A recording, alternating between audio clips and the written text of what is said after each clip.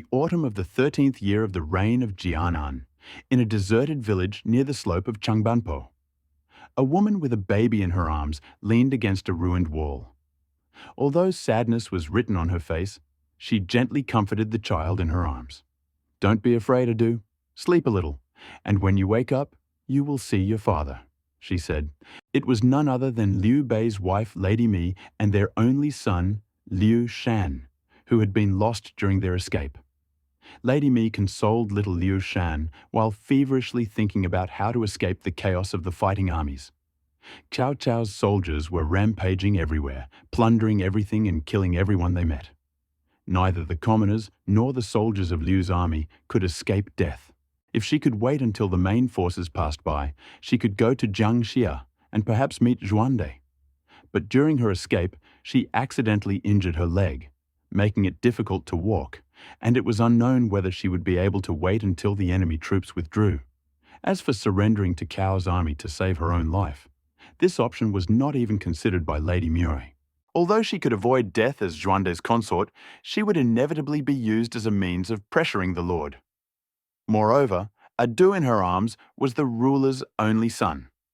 If Cao took the boy hostage to force the Lord to capitulate, wouldn't that ruin the great cause? Rocking the baby in her arms, Lady Mi frowned in thought. Suddenly, something occurred to her face distorted with determination. She pulled the hairpin out of her hair, clutched it in her hand, and, dragging her wounded body, slowly crawled to the dry well in the corner. If there was no other way out, it was better to break like jasper than to remain whole like a tile. It was only a pity for Adu. He was only a year old. He had not yet had time to see the world. And now he would have to go with her forever into the impenetrable darkness of the dungeon. At this thought, Lady Mi's face softened with motherly love. Curling herself at the base of the earthen wall, near the well, she held little Liu Shan tighter. Softly humming the lullaby from Shuzhou that her mother had sung to her as a child, listening to the approaching cries of battle, she gently fanned the boy, dispersing the bloody scent in the air, and calmly awaited his final moments. But she had no idea that incredible waves were raging in the soul of the baby in her arms. "I didn't die? I thought I would never wake up." Liu Shan looked around in confusion, but immediately sensed something was wrong. Although his body was constrained, his life force was seething in him in a continuous stream, radically different from his previous 60-year-old state. He remembered this only from his early childhood. Fortunately, having lived in his previous life for 65 years amidst wars and turmoil, going from crown prince to emperor and then to prisoner, his rich experience allowed him to calmly assess his current situation. After looking around for a bit, he understood the situation. Have I really turned into a child? He did not expect to receive a second life, but the surrounding devastation and desolation, plus an unfamiliar woman holding him in her arms. So he wasn't sure whether he had died, but escaped Mengpo's oblivion soup and was reborn with the memories of his past life, or whether it was like Zhuangzi's butterfly. He had lived a lifetime in his sleep and now woke up and returned to infancy. But judging from the battle cries around him and his current age, was he really on the slope of Changbanpo now? As he was pondering, he suddenly heard a sound. Dean, carrier detected, system activating. And with that sound, a light screen appeared in front of him, visible only to him, on which text gradually began to scroll. 0 years. You were born in Xinye. Your father named you Shan, putting his ambitions and hopes, as well as his love for you, into this name. Then no one knew that in the future you would become one of the most noble people in this world. 1 year. Your father was defeated again by his sworn enemy, Cao Cao. This time, Liu Bei lost especially badly. Even you, the only son, were lost among the fighting troops. Fortunately, Uncle Zilong broke through the enemy camp on horseback, entering and exiting 7 times, and returned you to your father. And your father, seeing his loyal commander covered in blood, thought of nothing else, and threw you to the ground. It's a good thing he has long arms. Otherwise, you would have turned into a fool. But even so, your health has suffered, and you will no longer be able to become an invincible warrior. 5 years old. Sun Quan, under the pretext that his mother missed her daughter, sent a ship for your stepmother, Lady Sun, who wanted to take you to Jiangdong. Although Uncle Jiang stopped her, but due to the cold wind on the river upon returning to Jingling, you became seriously ill. From then on, you noticed that your reading and writing skills were slower. 13 years old. Your father proclaimed himself the King of Hanzhong. Although many objected, he still appointed you the crown prince. Only then did you notice that your older brother, Liu Feng, who used to be close to you, began to play with you less often. 16 years old. Your father proclaimed himself emperor in Chengdu, and you naturally became the heir. Father, knowing your mediocre abilities, still entrusted Yimo with teaching you Zuojuan and ordered you to study martial arts. Because of your love for games, the results were poor. 18 years old. Your father was defeated in the campaign against Wu and died in the Yong'an Palace. In the same year, you inherited the throne, proclaimed the motto of the reign of Jianxing under the tutelage of Chancellor Zhuge Liang. You completely handed over state affairs to the Chancellor, and you yourself indulged in daily entertainment. The Chancellor repeatedly admonished you. You outwardly agreed, but continued to act in your own way. 27 years old. Chancellor Zhuge Liang passed away, leaving you with the immortal Letter of Advancement. This year, you lost your last support. You will have to walk the rest of the way yourself. Fortunately, the Chancellor left behind enough capable assistants which prevented political instability. Age 39. Dong Yun, the last great minister mentioned in the epistle, passed away. Since then, Shu Han has been depleted of talent, and you have no one to rely on. Out of necessity, you have entrusted Jiang Wei with the management of all military affairs and appointed Chancellor Zhuge Zhan's son as General of the Guard. 56 years old. The Wei army invaded Shu. Although the generals claimed that they could repel the invaders, only a few months later, the enemy troops approached Chengdu, and the Shu army no longer had fortifications to defend. Realizing that there would be no outside help, you succumbed to the persuasion of the senior advisor Cao Cao and opened the city gates for the sake of the capital's residents. Now, at 57, you have received the title of Prince Anke and moved to Luoyang with your entire family. I'm afraid that in this life, you will never return to Shu. When the lines describing Liu Shan's life disappeared, the screen changed and new large hieroglyphs appeared. The carrier's life path meets the requirements of the system. The state restoration system is at your service. Do you wish to connect to the system? Yes or no? Silently reading the cold lines describing his entire life, Liu Shan couldn't help but feel ashamed. He himself knew that he was not a capable person. The fact that he could maintain the existence of Shu Han for several decades after the disappearance of talents was already the limit of his capabilities. Unfortunately, as the text on the screen approached its end, memories of the past surged like sea waves, once again stirring up a storm in Liu Shan's previously calm soul. Father Emperor, Chancellor Mentor, it was I who turned out to be worthless, unable to preserve the state, not returning to my native capital. Bo Yue, it was I who let you down. Chen why my son? While Liu Shan was still lost in his memories, a voice sounded in his head again. No response from the host detected. System activated by default. State recovery system at your service. Wait a minute. What do you mean? It's 57 now. Liu Shan felt something was wrong. The age doesn't add up. Not to mention that his current body is a 1-year-old baby. Even the soul in this body is 65 years old. None of these ages correspond to 57. Alas, the system completely ignored his mental objections and continued in a cold tone. Newbie task activated. Task name, good night. Task description. Ever since you moved your entire family to Luoyang as the deposed ruler, the entire house has been locked in this tiny courtyard. Among the carved eaves and curved roofs, one can constantly feel peeping eyes from the darkness. Eavesdropping ears can be heard in the swaying shadows of the flowers. On sleepless nights, only the sounds of the water clock pound in the heart like a funeral bell. Even being exhausted to the limit, one has to clench one's teeth, fearing that the delirium in one's sleep will bring death to the whole family. Such constant anxiety has brought one to exhaustion. One's eyes have sunk like dry wells. One is afraid to even look into a bronze mirror. But if this continues every day, then not even a month will pass before the person himself will perish. What restoration of the state can one talk about then?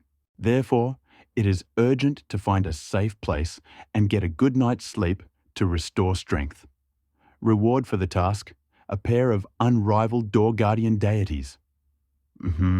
A pair of door deities. Liu Shan mentally rolled his eyes. He was not so naive as to believe that the voice in his head was capable of making the heavenly gods descend and help restore the state. As someone who had occupied the imperial throne for decades in a dream, he had never believed in spirits and gods. Even in his current situation, he only believed that he had experienced a waking dream. Moreover, this voice calling itself the system was full of contradictions.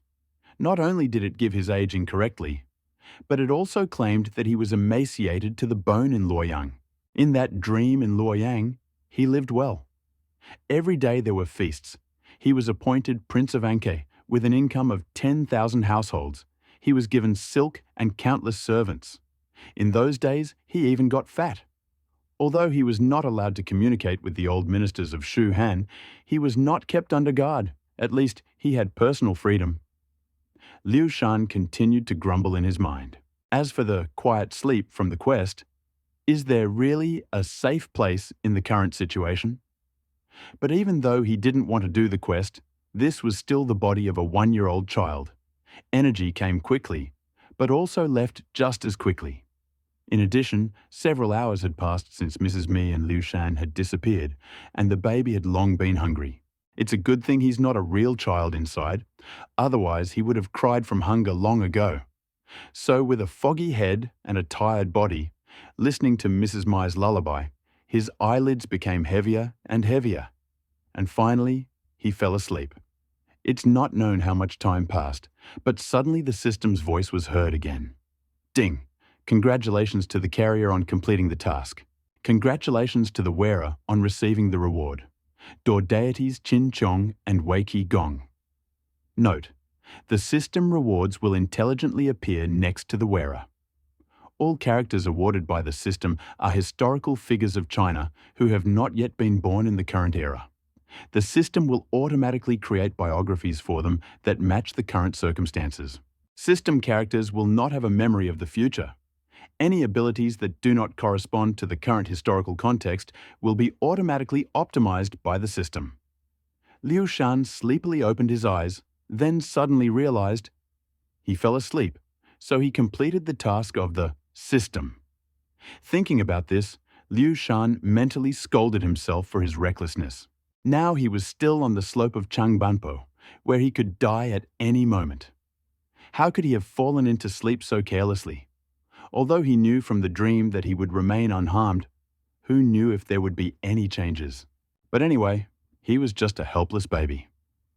In the current situation, there was no other option except patiently waiting for rescue. Therefore, he could only continue reading the text of the system out of boredom. Qin Chong, Wei Qi Gong. Liu Shan thought about it. These names in his dream did not resonate at all, obviously. They were just nameless people. But even if they were nameless, as long as they were two adult men, it would be much better than him and Lady Mai, a woman and a child. It remained to be hoped that these two, granted by the system, would meet him quickly. Then, when they met Cao's army, they would be able to resist at least a little. And with these two variables, perhaps in this life, he would be able to save the woman holding him in her arms. His father's concubine, Lady Mai. By the way, since Lady Mi died on the slope of Changbanpo, Liu Shan had never seen her since he could remember and did not know what she looked like. He learned about her identity because Liu Bei often told him in his youth how Lady Mi threw herself into a well to save him. Therefore, by guessing and guessing, he naturally learned her identity. While thinking about this, Liu Shan continued to read the text of the system. After half a year in Luoyang, you finally slept peacefully, as if you had returned 50 years ago, when you were still in your mother's arms.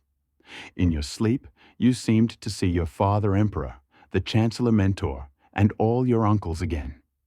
They seemed to be standing in front of you, still remaining your strong support. And you woke up in tears.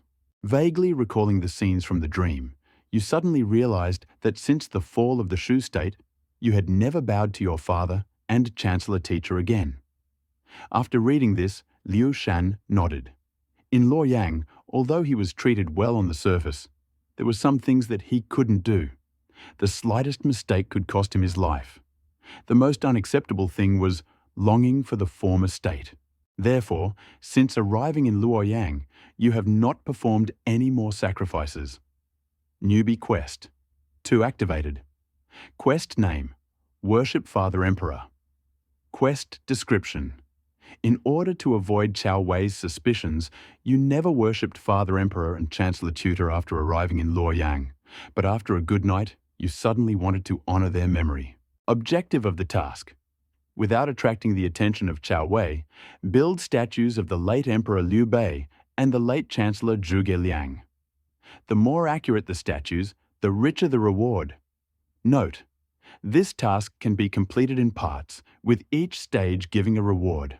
Ha! Liu Shan almost laughed out loud in anger. He was a baby now. How could he build statues? Even if he gains independence and manages to get money, how can he explain to people that he wants to build statues of his father and chancellor who are still alive? Even with all their love for him, he can't avoid a scolding. What an idiotic system. Even if he waits until both of them die and then carries out the task, he'll have to wait more than 30 years. At this thought, Liu Shan became sad again. If both of them really leave, what's the point of this second life? Even if the old capital is restored, who can he talk to about it? Moreover, he has already received an epiphany from the dream. He only needs to accumulate strength before the Battle of Shangfang, then help the second uncle protect Jingling and Jiangxia. Fearing the treacherous attack of Eastern Wu, there is a chance to unite the Celestial Empire. Perhaps, because of his wild imagination, Liu Shan could not help but cry, "Wah wah." Indeed, it is not for nothing that they say that Liu Shan is Liu Bei's son. This cry had an incredible piercing quality. Although Lady Mi reacted quickly and immediately covered little Idu's mouth, a loud cry still sounded. "Ado, don't cry!" Mrs. Mi held the baby to her chest with one hand, gently rocking him, and covered his mouth and nose with the other, preventing him from screaming again and gently comforting him. But while rocking, she seemed to hear something. The smile on her face instantly froze, replaced by panic. Her gaze involuntarily turned to the dry well, but her face reflected doubts. Top, top, top. It turned out that frequent footsteps were approaching them. Judging by the sound, many were walking, both people and horses, at least several dozen. Now, battle cries thundered on the slope of Changbanpo, and if even a weak woman could hear these steps, it meant that they were very close. Initially, Madame Mi, having heard the sounds, immediately wanted to rush with little Liu Shan to the well and jump down. But a faint hope glimmered in his heart. What if the warriors of Liu's army came? Then we could be saved. Even if they were commoners crossing the river with their master, we could help each other. In the worst case, hand over Adu to the common people. If his identity was not revealed, maybe there would be a way to salvation. Because of this hesitation, the best moment to jump into the well was missed. The footsteps approached. Several Cao warriors appeared from behind the wall one after another and met Lady Mi's gaze. Lady Mi instantly felt the blood run cold in her veins. Hastily grabbing little Adu, she rushed to the well, but her left leg, injured during the escape, which she did not feel while leaning on the wall, caused unbearable pain with the sudden movement. The left leg refused to move, and the right half of the body rushed forward by inertia, causing it to lose balance and fall to the ground. If she had not protected the back of little Ado's head at the moment of falling, it might have slipped out of her hands. But even having protected Liu Shan's head, he still hit hard. This caused him no small amount of pain. Although Liu Shan was mentally prepared and knew that he had to remain silent and not attract attention, his childish body was still too fragile, and he could not help but cry out, "Wah!" The Cao soldiers at the wall, seeing Lady Mi's luxurious clothes, at first thought that she was the daughter of a rich family who had fled with Liu Bei. But when they saw her rushing towards the well without hesitation, they realized that they had caught a big fish. Judging by her willingness to die, even if this is not a relative of Liu Bei, then it is definitely the family of an important general from his army, plus the baby in her arms. Two of Cao's warriors, walking ahead, quickly grabbed Lady Mi, preventing her from jumping into the well. And the third warrior, seeing that his comrades were in control of the situation, turned and ran back with a report. "General, we caught a big fish." Lady Mi, who had been resisting so desperately, became very worried when she heard these words and thought to herself, "I have been captured by Cao's troops before. Although few people know me, when I came to Shuchang with my uncle, 3 or 5 Cao generals saw me. If the visitor does not recognize me, it can be said that I am a wife from a rich family, and Aidu is my son. Perhaps I could deceive her, and then escape if the opportunity arises and return Aidu to the master at all costs. But if the newcomer recognizes me, wouldn't he easily guess Aidu's identity?" All that was left was to silently pray that the newcomer had not met her before. Then there would be at least the slightest chance. Unfortunately, what you fear most often happens. To the sound of horses' hooves, top top, a strong military leader on a tall horse appeared from around the corner. The man was not tall, but had a strong build, with broad shoulders under his armor, as if made of stone. Probably from long campaigns, his skin had become dark brown from the wind and sand. On his left cheek, a pale scar was visible, a mark from Lu Bu's halberd at the Battle of Puyang. When he smiled, the scar curled into a sinister arc. Most frightening of all were his hands, clutching the reins, the joints thick as cast iron, the calluses on his palms layered on top of each other, as if they could tear the shoes off an enemy horse with their bare hands. Mistress Mi narrowed her eyes, examining the stranger. Unfortunately, it was one of the few generals in Cao's camp who had met her in person. The commander of the horse guards, Hu Bao, the assistant to the chancellor, the Marquis of Gaoling-Ting, Cao Chun, Cao Zihe. Liu Bei's wife and son are a pleasant surprise. In fact, the moment Cao Chun appeared, Lady Mi's heart had already turned half cold. And when Cao Chun directly named her identity, the other half of her heart also cooled down. Now she no longer had any illusions and did not resist. Overcoming the pain in her shin, she turned to the 2 Cao warriors holding her. "Let me go. Your General Cao is here. I can't escape anyway." After saying this, she waited until the warriors retreated a little, adjusted her dress with one hand, protecting Aidu, and quickly tidied up her clothes with the other. Then she gracefully bowed to Cao Chun. "The concubine of the Mi clan greets Marquis Gaoling-Ting. Since the general has recognized me, what will he do with us, mother and son?" Cao Chun, sitting on horseback, bowed arrogantly. "Although Liu Big Ears has repeatedly opposed our army, the Chancellor Lord is magnanimous and will certainly not oppress a widow and an orphan. Come with me. Liu Bei's other 2 daughters are in the carriage behind. Let your family be reunited." Then he waved his hand, ordering Cao's soldiers to take Lady Mi back, and he extended his hand to her. "Give me the child." Lady Mi hugged Ado tighter and abruptly pulled away.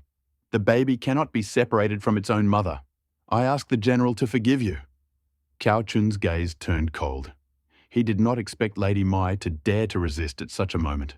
The personal guards waved their hands and immediately raised their spears. Lady Mi acted instinctively, but seeing that she had angered Cao Chun, she bitterly smiled to herself. Now it really was the end. But at this moment, "Scoundrels! Don't you dare harm my lord! Scoundrels, stop!" 2 thunderous cries thundered, then a yellow and black shadow flashed by at incredible speed.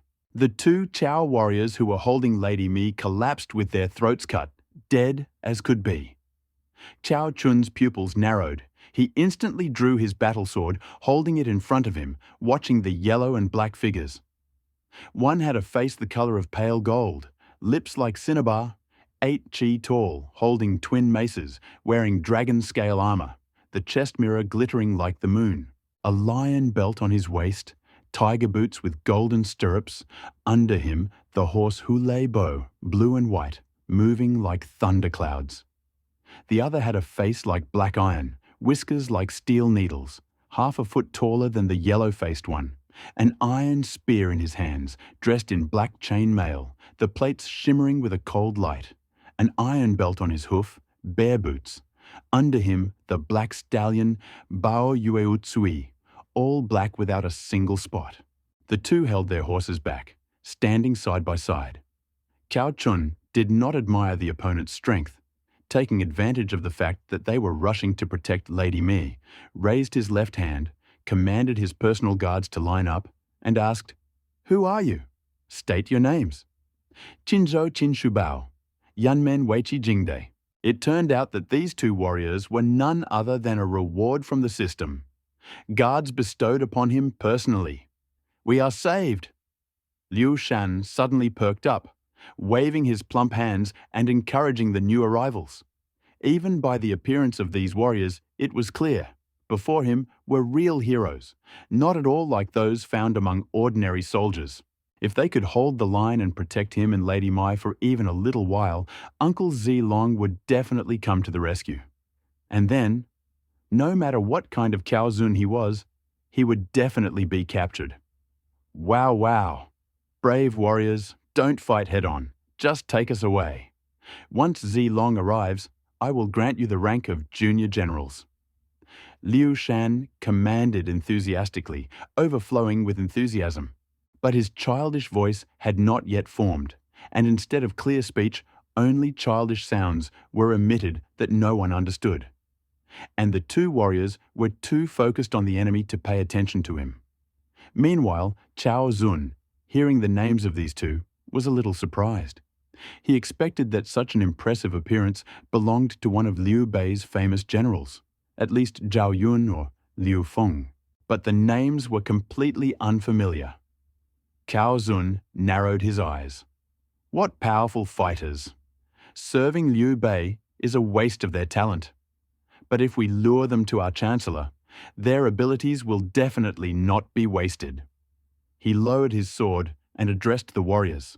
Since you are from Qingzhou and Bingzhou, why don't you join the chancellor's troops? Why serve the rebel Liu Bei and help him in his lawlessness?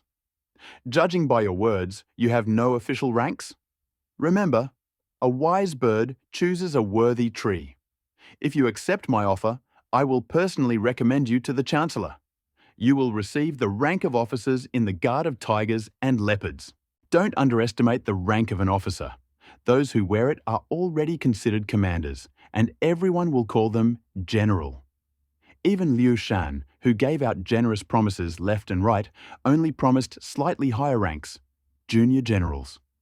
In addition, when Qin Chong and Yu Qigong named their homelands, they did not mention any ranks or titles. Most likely, they were ordinary village militias. Therefore, Cao Zun considered his offer generous and fair. Since they had not sworn allegiance, they would not be considered defectors.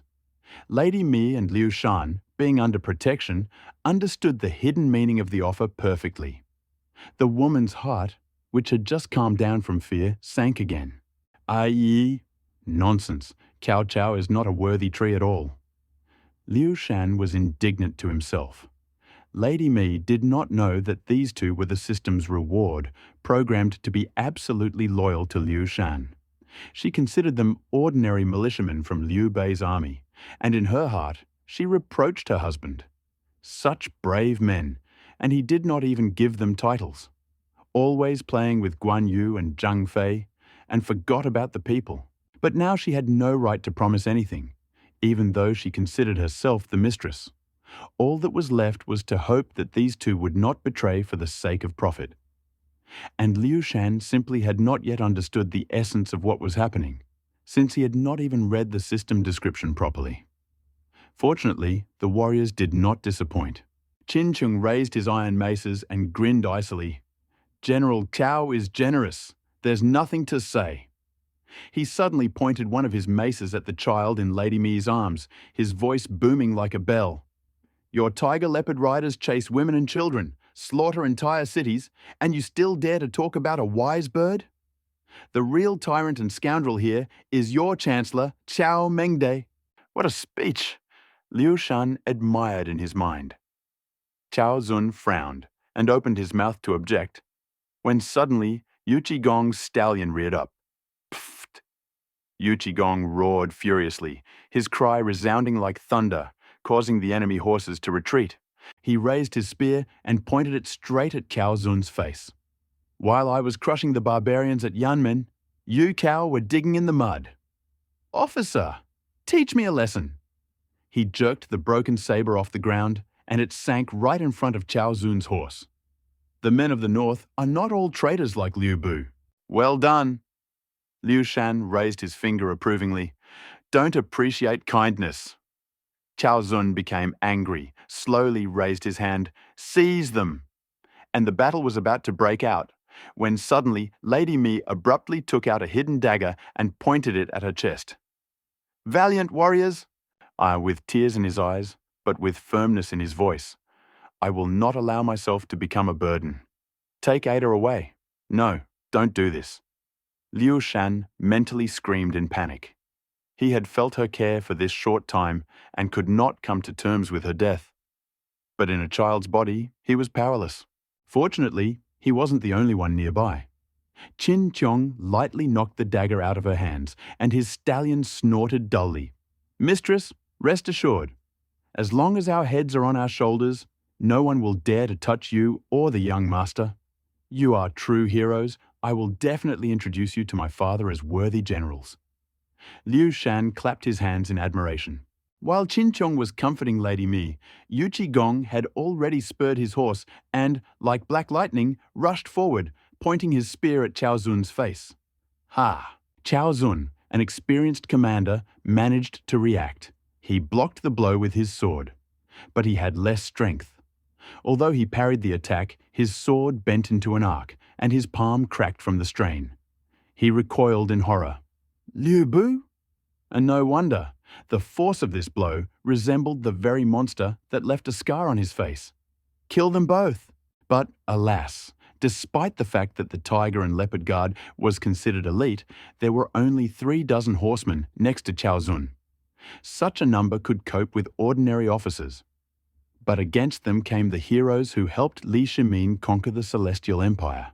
Qin Chung, known as the one whose hoof trampled the banks of the Yellow River, and Yu Qigong, nicknamed Black Perdition. Each of them was the best of the best. Even in the late Han Dynasty, after Liu Bei's death, perhaps only Zhao Yun or Guan Yu could match them. The common soldiers fell one after another, some pierced by spears, some smashed by maces. Seeing the battle going against him, Cao Zun jerked the reins, turned his horse around, and charged away. "Retreat! Quickly!" The remaining soldiers immediately huddled together and began to cover the commander. Yu Qigong, seeing this, chuckled and was already preparing to pursue. "General, stop!" Qin Chong's voice was heard. "Don't chase a cornered rat." Yu Qijingde hesitated for a moment. He saw that it was Lady Mi who had called out to him, and in her arms was little Ado. He pulled on the reins, stopping his black horse. But he didn't even dismount. The spear was still pointed at the fleeing Cao Zun. He shouted as loud as thunder, "You brat of the Cao clan! You've been lucky today, but next time, if we meet again, watch out for your head." His voice was so powerful that it disturbed the birds in the distant forest. Cao Zun did not answer. He only gritted his teeth, spurred his horse furiously, and, taking the remains of his army, hurriedly disappeared. Qin Chung did not pursue. He calmly dismounted from his horse, walked up to Lady Mi, clasped his hands in a fist, and said respectfully, "I beg your pardon, lady. The enemies have been repelled. Allow me to escort you and the younger master to his father." Lady Mai was still reeling from the horror of what she had just experienced, but after seeing the valor of these two warriors, she felt relieved. Bowing with Ado in her arms, she said, "Thank you, valiant generals, for saving me. Thank you, true heroes. You really are like heavenly guardians. It's not for nothing that the system calls you door gods." Yuchi Jingde laughed heartily and slapped the saddle. "No need, madam. A couple of those remnants of Chao's army are not even a warm-up for me." Qin Chong remained serious. His gaze swept over the area, and he said quietly, "It is not safe to stay here. I am sure that the enemy's flight will soon attract reinforcements. We must leave." Yuchi Jingde nodded, jumped back into the saddle, and brandished his spear. "Forward! I will cut a path, and you, Shu Bao, cover the rear. Let's see who else dares to stand in our way." Before he could finish speaking, the loud clatter of hooves could be heard from afar. Qin Chong frowned, clutching his maces tighter in his hands. But Yuchi Jingde only bared his teeth, his eyes flashing. "Ha! Someone decided to tempt fate again?" But as soon as a rider on a white horse with a silver spear burst out from the dusty curtain, Lady Mai immediately burst into tears. "Zilong! Uncle Zhao!" Ado recognized him first and immediately began to babble joyfully. Zhao Yun was covered in blood, clearly having been through a terrible battle. He was relieved to see that Lady Mi was alive, and in her arms was a happy, though still infant, Ado. The tension on his face eased. Then he turned his gaze to the two warriors, and a look of surprise flashed in his eyes. But despite the wariness, it was clear that they were guarding the lady, and therefore not enemies. Therefore, he did not act rashly, but turned to her. "These two? Who are they?" Lady Mai immediately answered, "If it were not for their help, Ado and I would have been long gone." "Uncle Zhao, listen to me. These are the heavenly protectors that the system sent especially for me." Liu Shan wanted to explain excitedly. Qin Chong hung the maces on his saddle and folded his hands in greeting. "I am Qin Shubao from Qingzhou. I have come to guard Lord Liu Shan." Yuchi Jingde smiled cheerfully and threw his spear over his shoulder. "And I am Yuchi Jingde from Yanmen. I am also in action." Zhao Yun was wary when he heard them call the infant their master, but he cast aside his doubts and bowed respectfully. "I am Zhao Zilong of Changshan. On behalf of the master, I thank you, warriors." After exchanging bows, he dismounted and approached Lady Mi. "Is everything all right? Have you received any wounds?" Although she had a wound on her leg, she reassured him, "Thanks to these brave men, everything is fine." Only then did Zhao Yun allow himself to exhale. After all, he had previously received an order from Liu Bei to protect all civilians and their families. However, in the chaos of the battle, he lost contact with them, and even with Liu Bei himself. Having broken through to the Changbang Bridge, he realized that he had left behind the Lord's family. Despite the fact that he only had a few dozen fighters left, he immediately turned his horse around and charged into the enemy lines again. First, he rescued Jian Yong, then found Lady Gan among the refugees, and along the way, fighting with the enemy, led them to the bridge, rescued Mi Zhu, killed several enemy generals, even defeated Cao Cao's relative Xia Huan, and seized the legendary sword Qinggang. And only after hearing the baby's cry, he caught up with Mrs. Mister. After calculating, Zhao Yun single-handedly killed more than 50 officers and hundreds of Cao soldiers, saved dozens of civilians and comrades. The results were stunning. Even Qin Chong and Yu Qigong admitted with admiration. A true hero, no other. "Thank you, Uncle." Ado cried out joyfully when he heard that his mother, Madame Gan, was safe. After telling him everything, Zhao Yun still looked gloomy. "I found Madame Gan and almost all of the master's relatives. But 2 daughters are still missing. I'm afraid—" "Hurry! Hurry! A Jue and a Hui are in the carriage at the back," Madame Mi suddenly exclaimed. She remembered Cao Zun mentioning them. It turned out that at the very beginning, when Chao's troops attacked, he had captured Liu Bei's 2 daughters and was taking them with him. That was why Zhao Yun couldn't find them. He nodded exchanged glances with Qin Chong and Yu Qigong, asking them to protect the lady and Adu, and spurred his horse and jumped over the broken wall. After walking for a while, he came to a clearing near the forest and saw a group of bound soldiers. They had dust on their faces, their hands behind their backs, tied to a cart. All were Liu Bei's soldiers, captured by the enemy during the Battle of Changban. After Cao Zun fled, the remaining guards abandoned the prisoners. They remained to await their fate. Seeing Zhao Yun, everyone started shouting, "General Zhao, save us!" He even recognized his own men among them. The Qinggang sword flew out of its sheath and freed everyone in a few swings. He ordered them to collect the weapons thrown by the enemy, and he himself walked up to the carriage and pulled back the curtain. The smell of dust and blood came from inside. In the corner, two girls were huddled together. Their clothes were in disarray, their faces were pale, and there were marks from ropes on their wrists. The older one was about 15 years old. Despite her fear, she held on steadfastly. She hugged the younger one, and in her other hand held a broken hairpin, pointing it at her throat, ready to die. Seeing Zhao Yun, her body trembled, and the hairpin fell out. "Uncle Zhao?" she whispered, and began to cry. The younger one raised her head from her sister's embrace, her dirty face twisted in tears. "General Zilong." "Ah Hui is afraid." They were Liu Jue and Liu Hui, Liu Bei's daughters. Zhao Yun clenched his heart in pain, jumped off his horse, dropped to one knee and bowed.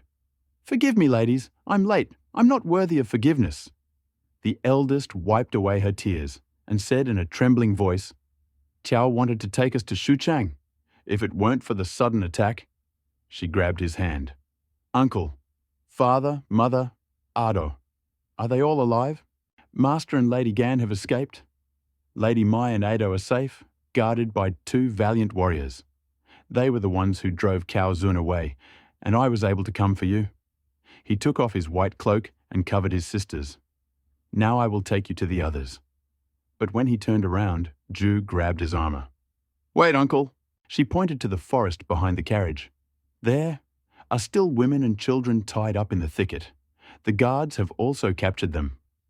At this time, the freed soldiers had already gathered, picking up their weapons. One of Zhao Yun's assistants, apparently the eldest, stepped forward. "General, we are armed and can still fight. Allow us. We will go save our people." Originally, Zhao Yun wanted to entrust the newly released soldiers with guarding Lady Mai and little Ado, while he himself went deep into the forest to rescue the remaining peasants. But turning around, he noticed with surprise that the very same warriors who had looked depressed and exhausted a minute ago, having heard about the rescue of their fellow countrymen, suddenly straightened up, lined up in a line, and their eyes once again lit up with a readiness to fight. Zhao Yun involuntarily chuckled. He was amazed. These soldiers were from different detachments, not from the same company, but lined up as if on command.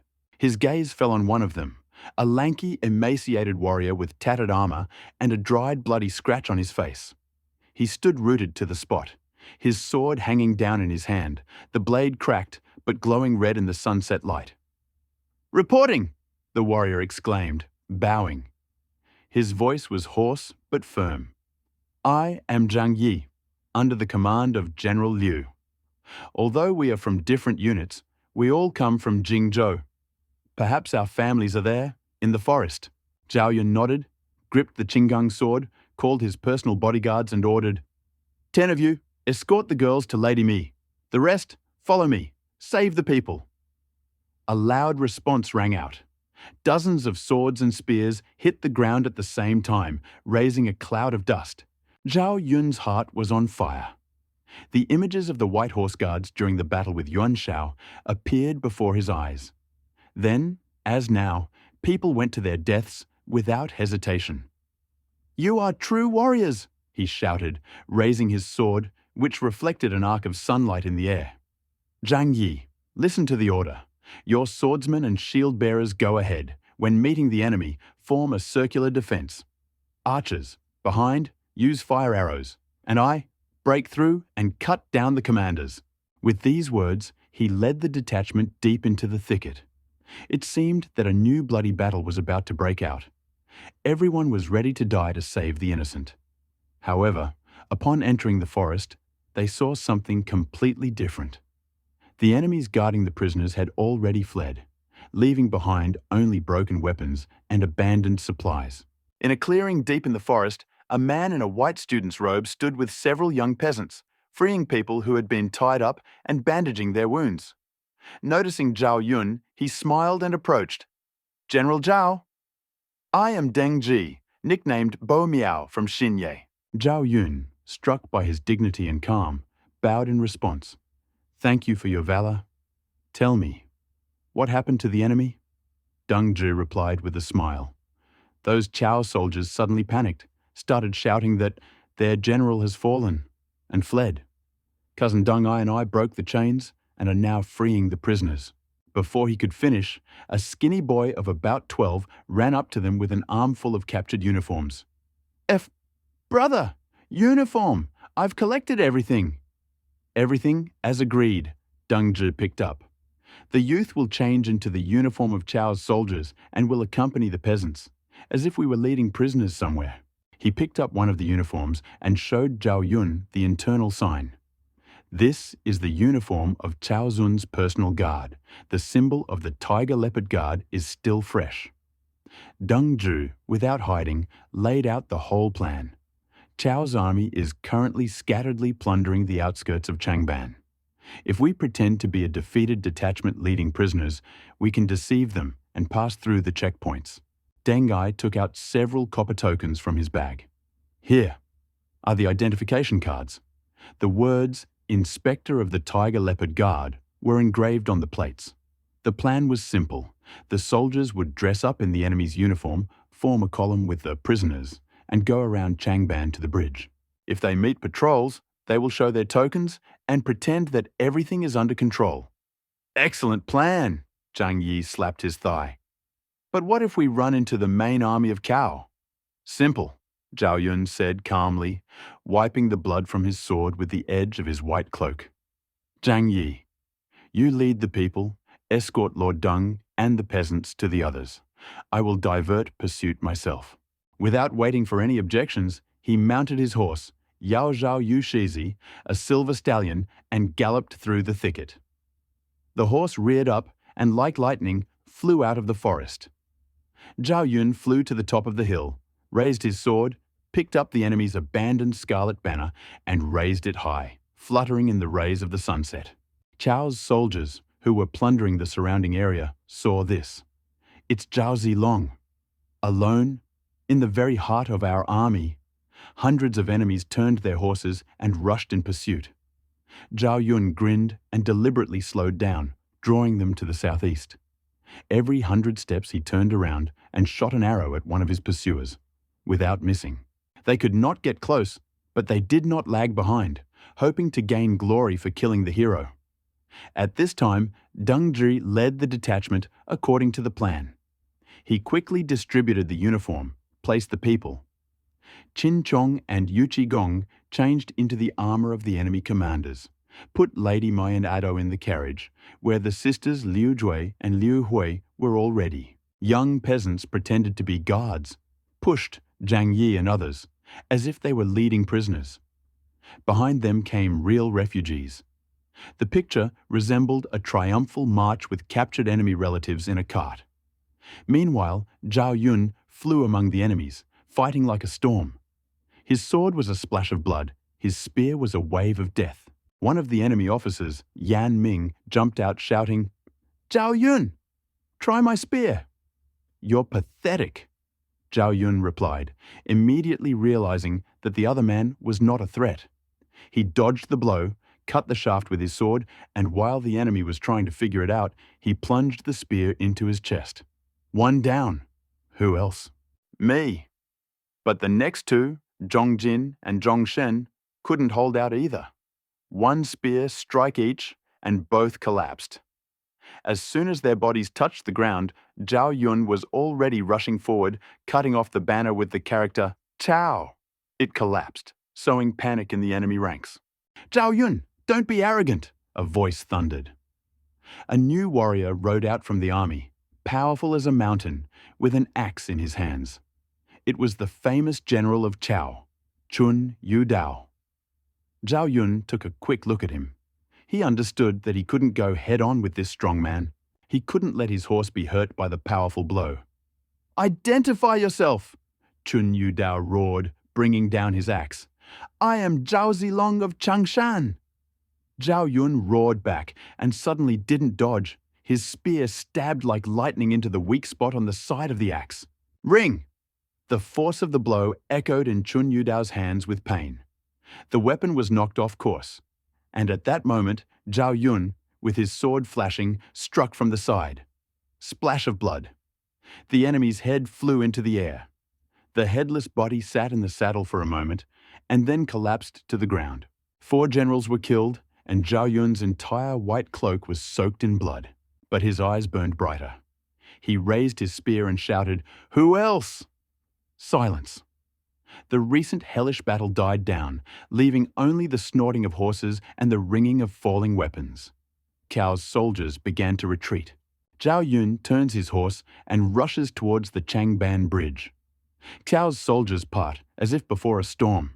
No one dares to stop him. Even the shouts of the commanders are not able to make them go forward. When Zhao Yun broke through the enemy's last line of defense, the Changbang Bridge was already within reach. At the opposite end stood a fearsome warrior with a spear in his hands. This was Zhang Fei, guarding the crossing, and below, in the forest by the river, a caravan was arriving with Deng Ji and his men, disguised as enemy soldiers. "Yeti, help!" Zhao Yun shouted, almost exhausted. Seeing his brother in arms, he seemed to have regained hope. "Zilong, don't delay. I'll stop the pursuit," he replied, accepting the challenge of fate. Previously, Zhang Fei had been convinced by rumors that Zhao Yun had defected to the enemy. But after Zhao Yun brought back Gan Furin, Jian Yong, and the others on his shoulders, Zhang Fei realized that he had unfairly slandered his comrade. Now that he had a chance to atone for his guilt, he happily rushed into battle. Without waiting for an explanation, he spurred his horse and immediately pointed his spear straight at the disguised Yu Qigong, shouting, "Hey, Blackface, catch the spear!" Yu Qi was helping Lady Mia off the carriage at that moment. Hearing the roar and seeing the spear flying straight at him, he drew his whip and parried the blow. Metal struck metal with a deafening ringing sound, sparks flying everywhere. Both fighters staggered back 3 steps, feeling pain in their wrists. "What strength!" they thought at the same time. Zhang Fei, not having succeeded at first, only became angry. He threw the spear again, as if a dragon had emerged from the sea. "Die, dog Cao!" "Stop, Yid!" Zhao Yun shouted, but Zhang Fei had already entered the battle rage and did not hear the voice. Yu Qi couldn't take it anymore either. He wasn't one to take blows in silence. With a roar, he threw his spear back. At that moment, when the clash seemed inevitable, Qin Chong appeared between them. He stopped both attacks with a powerful movement, knocking the weapons from both of them. Madame Mi screamed, rushing forward, "Brother, these are our saviors." "You again, third uncle, as always, head first." Liu Shan was indignant in his mind. Zhang Fei looked around in surprise. The disguised enemy turned out to be one of his own, and the rescued women and children were already getting out of the carriage. "Oh, me, in the heat of the moment again!" Zhang Fei slapped himself on the forehead, and then dust rose above the horizon. It was Cao Cao himself approaching with his elite guard. Zhang Fei immediately took up a position in front of the bridge. "Go away! I will stay to cover the retreat." As soon as the others had crossed the bridge, he stood at the only passage, raised his spear and shouted, "Here stands the warrior from Yanmen, Zhang Fei. Whoever wants to die, come forward." His voice was so loud that even the river beneath the bridge seemed to change course. Chao's vanguard commander, Xiaohu Jie, gave in and died in the saddle. The rest of the soldiers stopped in panic, and several of them fell from their horses. Cao Cao was shocked. He didn't expect that one shout could stop the entire army. Then the one-eyed general Xiaohu Dun rode forward. "Sir, don't worry, I'll deal with him myself now." But then a red horse flew out of the forest, and a rider with 2 maces blocked the road. "Qin Shubao is here. Xiaohu Dun, do you dare to fight to the death?"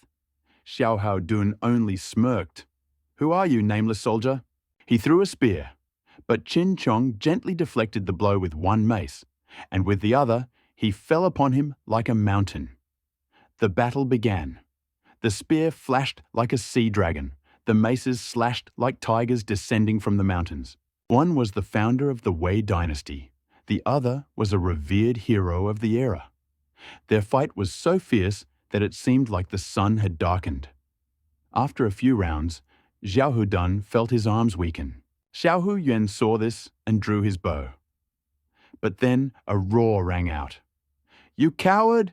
Catch!" Yu Gong crashed into the enemy line, knocked down the arrow, and ran into Xiao Yuan. Another battle ensued. Whip and saber sparked. The battle raged. "Who are you?" Xiao Yuan shouted. "Yu Jingde of Yanmen. Today, you will lose your head so that the whole world will know my name."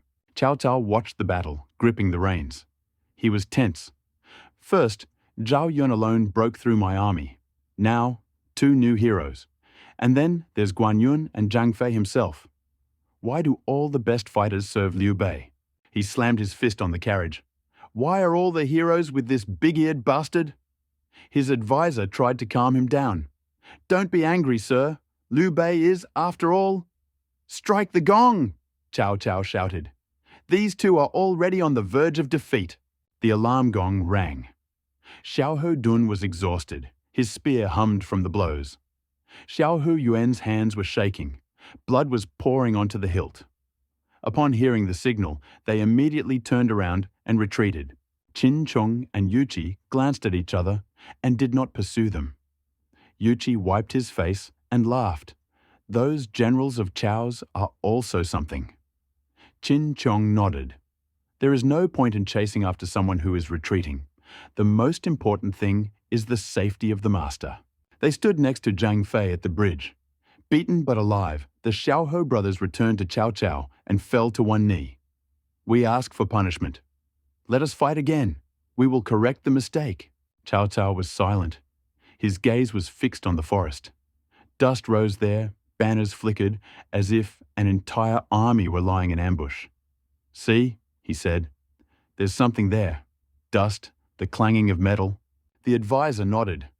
"This is undoubtedly a trick by Zhuge Liang. He is a master of such tricks." "But sir," Xiao Yuan began. "No buts," Cao Cao interrupted. "I order a retreat of 30 li, reconnaissance in all directions." He didn't look at the bridge anymore and turned back. Zhang Fei, seeing the retreat, wanted to chase. "Where are you going, Dog Chow?" Yuqi was also ready. "Wait!" Deng Zhi intervened, his long sleeves fluttering in the wind. Zhang Fei stopped. Despite his hot temper, he respected the scholars. "Why did you hold us back?" "Look, General, the enemy is retreating, but they are doing it according to all the rules. Covering the flanks, crossbowmen in the rear. It could be a trap. The chase is dangerous." Zhang Fei looked closely and realized that the advice was sound. "I agree. Dismantle the bridge." "Wait," young Deng Ai intervened, all red. "If we dismantle the bridge, the enemy will understand that we have no one here." Deng Zhi nodded. "That's right. The enemy only left because he suspected an ambush. We'll take the bridge apart, and he'll understand everything." Zhang Fei burst out laughing. "What a clever kid!" He turned to his men. "Tell them to raise as many flags as possible and beat the drums louder. Let Chao's cowards continue to shake." A little more than 2 li after crossing the bridge, everyone reached the camp where Liu Bei was. At that moment, he was talking with Zhuge Liang, discussing the reinforcements that had just arrived. When he heard that the rescued were returning, he did not even bother to put on his shoes. He rushed barefoot to the exit. Those who saw him for the first time might have thought that he was rushing to his relatives. But contrary to expectations, Liu Bei approached not his wife or children first, but an unfamiliar young man, Deng Zhi.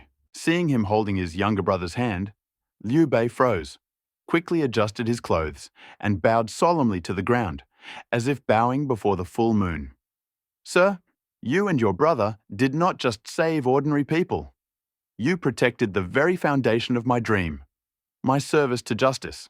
I bow to you, not only on my own behalf, but also on behalf of all the villagers you have saved.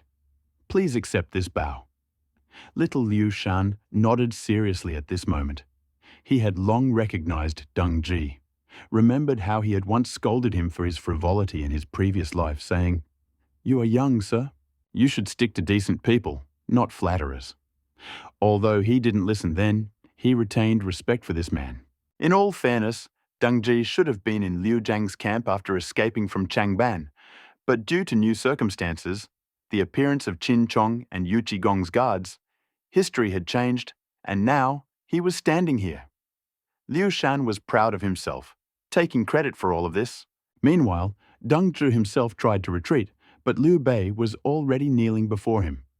He hurried to support him and said in confusion, "I beg you, sir, do not humiliate me with such a high honor. All that we have done is our humble duty." "You didn't just save people," Liu Bei replied, squeezing the boy's hand. "You saved the idea on which my service to justice is based. Without your ingenuity and courage, who knows how things would have turned out?" He broke off, his voice trembling treacherously. Little Deng Ai, standing nearby, looked at all this with wide eyes.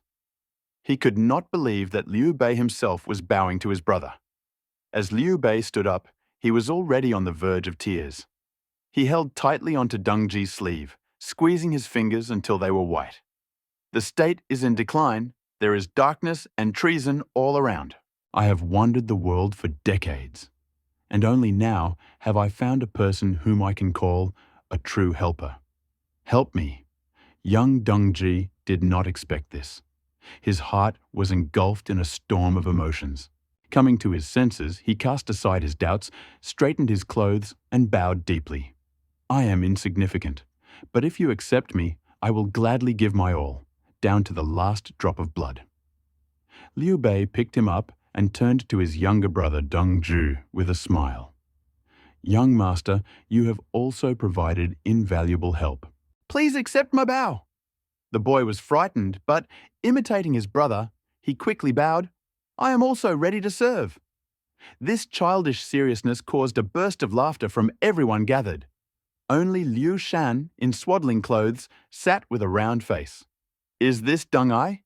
The same one with the stutter?" Now everything came together. Liu Bei laughed, picked up the boy and said, "While you are still small, learn from your brother. When you grow up, I will take you to myself." "No, Dad, don't let him go. Swear allegiance immediately. Sign the decree, seal it with blood. He is ours." Liu Shan was indignant in his mind, kicking his legs furiously in Lady Mai's arms. He even squeezed out the first word, I, hoping to attract attention, but everyone thought he was just happy. After that, Liu Bei turned to the two warriors who saved his wife and son. He wanted to bow to them, but they fell to one knee before him. "We bow to Lord Zhuande. As fate would have it, we have delivered the heir safely." The words took Liu Bei by surprise. Who is the master of these warriors? They saved Mi Furen and the baby Liu Shan. So if they are servants of the Mi clan, why didn't they save the others? And if their master is the baby himself, that's right, it's me. "But I don't mind if Dad uses them for now," Liu Shan mentally agreed. But it all seemed too strange. Liu Bei glanced at Zhuge Liang and then couldn't stand it. "Excuse me, who is your master?" "Of course, the heir apparent is Liu Shan," they answered in unison. "But..." Liu Bei froze. He had already guessed, but he still couldn't believe that his baby already had his own vassals. Everyone understood what had surprised him, and Qin Chong hurried to explain. "Back in Xinye, we noticed a great radiance in your son. I decided then, I will serve only him. So, everything is correct. Continue." Liu Shan mentally approved. Yu Qigong added, "I saw in him the image of a future ruler, endowed with virtue, and I swore to accompany him everywhere. This is about me, of course." The baby beamed with pride. Liu Bei only shrugged his shoulders. On the one hand, it was strange. On the other, the arguments were convincing. He looked at Zhuge Liang again, who smiled softly and said, "Since they have recognized your son as their master, let them continue to protect him. We are all one family." Liu Bei realized that there was no point in arguing. He raised both warriors. "Okay, in that case, I will entrust you with the most valuable thing, protecting my son. From now on, we will protect the heir to our last breath," they promised in one voice. After that, Liu Bei approached Zhao Yun. His armor was hacked. His white cloak was covered in blood. Liu Bei, not hiding his emotions, tore a piece of his own clothing to wipe the blood from the shoulder of his loyal warrior. "Zilong, if you hadn't come back—" "Master, I'm fine." But Liu Bei squeezed his shoulder tightly. "Promise me, take care of yourself from now on. There's no need for heroism at any cost. We've been through a lot together. You are my sword and shield. If you fall, who will be left?" Tears were already rolling down Liu Bei's face. He tore his clothes again to continue wiping away the blood. At this moment, Zhao Yun knelt down on one knee and solemnly swore, "May my life and all lives after it be dedicated to serving you, my lord." Seeing Liu Bei and Zhao Yun embrace and cry heartily, the general immediately ordered his subordinates to call a doctor. Only after making sure that the rest of the soldiers and the rescued were all right, he let everyone go to rest and himself escorted Zhao Yun to his tent, without retreating a single step. Only then did Liu Shan finally breathe a sigh of relief. This time, his father did not come to throw him to the ground. He sighed to himself. It was good that the fate of this life had changed a little. In the arms of Lady Mai, and with two loyal guards, Qin Kun and Yu Qigong, at his side, it would be simply embarrassing for father to display his former savagery. After all, these two were not just new subordinates. They themselves said that they had come to serve him, the heir. Abandoning your own master in front of them? At the very least, it was bad form. And in those days, it could have deadly consequences. If your master dishonors you, your honor commands you to die. So it turns out that the father, being the master, takes out his anger on the master of his own future generals in order to win their loyalty? Somehow it's too twisted. Oh well, the main thing is that I was not abandoned in this life. And if you believe the system, then does that mean I will get the opportunity to become an invincible warrior? Although he never even thought that he would not master the skill, not because of his father's love, but because he was simply lazy. When Liu Bei completed all the formalities and sent the others to their tents to recover and rest, he finally said goodbye to Zhuge Liang and headed to the tent where Liu Shan was. There, Mrs. Gan had already managed to reunite with her son, and having embraced him, could not tear herself away, showering him with hugs and kisses. Seeing her husband standing in the aisle and fidgeting, she smiled softly, realizing that he also wanted to take his son in his arms. Therefore, she handed the baby to Liu Bei. "I will visit Ah Yu and Ah Hui. They were both seriously scared. I had to console them. Let A Do stay with her father." But Liu Shan was just beginning to enjoy his mother's affection at that moment. He didn't even want to think about giving up his beloved embrace, when suddenly his mother's face changed to his father's mustachioed face. "Get away from me, bearded man." He was indignant in his mind. Deprived of maternal warmth since infancy, he was especially sensitive to interference at such moments. After all, in the name of saving him, Lady Mai gave her life at Changban Bridge. His biological mother died before he could remember anything, and his adopted wife's son left for Wu when he was only 5 years old, and he never saw her again. He didn't take any notice of his father's other concubines at all. They either avoided him, afraid to hurt the precious heir, or didn't arouse any feelings in him. As for Liu Bei's last wife, Lady Wu, he met her when he was already a teenager, and that meeting was purely formal. That's why he valued the chance to live everything over again and get what he lost in his past life. Even though he frowned in his heart, he was still his father. And so, when Liu Bei carefully picked up the baby, Liu Shan did not resist. It would seem that it would not be difficult for a grown warrior to lift a child. But Liu Bei held him as gently as if he were holding a fragile treasure. He held the boy close to his chest and looked down. He recognized those eyes as Lady Gan's, but they also held a youthful determination, just like the one he had seen in his own youth. The baby didn't cry, didn't act up, just quietly looked straight into his father's eyes. For some reason, Liu Bei felt a pang in his chest. "A due father is guilty before you," he whispered, almost inaudibly.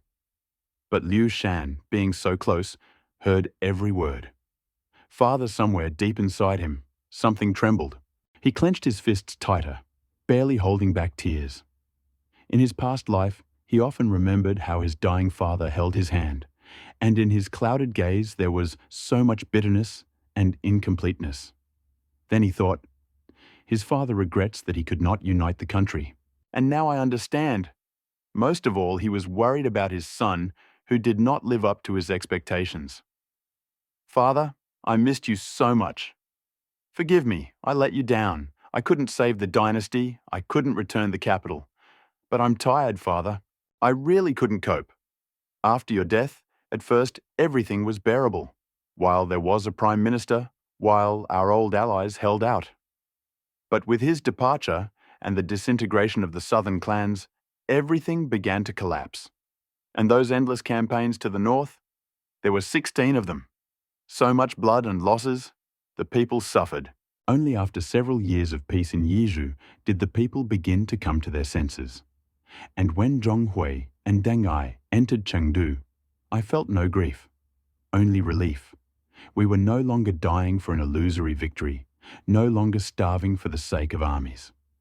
These thoughts, which had been accumulating in his soul for too long, could not withstand the pressure. At first he tried to maintain his dignity, but quickly gave in and, burying himself in his father's chest, burst into tears. His crying was so fervent that Lady Gan, who had returned, rushed back in fright, looking displeased at Liu Bei rushing about, not knowing how to console her son. Luckily, Liu Shan soon calmed down, otherwise his father might have had to spend the night outside the tent. And then a thought rang out in his head. "Congratulations, the task on her father has been completed. Masterfully! Not only did you commission a lifetime sculpture of Liu Bei, but you also wisely chose his image before his coronation. Although there are almost no people left who have seen him in real life, this statue was amazingly accurate, and its ability to move made it a real miracle. You, like in childhood, pressed yourself against this figure as if he was still alive. What? This is a living person, not a statue. Is the system jammed?" Liu Shan would have screamed in indignation, but he couldn't speak yet. His father didn't even need a funeral. He was here, alive and well. Considering him a sculpture, that was a curse. For someone who had experienced the death of a parent, such words were a knife to the heart. But the system, as always, ignored his indignation. Like a dead code, hears nothing, understands nothing. Okay, since the reward has been awarded, where is it? He remembered Qin Kun and Yuchi Gong and decided, for such prizes we will forgive even glitches. Received, Eye of Knowledge. This artifact allows the owner to see people's parameters, strength, intelligence, charisma, and other hidden traits. This is something, Liu Shan mentally admired. Having ruled the country for more than 40 years, he immediately imagined dozens of ways to use this power. Just a little more growing up, he reached for the prize. And then there was a soft click. A fist-sized crystal fell onto the diapers. But before he could grab it, a large hand picked it up.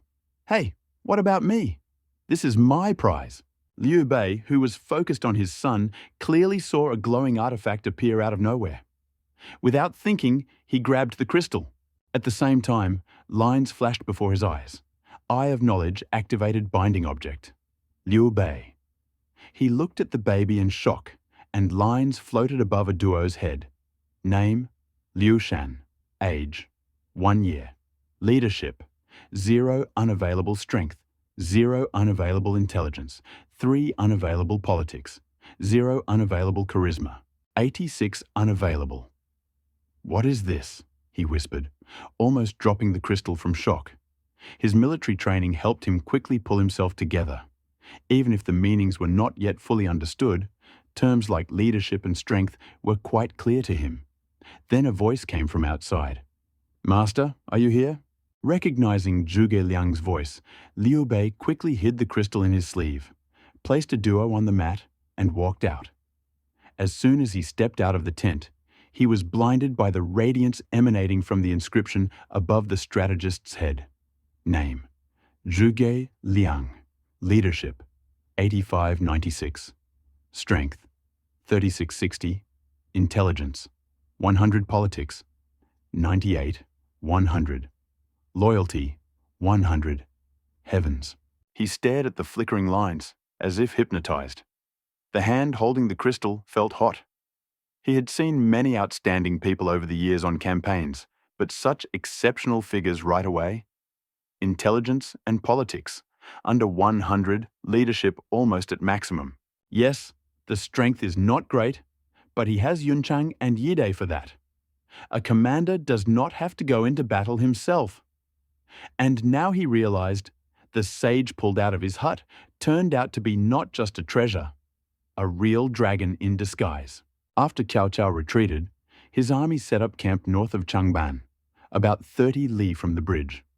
And although this time the bridge was not destroyed, as in the previous story, the suspicious Cao did not dare to pursue. He was afraid of cunning ambushes that Liu Bei's strategist could arrange. This temporary retreat allowed the locals, who had suffered from the fighting, to take a breather. They began flocking to the bridge in search of salvation. Liu Bei took advantage of the respite to gather the remnants of his defeated troops. Several thousand soldiers had gathered, as well as tens of thousands of civilians in need of protection. On the advice of Zhuge Liang, the army moved to Hanjingku, where it merged with Guan Yu's fleet and Liu Qi's forces. After this, the entire army retreated to Xiaku by ship. Upon arrival in Xiaku, the camp began to notice. Liu Bei's behavior had changed. With the first rays of the sun, he was already on his feet, briskly walking around the camp and watching the exercises with interest. Like a child who had received a new toy, he studied the fighters animatedly, sometimes nodding approvingly and sometimes frowning.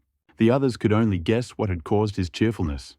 But Liu Bei himself knew that ever since he had that magical crystal gear given to him by his son, everything had changed. Problems that had previously seemed insoluble were now solved surprisingly easily. The stone, which gives the ability to see people's hidden abilities, has become a real treasure for him. In recent days, he has already managed to identify several promising officers. Thus, Chen Dao and Huo Jun from the personal guards turned out to be very talented. Their command potential exceeded 80 points, and there were no noticeable weaknesses in combat or strategic skills. He kept one with him and sent the other to Guan Yu to serve in the river fleet.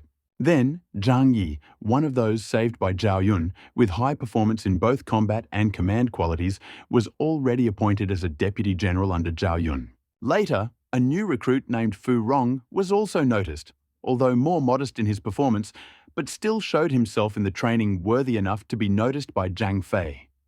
Inspired by his success, Liu Bei once again came to the parade ground, holding his all-seeing crystal in his pocket. He stopped by Zhao Yun's side, watching him command the cavalry. Under his gaze, the numbers above Zhao's head shone. Command, 84. Potential, 93. Strength, 99. Intelligence, 70. Potential, 75. Politics, 60. Potential, 65. Loyalty, 100. Liu Bei, unable to restrain himself, commanded, "Zilong, try to take control of the central infantry." Zhao Yun was surprised at first, but he obediently took the flag and began to give orders. His efficiency was so high that his command level instantly jumped by 1 point. From that moment on, Liu Bei realized even more clearly that this was a rare talent. Zhao Yun's potential command was second only to Zhuge Liang and Guan Yu, leaving behind even the hot-tempered Zhang Fei. Once all the newcomers had been studied, he put the crystal back into his clothes, turning off the all-seeing eye, as the endless stream of numbers was becoming tiresome. Passing by the training ground, he patted the head of little Deng Ai, who followed Zhao Yun every day like his personal disciple. Summing up, Liu Bei realized that although the battle was technically lost, he had not lost any men or the army's spirit. On the contrary, he had gained many new valuable people. And, whispering to himself, he muttered with a satisfied smile, "All the best in the Celestial Empire is now under my command." Meanwhile, nearby, Zhuge Liang, waving his fan, quietly said to Guan Yu, "The master has been acting strangely lately." He stroked his beard in response and said, "Since returning from Changban, he seemed to have been on fire from within." When Liu Bei approached, beaming with joy and even whistling a melody, Zhuge Liang stopped him and bowed and said, "Sir, please forgive my impudence, but allow me to say this." Liu Bei smiled. "Speak freely, Kongming." Zhuge Liang pointed to the east and said with a serious expression, "Cao Cao has already occupied all the river bases in Jingzhou. His ships have blocked the river, and the army, including locals and northerners, is close to 1,000,000 strong. We are in Xiaku with only 30,000. He continued, "However, Cao Cao has 3 weak points. First, his soldiers are tired and have poor river combat skills. Second, the locals submitted out of fear, but not from the heart. A rebellion is possible. Third, in the east, there is Sun Quan, a young but ambitious ruler with a powerful army. He is unlikely to want to bow to Cao Cao."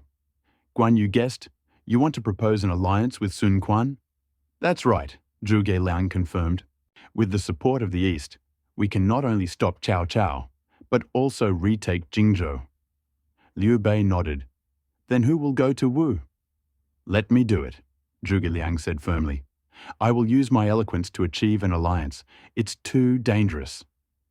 Zhang Fei was worried, but Kongming only smiled. "I will return with an alliance treaty from Sun Quan himself." Liu Bei bowed. "Then everything is in your hands, Kongming." Meanwhile, Cao Cao waited for 2 days without seeing any movement from the Changban Bridge and became increasingly suspicious. He sent out mounted scouts but found out. There was no movement in the camp, only shadows, but no movement.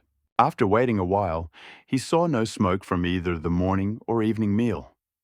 Then he went inside and found no one. He examined the human and horse feces, which had already hardened into lumps. This meant that they had been missing for at least 2 days. Hearing this, Cao Cao slapped his thigh in despair, exclaiming, "Oh no, another trick." Unfortunately, it was too late to pursue them. Fearing that Liu Bei's fleet would take Jiangling first, he led the generals Cai Mao and Zhang Yun downriver, heading straight for Jiangling. The army soon arrived, and a large banner bearing Chao's name was already flying over the city walls of Jiangling. When Governor Deng Yi and Vice Governor Liu Shan led their troops to surrender, the snow at the city gates had not yet melted. Cao Cao, sitting on his horse, looked at the kneeling nobles of Jingzhou filling the long streets. He suddenly burst out laughing. "Why do you all need this? Liu Jingsheng is unable to protect our land. Today, I, the Prime Minister, have come here to restore peace to Jingxiang." That night, the governor's mansion was ablaze with lights. Han Song, who had been imprisoned by Liu Biao for many years, was released. Cao Cao took his hand and exclaimed, "You are truly a righteous man." He appointed Han Song as Grand Herald. He also generously rewarded other former Jingzhou officials, including Kuai Yue and Fu Shun. Wu Army Camp at Chaisan. After returning to Jiangdong, Sun Quan stayed at Chaisan for over 2 weeks. He learned of Chao's advance south before Liu Bei did, and had already mobilized a large fleet and land force to wait and watch, hoping to watch Liu Biao and Cao Cao fail so he could reap the benefits. However, things did not go according to plan. Liu Biao died before he could fight Cao Cao, and his successor, Liu Kong, was merely a puppet taken hostage by powerful families such as Cai Mao and Zhang Yun, forcing him to surrender the entire province to Cao Cao. Liu Bei, the only capable commander in Jingzhou, was undermined by his soft-heartedness, which ultimately led to a disastrous defeat at Changbanpo. It is said that if Zhao Yun had not fought his way through the encirclement, even his wife and children would have fallen into Cao Cao's hands. Most of all, Sun Quan regretted that Zhou Yu had urged him to seize Jiangling and Jiangxia during the battle between Cao and Liu Jian, to form a front against Cao. However, experienced ministers such as Zhang Zhao and Huang Gai strongly opposed this, and Sun Quan himself, skeptical about the possibilities, Wu army's land war, put this plan aside. However, this indecision quickly deprived him of the opportunity to start a battle.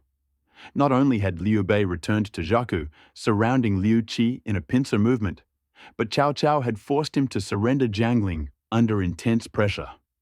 Now that Cao Cao had almost completely captured Jingzhou, Sun Quan, a fisherman hoping to get a catch, became a bystander. Moreover, Cao Cao led this expedition with 1,000,000 troops, a large staff of advisors and generals at his disposal, and had recently received 80,000 Marines from Liu Bei, who were at that time in Jiangling undergoing intensive training. Sun Quan doubted his claim that Cao Cao's expedition was aimed solely at Jingzhou. He called his advisors together to discuss countermeasures with the main camp. Standing on a rise by the river, Sun Quan looked at the faint banners of Cao Cao's army on the other bank. The river breeze rustled, causing the jade pendant on his waist to jingle. Behind him, the advisors had gone to their tents, leaving a heavy atmosphere in the air. "My lord," Zhou Yu broke the silence, pointing to the red cliff on the map. "Cao Cao is full of scheming ambitions and is determined to conquer Wu. Although his fleet is large, he has 3 shortcomings." Zhang Zhao quickly interrupted him. "Gongjin, be careful with your language. Prime Minister Cao, by order of the Emperor..." "Zhang Zibu." Sun Quan suddenly slammed his fist on the table, causing the cups on it to jingle. "Do you really have to wait for Chao's ships to reach Jianye to understand the situation?" Lu Su bowed and said, "Master, our army is weak. Even if we can repel Cao, we will be seriously weakened. Our only option now is to unite with Liu Bei against Cao to preserve the foundation of Jiangdong. I am prepared to personally go to Xiaku to persuade Liu Bei to form an alliance." "Wait." Zhou Yu stood up abruptly. He looked at Sun Quan and advised, "Sir, if our army tries to make an alliance on its own, we will lose it. I think we should wait until Liu Bei comes and asks for an alliance himself." With these words, he walked over to the map and pointed his finger at the lands of Jingzhou. "This place is closely connected with Jiangdong. The mountains and rivers here are rocky and impassable, and the people are rich. If we can use this as a basis for an alliance..." Before he finished speaking, Sun Quan was already tempted. He stroked his sword and thought, "Gongjing's proposal is brilliant, but..." He frowned. If none of Liu Bei understands the overall situation or decides to surrender to Cao, this, simply, Lu Su stood up. "Now that Liu Biao has just passed away and Liu Bei has been defeated, I request that I be ordered to go to Jiangxia to offer my condolences and, along the way, to inquire how strong Liu Bei is." "Indeed." Sun Quan nodded, then ordered his attendants to prepare sacrifices and said, "If Liu Bei plans to ally with Wu to fight Cao, Zijing will only go to pay tribute to Liu Biao. If Liu Jun is not willing, then you will have to convince Liu Bei to unite with Liu Biao's old subordinates and fight against Cao together. My Dongwu will also help." On the other hand, in Liu's military camp in Xiaku, Zhuge Liang and Liu Bei had just returned to Liu Bei's residence in Xiaku when Zhang Fei, having heard the news, came to him. "The boat to Suzhou is ready. When will the military advisor leave?" Zhuge Liang smiled, fanning himself with a feather fan. "When did I say that we needed a ship to Suzhou?" Zhang Fei was completely confused when he heard this and asked, "Didn't the military advisor just say, 'I am willing to personally go to Jiangdong and use my eloquence to persuade Sun Quan to join forces with me to fight Cao Cao?'" Zhuge Liang laughed heartily, confident in his words. "Now Cao Cao has millions of soldiers. He dominates the Yangtze and Han rivers. How could Jiangdong not send someone to spy on us? If anyone wants, I can borrow a sail and sail straight to Jiangdong." As he was speaking, a servant arrived with the news that Sun Quan from Suzhou had sent Lu Su to offer his condolences, and that the ship had already docked in Jiangxia. Young Master Liu Qi, fearing delays, has not yet met with him, but instead sent someone to invite Liu Bei and Zhuge Liang.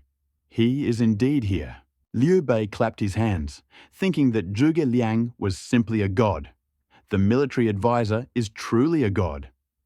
Zhang Fei was also very happy, and his expression was completely different from when he asked just now. Zhuge Liang interrupted the flattery of the two people, turned around and said to Liu Bei, "Now we must hurry to Jiangling to meet the envoys from Jiangdong." Don't let Mr. Lu Qi be deceived. They were about to leave when they reached the door, when they saw Mrs. Gan holding Liu Shan in her arms, and behind her were two men as strong as iron towers. "It's dangerous for your husband to go there, and let Shu Bao and Jingde protect you." Lady Gan paused and continued. "Yun Chang, Yide, and Zilong are here, and the fleet is nearby. Everything is fine." She didn't know that these two were Liu Chan's subordinates. She just thought that they were guards sent by Liu Bei, who was worried about his family after the Battle of Changbanpo. However, that was exactly the case. Generals Guan, Zhang, Zhao, and others served in Xiaku and trained day and night. Among the soldiers, only Generals Qin and Yuqi had no daily duties and simply guarded Liu Chan. After all, these were not his generals, but new recruits, so Liu Bei still respected their opinions and looked at them questioningly. Yuqi Gong's eyes sparkled with fighting spirit, and he twirled a steel whip in his hand. "I have long wanted to meet the heroes of Jiangdong." Qin Chong, although unperturbed, nodded. He was a little bored too. Since his master's safety was ensured, it would be good to serve him and make a contribution. Good. Liu Bei thought for a moment, then turned to Chen Dao and said, "Shuji, stay behind to guard the lady and Adu." Zhuge Liang walked over, gently waving his feather fan. Suddenly, a premonition of good fortune struck him, and he leaned over to look at Adu in Madame Gan's arms. The baby woke up, and he didn't notice, its clear eyes looking at him. "Congratulations, Master, on completing the task of bowing to the Prime Minister. Just a few days after erecting the statue of Emperor Zhaoli, you sent a statue of Wu Ho, equally lifelike, equally expressive and alive. In that moment, it was as if you were seeing the two most influential people in your life again, and you were suddenly overcome with a sense of relief. You knew that even if the statues came to life and stood opposite each other in that awkward moment, they wouldn't blame you.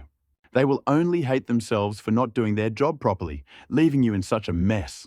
Such is the situation, fate. You hope to live a few more years to pass on the story of Shu Han. Let future generations know that there once lived an idealist who, in troubled times, led a group of idealists and ushered in a brilliant but short-lived era. That era was called Ji Han. Congratulations to the host you received a system reward. Classic of Internal Medicine of the Yellow Emperor, both system improvements. Studying it can extend your life by 20 years. The system reward is stored in a parcel near the owner. Please take it. Very good. Liu Chan nodded in satisfaction after hearing the system's announcement. Since the system had last treated the living Liu Bei as a sculpture, Liu Chan had understood its nature. This idiotic system was probably treating him like the 57-year-old Liu Chan who had just surrendered. Its goal was to consolidate its power under the watchful eye of Cao Wei, thereby reviving the Han Dynasty and reviving it. Unfortunately, System, you are 57 years late. Liu Chan shook his head. Or maybe 8 years. A more intelligent system might have been able to adapt and change its mission mode, but his system clearly lacked intelligence. It was like a puppet, blindly obeying certain rules and regulations. It was no wonder that the system mistook his father's sculpture for the one he had cast the last time he saw him. After all, according to the system, his father had long since died, so there could be no living Emperor Zhaoliei. But that was okay. A mischievous glint flashed in Liu Chan's eyes. Since the system thought, meeting with the living Liu Bei through a sculpture quest, meeting with Zhuge Liang would naturally lead to a reward. And so, immediately after meeting his father, the system happily declared his mission accomplished. Liu Chan felt that he would not need a reward. After all, even though his last years were somewhat absurd, he still lived past 60. If he hadn't been so depressed and miserable in Luoyang after the surrender, he might have lived another 20 years. So he decided to leave everything to his father, who only lived to be 63.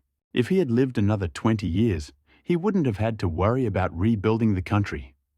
He could have simply pretended to be a filial son, waited for his father to die, inherited the throne, and raised Kanya properly.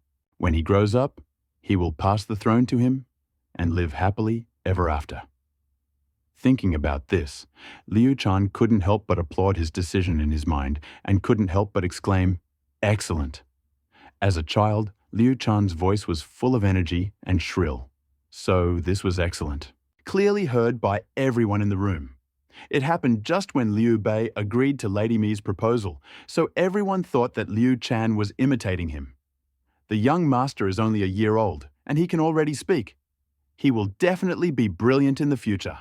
Zhuge Liang, who was standing closest, was the first to react. Haha. Hearing the first words of his only son, Liu Bei was overjoyed and said with a smile, "Then I will borrow Kong Ming's gracious words, but I'm afraid I will have to trouble you to become his teacher." "Of course," Kun Ming agreed, waving his feather fan. "Just a teacher?" Liu Shan was dissatisfied. He wanted a prime minister, not a teacher. Moreover, if he could make up for the loss of Jingzhou due to his uncle's carelessness, his father would not have had to start the Battle of Yiling, and his son would not have been handed over to the guardian in Baidi. Would his father still be there? Thinking about this, Liu Shan could not help but feel anxious. Given the personalities of Liu Bei and Zhuge Liang, no one would have brought up this issue if he hadn't insisted. At this thought, Liu Shan suddenly had an idea. Amidst the roar of laughter, Liu Shan reached out his plump little hand and grabbed Zhuge Liang's fan. What's even more surprising is that he uttered two distinct words, "adoptive father." To everyone's astonishment, Liu Shan blinked and suddenly giggled, his small hand seeming to whisper a name in the air. Upon closer inspection, he was imitating Zhuge Liang waving his fan. "This, my lord, I have no such intentions." Zhuge Liang was so stunned by Liu Shan's adoptive father that he almost dropped his fan. He quickly bowed to Liu Bei and explained. He was always cautious, afraid of being seen as presumptuous. However, Liu Bei laughed loudly, picked up Liu Shan and asked curiously, "Adu, what did you just call Kong Ming?" Liu Shan blinked and innocently repeated, "Adoptive father." That childish voice made everyone present look at each other in surprise. Zhang Fei, Zhao Yun, and the others reacted differently, and Zhuge Liang's expression changed slightly. He quickly bowed and said, "Sir, the child is just learning to speak and does not yet understand the meaning of words. Don't take it seriously." Liu Bei waved his hands and smiled. "What's there to worry about? Since Adu is by your side, it means you are destined to be together. Besides," he paused and added meaningfully, "if he really does recognize you as his adoptive father, that's not a bad idea." In fact, Liu Bei himself had his own calculations. He was already 47 years old. In the Three Kingdoms era, this age was considered a long life. Even if I suddenly died tomorrow, it would still be considered a happy burial. Although I have suffered defeats time and time again, and my territory is limited to Jiaku, I still have several generals and tens of thousands of soldiers under me. My command. But I only have one son, Adu. If something happens to me, who will I trust with my inheritance? Guan Yu is arrogant, Zhang Fei is cruel, and Zhao Yun is too loyal and unyielding. Mi Zhu, Sun Qian, and the others are just scholars and not fit for military power. The rest are either short-time acquaintances or less talented. Only Kong Ming is incredibly wise and trustworthy. If he could establish a father-son relationship with Ado, then even in his absence, his legacy would be as strong as Mount Taishan. At this thought, determination flashed in Liu Bei's eyes. He gently patted Zhuge Liang's shoulder, his tone gentle but firm. "Kong Ming, since Ado had acknowledged, you as my adoptive father, such is the will of heaven. Although formally we are ruler and subject, in reality we are brothers. Today, I officially hand it over to you." Zhuge Liang paused slightly as he fanned himself, his heart pounding with excitement. He naturally understood the deep meaning of Liu Bei's words, He was entrusting the future of Liu Shan, and indeed his entire faction, into his own hands. He took a deep breath and bowed solemnly. "My lord, your kindness is so great that I dare not refuse. From today on, I will do my utmost to help you and restore the Han dynasty." Their conversation lasted only a few seconds. Everyone present was smart and naturally understood Liu Bei's intention to entrust him with his son and remained silent. Only Zhang Fei continued to circle around Liu Shan. "Amazing!" Zhang Fei couldn't help but exclaim. "Little Adu is so smart. I will definitely marry my daughters to him."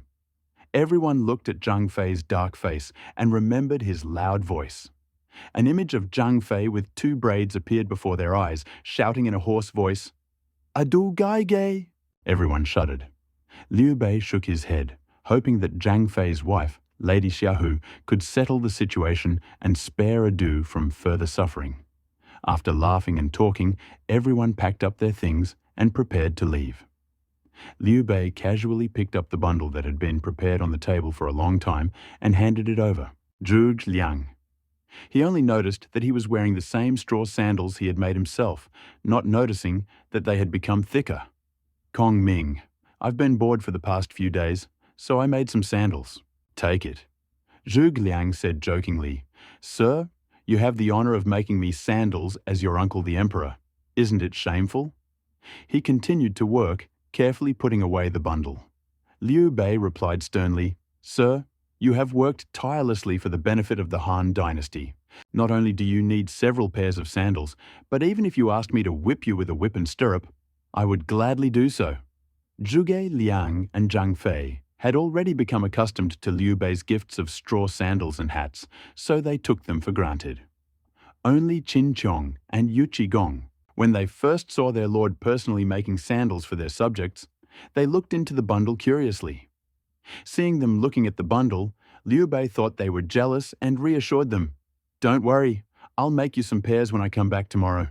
Xiaku is only 30 miles away." From Jiangxia. Since they all went on horseback, they arrived at the capital of Jiangxia in less than an hour. Without waiting for a notification, Liu Qi quickly left the house. "Uncle, you have finally arrived." Envoy Wu had been waiting for him for so long. With these words, he pulled Liu Bei into the reception room and asked the servants to invite Lu Su. "Wait a minute."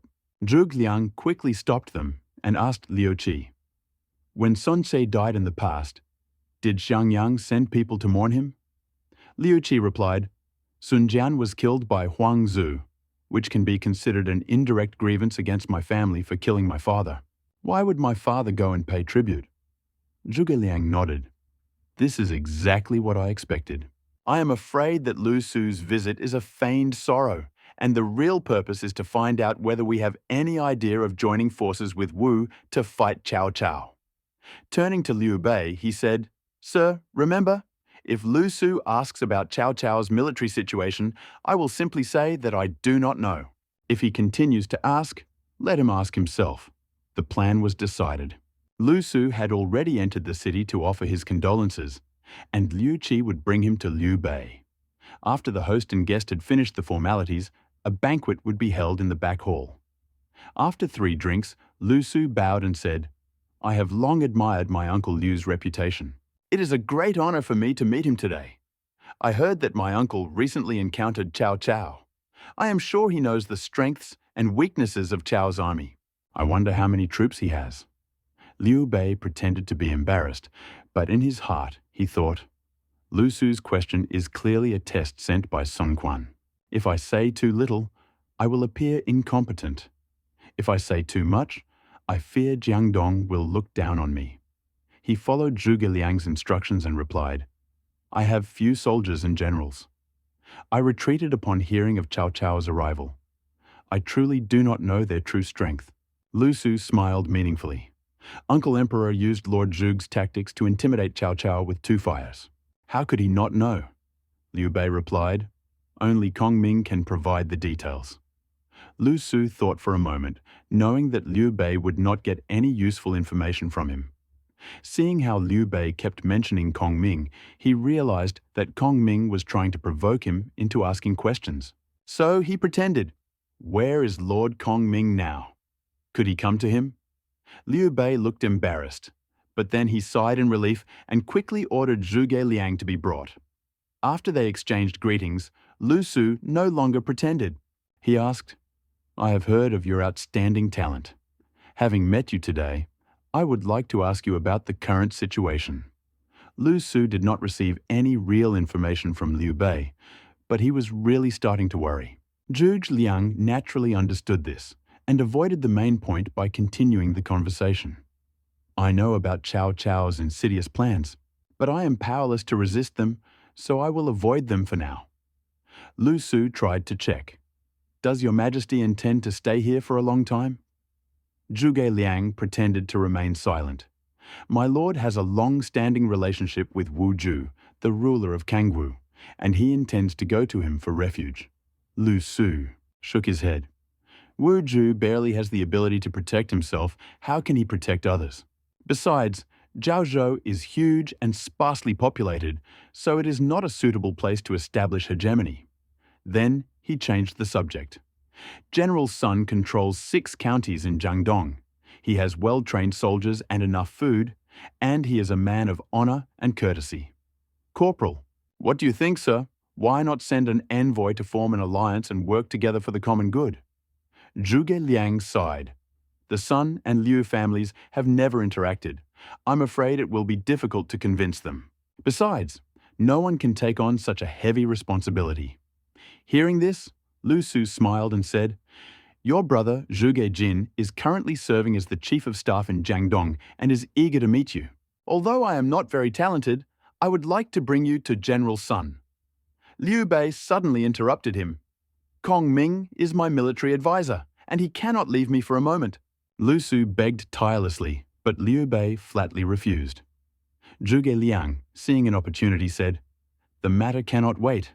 I would like to go to Jiangdong." Liu Bei reluctantly agreed. After the banquet, Lu Su said goodbye to Liu Bei and Liu Qi and boarded a ship heading east with Zhuge Liang. The small boat was drifting downstream, heading straight for Shaizong County. Is Kong Ming still awake? It was said that Lu Su and Kong Ming had bid farewell to Liu Bei and Liu Qi and were heading to Chaizong. The journey downstream would take several hours. Since they were leaving late, they would have to spend the night on the river. Not yet. Kong Ming was reading Huangdi Neijing Pu at the moment. Seeing Lu Su enter the cabin, he put the book away. Apparently, this Huangdi Neijing Pu was the reward that Liu Chan had just received. At first, he thought that it had fallen into his father's hands, but he never expected that the bundle contained the straw sandals that Liu Bei had woven for Zhuge Liang. What was even more unexpected was that he never expected the book to fall into the hands of his father, the Prime Minister. However, even if Liu Chan had found out about it, he probably would not have said anything. After all, compared to his father, it was hard to say whether the Prime Minister was closer to him. Back in the cabin, where they sat opposite each other, Lu Su noticed the scroll in Zhuge Liang's hand and couldn't help but smile. "I didn't expect that Mr. Kongming was so knowledgeable about healthcare." Zhuge Liang softly. He fanned himself with a feather fan and said calmly, "In troubled times, we must take care of both the state and our own well-being." Was Zijing's visit at night just for idle chatter? Lu Su's expression became serious, and he lowered his voice. "To be honest, there is something that puzzles me. Sir, knowing Cao Cao's power, why did you pretend to surrender to Wu Juyu? Could it be?" His eyes glittered. "Is this a tactic of being untouchable?" Zhuge Liang knew that Lu Su had seen through his tactics, but it was understandable. This was a power play between two factions. If Lu Su, despite his intelligence, had not figured out even this trick, he would not have persuaded Sun Quan to let him come to Jiangling to gather intelligence. However, it was clear that Lu Su supported the Sun Liu coalition against Cao. Otherwise, he would not have come so late at night. Perhaps he came to share information to prepare himself. So he simply admitted, "Zijing is indeed insightful. After all, if he does not show weakness, how can he demonstrate General Sun's strength? If he doesn't show a retreat, how can he demonstrate the significance of the alliance?" Lu Su clapped his hands. "Brilliant. But he suddenly frowned. Not all the civil and military officials in Jiangdong see the situation as clearly as I do. Zhang Zhao and others are among those who advocate surrender. If you leave, I'm afraid. No problem, Zhuge Liang replied calmly. Whether to fight Dongwu or surrender is up to Marquis Wu alone. But from Zijing's dusty appearance, Marquis Wu seemed to have already made up his mind. Lu Su asked again, "Isn't Kong Ming afraid of the unexpected?" Zhuge Liang smiled, but didn't answer, simply looking at the moonlight on the river. "Zijing, do you know why the moon is so bright today?" Lu Su was startled, but then he realized, "You mean this is God's will?" "No," Zhuge Liang answered quietly. "We can only see the moon because our hearts are pure. The same applies to the Sun-Liu alliance. If we harbor doubts, even the bright moon will be covered in dust." Lu Su stood in awe and bowed solemnly. "Sir, your opinion is excellent. I will do my utmost to facilitate this alliance." At this moment, a strange gust of wind suddenly blew across the river, rocking the boat slightly. Zhuge Liang froze, fanning himself with a feather fan, counted on his fingers, and frowned slightly. The southeast wind is unusual for this time of year. Lu Su shrugged. "It's just the unpredictable weather on the river." However, Zhuge Liang looked at Chibi thoughtfully and muttered, "Could it be God's will to help me?" Soon after Zhuge Liang went to Wu to discuss an alliance, a messenger arrived with good news. His military advisor had gotten into a dispute with the scholars at Chaizan, and Sun Quan had executed Cao's envoy. From this point on, the alliance between the Sun and Liu factions was cemented. A month later, Zhou Yu led 30,000 naval soldiers to meet Liu Bei at Xiaku, where both armies conducted intensive training. Meanwhile, Liu Shan took advantage of Liu Bei's banquet in Zhou Yu's honor to catch a glimpse of the handsome Zhou Yu. They had never fought each other in their past lives, but seeing him in person was a real treat. Seeing him now, he was truly worthy of his reputation. Fortunately, he was still a child, and while he was with Qin Qiong and Yu Qigong, he allowed them to hold him while he quietly watched Zhou Yu appear outside the hall. It must be said that this man truly had impressive appearance, even more handsome than his uncle Zilong. It is not for nothing that there is a saying in Eastern Wu, "When the song is wrong, Zhou Lang looks back." It is a pity that such a talented man was destined to die young. For Eastern Wu, this was a regret, but for Shu Han, it was a blessing. Therefore, Liu Shan only sighed and did not focus on it, except that, "Ding, you have been in Luoyang for many days now. Perhaps your performance dispelled Cao Wei's suspicions, or perhaps the current political turmoil in Luoyang prevents either Cao or Sima Zhao from doing anything else. So you have long been forgotten. Both Cao Wei's ministers and Shu Han's surrendered generals treat you as a nobody. The days of small banquets every 3 days and large ones every 5 days were gone forever. Although you felt a little awkward about it at first, after a few days you discovered the benefits.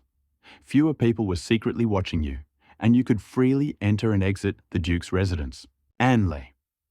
That day, you were walking along the streets, passing by Hongbin Tower, and saw Zhou Tai entertaining Sima Zhao from afar. At that moment, Liu Shan realized that this stupid system had once again mistaken his father for Zhou Yu. Zhou Tai was the governor of Yuzhou in the late Cao Wei period, and Sima Zhao was the great General Cao Wei. Do these two titles sound familiar to you? Yes, they do. Liu Bei currently holds the titles of Left General and Governor of Yuzhou. And Zhou Yu was a great general appointed by Sun Quan of Eastern Wu. This matches their titles perfectly. But Liu Shan did not correct him. The idiotic system never paid attention anyway, so he could just wait and see what tasks the system gave him. You think about the wisdom and foresight of this man. You miss your father. If you had a wise advisor like your father or Sima Yi, wouldn't you have a better chance of rebuilding your kingdom? Quest: Recruit Advisor. Quest Description: You are well aware of your lack of wisdom and strategy, so in order to better rebuild your kingdom, you decided to find an advisor who can help you. Objective of the task: hire an advisor who will help you. reward for the task. The weaknesses of one advisor are equal to the strengths of two advisors. Quest reward, another advisor with the same high stats as the advisor you hired. Well, there are no tricks this time. Although his current status as the son of the left general Liu Bei and a relative of the Han dynasty naturally obliges many to seek his allegiance, the system demands genuine loyalty from his advisors, not superficial flattery. What's more difficult, according to the rules of the system, the caliber of advisor that is ultimately rewarded depends entirely on the ability of the person he hires. So getting a good system reward is a real challenge. For example, if Zhou Yu abandons Sun Wu and joins Liu Chan, the system will reward his unrivaled advisor, equal to Zhou Gongjing. If Liu Chan simply chose a random person, the system would also reward him with a comparable strategist. So, what is the difference between completing the system's mission and failing? Well, at this point, this mission is quite difficult for Liu Chan. Although Liu Chan had an endless list of talented people in mind, Fa Zheng, Pan Tong, Ma Liang, Pan Jun, Lu Gui, Li Yan besides, no one would want to serve. 2-year-old child. Even if someone clung to power and recognized him as their master, he was under the close attention of his mother every day. Even when Qin Chong and Yu Qigong were around, Madame Gan would not leave her side for a moment. As for searching the streets for undiscovered talents lost in history, Liu Chan said, "If I still had the eye of research, the system reward, I would go take a look even if nothing happened." Found. Unfortunately, it was now in the hands of his father, who treasured it and would not allow anyone to touch it. He had a backup plan. Deng Ji's younger brother, Deng Ai, who was still following Zhao Yun closely, sending Qin Chong to quickly acknowledge him as his lord. But he was worried that Deng Ai was not at his peak right now. What if the system only accepted him in his current state? Liu Chan felt he was not much of a gambler and decided to put it off until he grew up and his father got Jing and Shu. Then he would have more opportunities. In addition, by that time, the second generation of Shu Han had grown up, and he could easily defeat them to form a team. Therefore, Liu Chan was in no hurry to use this time and space. Instead, he spent every day in front of Madame Gan and Madame Mi, enjoying the hard-earned love of a mother. Every day, he either accompanied Madame Gan and Madame Mi to visit the families of the generals of Liu's army, or went out of town to distribute porridge to the refugees who had fled with Liu Bei from Xinya. At first, Liu Chan simply admired his mothers and enjoyed the happiness he had gained with them. Unexpectedly, because he had intentionally pretended to be a good child in front of the two women, whenever he handed out porridge to people outside the city, he would always serve it to people with his own hands. This allowed his reputation as a benefactor to spread quietly. Everyone said, "The emperor's uncle is magnanimous and virtuous, and the young master looks like his father." At first, Liu Bei was reluctant to let the group go, but after seeing the charisma of Qin Chong and Yu Qigong, his two companions, and their military prowess, which was not inferior to Guan Yu and Zhang Fei, and hearing the civilians outside the city praising Liu Chan's benevolence, he quietly agreed. This situation was to continue until the Battle of Red Cliffs, when Cao Cao's army was driven back north, and Liu Bei, according to Zhuge Liang's plan, captured Nanjun and the 4 counties of southern Jing. It was then that Liu Bei's rise to prominence began, with his territories now under his control, allowing him to settle down with his wife and children. It was then that Liu Chan truly demonstrated his prowess as a ruler. He single-handedly maintained a powerful logistical system for more than 10 northern expeditions of Zhuge Liang and Jiang Wei. Appendix: Information on the generals of Qin and Yuqi. Qin Qiong Qin Shubao Command. 88. A famous general of the early Tang dynasty, skilled in cavalry charges and strict military discipline. Military strength, 98. In the romance of the Sui and Tang dynasties, he trampled the banks of the Yellow River with his horse and smote 3 prefectures and 6 counties with his mace, and was invincible in single combat. Intelligence, 72, tactically flexible, but not a strategic strategist. Politics, 65, loyal and reliable, but not possessing considerable talent in domestic politics. Charisma, 85, deeply loyal and beloved by his soldiers. Yuchi Gong, Yuchi Jingde. Command, 86, skilled in heavy fighting, distinguished himself brilliantly during the Xuanwu Gate incident. Military strength, 97, outstanding general of the dynasties. Sui and Tang, he once captured a spear with his bare hands and was virtually invincible in single combat. Intelligence, 68, straightforward and courageous, but lacking in strategic thinking. Politics, 60. In his later years, he participated in government affairs, but made no significant contribution. Charisma, 80. Extremely loyal and fair, revered by the people as the god of doors. The three armies had been in a standoff at Red Cliff for over a month, their tugs at place, without the slightest sign of progress. Liu Shan, knowing the course of history, was not embarrassed. He simply accompanied Madame Gan and me on their daily mission of distributing porridge outside the city walls, cementing his reputation. One day, a biting wind blew, and a long line formed outside the refugee camp. Wrapped in a thick fur coat, Lu Chang, cradled by Madame Gan, awkwardly grabbed a wooden spoon, handing out hot porridge to the refugees. "Adu is so well-mannered," Madame Mi smiled, brushing rice grains off his face. "At such a young age, you already know how to sympathize with people." Liu Chan blinked. His gaze slid over the crowd. The refugees were exhausted. Their eyes were dull, but some stood out. They did not look like ordinary lazy refugees, but their torn clothes hinted at something suspicious. Shu Bao. Liu Chan suddenly pointed to the three men at the end of the line and pulled Qin Chong by the hem of his shirt. Qin Chong looked at them without looking away. Although the men were wearing torn linen clothes, they walked with caution, and there were barely noticeable bulges on their belts. They must be weapons. For example, daggers. "Madam, please take the young master back to the tent," Qin Chong whispered and winked at Yuchi Jingde at the same time. Yuchi Gong glanced at them and clearly understood that if these people were not spies from the Cao army, then they were just defeated soldiers pretending to be defeated. In any case, they couldn't be ordinary refugees. Madame Gan was about to stand up when Qin Chong stepped forward. He was a strong man, but his steps were light, and he approached the three of them in an instant. "You look unfamiliar." Qin Chong clenched his fists and smiled, but there was no warmth in his eyes. "It's so cold.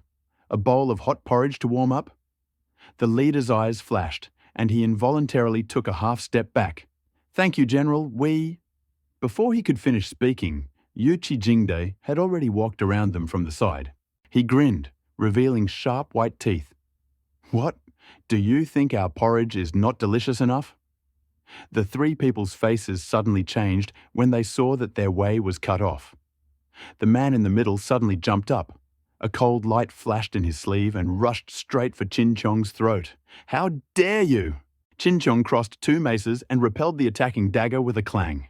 Yuchi Jingde seized the opportunity and rushed forward, but his right hand, like an iron clamp, had already grabbed the other's shoulder.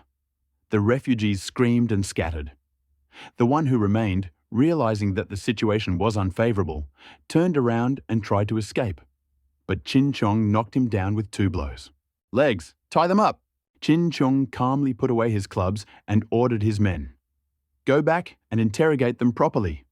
Only then did Madame Gan react and ask, "General Qin, who are these people?" Qin Chong folded his hands and replied, "Madam, look, although these people are dressed in rags, they walk differently from others, refugees who had been starving for several days." Qin Chong walked to the middle of the crowd and pointed to the hand of one of them. "These two have a thin layer of calluses on their knuckles. They must be soldiers or bandits." Qin Chong then ordered his men to take the three back to the tent. After a short interrogation, he finally got them to open their mouths. "I report to you, madam," Qin Chong said solemnly, bowing. "These few people were deserters from Cao Cao's grain transport unit. Some time ago, Zhou Yu intercepted their grain. Fearing punishment under military regulations, they took advantage of the chaos to escape and settled on Mount Yunpan near Jingling. Lady Mai frowned upon hearing this. If they were deserters, why did they risk coming here? Most importantly, Qin Chong said in a low voice, they kidnapped civilians. Inhabitants of several nearby villages, about 100 people, were now trapped on the mountain. Some time ago, Cao Cao fortified the city and cleared the surrounding area, and these people's food supplies were exhausted. So they ventured down the mountain to gather information and find an opportunity to loot. Madame Gan's face turned pale upon hearing this. These civilians, according to them, Yuqi Jingde continued, his voice tinged with anger. There has been no food in the mountain for 3 days. The old, the weak, women and children can hardly hold on. And these creatures still think about stealing food. They don't care about people's lives at all. What should we do? Mrs. Gan was worried. Liu Bei's entire army was now stationed at Xiaku, defending itself against Cao Cao, and several of his generals had been given their own assignments. There were now fewer than 1,000 soldiers in Jiangxia, with only Qin and Yuqi as generals. She wanted to save the civilians, but she was afraid that they would take the troops with them, which would lead to the loss of Jiangxia and the loss of an explanation for Zhuande. Don't panic, madam, Qin Chong soothed. These defeated soldiers are only 100. I can go alone. Madame Gan's anxiety increased. General Qin, no. The bandits in the mountains are very ferocious. If something goes wrong... Qin Chong, however, laughed heartily and clenched his fists. Don't worry, madam. Just 100 defeated soldiers is nothing to worry about. Lady Mai continued to worry. Why not wait until Zhuande sends someone? It's too late, Yuqi Jingde suddenly interrupted, pointing at the prisoners. Just now, this guy said that if they don't come back today, the mountaineers will kill the civilians to feed them. Qin Chong's eyes flashed with rage. He turned around abruptly, snatching 2 maces from the tent. Brother Yuqi, stay here to guard the lady. I'll be right back. Without waiting for anyone's reaction, he walked out of the tent. A horse neighed behind the camp, and Qin Chong had already saddled his yellow horse and rode out alone. Lady Mi chased after him out of the tent, only to see the golden-armored figure disappear into the sunset. She was worried, stamped her feet. What should I do?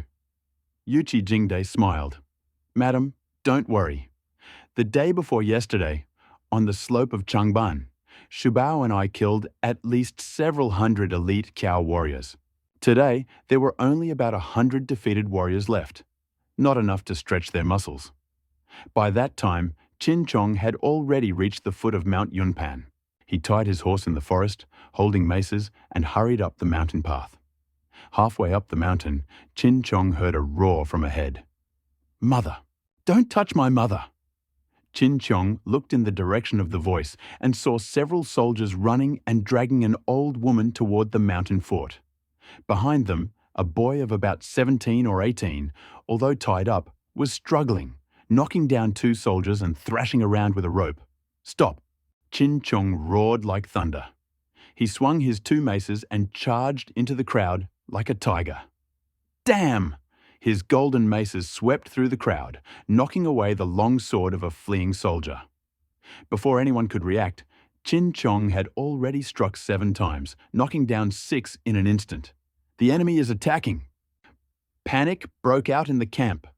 Dozens of fleeing soldiers ran out with weapons in their hands.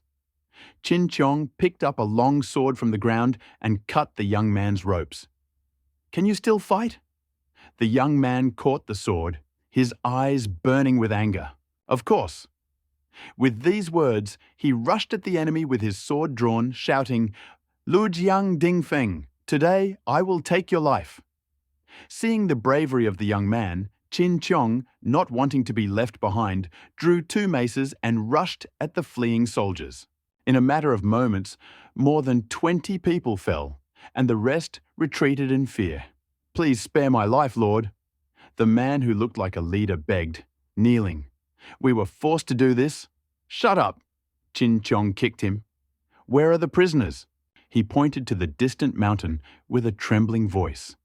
In the cave. Qin Chong and his men led the fleeing soldiers to the distant slope. They found a dark, damp cave packed with exhausted civilians. Seeing the approaching rescuers, they burst into tears. "Don't be afraid," Qin Chong shouted. "I am Qin Chong, serving Emperor Liu. I have come to help you descend the mountain." He ordered the fleeing soldiers to tie each other up, and the young and strong supported the old and weak. The troop moved down the mountain in a majestic procession. At the foot of the mountain, they suddenly saw dragon-like torches in the distance. It turned out that Yuqi Jingde, worried about the situation, had arrived with the Jiangxia garrison. "Shu Bao!" Yuqi Jingde laughed and stepped forward. "I knew that this little incident would not embarrass you." Qin Chong handed over the prisoners to the garrison, then turned and bowed to the civilians, saying, "Everyone, follow me to the camp. We will make hot porridge for you." He then turned to the young man carrying his mother on his back and asked, "Are you going somewhere?" At this moment, Ding Feng was carrying his mother on his back, following Qin Chong towards Jiangxia. Hearing this, he stopped and turned to Qin Chong. "I originally went with my mother to Lujiang to seek refuge with my uncle. When we passed through Jingling, those beasts took advantage of me going to fetch water, robbed my luggage, and kidnapped my mother." Then he looked at his mother hesitantly. "Usually, saving a general's life should be rewarded with unwavering service, but my mother has already promised uncle to go to Lujiang. Cheng Yuan, have you forgotten what I taught you?" Before Ding Feng finished speaking, the old woman on his back interrupted him. "The grace of saving my life is higher than the sky. How can you refuse it?" She then patted his back and asked him to put her down on the ground, pointing at him and grumbling, "This general invited you because he is high. Opinions about you. You can serve as a soldier under his tent as repayment for the favor. I will write your uncle a letter of refusal." Ding Feng, naturally, did not disobey his mother. He nodded in agreement, then turned around and said to Qin Chong, "If the general does not abandon me, I am willing to become your dog and horse." Qin Chong hurriedly helped him up and said, "I am only the guard of Liu Shan, the son of Emperor Liu. Do not bow to me. If you don't mind, I will introduce you to the emperor's uncle. With your abilities, you will definitely achieve great things." Ding Feng, however, shook his head. "General, you saved my life and the life of my son. I, Ding Feng, am not ungrateful. Since you are young Master Liu's personal guard, I will follow you to protect you." Qin Chong was stunned and then burst into laughter. "Good. You have courage!" Ding Feng's mother patted her son on the back and said softly, "Cheng Yuan, since our benefactor is under the command of Uncle Emperor Liu, I am glad that you will follow them." Ding Feng nodded heavily, then knelt down on one knee, clenched his fists, and said, "Ding Feng is ready. Follow the general and protect you." Qin Chong extended his hand and helped him up. "In that case, you will return to the camp with me to meet the young master." That night in the Jiangxia camp, Liu Chang was held in the arms of Madame Gan, who fed him rice porridge. Suddenly, the door of the tent opened and Qin Chong walked in, leading a thin youth. "My lord," Qin Chong said, clenching his fists. "This youth is called Ding Feng, and he is an outstanding martial artist. Today, he helped me eliminate the bandits and saved more than 100 civilians. He is willing to be loyal to you and serve as your bodyguard." Without finishing speaking, the young man knelt down like a golden mountain being crushed by a jade pillar. "Ding Feng is willing to die for you, my lord." His voice was like the sound of metal shaking a candle flame. "Good, huh?"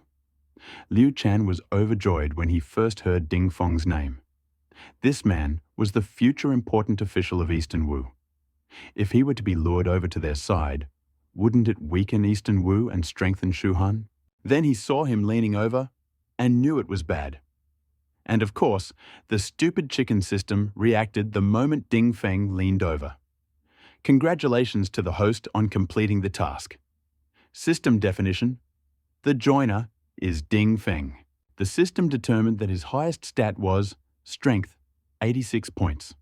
Searching for advisors with similar strength in history, Xin Qiji. Strength value, 85 points. He has been accepted into your guard. Advisor, strength value, 85 points. Fortunately, he still maintained his composure, nodded and signaled Qin Chong to take Ding Feng away to calm down, and then whispered to Yu Qigong, asking him to go to his superiors and find the talents bestowed. System. Liu Chan sat on a soft sofa, swinging his short legs, but his gaze was fixed on the entrance to the tent. After a while, Yu Qigong entered the tent with a young man in a green shirt. The young man was about 17 or 18 years old, with a straight figure like a green pine tree and eyebrows that were both learned and sharp. He had a long sword hanging from his belt, and a bundle of bamboo sticks was tied to the tassel of the sword. As he walked, there was a faint sound of metal hitting stone. Liu Chan realized that this was the talent bestowed upon him by the system. Xin Qiji. Xin Qiji. Entering the house, he greeted the scholar. Xin Qiji. Xin Yuan greets the master. Liu Chan nodded and motioned for him to stand up. Then he looked at the man carefully. Although the man's name was similar to Guan Junhu, judging from his figure, he did not look like a man with the same fighting skills as Ding Feng. Liu Chan was a little confused and asked, "Yuan, can you show me your skills?" Xin Qiji understood and smiled slightly. "Sir, do you want to see Yuan's martial arts?" After that, he took 3 steps back and suddenly pulled out his sword from its sheath. The sword sparkled like snow. But he saw, first the sword moved vigorously, and the candlelight in the tent dimmed. When he turned, the tip of the sword trembled like a silver snake spitting out its tongue and made a clanking sound. When he put the long sword into its sheath, light and candles 3 meters away from him. Extinguished! Excellent! Yu Qigong couldn't help but rejoice. This sword technique is even better than my old Yuchi's whip technique. After a few movements, Liu Chan couldn't help but nod. Although this man was only a student of the Jianghu school, he was probably more suitable for the role of guard than Qin Chong and Yuchi. Liu Chan suppressed the surge of emotion within him. This was a gift from the system. Why not refuse it? He thought about it. He was not quite the same 57-year-old Liu Chan that the system described him as stuck in Luoyang, unable to rebuild his country. Now he was only 2 years old and supported by his father, the emperor, and the prime minister. His great-uncle, second cousin, and Uncle Zilong were still alive. His foresight had already far surpassed his previous one. He also had the generals Qin Chong and Yuchi bestowed by the system. He also accidentally lured the future Wei, and the Wu generals Deng Ai and Ding Feng under his command. By this time, he was already much stronger than the Shu Han faction. Now, all he had to do was send Qin Chong and Yuchi to protect Pang Tong when his father arrived in Shu in 2 years. Then he could ask his father for the map of the inner path. Emperor Liu Chan did not know that the book was already in the hands of his prime minister and handed over to Fa Zheng. If these two had lived for a few more years, the shortage of advisors in Shuhan would naturally have diminished. With this thought, Liu Chan finally relented. He also judged that Ding Feng and Xin Qiji were sufficient for his own protection. It would be good if Qin Chong and Yu Qigong served under their father, thus fulfilling their filial duty. So that evening, Liu Bei welcomed Qin Chong and Yu Qigong into his camp in Xiaku. "Who will take care of Edu when you two are here?" Although Liu Bei had long desired them, he still considered Ado's safety more important. This was understandable. Although Liu Bei and Liu Chan rarely saw each other, Liu Chan's reputation as a kind and just man had spread throughout Jiangxia. Moreover, both of his wives often praised his intelligence and kindness. Naturally, Liu Bei attached great importance to this ideal successor.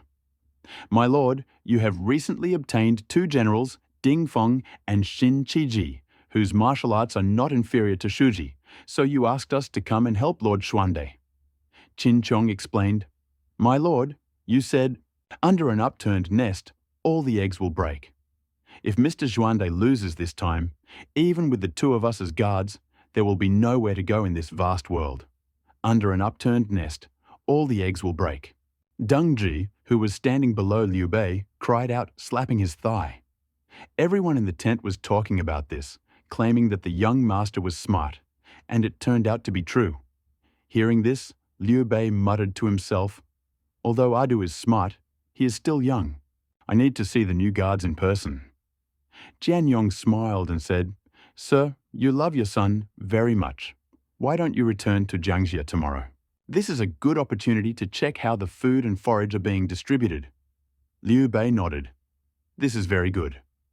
The next morning, Liu Bei, lightly, accompanied only by Zhao Yun, rode back to Jiangxia. As he approached Liu Chan's camp, he saw a thin youth holding a sword in his hand, with a keen gaze and a strong hand gripping the hilt, as if ready for battle. Seeing Liu Bei and the other two riding alone, the youth stepped forward, drew his blade, and shouted, "Who are you? Say your name." Zhao Yun answered without moving, "This is Liu Xuande, the Left General and Governor of Yuzhou. Step aside." The young man remained unperturbed and asked, "Do you have proof?" Zhao Yun handed him his badge, which he carefully examined and, having confirmed its authenticity, returned. "I, Ding Feng, a humble general, pay my respects to the Lord." The youth saluted with his fists clenched, his voice like a bell.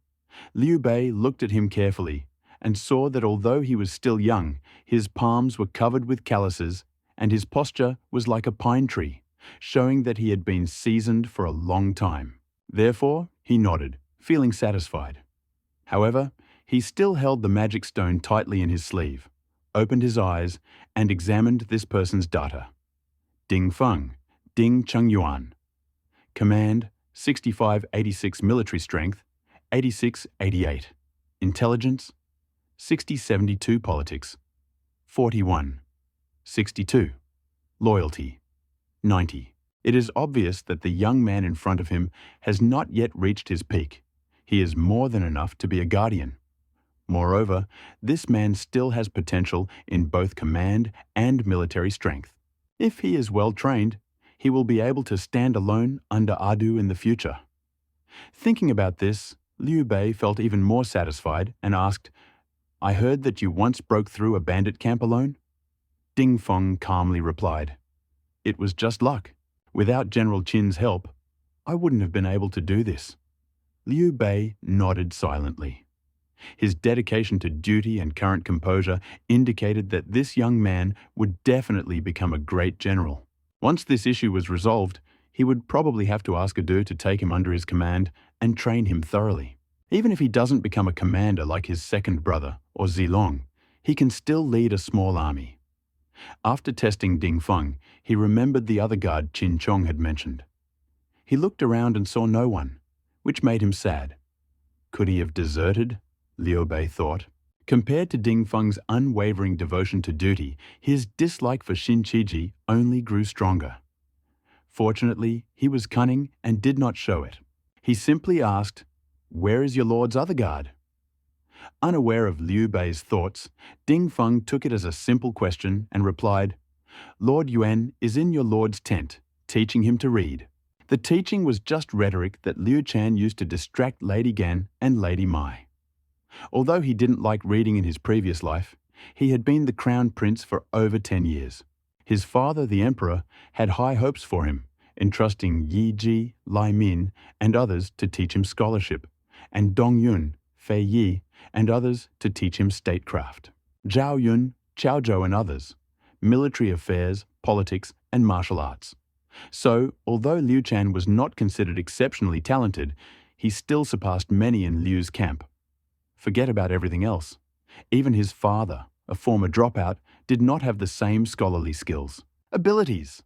Therefore, Liu Chang did not really need anyone to teach him now. However, as he had expected, sooner or later he would have to demonstrate his skills and take over the supply duties in place of Shu Han. How could he convince his father to entrust him with such an important task without a reliable source of knowledge? So he devised a strategy to secretly attack Chen Chang, using Xin Qiji as a shield. He pretended to teach him writing. About half a year later, when Liu Chan's army captured Jingzhou, he would claim to have learned writing. It would make sense if he asked his father to assign him Yi Ji or Ma Liang as a teacher. Moreover, these two were his former teachers, and Liu Chan knew them well. So while they were teaching him, It would be appropriate for him to show off some of his past knowledge, posing as a child prodigy. This would naturally give him more freedom in the future. Liu Shan considered telling his father and the Prime Minister about his reincarnation and the acquisition of the system. However, in that era, it was customary not to talk about supernatural abilities. What if they mistook him for a demon possessing Ado's body? Secondly, Liu Shan was dissatisfied. In his previous life, he had always lived under the protection of his father and the Prime Minister. Even after their deaths, his subordinates often used them to persuade him. Therefore, Liu Shan also wanted to create his own world using his own abilities. Thirdly, Liu Shan was tormented by a darker thought. If he told them about his reincarnation and the system, would his future contributions to supporting the Han dynasty and restoring the country be attributed to his reincarnation? Or the system? So after discussing these issues, he naturally came up with the following strategy. Openly repair the plank road while secretly attacking Chen Chang. First, he would pretend to be a genius, and then, based on the experience of 2 lives, he would give his father and the Prime Minister a shocking prophecy. However, Liu Shan did not expect that Xin Qiji, whom he used as a shield, would actually hate Liu Bei. A guard leaving his post without permission was already a dereliction of duty, and he dared to take on the role of his teacher? Liu Shan was the heir he wanted. Carefully cultivate. Where did a simple guard get such qualities? However, as soon as he raised the curtain, Liu Bei was stunned. Inside the tent sat a young scholar in a blue robe holding a scroll. At the table, Liu Shan, with his little hands pressed against the bamboo slabs, was practically reciting a poem. The way of the university is to cultivate virtue. As Liu Bei's childish voice rang out, he couldn't help but tighten his grip on the magic stone in his sleeve. Then several lines of gold appeared above Xin Qiji's head. Characters: Xin Qiji, courtesy name Yuan. Command: 88.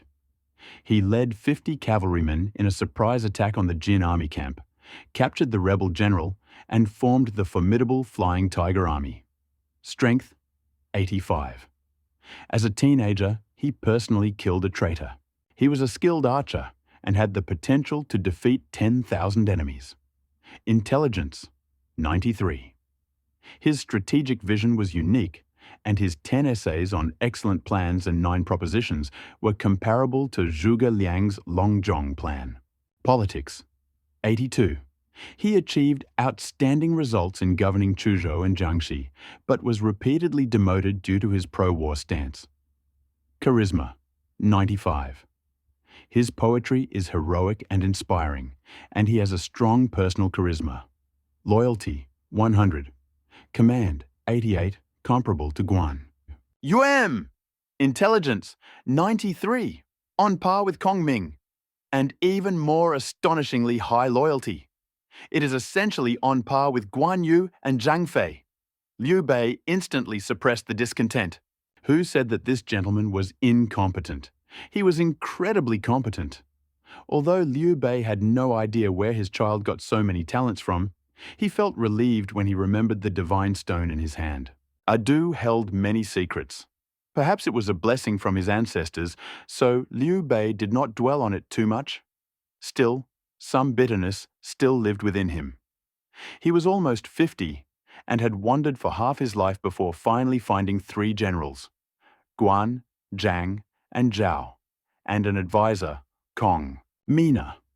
Looking at his 2-year-old child, Qin Qiong and Yu Qigong were not only as skilled as Guan and Zhang in martial arts, but also capable generals. Now he had Ding Feng and Xin Qiji, a figure comparable to Zhuge Liang. His track record was almost more impressive than his father's. If Liu Shan weren't his son, Liu Bei would feel awkward. Father. Liu Shan, in the tent, was surprised to see Liu Bei, but he still stood up and obediently saluted. He had not expected that his preparations for meeting Lady Gan and Lady Mi would accidentally be revealed to his father. But it was for the best. It would reveal some of his own stature in advance. Perhaps his father, seeing his thirst for knowledge, would have found some great scholars to teach him. This would also have saved time on learning to read. While Liu Shan saw Xin Qiji as a tool to further his studies, Liu Bei saw him as a rare talent. If he didn't know that he had already acknowledged Liu Shan as his teacher, he would have long ago started to exude the charm of the Liu family and tried to attract him into his ranks. Sir, I am deeply grateful to you for your willingness to teach me. However, Liu Bei bowed deeply to Xin Qiji. Turning to pinch his son's cheek, he said, "Adieu. You must learn well from me, sir." There was a note of pride in his voice for finding such a good teacher. Liu Shan could only nod obediently, but he rolled his eyes inwardly. "Well, I'll have to pretend to be a child for a few more years. Master Yuan, the decisive battle of the three armies is inevitable. Could you accompany me to the Red Cliff camp tomorrow?" Although Liu Bei acknowledged Xin Qiji's status as Liu Shan's mentor, he still tried to invite him. After all, Kong Ming was still locked in Zhou Yu's camp. Although he received letters daily, he was far away and could not advise on all matters. At that time, the only person in his circle with an IQ above 90 was Deng Ji. But Deng Ji was good at government affairs but lacked strategic thinking. Therefore, he urgently needed a wise and resourceful advisor. So he turned to Xin Qiji. "Lord Xuande," Xin Qiji said, with a pounding heart but a firm voice. "Once Yuan has acknowledged the young master as his master, he will remain so forever." "Not at all. From tomorrow onwards, you and Ado will be taking part in military consultations." Liu Shan looked up from the table, slightly confused. He was still so young, and now he was being taken to a military conference? Xin Qiji hesitated and said, "This young master is still in swaddling clothes. My son is gifted and blessed by our ancestors." Liu Bei waved his hand, suddenly lifting Liu Shan high into the air. "Besides, Adu is right. When the nest is overturned, not a single egg can escape unscathed. Today, we must concentrate our forces and defeat Cao's army first." Xin Qiji was about to say something else, but suddenly Ding Feng's voice rang out from outside the tent. "Report! Urgent message from Zhang Xia." Liu Bei picked up the bamboo sticks and read them, his expression instantly changing. Kong Ming wrote that the decisive battle will take place tonight. Yun Cheng urges me to return quickly. There is no time. Zilong, take Adu, Yuan, and Cheng Yuan, and quickly follow us. With these words, Liu Bei turned around, mounted his horse, and, pulling on the reins, rode toward the camp at Red Cliff. That evening, Liu Bei sat at the head of the camp, with the others on either side. On the left, Xin Qiji and Xin Yuan, supporting Liu Shan, took first place, followed by Mi Zhu, Zhen Yong, Yi Ji, Deng Zhi, and others. On the right stood Guan Yu, Zhang Fei, Qin Qiong, Yu Qigong, Liu Feng, Chen Dao, Huo Jun, and Zhang Yi. Zhao Yun and Ding Feng stood guard at the entrance, keeping their eyes on the ground. Although he did not understand why his father was so eager to involve Xin Qiji in military negotiations, he knew from many factors that Xin Qiji was naturally gifted with a good sense of judgment. Feeling the solemn atmosphere, Liu Shan calmed down and sat quietly in Xin Qiji's arms, waiting for Liu Bei to will speak. Liu Bei looked at the generals and said in a deep voice, "Kong Ming has made a plan. Tonight, when the southeast wind rises, it will be time to crush Cao. Lord Yuan, what do you think is the key to winning this battle?" Liu Bei asked. Xin Qiji sat Liu Shan down in his place and walked over to the sand table, carefully observing the situation. After thinking for a long time, he slowly said, "In this battle, fire attacks are superficial, and interception and destruction are fundamental. Sun Wu's army can set fire to Cao Cao's fleet, but it cannot harm his land forces." "Then what should we do?" Zhang Fei asked. "We must pursue Cao's army and destroy their main force. Only then can we track their supply lines and capture Xiangyang." Xin Qiji, holding the sword at his waist, pointed at Huarong on the sand table and said, "If the Cao army is routed, they will definitely retreat to Huarong." Did Xin Qiji really have such an insight? Liu Chan's heart sank. In his previous life, when he was studying battle formations, his uncle Zilong often cited the Battle of Red Cliffs as an example. Of course, he was well aware of the dynamics of the various factions after the Red Cliff Fire. And at this moment, he couldn't help but doubt the system.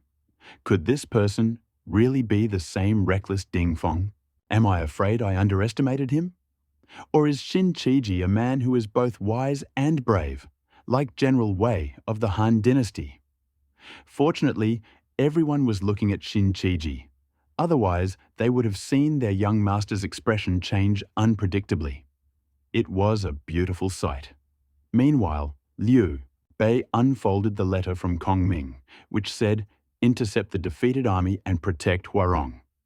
Shin Qiji's words were exactly the same as Zhuge Liang's letter. But Shin Qiji's plan clearly went beyond that. He removed his finger from Huarong and pointed at Wulin. Although the main force of Chao's army will pass through Huarong, one detachment will still pass through Wulin. We need a detachment of elite cavalry to intercept and destroy them. In addition, we must prepare our fleet. Fast ships should be sent to pursue the Cao fleet retreating to Hanjin. This naval force is mainly composed of soldiers from Jingzhou. Therefore, if the Xuande ruler wants to gain a foothold in Jingzhou, the fleet should focus on capturing prisoners. Hearing this, everyone in the tent applauded in admiration, and Liu Shan nodded in agreement. Aside from the lack of specific officers to implement this strategy, it was strikingly similar to the one his father had used in his previous life. As for the lack of direct orders to the officers, that was understandable. Firstly, Shin Qiji was not Liu Bei's military advisor, so it was difficult for him to exceed his authority. Secondly, he did not know the people in the camp well enough to determine which generals were up to the task. So after laying out his strategy, he bowed slightly, returned to place, took Liu Shan again, and began to explain his plan. Zhang Fei stood up and said, "Brilliant! If we block these 3 routes at the same time, Cao Cao will have no chance of escape." Then Liu Bei suddenly stood up and exclaimed, "Zilong, I'm here!" Zhao Yun clenched his fists and walked out. "You and Shuji will lead 300 light cavalry and immediately go down the river." Liu Bei took out a command arrow. "When the southeast wind rises, you will escort Lord Kongming back to camp." "Yes, Shu Bao." Qin Qiong stepped forward. "I will carry out your order.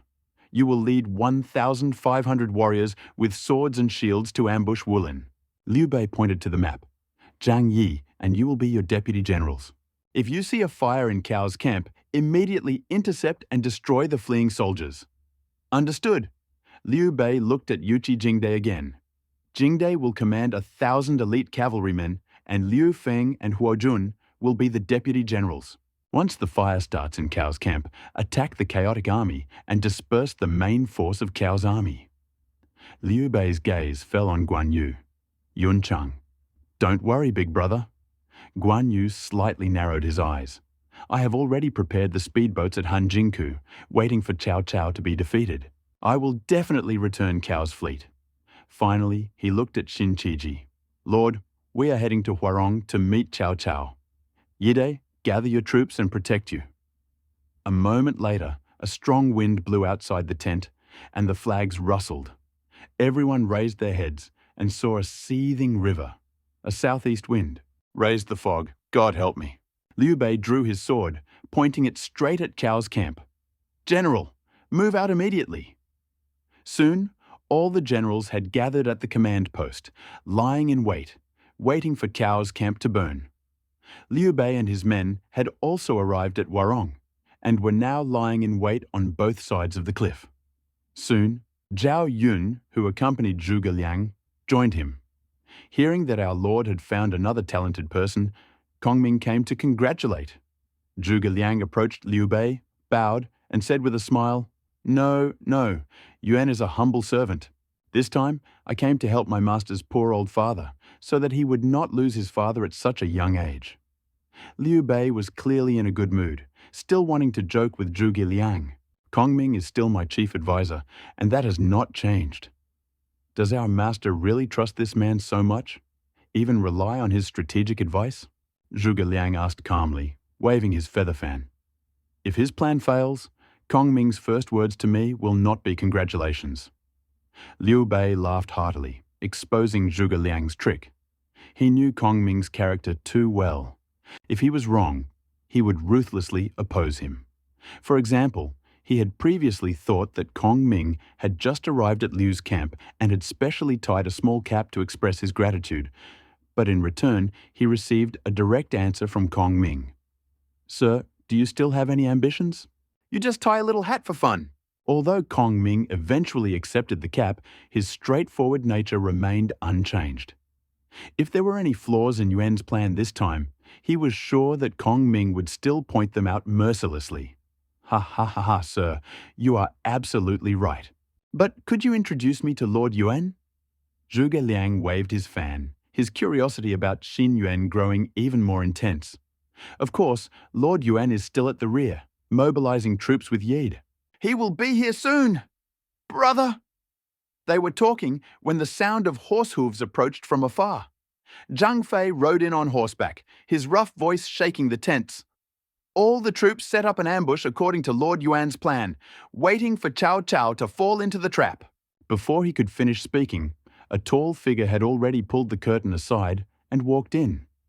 Liu Bei and Zhuge Liang looked back at the same time, but they only saw a lone black horse. Liu Bei frowned slightly. "Third brother, where is Lord Yuan? Didn't he go with you to gather troops? The Lord is setting up an ambush for the troops brought by Zilong, and they will be here soon," Zhang Fei replied, wiping the sweat from his forehead. Although Zhuge Liang had not seen Xin Qiji, he was in no hurry. Instead, he called Zhang Fei to his side and gave him detailed military instructions. As he spoke, a clear voice came from outside the tent. "Lord Xuande and General Yide, are you talking about me?" Xin Qiji walked in with his hands behind his back, wearing a clean blue shirt. After greeting Liu Bei, he turned his gaze to Zhuge Liang. "This must be Lord Wulong. I have long heard of Lord Yuan's name." Zhuge Liang returned the greeting with a feather fan. "Lord, your method of forming a battle line is the same as mine. It is an honor to meet you today." Then he added, "It's just that there are still gaps in your plan." As soon as he said this, everyone looked at each other, not understanding what was going on. Xin Qiji frowned and thought for a long time, but he still couldn't find any gaps in his plan. Zhuge Liang just waved his feather fan, waiting for him to understand. "What gap?" Xin Qiji asked, still unable to find it. "Cao Cao can't die," Zhuge Liang replied. This statement stunned not only Xin Qiji, but also Liu Bei and Zhang Fei, who were stunned and did not know what to say. "Military advisor, are you hysterical? Wouldn't it be better if Cao Cao died here?" Zhang Fei shouted. "I understand." Xin Qiji gripped the hammer in his left hand and slammed it into his right palm, making a booming sound that conveyed fear, which attracted everyone's attention. If Cao Cao died now, he would have no successor. The entire north will fall apart, and Eastern Wu will become a powerful nation, conquering Jing, Yu, and Shu in a single battle. Add to that the 6 counties of Jiangdong, and they will effectively rule half the world. "That's right," Zhuge Liang continued, fanning the sandy table. "Even if we retreat to Yizhu, it will be difficult for us to find an ally that can counterbalance Sun Wu." "Understood." Liu Bei and Zhang Fei nodded. Zhuge Liang and Xin Qiji exchanged glances, silently understanding each other. The flickering candlelight in the tent illuminated their faces with a flickering light. Their eyes met, and in each was a silent understanding. They were silently hiding their most important reason. If Cao Cao perishes here, the dragon trapped in Xuchang may be freed from its shackles, and then Lord Xuande will have no chance. At midnight, a noise finally came from the red cliff, followed by a sea of flames that lit up the night sky. Soon, screams and battle cries. Liu Bei realized that Qin Chong had succeeded and was pursuing Chao's fleeing army. Half an hour later, they finally heard the sound of hooves approaching, followed by the scraping of armor. Cao Cao, now in complete disarray, his battle attire covered in dust, lay hunched over on his horse, breathing heavily. Wu Ran heard a voice from the cliff. "Mengde, how are you?" He saw Liu Bei, whose horse was blocking the road, surrounded by two scholars. Zhuge Liang, who had once caused him much trouble. The other, although unfamiliar, looked wise. Behind him, Zhang Fei's armor shone coldly. On both sides of the rocks, warriors stood in a tight formation, armed with long bows. Cao Cao's pupils narrowed slightly. Thinking to himself, "How bitter," he laughed heartily. "Has this big-eared thief learned to sit back and wait? Prime Minister, we will stop him." Zhang Lao and Shu Chu rode horses in front of Cao Cao, apparently willing to risk their lives to delay Liu Bei's troops and allow Cao Cao to escape. "No need, get out of the way." Cao Cao waved his hand, signaling them to retreat. If Xuande wanted to take my life, he would have ordered his men to shoot arrows long ago. Ha ha ha ha.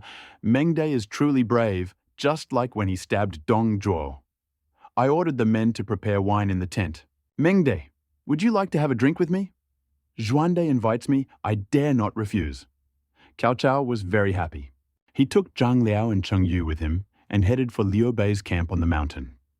After a while, Cao Cao and his men washed up and sat down with Liu Bei and the others. I remember that year when we were in Xuchang. You and I also warmed up some wine and talked about heroes. Liu Bei stood up, filled a jug of wine for Cao Cao with his own hands, and said with a smile, "I wonder if Mengde remembers him. I only regret that I didn't listen to Feng Xiao's advice back then. Otherwise, I wouldn't have suffered such a defeat today." Cao Cao looked at Zhuge Liang with envy and said, "If it weren't for Zhuge Kongming, you would have been my prisoner long ago."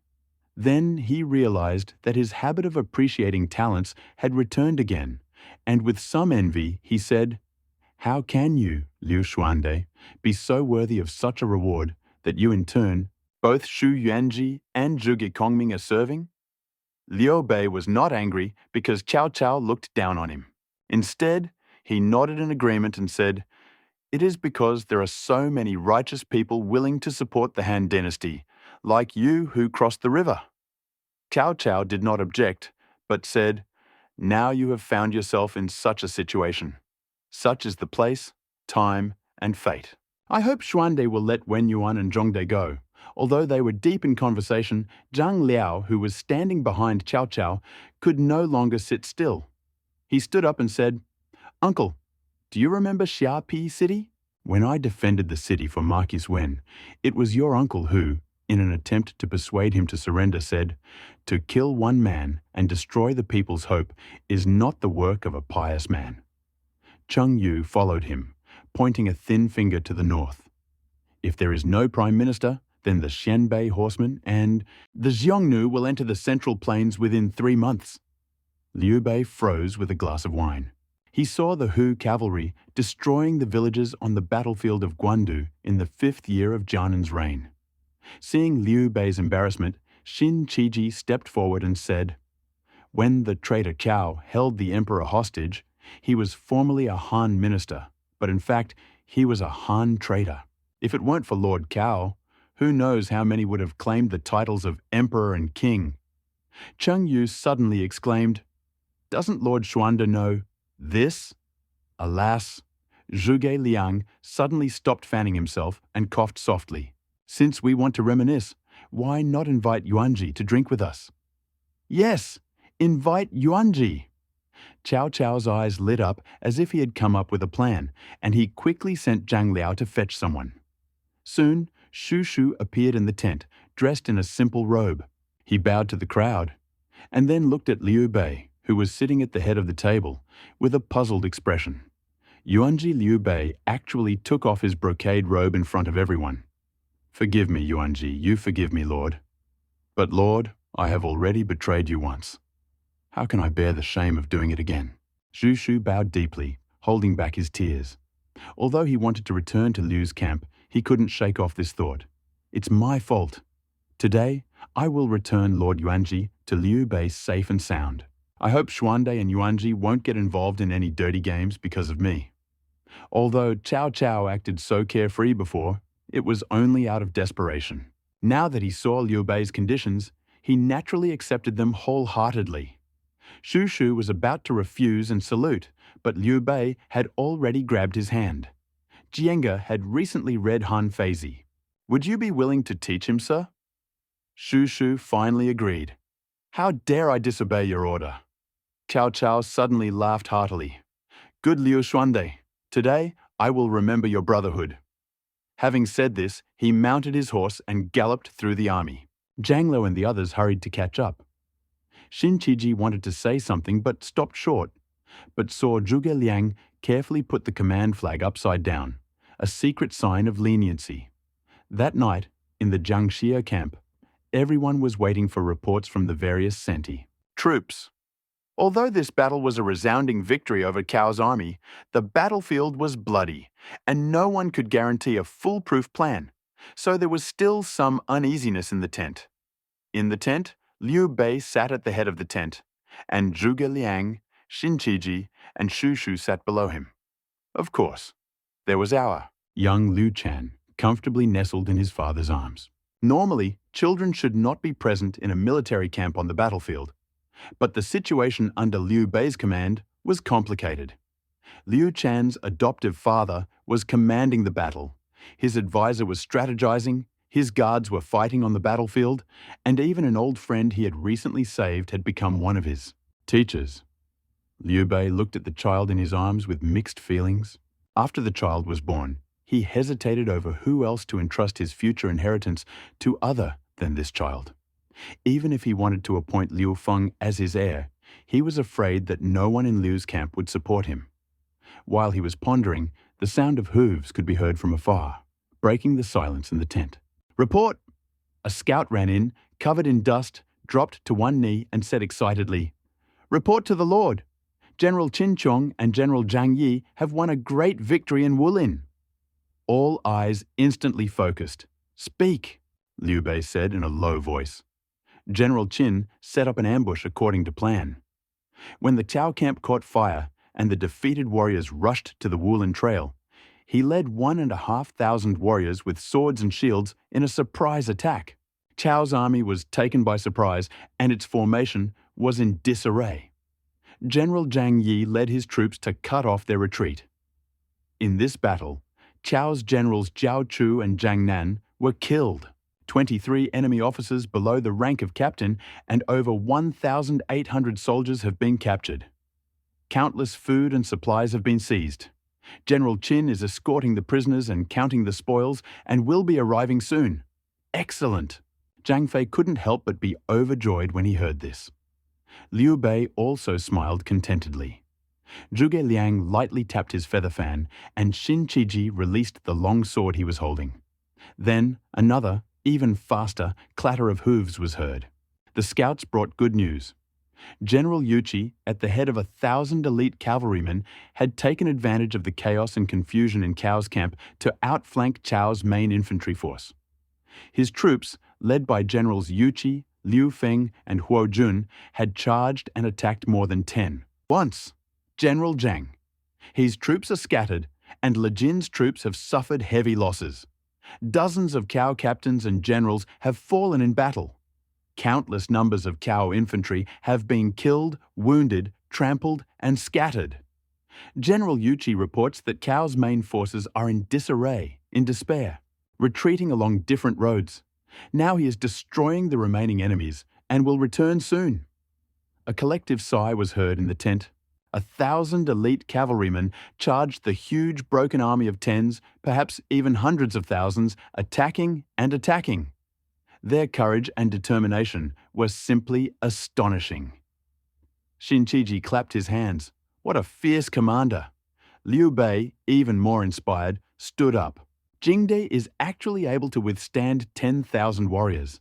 Excellent! Even Zhang Fei, who usually had a bad relationship with Yu Qigong, muttered, "This Heixi is really capable. This time, he really deserves more praise." Only Shu Shu, who had been absent from Liu's camp for a long time and did not recognize Qin Chong and Yu Qigong, asked curiously, "Kong Ming, where did these Qin Chong and Yu Qigong come from? They look as brave as Guan Yu and Zhang Fei. Such warriors, I have never heard of them before. These two are the same fierce warriors who surrendered to the young master during the Battle of Changban. As soon as they appeared, they forced Cao Chun to retreat and saved young master and Miss Mi. Kong Ming simply replied. Shu Shu gasped at these words. At first, he believed that Lord Xuande had detained him in the camp under the pretext of instructing Adu out of sympathy for his own situation, in order to avoid the shame of betraying his lord, and also to find a tutor for his only son, who had considerable influence at court and was capable to become his future supporter. But now he was suddenly shocked to find that young master Liu Chang already had Qin Qiong and Yu Qigong, formidable generals comparable to Guan Yu and Zhang Fei. There was also his mentor Xin Qiji, Zhuge Liang, who was half teacher and half father to him, and Mi Zhu and Mi Fang, who considered themselves close relatives. Even his adopted brothers, Guan Yu and Zhang Fei, considered him their closest nephew, almost half of the most trusted. The officials of Liu's army were blood relatives who shared the joys and sorrows of the young master. This thought horrified Shu Shu. Even if his master ever wanted to replace the crown prince, without the support of these ministers, it would be difficult. Only then did he realize that the request, Mr. Xuande's help to the young master, was more than just guidance and support. The young master's wings have grown. His foundation is deep, far exceeding my wildest dreams. My title of master is not so much a support for the young master, but a solemn, the order given to me by Lord Xuande of the future Shu Han. Note, this is a sign that he entrusts his life to him. With this thought, Shu Shu suddenly understood, and all the heaviness in his heart disappeared. He then secretly vowed, I will devote all my devotion and wisdom to the great cause of reviving the Han dynasty, dedicating myself to it until death. Although Shu Shu's mind, Shu was full of thoughts, reality was just a blink of an eye. Before everyone in the camp could finish rejoicing over Yu Qigong's bravery, another victory report rang out. Report! General Guan's naval battle report. The naval captain entered the tent and reported. General Guan led the fast boats to set up an ambush at Hanjinku. As Cao Cao's retreating fleet passed by, they suddenly attacked. The Jingzhou fleet had no intention of fighting, but after seeing that it was General Guan's flag and suffering a crushing defeat, most of them surrendered. General Guan gathered more than 100 large and small warships from the Jingzhou fleet and more than 4,000 select sailors. Captains Deng Long, Chen Jiao, and others have kidnapped General Wen Ping of the Anbei army and brought his troops to submission. General Guan is now organizing the surrendered soldiers and counting the ships. They will soon return to Xiaku. Hooray! This time, even Liu Bei couldn't hold back. More than 100 warships, 4,000 navy. Add to this the 3,000 navy of Guan Yu himself, and Liu Bei now has as many as 7,000 experienced sailors. This is enough to secure a foothold in Jingzhou and even make an attempt on Jiangdong. Xin Qiji looked at Liu Bei and said in a deep voice, Lord Xuande, the Jingzhou fleet has just joined, and the people's hearts are unstable. We must send capable generals as soon as possible to convey his favor to General Yunchang and help him reorganize and pacify him. Show him sincerity and bestow blessings on him so that he will return to his hearts as soon as possible and serve me. This is the top priority. Liu Bei agreed. Lord Yuan is right. Yuanji, you are well acquainted with the personnel of Jingzhou in this matter and are on good terms with Yunchang. Please go to Hanjinku immediately to help Yunchang reorganize the fleet and pacify the surrendered soldiers. Be sure to boost the army's morale. Shu Shu stood up solemnly. I will carry out the order. I will not let the master down. He understood how important this matter was and was grateful for Liu Bei's trust.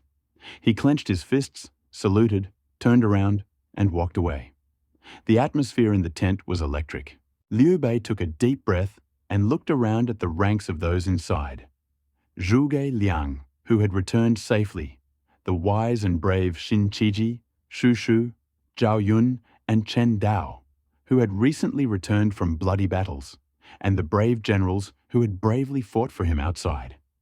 He walked to the exit of the tent and looked at the dawn rising in the east. The raging flames of Red Rock had died down, but the fire in the hearts of the people had burned brighter.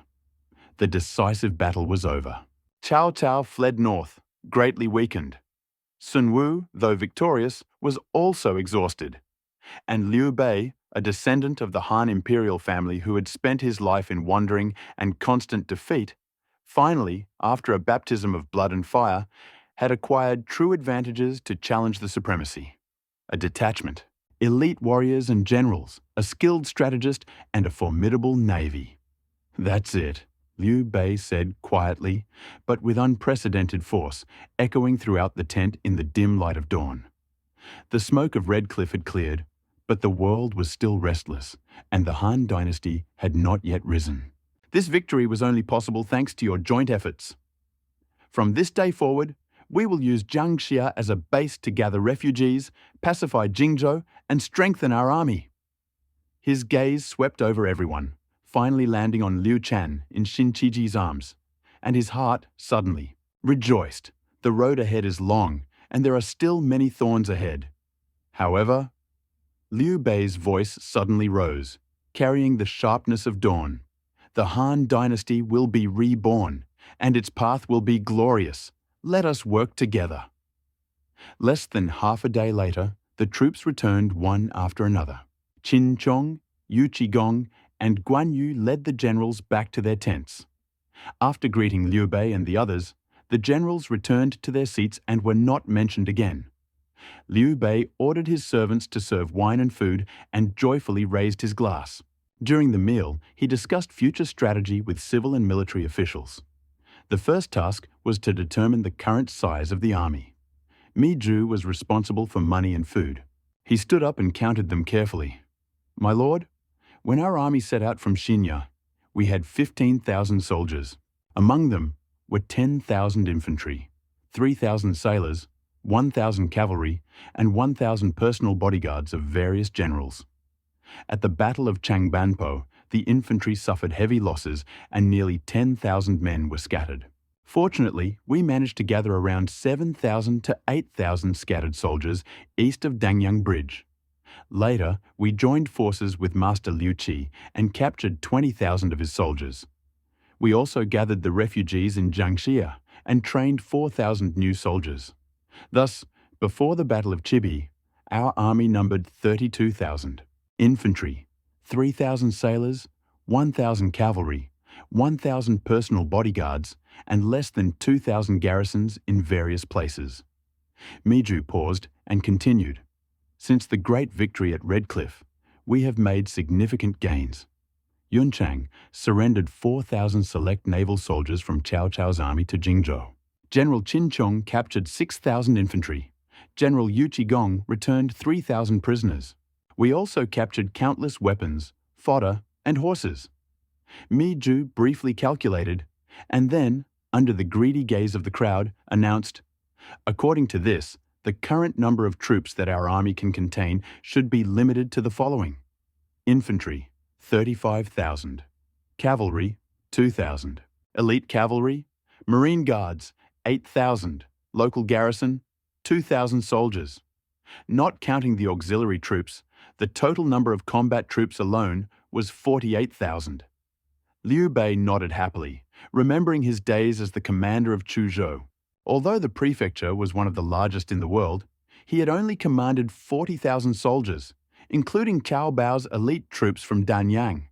Now he had nearly 50,000 combat soldiers under his command, the pinnacle of his military power. "Gentlemen, what should our army's next move be?" Liu Bei asked, looking around his tent. "We should take Nanjun.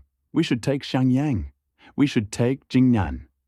Three voices rang out almost simultaneously, although from different directions. Liu Bei looked up and saw Zhuge Liang, Xin Qiji, and Shu Shu, his three advisors, each of who argued with his ideas. "Yes?"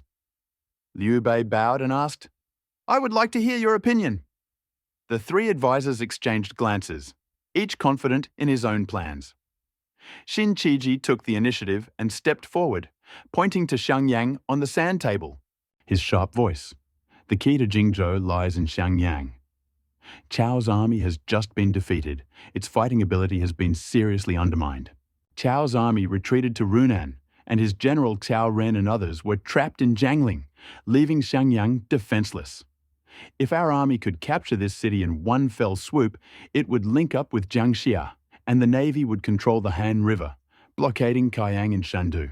By then, Cao's army will be trapped in Jingzhou. His eyes were shining, as if he had already foreseen victory. By that time, our army will be able to advance and send its vanguard straight to Xinye and Wancheng, shaking the central plains and approaching Zhuchang. We can also retreat, take Shangyong, and prepare a plan for Hanzhong. This is the key to victory.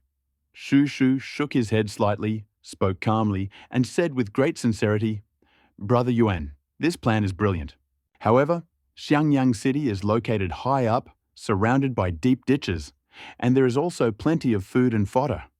If our army, having positioned itself under the fortified city, fails to capture it within 3 to 5 months, Cao's army will catch its breath and its fighting spirit will be restored.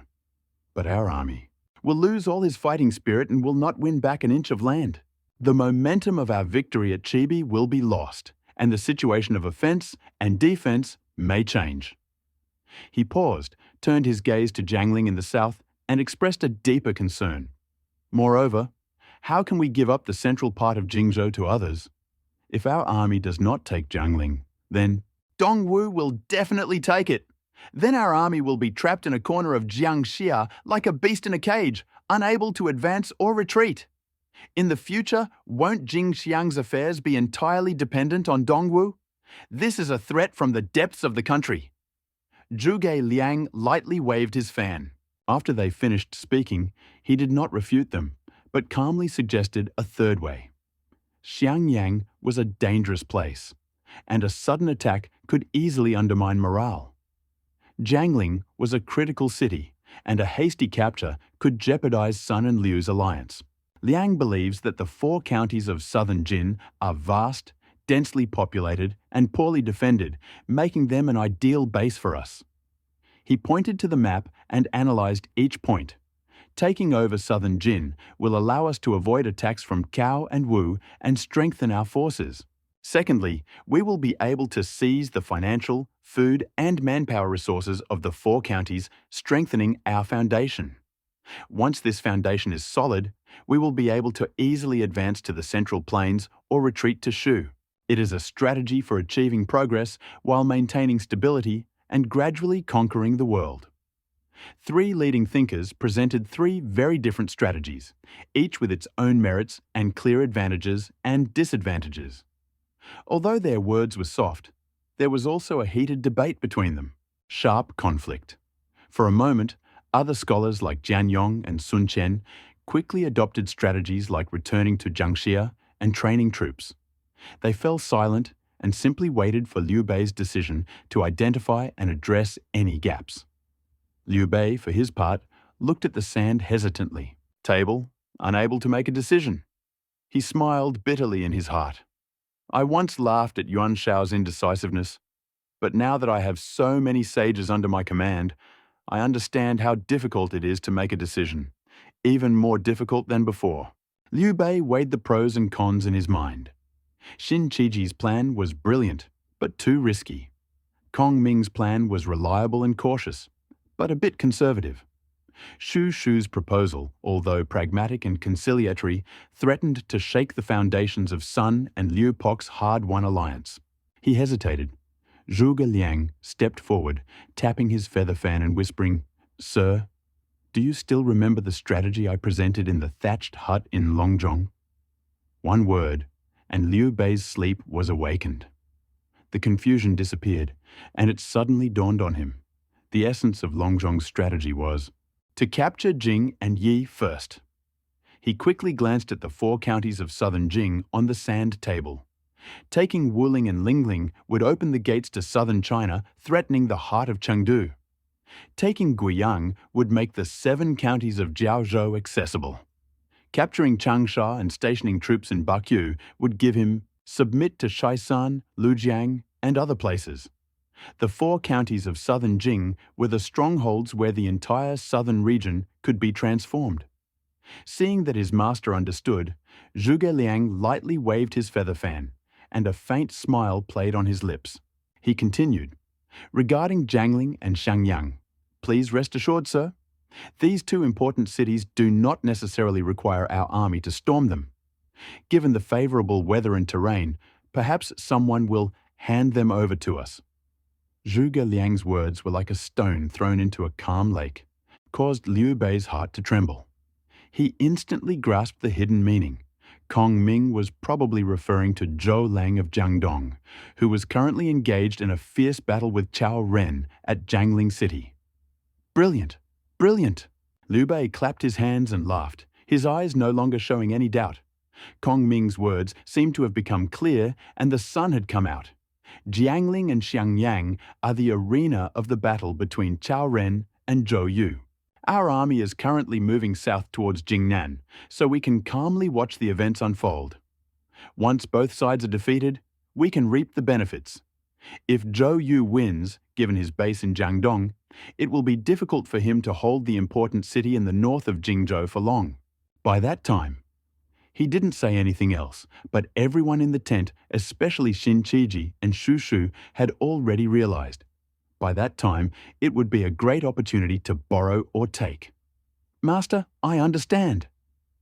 Zhuge Liang nodded with a smile. Liu Bei, realizing the stakes, was inspired. He stood up abruptly, looking around the tent. "Generals, listen up! I'm here!" The generals stood up, clenching their fists in response. "Guan Yu, listen up! I'm here!" Guan Yu stroked his long beard, his eyes like phoenixes glittering. "I order you to command this army and the newly recruited Jingzhou fleet in Jiangxia. Block the river and control the upper reaches. Prevent the remnants of Cao Cao from counterattacking and be wary of any unexpected actions of the Jiangdong fleet. If the eastern Wu ships cross the border, demonstrate your strength and force them to retreat. Do not start hostilities without my order." This placed the most important task on Guan Yu, to protect the headquarters and contain Eastern Wu. "Yunchang obeys my order. I will save Jiangxia." Guan Yu clenched his fists, his voice ringing like metal and stone, worthy of his title as a martial saint. "Yuanji, I appoint you as the high priest to help Yunchang defend Jiangxia. Adu will temporarily remain with you under Cheng Yuan's protection. Shu, as you say." Zhu Shu stood up solemnly and agreed. "Generals Chen Dao and Huo Jun, listen to my order. I am here." As newly minted generals, these two did not expect to be appointed immediately after Guan Yu. Although they were a little surprised, they responded quickly and immediately set out to carry out the order. Set up camp in Yuzhuling, train the surrendered soldiers, and organize a new army. Zhong Miao will lead 1,000 new soldiers to build a water fort with its back to the Xiang River. Gather the defeated soldiers in Nanjun and train a navy. I will obey your order and justify your trust." The two accepted the order and generously agreed. Zhang Fei, Zhao Yun, Qin Qiong, Yu Qigong, Liu Feng, Zhang Yi, I'm here. Several ferocious generals responded in unison, their tents filled with murderous intent. "You will all follow me, personally leading the main force of 30,000 infantry and cavalry. Today, we will march south and attack southern Jing. First, we will take Changshu and Wuling, then Lingling and Guiyang. We must give a swift and decisive battle, sweeping across the country with the force of thunder." Liu Bei's voice was full of unyielding determination. "I obey your order. I will be in the vanguard." Zhang Fei roared first, his voice like thunder. Qin Chong, Yu Qigong, and the others were also rubbing their hands, their fighting spirit rising. Military advisors Zhuge Liang and Xin Qiji will accompany the army as advisors. Miju will manage food and supplies. Jian Yong, Yi Ji, Deng Ji, and Xiang Lang will pacify the newly captured counties, recruit talented people, and settle internal affairs. "Yes, sir," everyone answered in chorus. Xin Qiji stepped forward and added, "Lord, speed is important in war. The counties of Jingnan are weakly defended, and information spreads slowly. Our army must lead the elite cavalry, marching day and night, and reach Changsha at lightning speed. We must take them by surprise and defeat them in one fell swoop. If Changsha is captured, the other 3 counties will surely be shaken, and perhaps we can defeat the enemy without a fight." Liu Bei glanced at Zhuge Liang and Shu Shu, seeing both nodding in agreement. Excellent. Let's follow Lord Yuan's plan. Liu Bei readily agreed. Shu Bao and Jing Dai, each of you will lead 1,000 elite cavalry in the vanguard, marching day and night, and attack Changsha. Yidi will lead 5,000 infantry to follow him in support. Zilong and I will lead the main force of the Central Army, following in the rearguard. Understood? Qin Qiong, Yu Qigong, and Zhang Fei roared in unison, their eyes blazing with fighting spirit. With the battle plan finally worked out, the entire Jiangxia camp began to move like a well-oiled machine. In an instant, the war drums beat, the horns blared, and the banners darkened the sky. The infantry changed their clothes, the cavalrymen refreshed their horses, and the convoys rushed into the city in a continuous stream. A solemn, but at the same time inspired atmosphere reigned in the air. Liu Bei stood on the observation deck, looking at the majestic and combat-ready army, and his heart was filled with heroism, energy. When all three armies were ready, he took a deep breath, pulled the double-edged sword from his belt, and pointed it south. March! Woo-hoo-hoo! With a long, devastating blast of the horn, the generals, like tigers released from their cages, rushed towards Changsha. Under the city walls. As predicted, Xin Qiji, the governor of Changsha Han Xuan, upon hearing of Liu Bei's march to the south, did not at first show much alarm, believing that Jiangxia had just been captured and Chao's troops were still garrisoned in Nanjun, Xiangyang, and other places, and that Liu Bei would be too busy to deal with other affairs. When the scouts arrived in a panic, they reported, they burst into the government office, stumbling and shouting, "Bakyu has fallen! The defenders of Luocheng and Yueyang have fled." Liu Bei's cavalry vanguard is less than 20 miles from Changsha City. Han Xuan was struck by lightning, realizing the impending disaster. He quickly ordered the 4 gates to be sealed and hastily organized a defense. However, Changsha had been at peace for so long that the defenders had long since lost the habit of fighting. Their training was sloppy, and the city's defenses were exhausted. Panic spread through the city like a plague, and the soldiers' morale engulfed more and more. By the time Qin Qiong and Yu Qigong, with 2,000 elite horsemen, poured into the city like a black iron stream, the gates of Changsha were already locked, and the defenders, who had barely gathered on the fortress walls, were barely ready for battle. But how could these county warriors, who had no experience of real combat, could they compare with Liu Bei's cavalry, who had just returned from the Battle of Red Cliffs? Thousands of soldiers and horses filled the air, eclipsing the sun and the sky. Moreover, military discipline was strict. Thousands of people stood at the city walls, but not a sound was heard. A deep, deep silence emanated from them, but the air was suffocating with a murderous awe. The mere sight of thousands of elite warriors, carefully purged and silent, beneath the city walls sent shivers down to the bone. Han Xuan stood on top of the city wall and looked down at the enemy lines below. His previous disdain had vanished, as had any notion of victory. He now hoped that the majestic walls of Changsha would hold out for a little while longer, awaiting Cao Cao's reinforcements.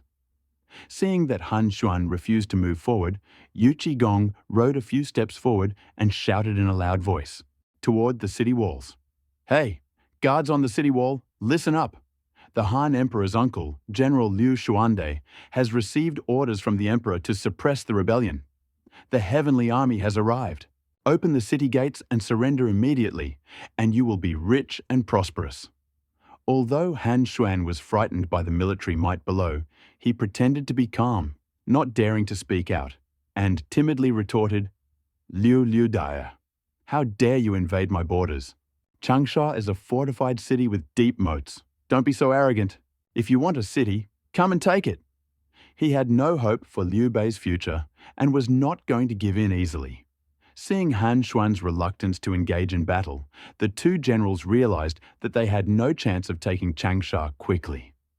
After all, their forces consisted of only a mounted vanguard, lacking siege weapons. Naturally, they could not resist the fortified city with their own forces. After reining in their horses, they ordered their soldiers to cut down trees and collect stones, and then began to build a camp, waiting for the arrival of Zhang Fei's infantry rearguard. On the city wall, Wei Yan, Han Xuan's lieutenant general, saw how Qin Chong's army set up camp, although the defense was relatively weak. He immediately clenched his fists and asked for orders. "General, Liu Bei's army has set up camp and has not yet managed to firmly establish itself. This is truly a lucky chance. I request permission to lead our elite troops out of the city for a surprise attack. Perhaps we can break their vanguard and undermine their morale." Han Xuan, an impatient and murderous man, readily agreed with Wei Yan's words. However, he had always disliked Wei Yan and did not want to see him fight and be credited with his services. While he was hesitating, his lieutenant Yang Ling, having grasped his master's intentions, he immediately understood it. He rushed forward with his head held high, patted his chest and exclaimed, "Why use a butcher's knife to kill a chicken? Liu Bei's vanguard is just a vanguard. Why should General Wei fight? This humble general, though incompetent, is willing to lead my troops out of the city and kill this ignorant enemy general, offering his head to the prefect." Han Xuan's face lit up with joy, his gloom dissipating as he exclaimed, "Excellent. Captain Ian, your loyalty and bravery are worthy of praise. Immediately lead 1,000 elite troops out of the city to meet the enemy and ensure their defeat." Yang Ling, having received the order, vigorously gathered his 1,000 troops, ordered them to open the city gates, and furiously charged at Qin Chong's troops who were cutting down trees and setting up camp. But what kind of people were Qin Chong and Yu Gong? Veterans of countless battles. How could they not be on guard and not meet the enemy? When Yang Ling's troops broke through the city gate, the scouts reported to the two generals. Qin Cheong and Yu Gong exchanged glances and immediately decided Qin Cheong will personally lead the 200 elite cavalrymen to a frontal assault, while Yu Gong would order the rest of the troops to remain in camp and take a firm defensive position, preventing any further movement into the city. Seeing Qin Chong approaching, Yang Ling felt that he had a chance to prove himself. He immediately drew his spear, jumped on his horse, and rushed forward, showing off his strength. "Who are you, scoundrel? How dare you invade Changsha? Say your names and die!"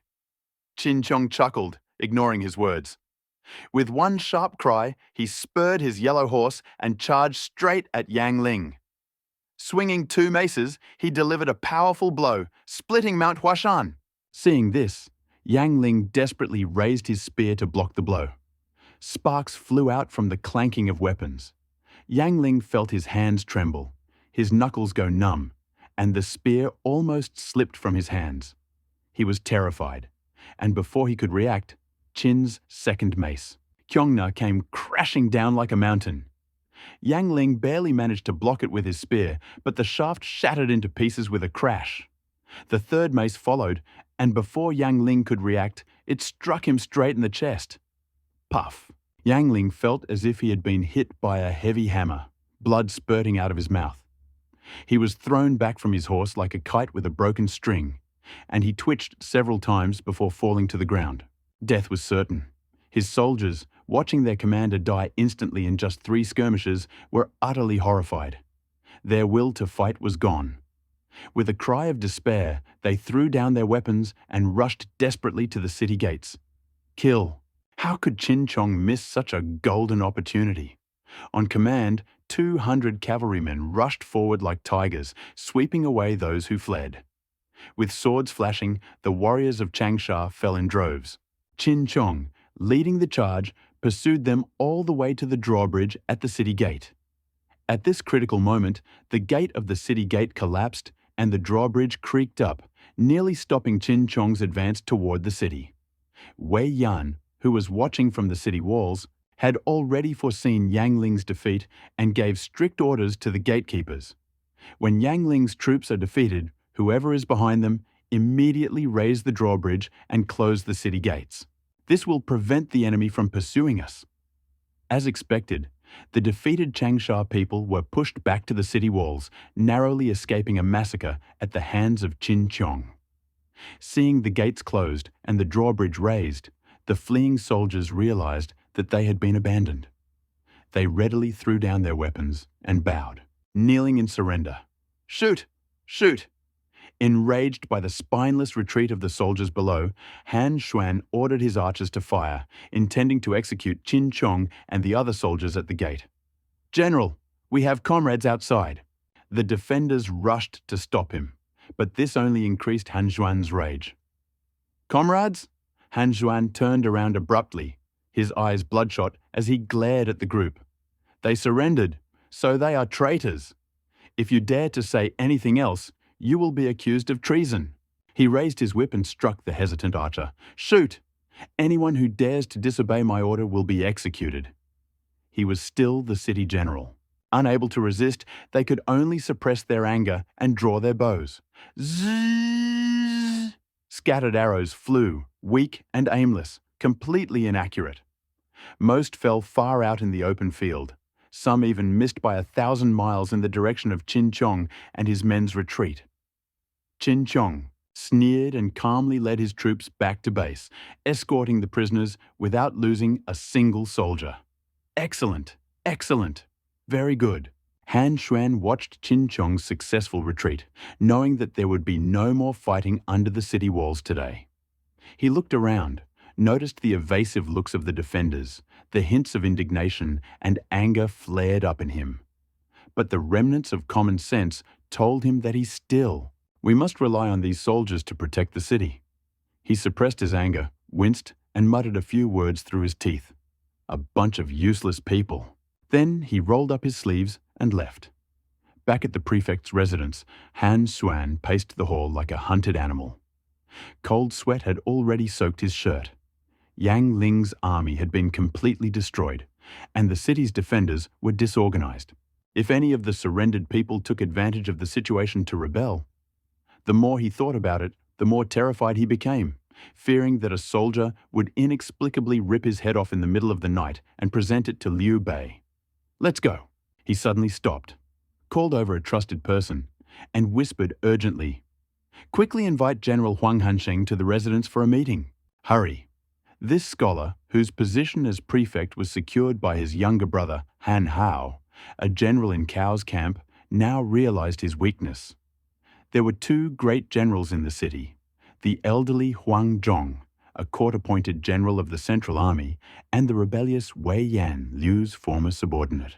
Biao.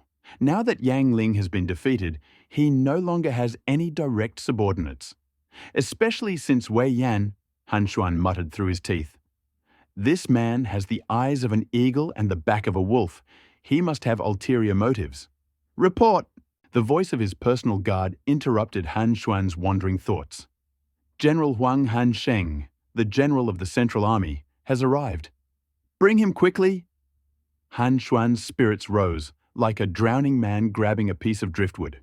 He quickly straightened his clothes, suppressed the panic on his face, and feigned calm. Huang Zhong, dressed in military uniform, clanking his armor plates as he walked into the hall with the gait of a dragon and a tiger. Although his hair and beard were grey, his back was as straight as a pine tree.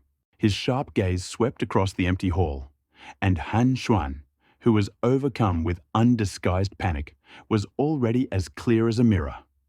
Han Xuan must have offended the generals again, and now he remembered his old blood. Sighing to himself, he saluted with his fists clenched and said loudly, "I am Huang Zhong, humble general, and I would like to pay my respects to the prefect. I wonder what military matter has called you so late at night." "General Han Sheng." Han Xuan stepped forward and grabbed Huang Zhong's arm. "General, save me. Save Changshu." He spoke in a panic, and his words were even a little contradictory. Liu Bei's bandit army outside the city is strong, and this loser Yang Ling was defeated to death by the bandit general Qin Chong in a single battle. Thousands of soldiers and horses fled and surrendered, and the people outside the city were already in a panic. Hearing this, Huang Zhong, although he had no good feelings for flatterers like Yang Ling, still felt a little sad. Yang Ling had served Han Xuan for many years, and even if he were defeated and died, he should not insulted his master like that. Huang Zhong calmly removed his hand and said in a deep voice, "Captain Yang underestimated the enemy and acted recklessly. You alone are to blame for this defeat. The enemy army is in full bloom, so we must act cautiously."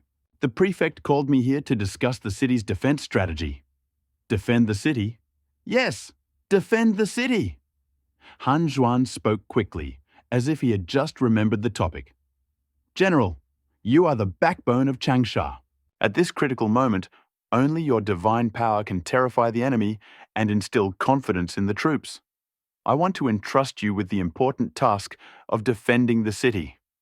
Huang Zhong's eyes flashed as he looked at Han Xuan. Are you serious, General? Defending the city is the responsibility of the entire army. This requires unity and strict adherence to orders. If I take on this responsibility, all the city generals, including Wei Wenchang, must obey my orders without hesitation. Han Xuan hesitated. He only intended to force Huang Zhong to leave the city in order to kill the general and establish his own power. He had never thought of handing over the entire military command of the city to him. But then he thought that the danger of the city falling was imminent, and it was not too late to regain control of the troops after the enemy was driven back. So he forced himself to suppress his anxiety and muttered a few words through clenched teeth. As the general said.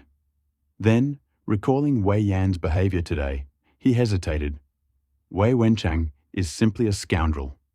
First, he proposed to kill Yang Ling, then ordered his soldiers to prevent his troops from returning to the city, which led to their destruction.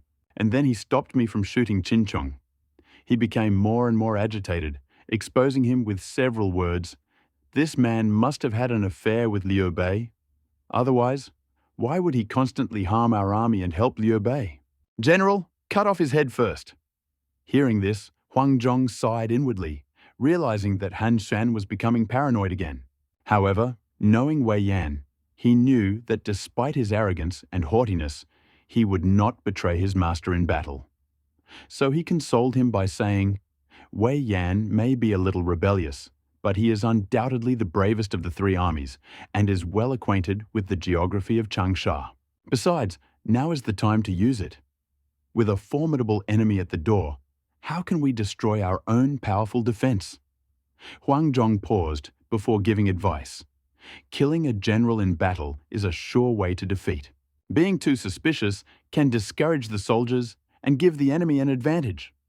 Seeing Huang Zhong's determination to protect Wei Yan, Han Xuan's killing intent froze for a moment. He knew that with Huang Zhong's guarantee for Wei Yan, he would be powerless today. So he had to say bitterly, All right, I will submit to the general. The matter of defending the city is entirely entrusted to you. I hope the general will justify my trust. I submit. Huang Zhong clenched his fists and saluted, but he felt no relief. Han Xuan's suspicions pierced him to the bone. Wei Yan was in danger, and powerful enemies surrounded the city. Changsha City is like a dangerous building full of cracks, and it only has this old bone to try to hold on to. I'll go reorganize the city's defense. Huang Zhong said nothing more, turned around and left. Behind him, only Han Xuan remained, slumped on the seat, his face changing unpredictably, and no one knew what he was thinking. Outside Changsha, Qin Chong and Yu Qigong had already set up camp. The scouts went to explore the surrounding area and make detailed maps.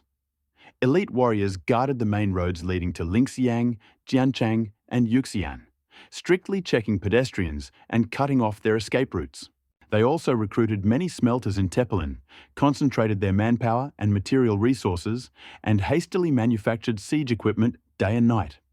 Several squadrons of cavalry patrolled the four gates of Changsha, tracking down Huang Zhong's scouts while repelling calls for help from Lingling and Guiyang.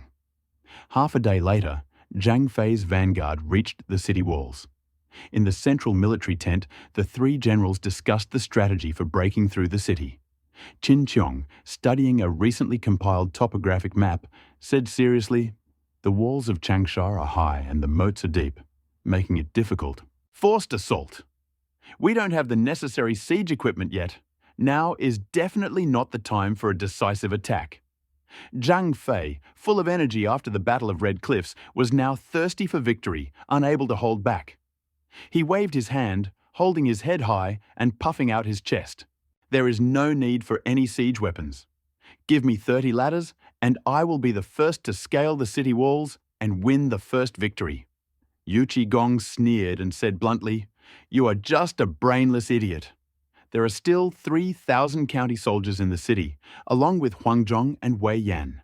Even if you manage to reach the city walls, how many lives will the 5,000 soldiers behind you lose? Qin Qiong also advised, Jingde is absolutely right. My lord, you only have 30,000 infantry. If you lose even one in Changsha, how will you take Lingling and Guiyang later? Zhang Fei, anxiously scratching the back of his head, came up with another plan. Let's surround them on 3 sides and leave one behind. Changsha is completely dependent on the Xiang River outside the city, and there is no water source inside. If we delay them for a few days, they will die of thirst. Qin Qiong said, General Yide, today is the rainy season and Jingzhou has a lot of rain. One rain, and all our efforts at besieging will be for naught. This won't work. That won't work. Zhang Fei raged, his eyes wide. Why don't I, Elder Zhang, go to the city and challenge the defenders to a fight? Then capture them and force Han Xuan to surrender. Qin Chung and Yu Qigong exchanged glances, both agreeing that this approach was feasible. Good. Qin Chung clapped his hands. It's possible. The 2 of us will help you fight. If we can suppress their fighting spirit and undermine their morale, perhaps we can defeat them without a fight. The 3 gathered their troops and lined up in front of the city. Zhang Fei led the charge, his voice resounding throughout the city. Old soldier Huang Zhong. You dare to leave the city and fight Zhang Yide, my man from Yan? Back in Changsha, Han Xuan handed over all military authority to Huang Zhong, and his already paranoid mind began to wander. He was afraid that Wei Yan would rush in and cut him down, and then he was terrified that Huang Zhong would open the gates and surrender the city. He had not slept the entire night before, and just as he was trying to get some sleep, he heard a noise outside the city walls. Han Xuan, assuming that Liu Bei's army had begun an assault, donned his armor and headed to the gate tower, where he stood shoulder to shoulder with Huang Zhong and Wei Yan. As soon as he arrived, he heard Zhang Fei's loud curses from outside. He expected Huang Zhong to open the gate and rush into battle, but seeing his indifference, he couldn't help but think, Huang Hansheng is old after all. I'm afraid he's completely lost heart. I wonder if I should hand over military and political power to him. Huang Zhong, knowing that Zhang Fei and his men were just trying to provoke him, did not fall for this trick. He simply ordered his soldiers, protect the gates, ensure strict security. If the enemy approaches, shoot with your bow. Zhang Fei and his men shouted and cursed until their mouths were dry. But the battle inside the city continued quietly. The defenders on the city walls pointed and laughed. Worse, some even openly urinated on the fortress wall, humiliating themselves. Seeing this, Zhang Fei was so angry that his 3 corpses jumped up, and he was about to lead his troops to attack the city. Fortunately, Qin Chong and Yu Qigong quickly stopped them and ordered the troops to retreat. This prevented a fierce battle. Back at the camp, the 3 of them gathered together. Zhang Fei wiped the sweat from his forehead and said with a sigh, This old man Huang is so patient. He doesn't listen to any advice. What should we do? Qin Chong thought for a moment, recalling the scout's report. In Changsha, Huang Zhong was mature and level-headed. Wei Yan was fierce and rebellious, and Prefect Han Xuan was narrow-minded. After coming up with a plan, he said to Zhang Fei, General Yide, please go to the city and begin. Shout! Zhang Fei waved his hand lazily. Brother Shubao, this old man Huang is as hard as a rock. Shouting and walking is a waste of energy. Go if I tell you to. If you don't, I'll go. Yu Qigong said impatiently, seeing Zhang Fei shirk his duties. Knowing Qin Chong better than Zhang Fei, and knowing that he never misses, he volunteered. Shubao, what is your brilliant plan? Tell us. Qin Chong revealed his plan. According to our information, Prefect Han Xuan is narrow-minded and hates it when someone mentions his origin. He was born from a concubine, and this is his biggest taboo. This time, I will shout at Han Xuan. Yu Qigong nodded in agreement and was about to start shouting. But Zhang Fei, who had been listening to him with blazing eyes, stopped him and pleaded, "Jingde, I, Zhang Fei, have achieved nothing since I entered Jingzhou. I was eager to take credit for it. Please give it to me." Yu Qigong glanced sideways and feigned anger. "Give it to you? And you're still going to call me Big Black?" Zhang Fei, overjoyed by this turn of events, hurriedly declared, "I am Big Black. I am Big Black. Generals, please sit down." Without finishing speaking, he rushed out of the tent to count the troops. Soon, Zhang Fei's voice was heard at the city gate. "You are my mother's servant." Huang Zhong and the others were just beginning to laugh at Zhang Fei's constant outbursts of anger, thinking, hasn't the thick-headed coal miner suffered enough? They were about to continue ignoring him when Han Xuan exploded. He was already upset, having been up all night, and now he heard that his past had been revealed. He felt that everyone on the city wall was looking at him with strange eyes, and a shudder ran through him. A roar echoed across the walls of Changsha City. "Kill him! Master, no!" Huang Zhong, realizing that this was a provocation from the enemy troops, quickly intervened, trying to stop the enraged Han Xuan. But Han Xuan's mind was filled with blood, and he was already seething with rage. He didn't care that he had just handed over military authority to Huang Zhong. He simply shouted out an order, "Huang Han Sheng, I order you to march out of the city to meet the enemy and capture their commander. I'll chop him into pieces." Huang Zhong, seeing Han Xuan's fury, thought it was useless to try to persuade him. He was also proud of his martial arts skills, believing that although the round-eyed thief below the city boasted a formidable force of 10,000 men, he was no match for him. Without hesitation, he gathered his troops and marched out of the city to meet him. When the two armies clashed, Zhang Fei and Huang Zhong exchanged titles. Then, one with a sword in hand and the other with a spear, they mounted their horses and entered the battle. Although Huang Zhong was over 60, his sword was still sharp, steady, and powerful. Each blow was powerful and resounding. Zhang Fei, still in his prime, wielded his spear with unrivaled prowess. The two engaged in a fierce battle for over 100 rounds, but the outcome remained uncertain. Huang Zhong now felt a little depressed. After all, he was old, unlike Zhang Fei in his prime. After a long battle, he began to feel his strength leaving him. He relied solely on his fierce courage and strength, but it was already showing. On the city wall, Wei Yan, noticing Huang Zhong's hesitation, quickly called out to Han Xuan, "General, General Huang is already old. His strength and muscles are not as great as a great warrior like Zhang Fei. Stand down. Don't let General Huang die." Han Xuan, still furious, did not even look at Wei Yan, remaining silent. Wei Yan sighed inwardly. A lord like him, who does not respect his subordinates, will never achieve great things. Without waiting for Han Xuan's order, he grabbed his war horse and spear, donned his armor, and descended from the city wall to support Huang Zhong. The two generals engaged in a fierce battle that soon lasted for more than 20 rounds. Huang Zhong, although he held on, was defeated by Zhang Fei's relentless onslaught. After the decisive encounter, the horse howled piteously, its hind legs buckled, and its front hooves hit its knees. Huang Zhong was taken by surprise, thrown from his horse, and fell into the dust. Amidst the clouds of dust, Huang Zhong sighed. "If I were 20 years younger, I would not be in such a desperate situation." Zhang Fei, seeing this, thrust his spear, intending to pierce Huang Zhong. At the last moment, Wei Yan attacked from the side, striking with all his might with his spear. With a loud clang, Wei Yan felt a surge of strength, shook the spear, and almost dropped it. Not wanting to fight, Wei Yan fainted, covering the fallen Huang Zhong, and retreated.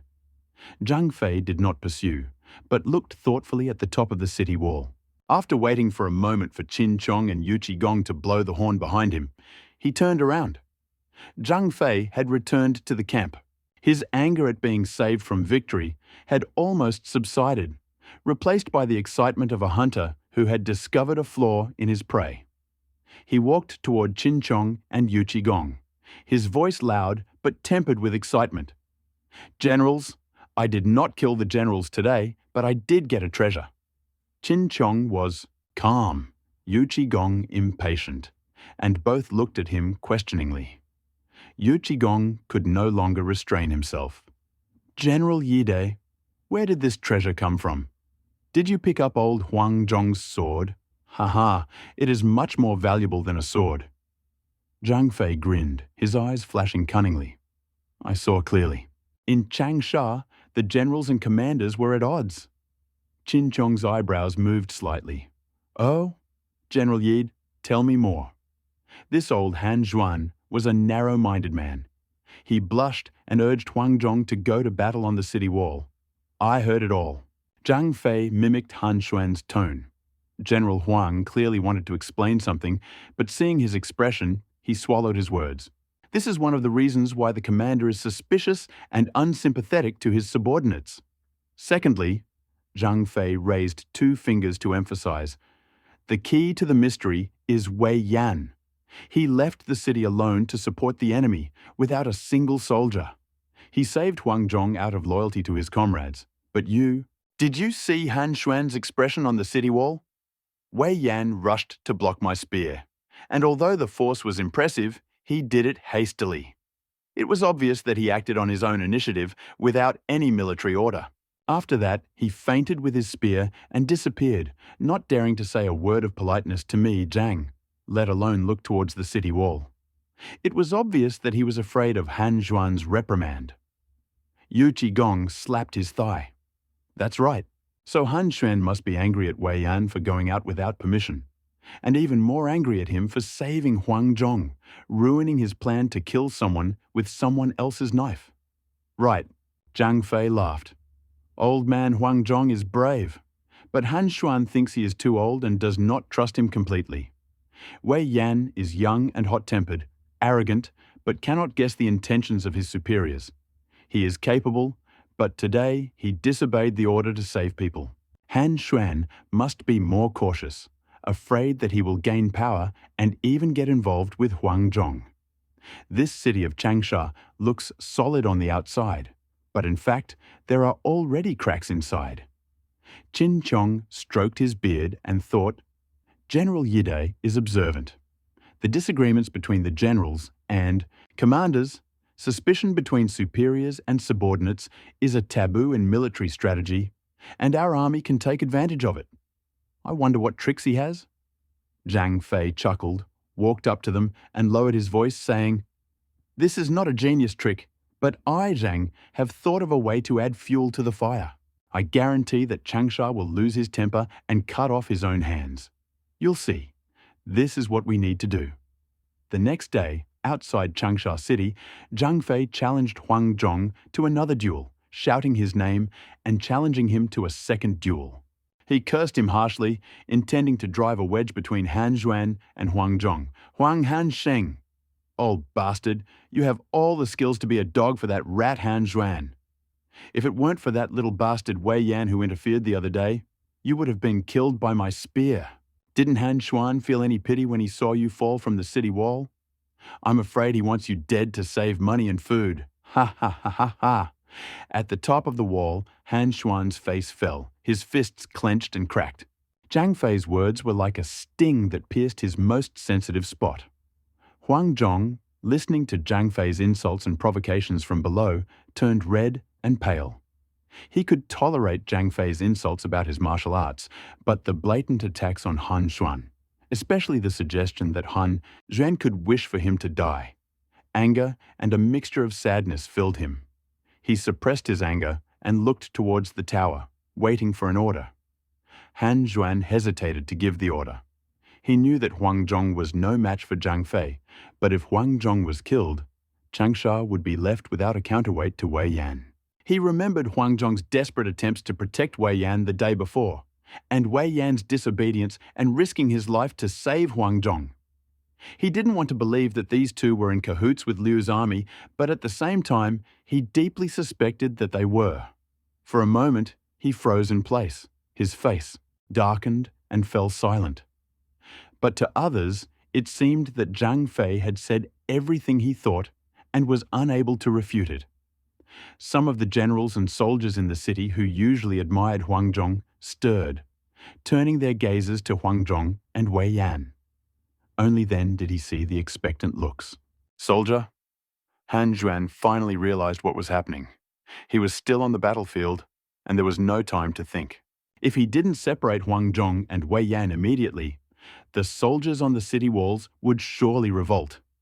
He quickly ordered, "General Huang, please move out and repel the enemy general."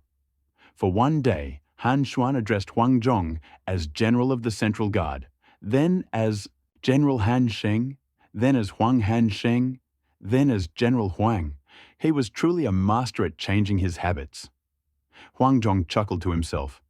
He had seen through Han Xuan's true nature, and naturally his heart remained calm. However, his long-standing loyalty compelled him to accept the order and go into battle. He decided to fight with all his might, maintaining his military integrity. If he survived, he would lay down his armor and return to his hometown, forgetting about the worldly affairs of Changsha. Huang Zhong accepted the order to leave the city, but his heart sank. He drew his sword and stopped his horse. Facing Zhang Fei, who was flaunting his might outside the city, he felt his fighting spirit soar even higher than the day before. At this moment, there was only one thought in his heart: either to die under Zhang Fei's spear while maintaining his martial dignity, or to fight back against Zhang Fei and prove his loyalty. Seeing Huang Zhong emerging from the city walls, Zhang Fei's eyes flashed with a triumphant gleam, but he continued to glare at him, cursing, "Come on, you old bastard, take another 300 of my spears." Huang Zhong did not say his name again, but raised his sword and charged, and a fierce battle ensued between them. Swords and spears clashed, sparks flying. From this conversation, Zhang Fei sensed something was wrong. Today, Huang Zhong's attacks were focused on Huang Zhong's vital points, while his defensive tactics were completely lacking. This clearly meant mutual destruction. Little did Zhang Fei know, this played into his hands. His plan was not to confront Huang Zhong directly, but to distract him. So Zhang Fei changed his tactics. Still powerful, it left room for maneuver. When the two clashed, Huang Zhong noticed a change in Zhang Fei's movements, sensing that he was more preoccupied with fighting than with a life-or-death struggle. He was confused, but considering the military order and his own situation, he could not think of a better solution, so he gathered his courage and replied. After more than 30 rounds, Zhang Fei suddenly fainted with his spear, knocking away Huang Zhong's sword. He then galloped away, shouting, "Old bastard, you are really formidable. I haven't eaten enough today. I'll fight you again when I'm full." His voice boomed, echoing across the entire front. It seemed he wasn't full. This was clearly a feigned defeat. Huang Zhong was dumbfounded. He was no fool. How could this wide-eyed thief dare to pull off such a clumsy attack? Huang Zhong instinctively reined in his horse and looked warily at the retreating Zhang Fei, wondering whether to pursue him. Looking back at the city wall, he saw Han Xuan staring at him, his gaze filled with anxiety and suspicion. Huang Zhong sighed, realizing that if he did not pursue, Han Xuan would suspect him of aiding the enemy. Helpless, he carefully spurred his horse. Seeing Huang Zhong approaching, Zhang Fei secretly rejoiced and deliberately slowed his horse, gradually leading him away from the city walls of Changsha. Once outside the city walls of Changsha, out of range of arrows from the city walls, Zhang Fei reined in his horse, turned around, and laughed heartily. "Old general, don't chase me. I'm not defeated. I just lured you out for the sake of spectacle." Just as Zhang Fei finished speaking, something unexpected happened near the city of Changsha. Several light cavalrymen from Liu Bei's army, clad in light leather armor, were ambushed on the flanks. Like arrows shot from a bow, they suddenly jumped out of their hiding places. However, they did not rush towards the city gates, but straight to the foot of the walls. The defenders, astonished, quickly drew their bows and shot arrows, scattering several feather arrows with letters towards the city walls. With a buzzing sound, the arrows flew accurately over the battlements and landed at the feet of Han Xuan and his personal guard at the tower. "Protect the ruler." The personal guards immediately gathered around, their gazes intensely directed outward. Han Xuan's face sank. He bent down to pick up the arrow with the letters, unfolded the cloth and unfolded it. His pupils suddenly shrank. On the cloth was a secret letter addressed to Zhang Fei, the general of the vanguard under Liu Bei, the left general of the Han dynasty. Written in humble language, the letter addressed the guilty general Wei Yan and criticized Han Xuan for his recklessness, incompetence, envy of talented people and unkindness. He claimed that he had long admired the emperor's uncle's benevolence and could not bear to see the people of Changsha suffer. The letter said that when Zhang Fei lured Huang Zhong into battle again, leaving Changsha's defenses vulnerable, his trusted lieutenants would open the northern gate, collude both internally and externally, and outside, and they will surrender the city. At the end of the letter was a fake, seemingly genuine seal of Wei Yan. Wei Yan! Scoundrel! Han Xuan was shaking with rage. The recent changes in Wei Yan's life flashed through his mind. First, he deceived his right-hand man, Yang Ling, and then changed his essence, leaving the city alone to save Huang Zhong, repeatedly violating military orders. All his suspicions and doubts flared up and exploded from this irrefutable evidence. He did not even think about the authenticity of the letter. Perhaps because deep down he was already sure that Wei Yan would rebel, and this letter only confirmed his deepest fears. Go! Seize the traitor Wei Yan. Execute him right here.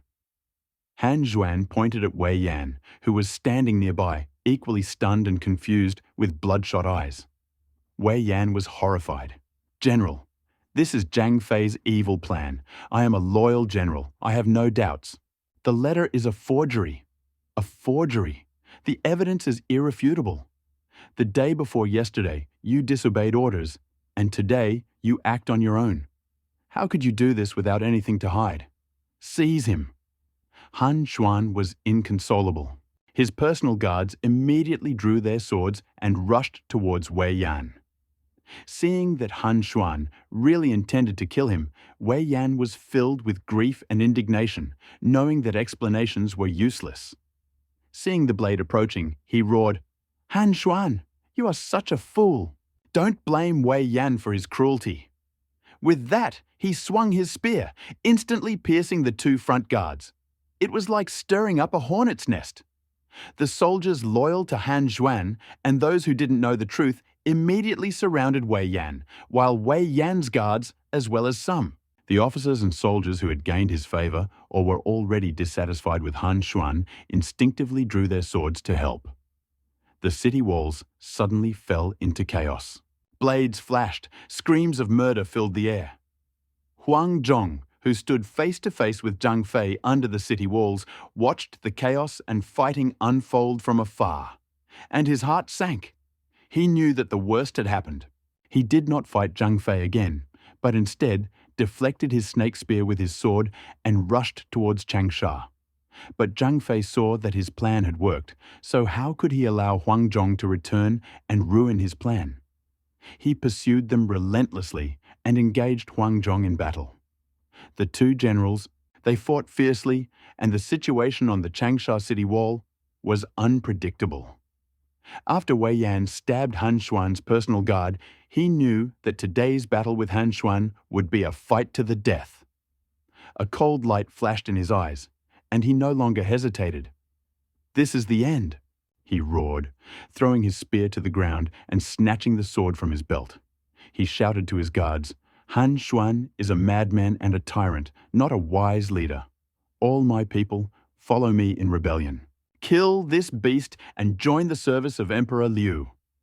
Wei Yan was already an outstanding general in Changsha, second only to Huang Zhong, and now, in his fierce attack, he was unstoppable. Swinging his sword, he led his guards like a tiger descending from the mountains straight towards Han Xuan. The defenders, intimidated by his power and Han Xuan's unpopularity, were unable to stop him. Huang Zhong, cornered outside the city by Zhang Fei, was unable to return to his aid. Han Xuan's guards fought desperately, but were quickly cut down by Wei Yan's furious attack. in a matter of moments, Wei Yan, bloodied and defeated, broke through the encirclement and reached the pale Han Xuan. What are you going to do? Han Xuan, already captivated by Wei Yan's prowess, drew his sword and pointed it at him with a trembling hand. Wei Yan had long been tired of Han Xuan's narrow-mindedness and baseless suspicions, and now his strength was completely useless. He kicked him and then retaliated with his sword. The sharp blade without. Resistance cut through Han Xuan's neck.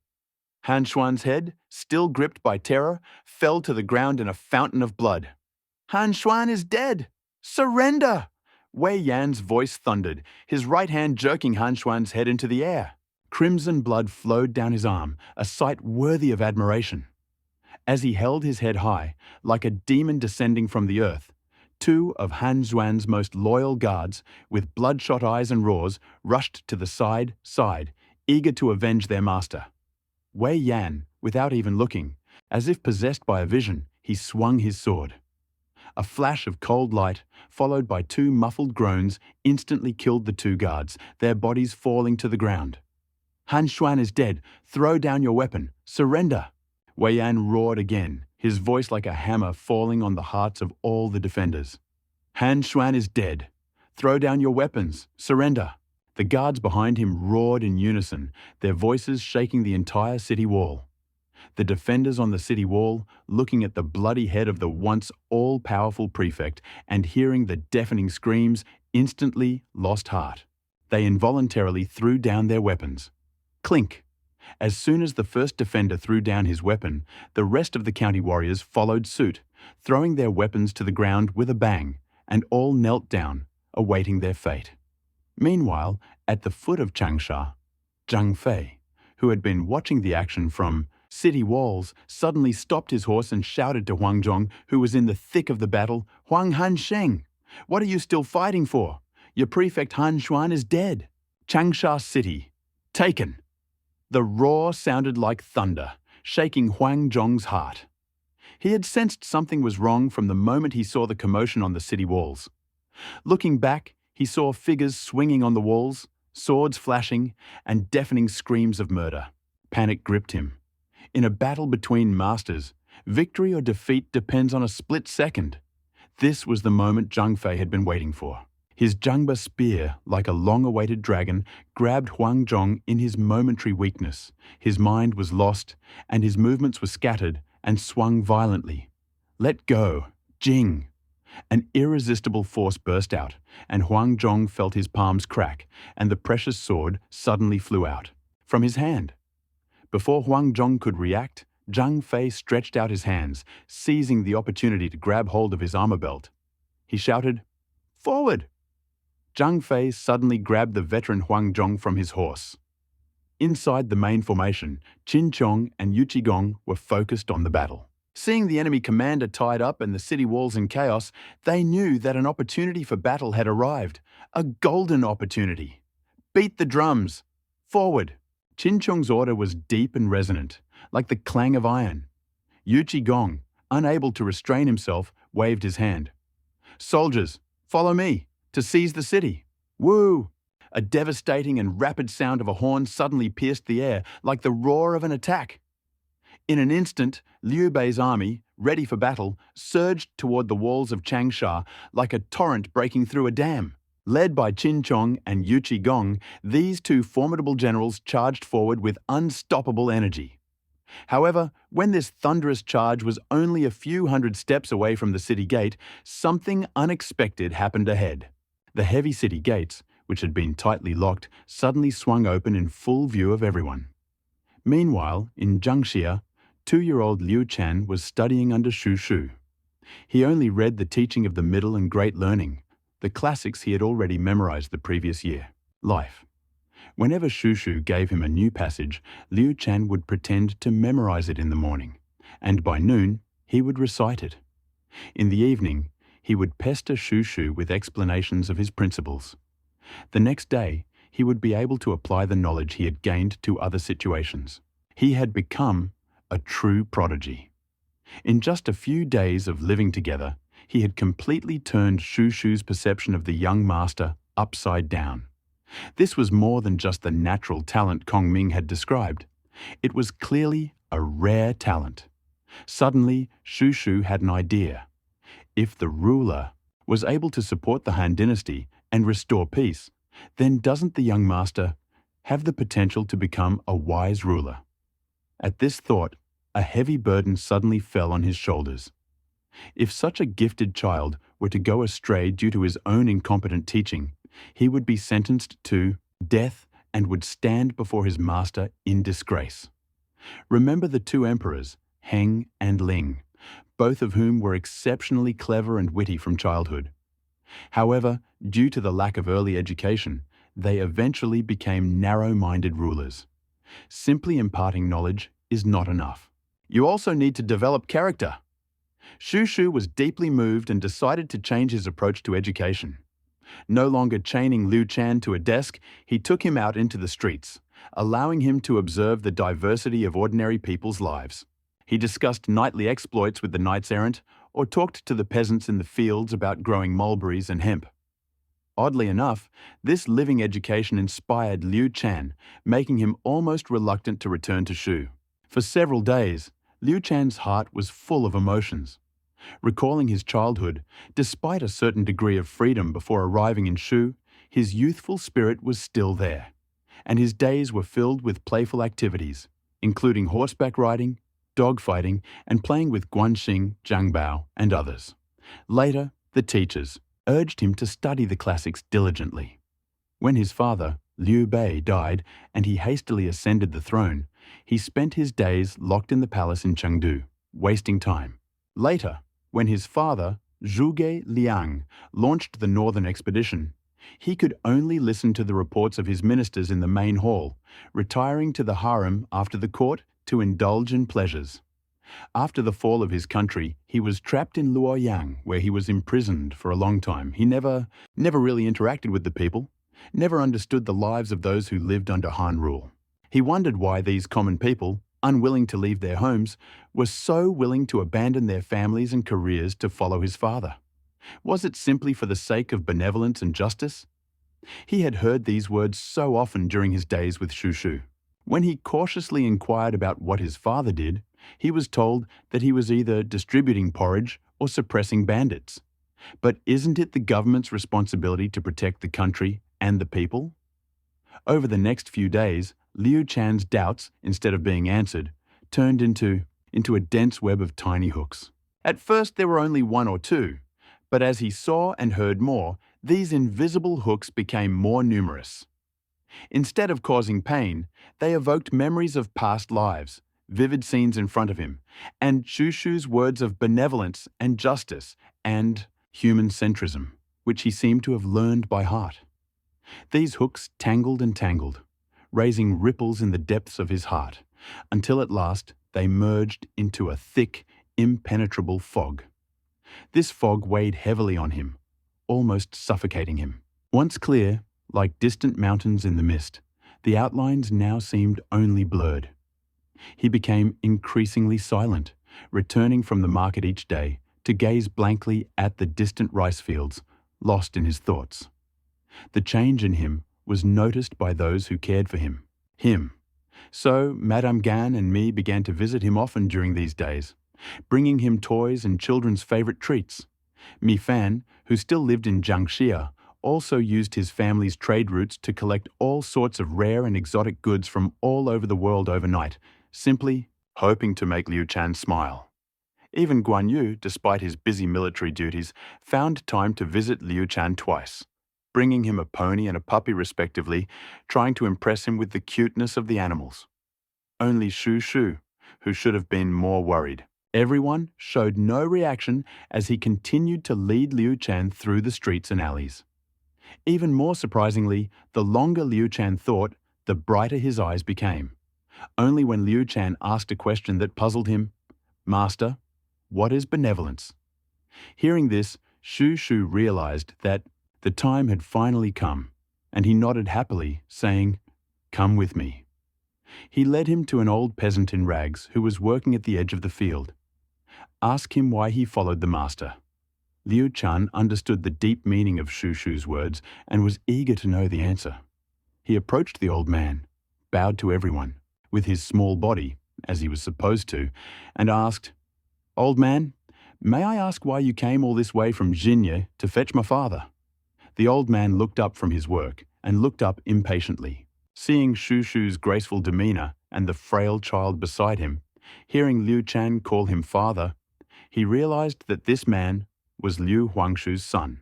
His previous impatience instantly disappeared, and his face was filled with sincere respect. "Uncle Huang treats us as people." As soon as these words left his lips, Liu Shan was at a loss. People are people. How can you treat them inhumanely? To the question, "What do you mean?" the old man wiped the sweat mixed with dust from his forehead and slowly told the story. That year, Xinye suffered an unprecedented drought, leaving thousands of miles of land lifeless. The flayed victims lay along. A fischl road like fallen leaves, with sunken eyes, cherishing only an irresistible desire to eat. Mr. Zhang opened a porridge stand. The news spread like a saving wind, reaching the refugees. The Zhang family of Xinye, famous for its traditions of poetry and rituals, set out a steaming cauldron of porridge in front of their stately mansion. The manager, Zhang Fu, in a new silk shirt with a compassionate expression, personally poured porridge for the queue of victims. Each spoonful of thin rice soup brought tears and grateful bows from the victims. "Father, porridge alone is not enough," Zhang Fu said, helping the old farmer Wang Laoer, who was dying of hunger. "Do you still have land at home? It's been a lean year, and it's still lying idle. We, the Zhang family, are kind and generous, and can lend you some grain. You can use the land title as collateral. When the harvest is better, we can buy it back properly." "This is better than starvation." Farmer Wang Laoer looked at his starving grandson, tears streaming down his face. The land is life. But the Zhang family was the only way out. Unable to read, Zhang Fu took him to a secluded corner. Zhang Fu pointed at several sheets of paper covered with writing. "Here, this is a document for a grain loan, and this is a receipt for the mortgaged land. Just put your fingerprints on them. Will the Zhang family really deceive you?" Wang Laoer trembled and pressed his bright red finger. A few buckets of mouldy grain were exchanged for 5 mu of meager land, which was his source of livelihood. After the disaster, Wang Laoer, who miraculously survived, wanted to buy the land back. But Zhang Fu pulled out a document and pointed to a line of small characters. "Father, read this carefully. It says here that if you fail to redeem the land after the deadline, it will go to the Zhang family." "The deadline? 3 months after the disaster. With the interest accrued on your grain, it's already gone."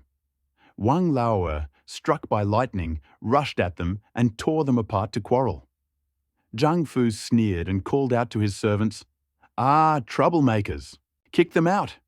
He then filed a complaint with the county government, accusing Wang Laoer of evading rent and falsely accusing innocent people of wrongdoing. The county magistrate, a relative of the Zhang family, fired Wang Laoer with a stroke of the pen. Poor Wang Laoer was beaten half to death and was thrown into prison, leaving his family destitute. His 5 mu of land naturally became part of the Zhang family's newly expanded mulberry garden. Later, Wang Laoer's son, Wang Xiaoer, tried to free his father from prison and begged the warden.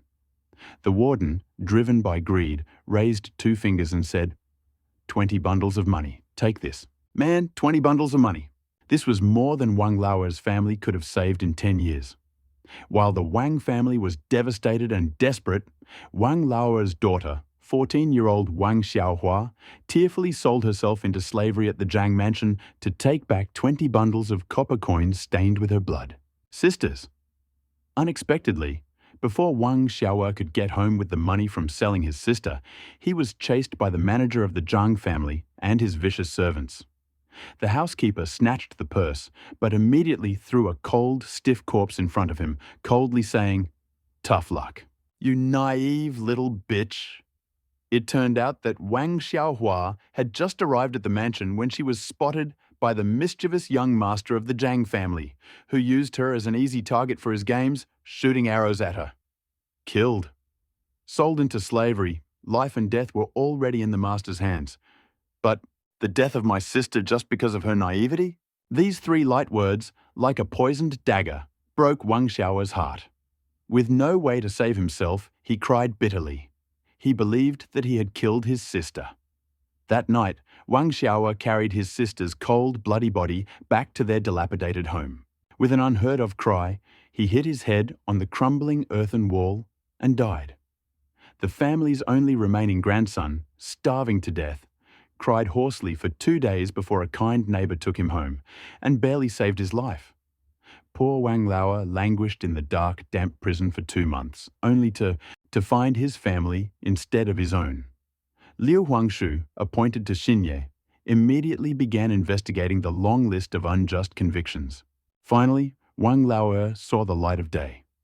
However, when he returned home, he found only the devastation of his family, the destruction of his home. And where could he return? Full of grief and indignation, the old man returned to the county government, tearfully denouncing the Zhang family's reckless disregard for human life. Later, Liu Huangshu, with his keen insight, executed the entire Zhang family with draconian measures, and Wang Lao's 5 acres of meager land were returned to their rightful owner. That day, when the passions had died down, Liu Bei personally grabbed Wang Lao's hand and said in a heavy voice, "Father, I'm too late. Your family is ruined, and I'm to blame. I sincerely hope that you will forgive me." Tears streamed down Wang Lao's face, and he looked at his powerful uncle with disbelief as he bowed and apologized.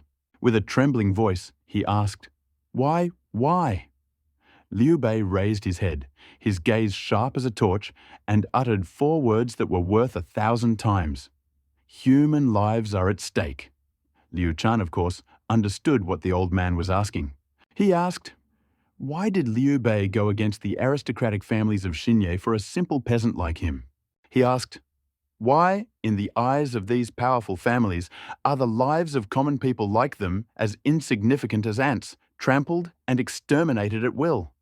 He asked, why did the Han dynasty, once founded on benevolence, fall into such a state? Every word was soaked with tears, each sentence was heartbreaking. Each silent question was like a hot iron burning Liu Chan's soul. In this piercing pain, his thoughts were carried away. The ridges, the old farmer and Shu Shu, suddenly disappeared. As if time had turned back, he was back in that dark moment under the walls of Chengdu, kneeling on the ground, holding the cold seal and the list in his hands. Deng Ai's face, sitting on horseback and proudly accepting the surrender, suddenly distorted. In an instant, Deng Ai's impassive face faded, replaced by the majestic yet sorrowful expression of his father, Emperor Liu Bei. The father, sitting on a horse, pierced time and space with his gaze, piercing Liu Chan's very soul. This question exploded inside him like thunder. For what? Liu Chan's whole body trembled. He understood what his father was talking about. He was asking, for what? He did not care about the blood and sweat of the people of Shu, who allowed their subordinates to force them to act, unleashing a merciless war, 11 northern campaigns that exhausted the country's resources, leaving 9 out of 10 houses in Bashu empty. He asked, for what? He did not imitate the sages of the past by governing the people diligently and caring for them, but instead indulged in idleness, which led to corruption in the government and poverty of the people, betraying this great country. He asked, why? The glorious legacy of the Han dynasty, forged with the blood of our ancestors, was handed over to this despicable traitor who usurped the throne. Liu Chan knelt, sweat pouring down his face. He was about to open his mouth to defend himself when the image of his father in Chengdu gradually faded. His consciousness suddenly returned. The smell of the earth and the sound of the wind filled his ears and nose. He was still standing at the edge of the field in Jiangxia, next to the worried old farmer and under the piercing gaze of Shu Shu. Liu Chan slowly crouched down and, stroke by stroke, carved out the character Ren. He asked, Master, has this character for Ren always been written this way? Tu are Ren, Shu Shu said in a rock-solid voice, looking at the inscription on the ground. This has been the case since ancient times. What is Ren? Liu Shan insisted. Confucius said, "The benevolent love others." Shu Shu answered concisely and convincingly. "What is Ren?" Liu Shan asked again. Mencius said, "The benevolent are invincible." Shu Shu answered resoundingly. Liu Chan's lips curved into a slight, almost piercing smile. "My father was a loving man who always did good to the common people. Can this be considered a good deed?" "Of course," Shu Shu answered firmly. "Is that all?" Shu Shu laughed heartily. "Of course, it is more than that. Do you know that this is my second time in Liu's camp?" Liu Chan paused, then replied, "I know." Cao Cao then resorted to a trick. "Yes!" Shu Shu nodded, his voice full of memories and admiration. "At that time, I was the master's sole advisor, relied upon as his right hand. And yet, knowing full well that letting me go would be like losing an arm, the master resolutely allowed me to go. This is the practice of loyalty and forgiveness, self-discipline and restoration of propriety, the embodiment of beneficence." Shu Shu paused, then continued. "Visiting Zhuge Liang 3 times is to show respect for virtue and modesty, to appreciate talent, and virtue is the manifestation of beneficence." With a heart full of ambition, he took on the task of supporting the Han Dynasty and alleviating suffering. It was concern for the world and people, the desire for beneficence. Liu Chan listened silently, his fingertips unconsciously stroking the word benevolence deeply engraved on the ground. When Shu Shu finished speaking, the shackles in Liu Chan's heart fell, and his eyes became clear and bright.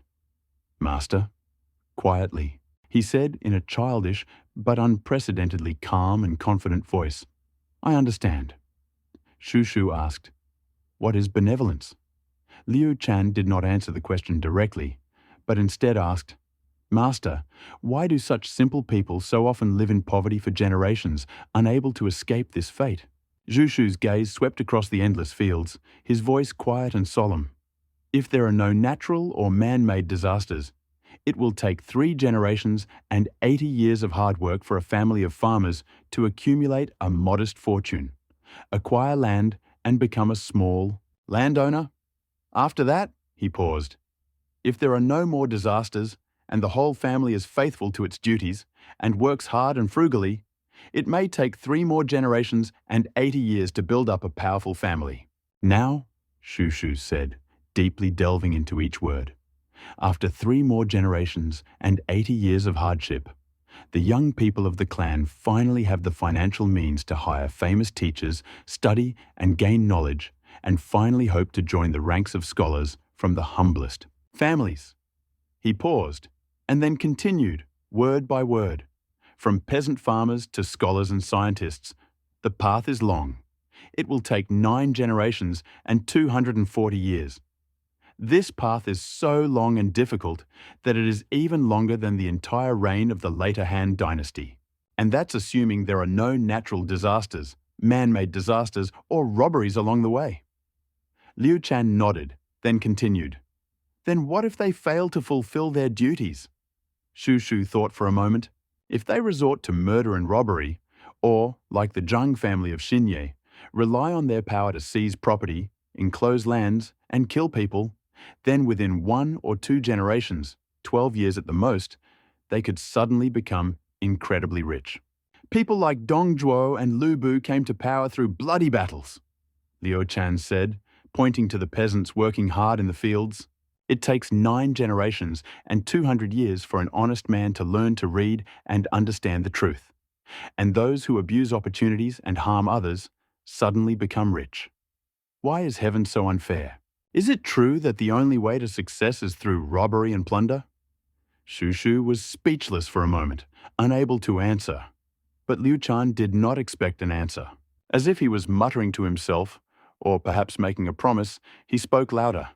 "This world should not be like this." "Master," Liu Chan said in a voice calm beyond his years. He looked up at Shu Shu, his clear eyes reflecting the endless fields and the working peasants. "Father, you made sure that the people were well fed. This is a blessing. It can save all the people on earth for 100, 200, or even more years freeing them from generations of slavery and allowing them to study, gain knowledge, and achieve greatness. Isn't this an even greater blessing? Shu Shu's body trembled. He looked at the young gentleman next to him, as if he had seen him for the first time in real life. In those clear eyes, there flashed no longer childish curiosity, but insight bordering on compassion, a nascent but unshakable ambition. These were not the words of an ordinary child, and not the impulsive words of a child. There was a deep understanding of benevolence, a questioning of the injustice of the world, and the birth of a hidden ambition, like a dragon lurking in the abyss. Before he could react, Liu Shan continued, "If my father's benevolence consists of respect for virtue and humility, in generosity to others, in love, in rescuing people from suffering, and in resisting cruelty, then my benevolence is that the world is for everyone. All beings are equal, and everyone is like a dragon." Before Liu Shan finished speaking, the voice of the system sounded in his head. Ding, oo. Master's awakening of virtue heart is detected. Stuck in Luoyang, even with the help of the system, you still have deep doubts about your ability to successfully rebuild your country. You are too lazy to use the characters and props provided by the system, so the system was prepared. Abandon you? Is it because I don't use them? Guess where all the rewards you gave me went? One day, while walking, you unexpectedly met a subject who once followed the late emperor to Xinye. Out of curiosity, you asked about his willingness to follow the late emperor across the river. You are deeply shocked and can't help but recall the instructions of your former mentor, Shu Shu. He replied, "Only the ruler of Xuande sees us as human beings. The benevolent love others." He said, "The benevolent are invincible." You are deeply shocked and suddenly realize your own path. You set a goal to serve the people of the world. Congratulations to the host on receiving the award, Impartial, Bao Zheng. Although Liu Shan had already seen a glimpse of his future, he knew that he was still young. Even if he had a brilliant plan to change the chaotic world, he lacked the power and foundation to implement it. Moreover, his father, Emperor Liu Bei, currently controlled only a small corner of Jiangxia. His many ideas would only take root when his father, would finally take over all of Jingzhou. He reasoned, the powerful families of Jingzhou, the Kai and Kuai families, had already pledged allegiance to Cao Cao, while the Huang, Pang, and Ma families were destined to become his father's loyal allies. Once Jingzhou was unified, he would be able to turn the wealth and vast influence left by the Kai and Kuai families into capital for the implementation of beneficial policies and the strengthening of their position. Therefore, Liu Shan was in no hurry to change. He remained immersed in his studies with Master Shu Shu, deeply imbued with the customs, people, landscape, and geography of Jingzhou. It was during this period of meditation that the Confucian classics he had read in his previous life suddenly shone with a profound light he had never seen before, and many profound insights suddenly became clear to him. As for Bao Zheng, Liu Shan, as a reward bestowed upon him by the system, also remembered him and sent Ding Feng to find him. The system directly assigned him to the Jiangxia county government, where he served as a lowly clerk in charge of records management. Ding Feng explained that Prince Liu Chang needed him, and Prefect Liu Qi readily transferred Bao Zheng. At their first meeting with Bao Zheng, Liu Shan suddenly realized that the title of the blackest Liu Ying, which the two fierce generals, Zhang Fei and Yu Qigong, had fought over, would soon be lost. His skin was so dark that if the system had not indicated his true Han origin, Liu Shan would have suspected him of being a slave from Kunlun who had crossed the sea. He was so dark. And yet, despite his dark skin and simple clothes, his features expressed a deep, unwavering calm and an awe-inspiring honesty. With Shinchiji as an example, Liu Shan knew that anyone born under this system must be an outstanding person. How could he dare to underestimate him? Unfortunately, he could not appreciate his abilities. He exchanged a few words with him, but felt that his speech was brief and clear, and he was especially well versed in the essence of the law, distinguishing the smallest details. He had similar talent to Fa Zheng and Fa Xiaoji. As it turned out, Fa Zheng was still in Yizhou at the time, so it was appropriate to entrust him with military law. So he introduced him to Shu Shu, entrusting him to accompany him to his father's camp. Shu Shu, however, was overwhelmed with emotion. He knew that he might have witnessed the awakening of an extraordinary soul. Perhaps the future of the Han dynasty really did depend on the young master. He suppressed his inner shock and delight and returned to his residence. Almost trembling, he unrolled the bamboo sticks, dipped them in thick ink, and meticulously wrote down what he had heard that day in the field, especially about Liu Chan's innovative ambitions, as well as his appreciation of his outstanding talent and qualities as a wise ruler. The letter was filled with uncontrollable excitement and boundless anticipation of the future. He concluded, "This son's goal is not simply to maintain the status quo, but to establish eternal peace. If my lord has such a son, the revival of the Han dynasty is not far off. I am deeply moved and would like to rush to you immediately to join us in this great undertaking." After writing the letter, he called together his trusted guards and ordered them to march day and night to ensure that the letter was delivered to Liu Bei personally.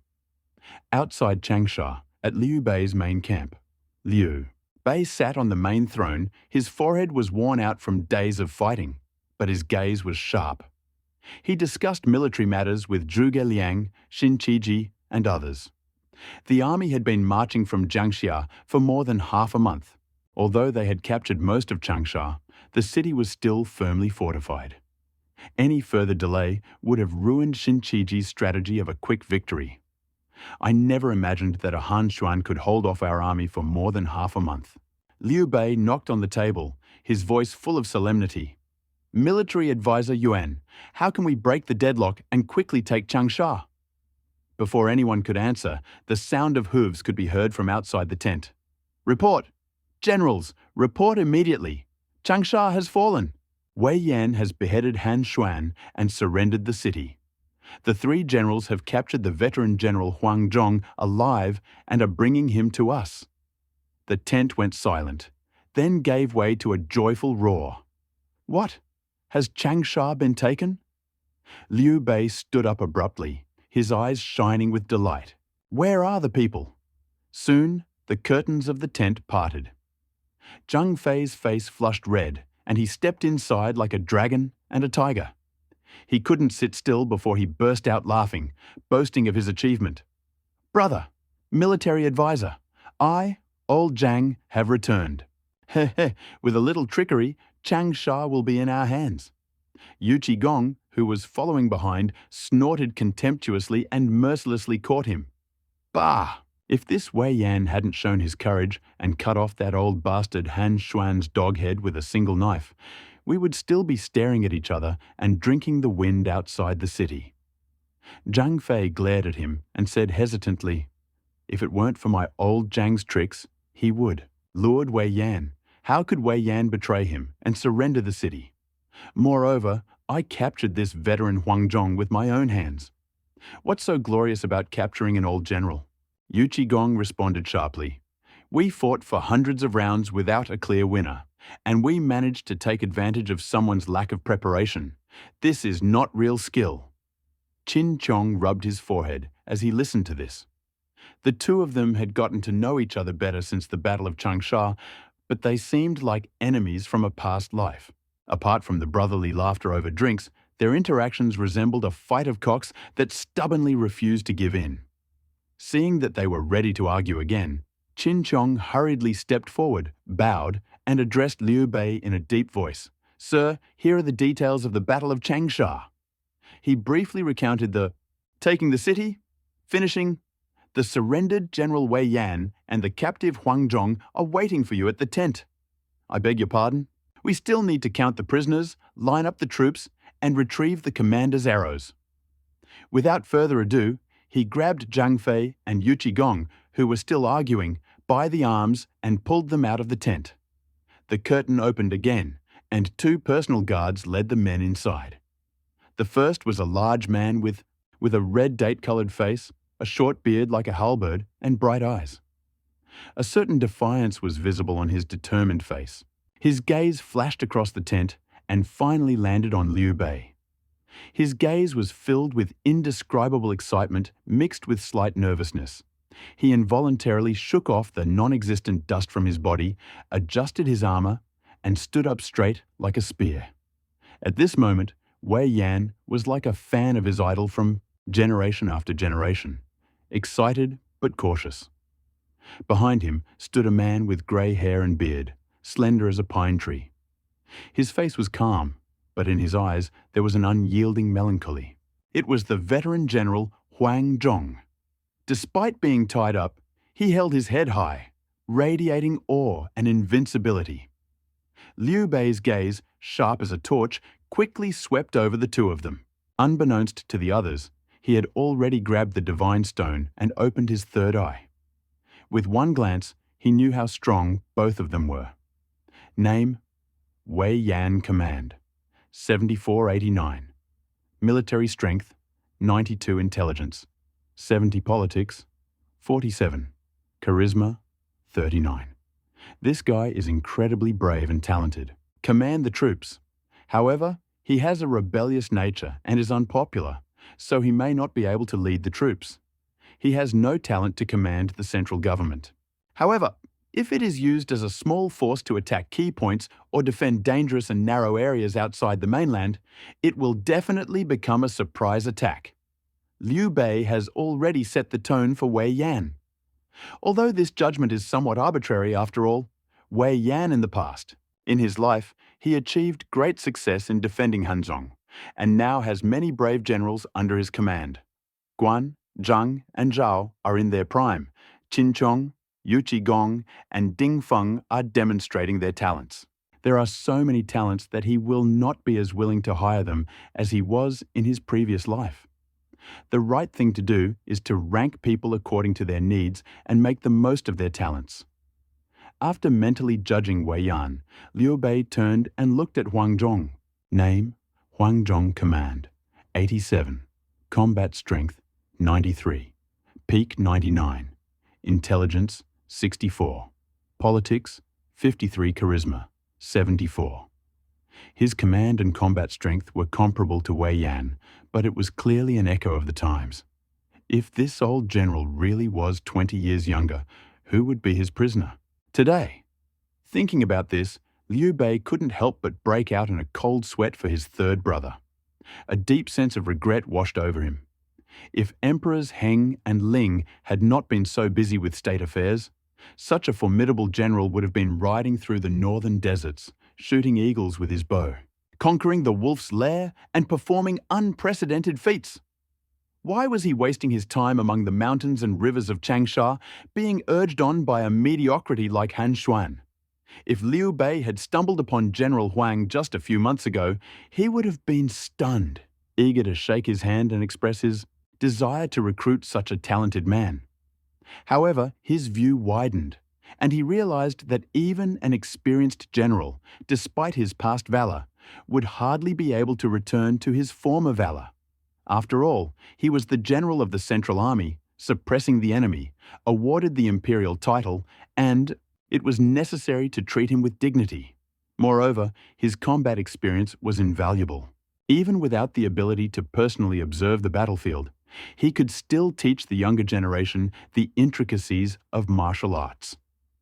Despite his ardent admiration for the talent, Liu Bei remained calm, his gaze never leaving Wei Yan. General Wenchang. Liu Bei stood up and quickly walked towards Wei Yan.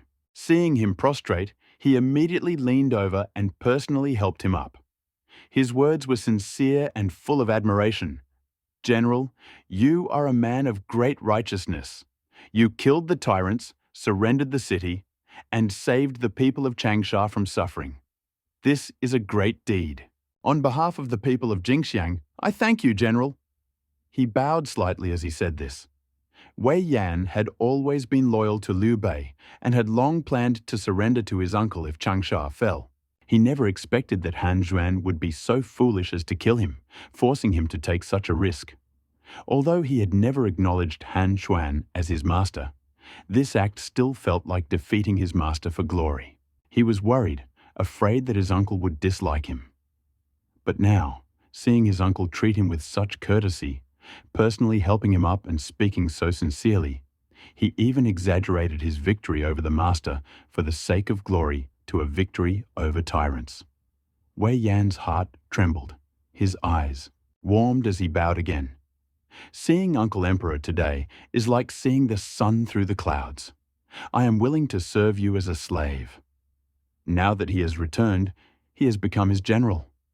Liu Bei calmly looked at Wei Yan's characteristics again. Sure enough, his loyalty level was displayed, and he looked again. Loyalty, 92. Liu Bei was overjoyed to see such loyalty at the first surrender. Good, good, good. I have Wenchang. It's like adding wings to a tiger. General, please stand up quickly. At this moment, Zhuge Liang lightly waved his feather fan, slowly stepped forward, and his gaze seemed to involuntarily slide to the back of Wei Yan's head. He then turned to Liu Bei and Wei Yan with a serious expression. General Wenchang is incredibly brave and courageous. He is truly a great general. However, I have noticed that the general has a strange bone structure, and there seems to be something uneven behind his head, indicating that he has a rebellious nature. It is not that the general is disloyal, but the gentleman has experienced many ups and downs and is easily succumbed to slander. The general should be more careful in his words and actions in the future and remain calm for a while. Don't let your bright future slip away on a momentary impulse, and don't undermine the Lord's trust in you today. Zhuge Liang's words were half joking, half warning, with a mysterious undertone. Wei Yan, who was incredibly perceptive, immediately recognized the hidden meaning. A warning against repeating past mistakes of killing his superiors. A look of confusion crossed his face, and he immediately raised his right hand, pointed to the heavens, and swore an oath. Military advisor, your wise words will be imprinted on my heart. I have sworn allegiance to the wise ruler and will be faithful to him forever. This decision is clear, and heaven and earth are witnesses. If I harbor any other ambitions, heaven and earth will punish me. Liu Bei, having already confirmed his loyalty, knew that Wei Yan was not inclined to betrayal. However, Kong Ming had good intentions and could not take sides. He simply raised 3 fingers and repeated Wei Yan's oath. If the general doesn't betray me, I will never betray him again. This oath is confirmed by the mountains and rivers, the sun and the moon. Wei Yan swore only in anger, never expecting that his master, Liu Bei, would swear an oath in public. This sincere, unwavering loyalty shook him like thunder, leaving him bewildered and speechless. When he met such a master, in an instant, Hu's eyes filled with tears. His throat was constricted from sobbing, and he could not even speak. Seeing this, Liu Bei hurried to speak softly to console him. However, he did not know that his sincerity had impressed Wei Yan even more, and his level of loyalty instantly soared to 99. He was just 1 step away from becoming an unwavering loyal servant like Guan and Zhang. After calming Wei Yan, Liu Bei finally looked at Huang Zhong again. The old general, Liu Bei said with even more respect, I heard that you are an unrivaled archer and have the courage of Lian Po. Seeing you today, I see that your reputation is well deserved. Yide is the bravest of the 3 armies. Rarely can anyone fight him for 300 rounds without a clear winner. Huang Zhong snorted coldly and stubbornly turned away. How can a defeated general be brave? If you want to kill me, kill me. Why bother? If you remember our old friendship, let me retire and live out the rest of my life. Although his tone was harsh, he could not hide the sadness of the hero's death. Liu Bei was not at all offended, but on the contrary, became even more sincere. General, he said sternly, you are mistaken. We all serve our masters, fighting on the battlefield. Why should we hold grudges against each other? Han Xuan is so mean and ungrateful. How can he be a wise leader? Without waiting for Huang Zhong's answer, he stepped forward, his eyes flashing. I respect you not for your bravery, General, but for your valor. General who is already over 60 but can still draw a 3-stone bow and gallop across the battlefield, your military prowess is unmatched in history. I admire your spirit. Huang Zhong, who is already over 60 and seasoned in battle, was unmoved by a few compliments. He remained unyielding, with a distant expression on his face. I will not listen to you. You are just a tortoise chanting a sutra. Seeing the old general's iron will, Liu Bei could not help but resort to the last resort. He asked in a low voice, "Excuse me, General, are you the Han general today? Or General Cao?" Huang Zhong was dissatisfied. The imperial court personally appointed him as General of the Central Guard. How could he be afraid of such a question? He raised his head and replied, "In the 3rd year of Chuping's reign, the first ruler Liu Bei submitted a memorandum to the court, appointing him General of the Central Guard for suppressing bandits." Just such a... Liu Bei was waiting for an answer. He spoke loudly, "Since you are a general of the Central Army appointed by the Han court, now, when the world is in turmoil and the country is in danger, it is time for you to fight for your country. How can you be buried in the weeds and rot with the grass and trees?" He fell silent, and a feeling seemed to rise in his chest. His words, like gold and stones falling to the ground, became more and more passionate. The world has turned upside down, the Han dynasty has turned to dust, and the people are hanging by a thread. It is time for heroes to step forward and turn the tide. Although I am neither virtuous nor talented, I am willing to do my utmost to support the crumbling edifice and save the people from disaster. Maintain your loyalty and shine in history. Old General, your sword is still sharp. How can you be willing to bury your ambitions? Why don't you join forces with me to accomplish another amazing feat? Let the world see the heroic spirit of our old Han Dynasty generals, still strong." Liu Bei's every word touched Huang's heart. Zhong. Huang Zhong turned around abruptly, his eyes filled with tears as he looked at the sincere and magnanimous Liu Huangshu. The ice in his heart instantly melted.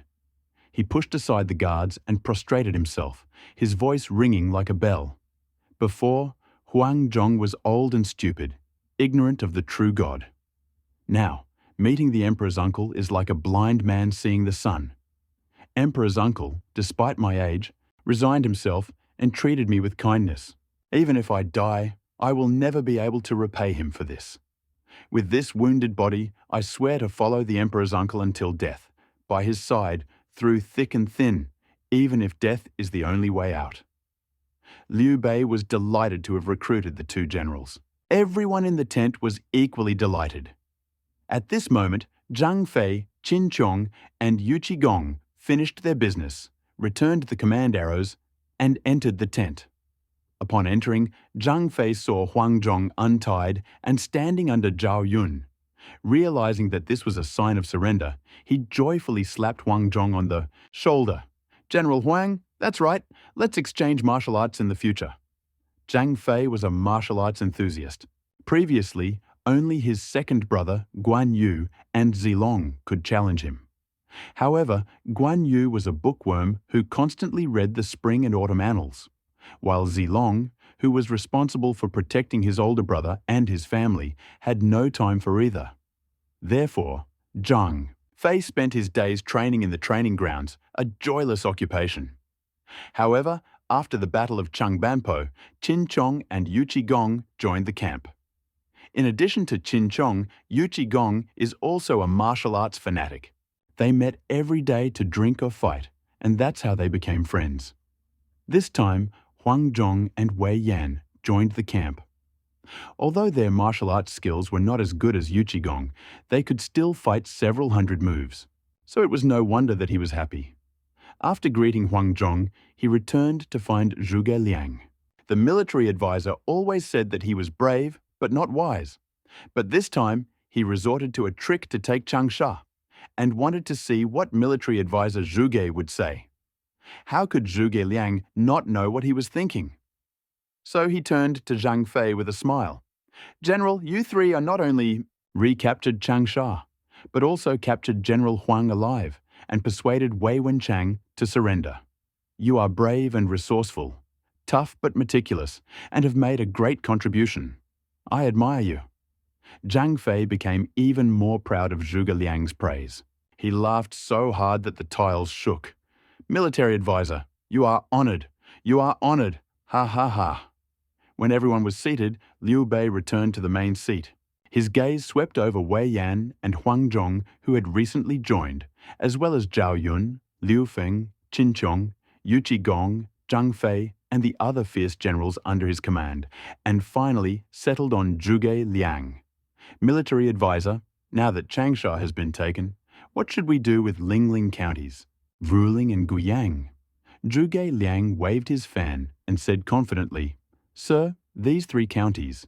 The defending generals are no match for Han Xuan, and they are all within range, forming a complementary network.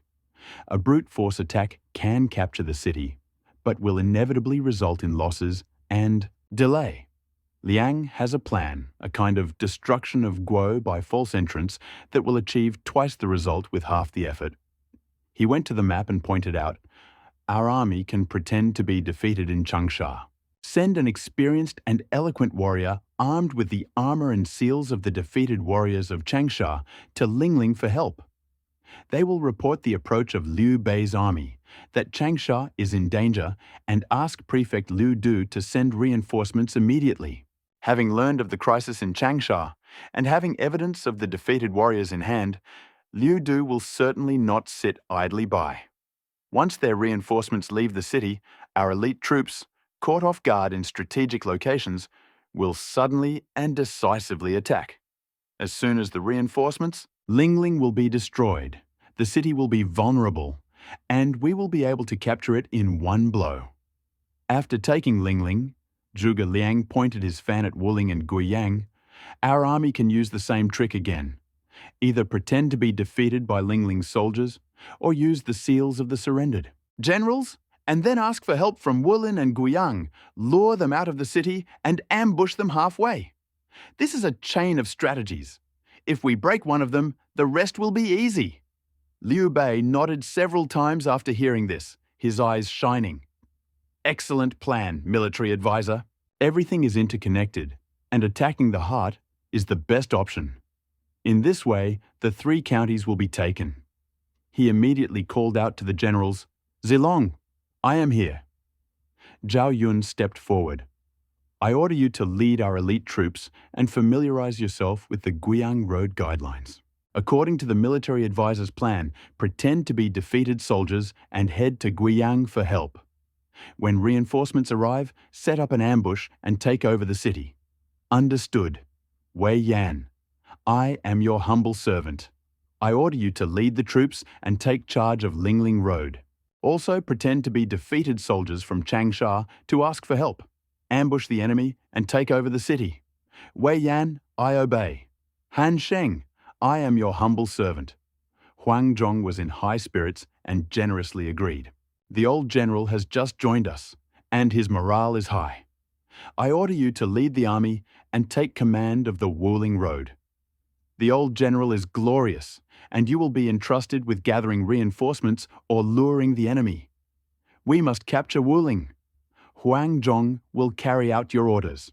After giving them the task, Liu Bei looked at the soldiers in the tent and said with overwhelming confidence, "Generals, follow my plan.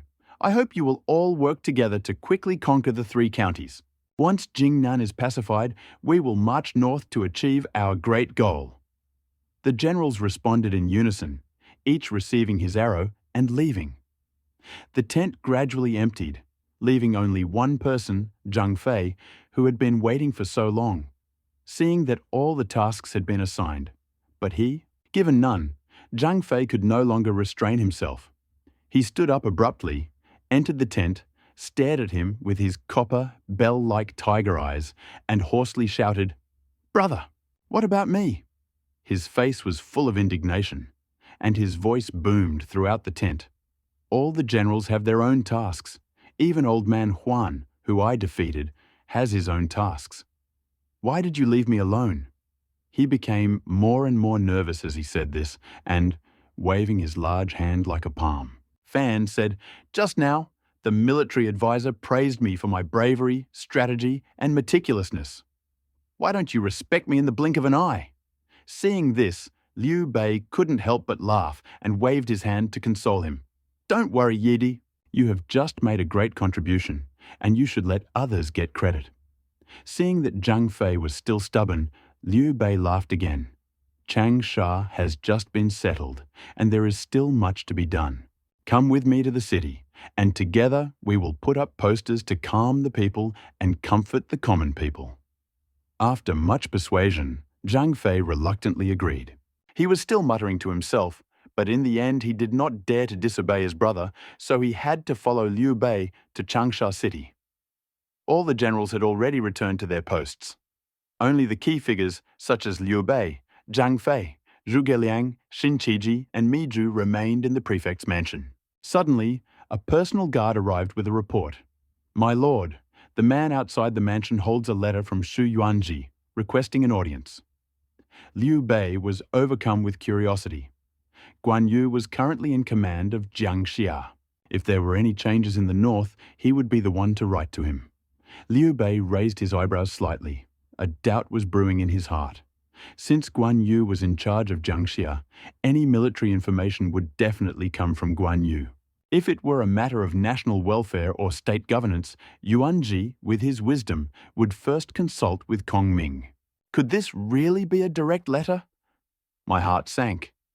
It could only be about a do. Liu Bei had recently been attaching more and more importance to his only son.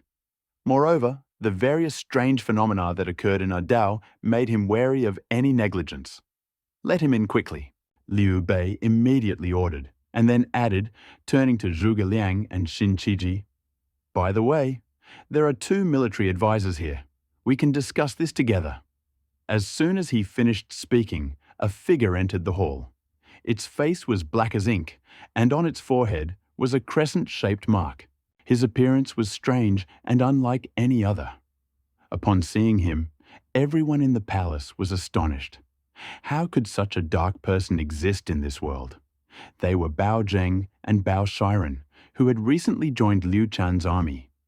He greeted Liu Bei as he pleased, handed him letter, and stepped aside, waiting for instructions. Seeing Liu Bei unfold the letter and read it, Zhang Fei could not help but be curious. He took a few steps toward Bao Zheng and casually asked, Brother, why are you so dark? Is it natural? Bao Zheng looked serious. He was already accustomed to such questions and calmly answered, People's skin color is like mountains and rivers. Each has its own shape. Black is like ink, white is like snow. All this is given by heaven and earth. When it comes to good and evil, how can one judge by appearances? Zhang Fei was stunned by these words, scratched his head, and smirked. Hey, Master, you are right. If someone asks me the same question tomorrow, I will answer him the same. He was naturally respectful to nobles and indifferent to villains, and always admired scholars. Seeing Bao Zheng's elegant speech and the deep meaning of his words, he could not help but be filled with even greater respect for him. However, Liu Bei didn't have time to see Zhang Fei and Bao Zheng's joy below. Instead, he nervously opened the letter from Shu Shu. His mind was racing. A whirlwind of thoughts and images swept over him, causing his hands to tremble slightly. Zhuge Liang, who was sitting next to him, also noticed Liu Bei's nervousness and relaxed his movements. Zhuge Liang lightly placed his fan on his lap. As a strategist with a keen understanding of the situation, he understood the gravity of this letter better than anyone else. If the young master is really ill, it will be a crushing blow to the growing Jingzhou clique. A feeling of solemnity spread like ripples. Jian Yun was the first to notice the military advisor's strangeness, his ink pen hanging in midair. Then Zhao Yun quietly clutched his sword. Finally, even the secretary in charge of the minutes held his breath. The entire meeting room seemed frozen in place, with only dozens of eyes watching the slowly moving bamboo scrolls. Everyone was glued to the letter in Liu Bei's hands. Fortunately, when Liu Bei trembled as he unrolled the bamboo scrolls, the news that followed was not something that would shock everyone present, but rather, ha ha ha, good, very good. Liu Bei's sudden laughter shook the surrounding lights, but also made everyone's tense shoulders relax. At least it was good news. Everyone in the hall returned to their work, except for Zhuge Liang and Zhang Fei, who were surrounding Liu Bei. One of them was Liu Bei's adoptive father, Liu Chang, the other his second cousin and future father-in-law, as Zhang Fei called himself. There was a kind of silent understanding between them. "Sir, please do not keep me in suspense," said Zhuge Liang, who had regained his usual composure, but the wave of his feather fan gave him away. Impatient. "Yuanji brought any news about Adu?" "Brother, show me quickly what happened to my good nephew," Zhang Fei replied, reaching out to snatch the letter from Liu Bei's hands. "Go away." Fool Liu Bei pushed him away with a grin and thrust the bamboo strips at Zhuge Liang. "Look, Kong Ming, look what Yuanji said about my son." Zhuge Liang was astonished by Liu Bei's rare loss of composure. Taking the strips, he keenly noticed that the edges had been torn by Liu Bei's grip. His agitation was palpable. Zhuge Liang's gaze ran over the writing. The usually calm Mr. Wulong's eyebrows gradually smoothed out, and his lips curved into a smile. Finally, when he saw the words "Tian Xia Wei Gong," "The world belongs to society," he couldn't help but laugh. "My lord," Zhuge Liang said with a smile, slowly closing the papers, "here is the successor. Give it to me." Zhang Fei, who was intolerant of the wit of Zhuge Liang and his comrades, grabbed the papers and unfolded them to read. Soon, he too burst into laughter. "As expected of my elder brother's son, my dear nephew." Zhang Fei's laughter echoed throughout the hall. All beings are equal, all are like dragons. He really dares to dream. He thought Liu Chan's ambitious aspirations were childish. Everyone else in the hall laughed too. They could not sympathize with him as much as Shu Shu, but even from the fragments of his words, one could tell that Liu Chan had thoroughly grasped the principles of humanity and righteousness. Even if he could not fulfill his vows, he would at least become a wise ruler. Only Bao Zheng, who sat at the end of the table, silent. His thoughts returned to the events in Jiangxia a month earlier. Young Master Liu Chan had once told him, "Laws are the backbone of a nation. On this journey, Bao, you must forge a strong backbone for your father." Every weighty word froze in his ears. With this thought, Bao Zheng suddenly rose from his seat, stepped forward, and bowed to the noisy crowd. His voice was clear and decisive. "My lord, Liu Chan, holds the world in his heart. Please don't be disrespectful." With these words, the noise in the hall suddenly died down, and all eyes were fixed on the intruder. Liu Bei suddenly remembered what Shu Shu had said in the letter. This man was Adu's newly hired assistant, who possessed a strong Zishan heritage from the spring and autumn period, and special knowledge of jurisprudence. Note: Zichang was a famous prime minister of the Zheng kingdom. He pioneered the practice of the tripod punishment, arguing that the emperor's crimes were the same as those of ordinary people. Liu Bei's gaze narrowed slightly and he asked, "What is your strength, lord?" Bao Zheng calmly replied, "Although I may be a little foolish, I have studied all my life and practiced defending the word justice. My strength lies in explaining the law, distinguishing between good and evil, resolving unjust cases, and investigating treacherous and corrupt officials. Follow the law and resolve unjust cases," Liu Bei thought. "It is the duty of the Minister of Justice and the Minister of Justice. However, the world is in turmoil, and many heroes are fighting for supremacy. Do you have a strategy that allows you to plan and win battles thousands of miles away? Or are you well versed in agriculture and sericulture, as well as in methods of enriching the country and strengthening the army?" Expression did not change, and he answered frankly, "I do not have the talent of Sun Wu and Wu Qi, and am not familiar with military conquest. I do not have the ability of Guanzhong and Shangyang, and it is difficult for me to be an expert in finance and taxation. My strength lies in upholding the law and justice, using the hearts of the people as a mirror. We will expose the criminals, bring the unjust to light, correct the government, and ensure honest administration. The foundation of the state is in the hearts of the people. The hearts of the people seek justice and fairness. If the laws are unclear and the rewards and the punishments are unjust, the foundation will shake. Even if you have a strong army and a rich country, it is like building a tower on sand. It will not last long. Hearing this, Liu Bei was secretly shocked. This man has a strong character and deep insight. He is definitely not an ordinary person. He pondered Bao Zheng's qualities. Name, Bao Zheng Command. 65 former deputy privy councillor, but with no real combat experience, only has basic abilities.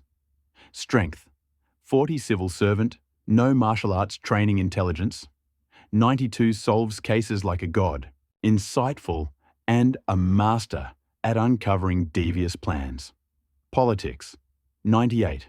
Innovating the civil service, optimizing taxes, and running Kaifeng flawlessly, comparable to Xiao He.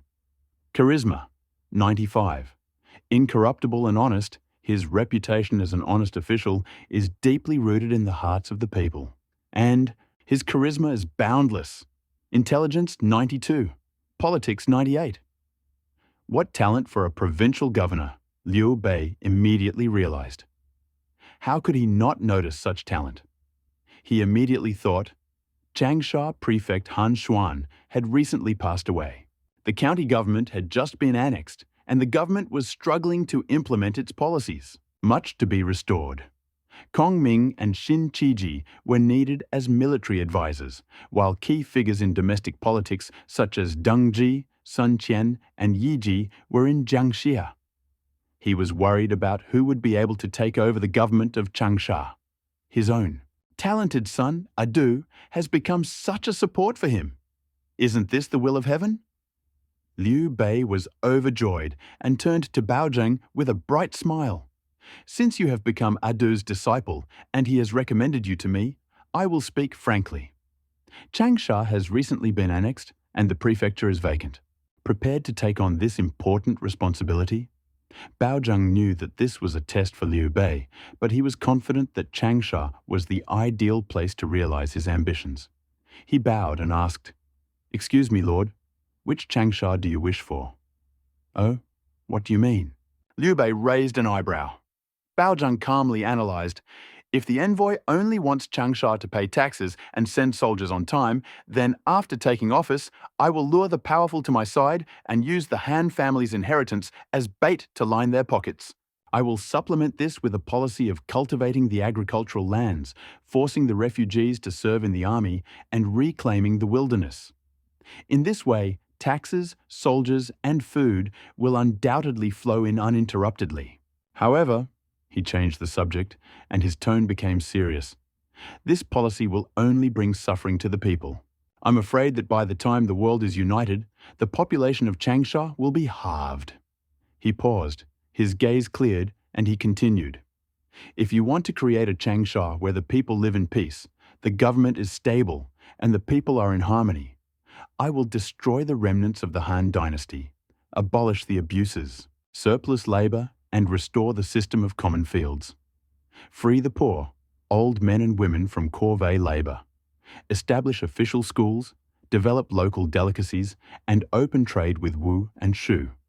Improve water management projects, pacify refugees from the mountains and forests, and distribute the land equally. Severely punish corruption, oppression by powerful people, and weak military discipline, and abolish all exorbitant taxes. In this way, Changsha can hope to become a place where people can live and work in peace. However, he looked at Liu Bei intently, this path will require several years of work before you can pay taxes to the army again.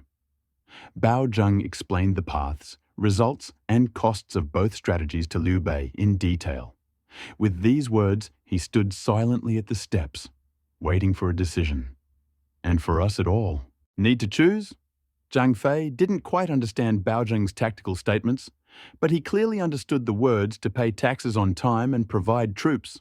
With Cao Wei threatening from the north and Sun Wu seemingly at odds with him in the east, his army numbered only a few tens of thousands, and his territory consisted of only two counties, Jiangxia and Changsha. It was a matter of life and death. If only this man with jet black skin actually adopted his slow second strategy. What would be the point of taking Changsha? Wouldn't it be a heavy burden to bear for nothing? Fearing that his elder brother would soften his stance and adopt a strategy of enriching the people, he cried out anxiously, "Brother! Of course, choose the first strategy. The people of Changsha will suffer for the sake of the revival of the Han dynasty, and it will not hurt. Once we rescue the emperor, we can petition for an imperial edict to exempt Changsha from taxes for 10 years. Xin Qiji also intervened. As one of Liu Bei's trusted advisors, he understood the complexity of the situation and calmly analyzed it, saying, "Sir, our army has just captured Changsha. Our foundation is still fragile, and we are surrounded by powerful enemies. If we resort to the second strategy, not only will we not be able to receive supplies for several years, but we will also be forced to divide our forces to accommodate garrisons, which will further increase the burden." He paused, trying to find a compromise. "Perhaps we can use the first strategy first, to solve the immediate crisis. Once we have completely captured Jingzhou and laid the foundation, we will be able to implement beneficial policies." However, he fell silent before finishing his speech. He knew that governing a country was like cooking small fish.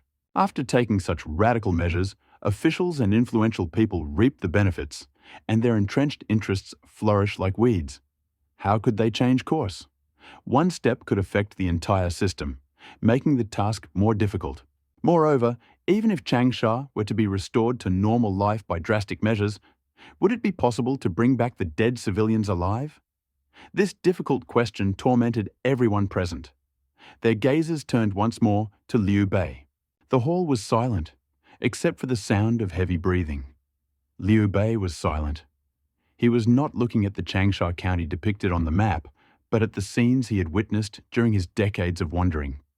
The haggard faces of refugees, the abandoned remains of villages buried under the rubble, the desperate cries of those who sold food, the straw huts of those driven to suicide by excessive taxes. The people of the Han dynasty have suffered too long. For 24 years, since the Yellow Turban Rebellion, the people have not known a moment's peace. Bring back the Han dynasty. If the words "bring back the Han dynasty" mean sacrifice of the flesh and blood of millions of people, what was the point of restoring the Han dynasty? He remembered the oath he had made at the entrance to his thatched hut, the people's hopes for food and drink. But then he thought again. He had risen from poverty in Zhuo County, and the three brothers had overcome hardships and adversity to lay the foundation for his current position. For 20 years, few of his brothers and subordinates had started families or made careers.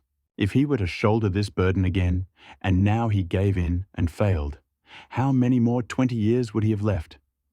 Would he be able to live up to these brothers who followed him? The painful choice weighed on his heart. Zhang Fei's words were a harsh reality, and compromise was a helpless thought. But those suffering faces burned his conscience like a hot iron. Finally, he slowly raised his head, and his voice was quiet but unyielding. "No, choose the second option." He looked at the people present, and his eyes were filled with guilt. "Even if there are any complaints, they accuse me, Liu Xuande, of being a poor lord who is unable to offer his subjects high positions and generous salaries. If someone abandons me, I will still let them go with respect. But the people of the world are already suffering. How can I bear it?" Zhang Fei was stunned, and Xin Qiji's gaze was complicated. He did not dare to speak. Jian Yun relaxed his tense body and leaned back on the pillows. Zhao Yun turned his back to the crowd, his lips curled softly and his clenched fists unclenched again. At this moment, Zhuge Liang, who was standing behind Liu Bei, gently waved his feather fan, a relieved smile playing on his lips. He saw clearly that the deep compassion in his master's eyes was not diminished by his power. This was the same Liu Xuande who, seeing the people at Xinye City carrying the old people and children, would rather expose himself to danger than abandon them. This was the master he chose, the lord he himself had chosen, Zhuge Liang. Bao Zheng, standing below, also suddenly felt enlightened. He finally understood where the precocious kindness of the young Lord Liu Shan came from. It was deeply rooted in the ruler standing before him, who seemed to have chosen a more difficult path. Like father, like son, the world's favor will eventually pass to someone else. Your Excellency, I admire you deeply. Baozhang bowed deeply, then raised his head, his eyes shining. Since you have used the second strategy, I must say in advance. Although this method requires several years of cultivation, Changsha will be able to provide a stable influx of taxes and soldiers, but he changed the topic and firmly stated, I can raise a huge amount of money for you at the beginning of my term. This is the cornerstone for launching new policies, improving the people's lives, and correcting the governance system. Zhuge Liang chuckled and stepped forward to ask Baozhang, Is this a joke? There are no jokes in the army. Liu Bei hurriedly asked, Will this not harm the people? This will not harm the people at all. You are such an idiot. Zhang Fei, although he was slow-witted, still knew that Baozhang was testing his master. He couldn't help but feel both angry and amused, pretending to be angry and exclaiming, If you had such a good plan, why didn't you tell me earlier? You made me look like such a fool. Hearing this, Baozhang adjusted his clothes and bowed deeply to Zhang Fei. General Yide, calm down. I apologize for my carelessness. Oh no, of course not. Zhang Fei had always respected talented scholars, let alone someone as talented as Baozhang. He quickly supported him by saying, I am just a rude person, don't blame me, sir. If you don't mind, I'll have to give him some more advice in the future. He was not a pedantic man and naturally understood the principle that a ruler should choose his ministers and a minister should choose his ruler. As he said this, he rubbed the back of his head and laughed broadly. His previous discontent had long since evaporated. After calming down with Zhang Fei, Baozhang turned to Liu Bei, who was sitting at the head, and bowed and said, My lord, if we want this plan to be fully implemented, you still need to allocate 1,000 select soldiers and send a capable general who will obey us. Before Baozhang finished speaking, Zhang Fei stepped forward and volunteered. Brother, it's my turn now, right? I'll be Lord Sezhen's deputy. I'll make sure you follow my orders and don't make any ambiguities. Seeing Zhang Fei being so active, Liu Bei readily agreed. Good. I will follow Lord Sezhen and Yide. He immediately took out a command arrow and handed it to Baozhang. Zhuge Liang waved his fan and asked, However, our army cannot stay in Changsha for long. How long will it take for Ziren's plan to take effect? Half a month at most, 3 to 5 days at least. It will definitely work. Baozhang answered without hesitation. Changsha was short of capable people. With only 1,000 men at his disposal, if he could not capture the city tyrants within half a month, he would no longer be able to serve Liu Bei. He would do better to pack up his things and return to his master in Jiangxia, becoming Liu Chan's vanguard and whip and stirrup. With Liu Bei's approval, Baozhang, without further delays, left the prefectural government building, taking an impatient Zhang Fei with him. They did not linger long in the building, but went straight to the official residence that Liu Bei had assigned to Baozhang to temporarily perform his duties. Lord Siren, what should we do now? Zhang Fei shouted impatiently as he stepped through the door. Baozhang remained calm and raised his hand, indicating, General Yi, calm down. Even a tiger will use all its might to seduce a rabbit.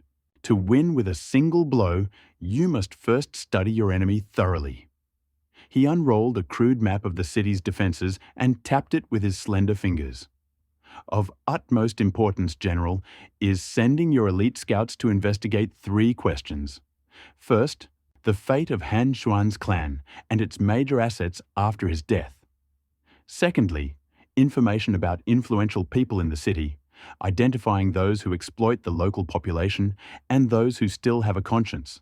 And thirdly, interrogating the bandits surrounding Changshu to see if they have any evidence. Collusion with the powers that be. Seeing Baozhang's clear and organized approach, Zhang Fei fell silent and began to prepare. His scouts were veterans of the Battle of Red Cliff. Although they were new to the city, they provided detailed intelligence in less than half a day. Combined with Bao Zheng's findings and the remaining documents, a clearer picture of the power structure in Changsha emerged. The Han family, once established here, had disintegrated with Han's death, Xuan and the fall of the city. Its core members and influential figures associated with them had already fled north to join Cao Cao. However, the huge profit vacuum left by the Han family did not benefit the common people. Fertile lands, thriving trading shops, important ports, and even centuries of savings. All of this was plundered with astonishing speed by the city's four families: Zhu, Li, Wang, and Huang. Wow, these local tyrants act so quickly. Zhang Fei clapped his hands in amazement. Although he was no expert in economics, he knew that land and commercial property were the lifeblood of a region. Moreover, how could the Han family, in their hasty flight north, have taken with them all the money they had accumulated over a century of trade? Bowie? Zheng looked at the drawing seriously and said, "General Yid, look, Changsha is now under the rule of these four families. They have deep roots and control the population, land, and trade routes. If they are not dealt with, Changsha will not belong to the ruler, but to these four families." Zhang Fei slapped the table and stood up. "I will ask my elder brother to mobilize troops and wipe out the four families in one fell swoop." Bao Zheng grabbed his hand. "No, if the army goes ahead and breaks in, how will that be any different from Cao Mengde? It will damage your reputation. Then what should we do?" Zhang Fei's eyes widened in anger. "We'll let those powerful people do whatever they want." Bao Zheng lifted the corner of his mouth and smiled confidently. "Let's first teach them a lesson with politeness and then with force." Bao Zheng knew very well that it would not be easy to make these greedy local snakes spit out the fat from their mouths. He had received the seal bestowed upon him by Liu Bei as the prefect of Changsha, and with sincerity, but with powerful words, he invited the heads of the Zhu, Li, Wang, and Huang families, as well as the most prominent and influential nobles of Changsha, to the banquet. Liu Bei's army was approaching. His influence was still intact. Although the powerful had their own plans, no one dared to disobey the first call of the new prefect. At that time, at night, the prefect's residence was brightly lit, and a continuous stream of carriages and horses passed through the gates. The heads of the various families entered with a mixture of restraint, caution, and obsequiousness. In front of the bright red lacquered gate of the prefect's residence, Huang Zhu, the head of the Huang family, and Zhu Zhu, the head of the Zhu family, accidentally met. Zhu Su bowed with a forced smile and lowered his voice, asking, "Brother, Huang, this prefect Bao is holding a banquet today, apparently to reclaim the Han family's property. I wonder what your plan is." Huang Su stroked his sparse beard, pretending to be relaxed, but there was a hint of superiority in his voice. "What kind of plan could I possibly have? Although my Huang family is not as good as before, we still have authority among old friends in Jingzhou. Moreover, military advisor Zhuge is a relative of the daughter of my main branch head. This new prefect, for the sake of the military advisor, must show you favor. I'll do you a small favor. Closing down an important store is a kind of favor." Then he changed the topic and asked, "Brother Zhu, with his huge family, influential business, and the support of the powerful Jiangdong clan, should be more confident, right?" Zhu snorted coldly.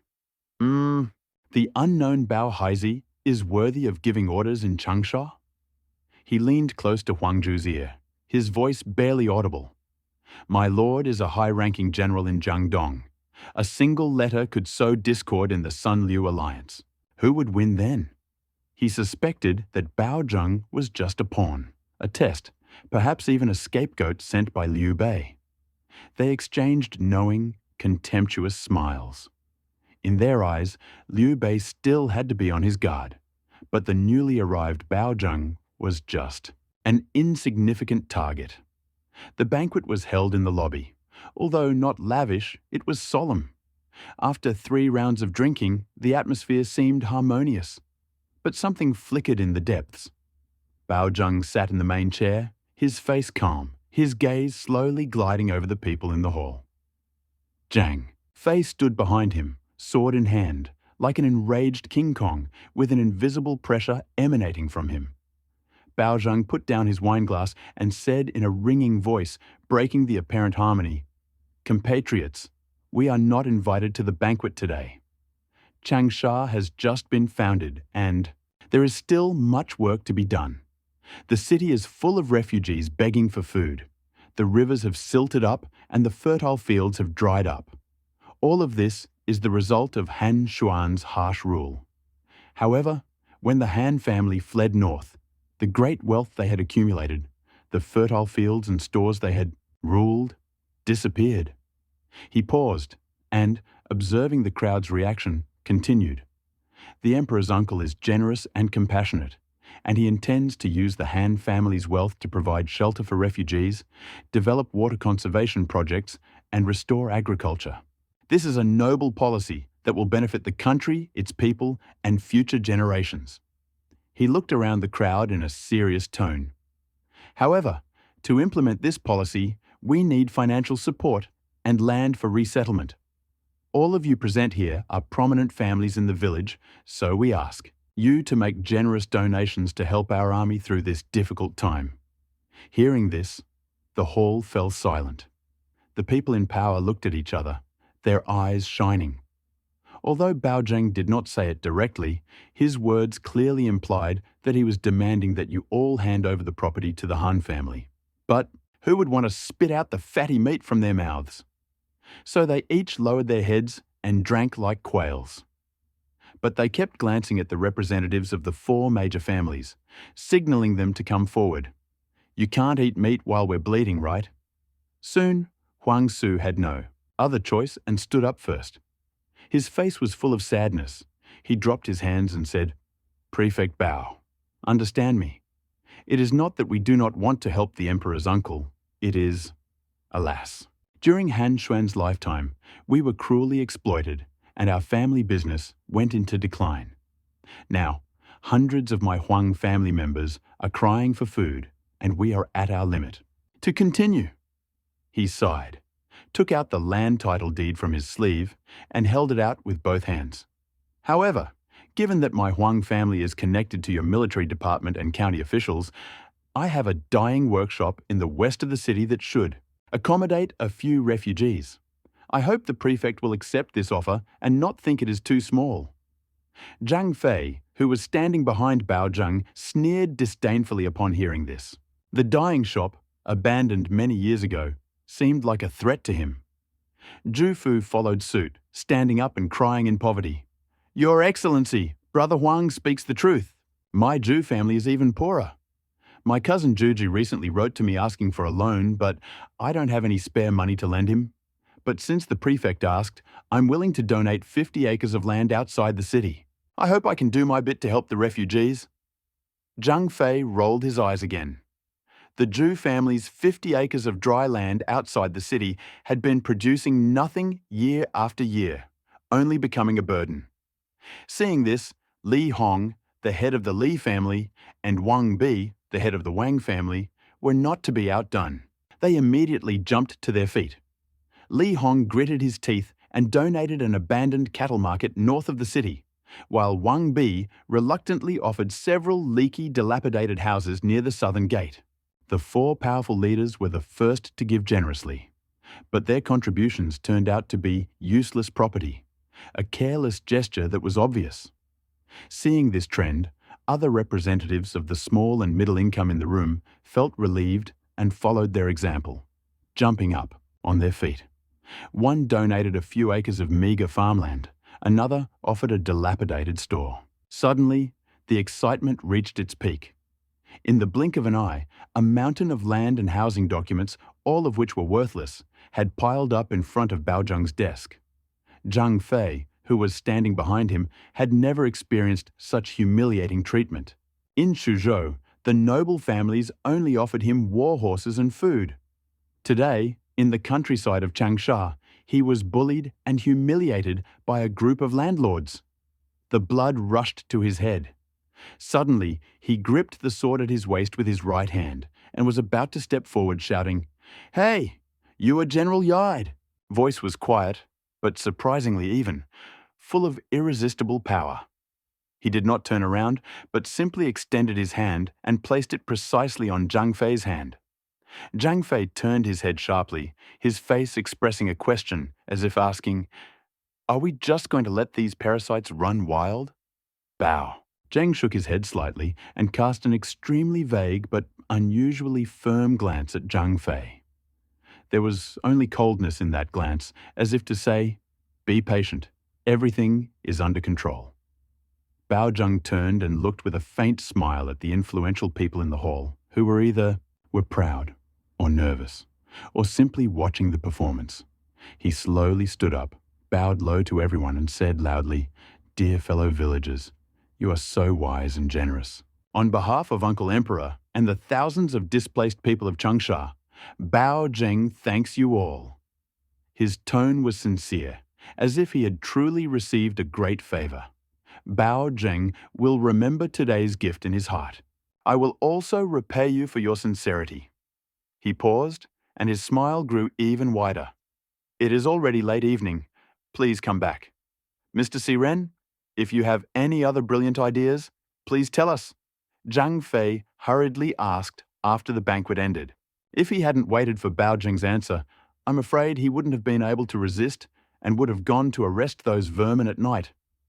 Bao Zheng tapped his fingers on the table and said calmly, "We agreed to show politeness first and then force. Since they don't know how to treat us politely, we have no choice but to resort to force."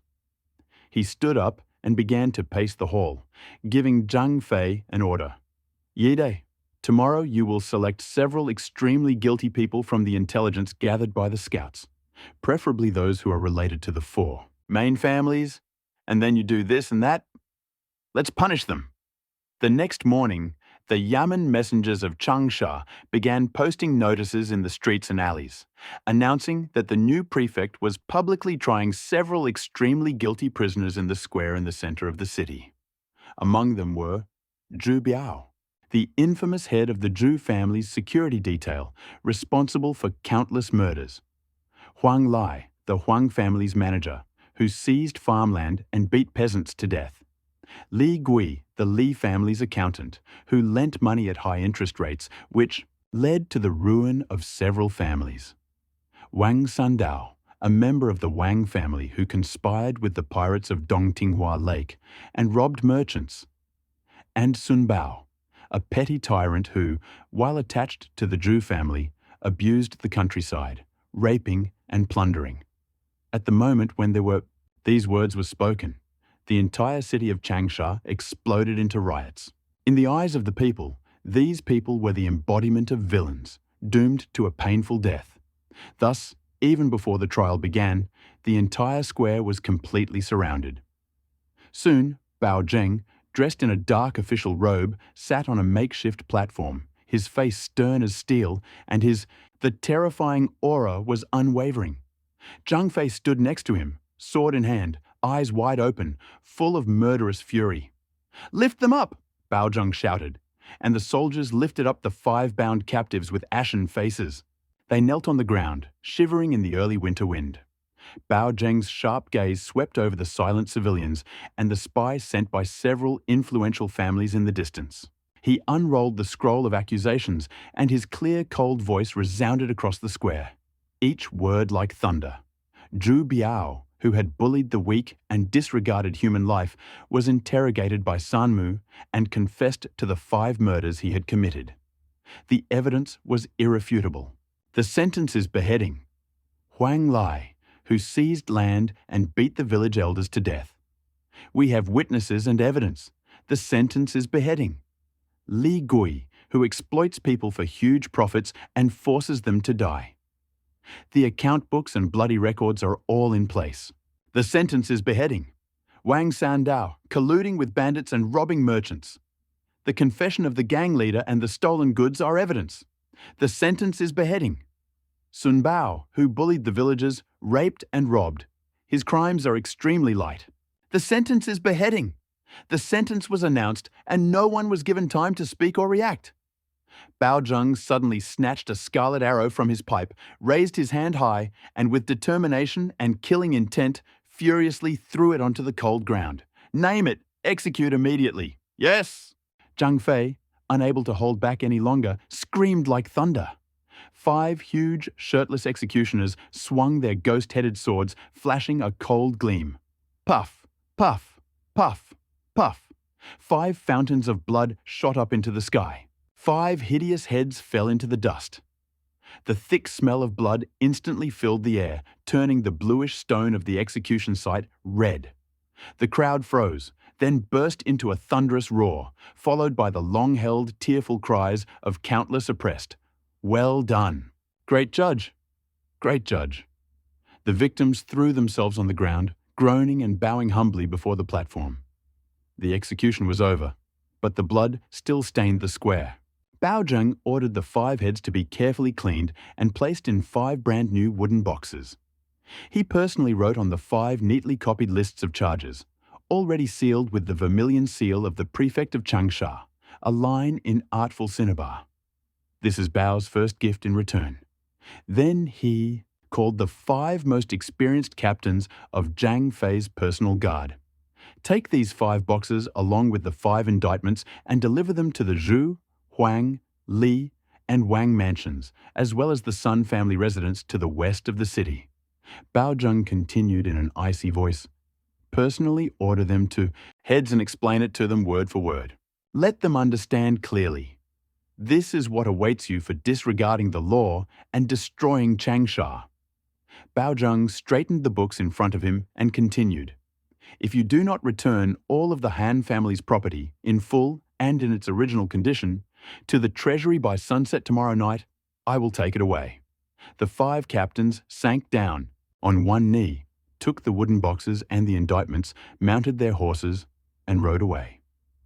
When Juju, trembling, opened the wooden box, he saw the head of his nephew, Zhu Biao, eyes wide open, his face still uncovered in death. Then he saw the shining seal listing Zhu Biao's crimes. A chill instantly ran through his body from head to toe. He staggered back 2 steps, hitting the back of the chair. His face turned as pale as paper, and a sigh escaped from his throat. "Madman! This Bao Haizi is a madman! Isn't he afraid of destroying the alliance between the Sun and Liu families?" Inside the mansion, Huang Zhuo looked at Huang Lai's head, shaking with shock and rage. "How dare he? How dare he? My Huang family and Zhuge's military advisor Huang Zhuo never imagined that after openly declaring his relationship with Zhuge Liang, Bao Zheng would remain so adamant. Fear and curses were also heard in Li Hong's and Wang Bi's homes. Li Hong glanced at Li Gui's name and collapsed, chair muttering in a trembling voice, Tomorrow at sunset, what should we do?" Ultimately, their lives were at stake. The 4 heads of families, ignoring the usual quarrels between their families, held an urgent secret meeting. Finally, under the bloody knife of the butcher Bao Zheng, they decided to temporarily sacrifice their own flesh and blood to protect themselves and pacify the evil spirit. Finally, they agreed to each of them obtain flesh from their stores to heal the wounds, according to a proportional amount. They collected 15 catties of gold, 200 bolts of cloth, 30,000 coins in cash, 200 mu of various farmland, and dozens of shops. It was a relatively honest sum. The next day, the stewards of the 4 families, accompanied by servants, drove the carriages, carried the boxes, and knelt in. Lobby of the prefectural mansion. Your Excellency, Your Excellency, the manager of the Zhu family said in a trembling voice. This is what our master managed to get by selling everything he had and spending everything he had. We really don't have any more spare money. We beg you to give us some time. Bao Zheng sat at the table, looking at the sincerity displayed by the different families, and chuckled inwardly. He knew it was just a way to buy time and extort money, but he chose not to expose their actions openly. Instead, he nodded slightly. Well, admitting one's mistakes and correcting them is a great virtue. With that, he served tea and dismissed the guests. Mr. C. Ren, I think these families are still dishonest and believe that the Han family, a famous family in the area and the prefect of Changsha, owns such wealth. They're even worse than my pork shop back then, Zhang Fei said with disgust as he kicked over a few boxes on the floor. Of course not, Bao Zheng replied, still sitting quietly at the table. At first, I thought God would give them a chance. But since they didn't take advantage of the chance to survive, from tomorrow we will act according to the plan. The heads of several families gathered together, waiting for the final decision. Everyone agreed that although their offer was small, it showed sincerity. If Bao Zheng was not satisfied, the administrators would report it, and then they could begin negotiations at a leisurely pace. However, when the administrators of several families returned with their reports, they declared, "Master, Bao said that admitting one's mistakes and correcting them is the greatest virtue. They don't ask for any more money or grain. I thought he was a tough guy, but he's just a country bumpkin." Zhu Wu spat on the ground with disdain. "Haha, isn't that good?" Li Hong gently stroked his long beard. "This will save us some money." The four noble families breathed a sigh of relief at Bao Zheng's generosity. Some also believed that they had seen through Bao Zheng's tactics. He had considered the donations from the garrison feudal lords too small for Liu Bei to explain, and had taken up his butcher's knife, searching for an excuse to kill and assert his power. If I had known that I had sacrificed more, Huang Lai's death would have been a complete failure. Huang Su, sitting in the hall of his house, slapped his thigh in despair. "Bao Hazy, if you think this is not enough, just say so. My four great families can't even find a few tens of thousands of guan to give you. Why kill to assert your power?" Although the four families thought they were safe, they were cautiously preparing to smuggle out some of their major assets and valuables, or to strengthen their ties with their patrons in Jiangdong and the north. These aristocratic families, accustomed to exploitation, people and plunder them, how could they be good citizens under Bao Zheng's rule? While a few families were sending secret letters to Jiangdong or secretly communicating with the north, news quietly arrived that could blow up Changsha. Jiangxia had fallen. Prime Minister General Cao Ren, personally, led an army of 100,000 and has already broken through Jiangxia. The troops are heading straight for Changsha. Uncle Liu may not be able to escape. Are you serious? Huang Chu suddenly jumped up from his chair and stared at his confidant, who was kneeling in the hall, exhausted from the journey. He had just returned from the north with a top-secret message. "Absolutely right," the confidant declared. "I saw with my own eyes how Liu Bei's army was moving north. They couldn't even gather weapons and provisions in the camp. Most of them were abandoned." "Good, good." Huang Suo clapped his hands and laughed. "Serves you right. You exploited us, such an influential family. Now you can't protect yourself." In ecstasy, while remaining cautious, Huang Suo asked, "Butler, does the confidant in the prefect's mansion have any information?" The butler stepped forward and whispered, "Yesterday, he reported that Bao Zheng accidentally knocked over the precious cup given to Zhuge Liang and looked very frightened. He then urgently called General Zhang Fei to the mansion, and they held a long secret meeting. The atmosphere was solemn. This scene unfolded almost simultaneously in the Zhu, Li, and Wang families. Even some of their vassal families were shocked. Whether it was the desire to preserve the family fortune or to profit from the opportunity, calculation, panic, and hidden ecstasy began to spread throughout the main circles of the four major families. The tension reached a climax when Bao Zheng went from door to door, demanding food and fodder. Despite his timid threats and empty promises, claiming that Liu Bei's army was about to attack Guiyang and was in desperate need of supplies, the influential families of the city. They knew that Liu Bei was doomed, and so they resorted to deception and evasion. As they expected, Bao Zheng, faced with his own troubles, chose not to perish along with them. The powers that be saw Bao Zheng as a man who could not afford to lose even a single soldier, so he had no choice but to swallow his anger. So far, 4 chapters. Clans were enjoying the promise that Bao Zheng was doomed and Cao Cao's troops were imminent. Their spies returned with even more sensational news. Zhang Fei had been absent from the city for several days. This news seemed to add fuel to the fire. Undeterred, the four families not only brazenly reclaimed their lands and the enterprises they had previously donated to Baojing, but also increased their cruelty, mercilessly oppressing the peaceful citizens of the city, exploiting their own oppression and plundering their wealth, plundering the wealth of Changsha and sowing discord among the residents. Late at night the next day, when the families were accumulating wealth and rejoicing over their success, a dusty envoy, speaking with a strong Henan accent and bearing the secret seal of Prime Minister Cao's residence, entered Huang's residence. "Mr. Huang, great news, amazing news!" The messenger lowered his voice, his face flushed with excitement. "Prime Minister Cao's vanguard is 100 miles away. The Prime Minister knows that you are deeply righteous and have suffered humiliation. I have sent this humble servant with a secret order. In 3 days, at midnight, Lord Huang will contact the righteous people of the city and open the northern gate. Once the Prime Minister's army enters the city, you will be rewarded for your services. Lord Huang's appointment as a Marquis and General is just around the corner. The Prime Minister has personally promised that Changsha will become your domain." At this moment, Zhu and Huang, blinded by the fruits of victory and greedy fantasies of being crowned marquises and generals, no longer had any doubts.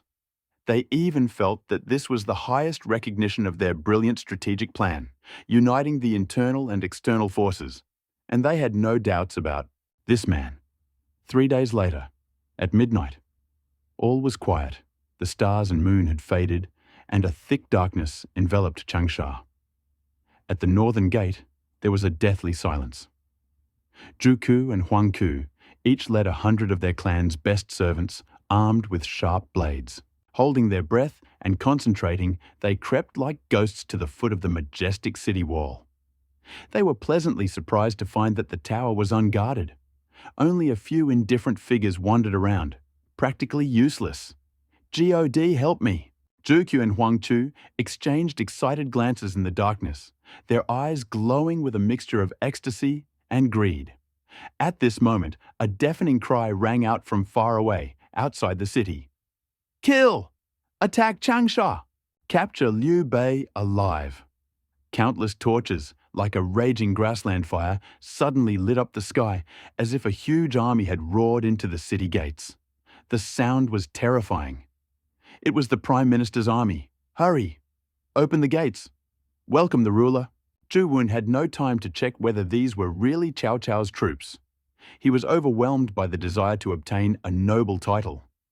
The servants, already filled with rage, under the personal command of Zhu Wu, Huang Shu and others, rushed towards the massive gate bolt. The heavy bolt was quickly lifted and removed. Creak. The heavy northern gate swung open with a crash from their combined efforts. At the same moment, the gate swung open.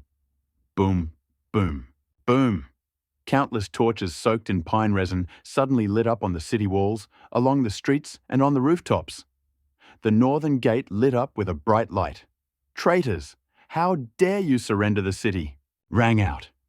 Zhang Fei's majestic figure appeared in front of the city gate, his Zhangba spear glittering with cold light.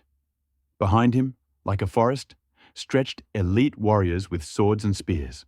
On both sides of the city wall, countless archers drew their bows and prepared to shoot. At the same time, Bao Zheng's cold and emotionless voice clearly cut through the dead silence of the night sky, echoing in the ears of every rebel. "Zhu Gu, Huang Gu, Li Hong, Wang Bi, you have secretly gathered soldiers, opened the city gates without permission, conspired with foreign enemies, and plotted to surrender the city. You are guilty of treason, and the evidence is as solid as a mountain. Seize them. Those who resist will be killed without mercy."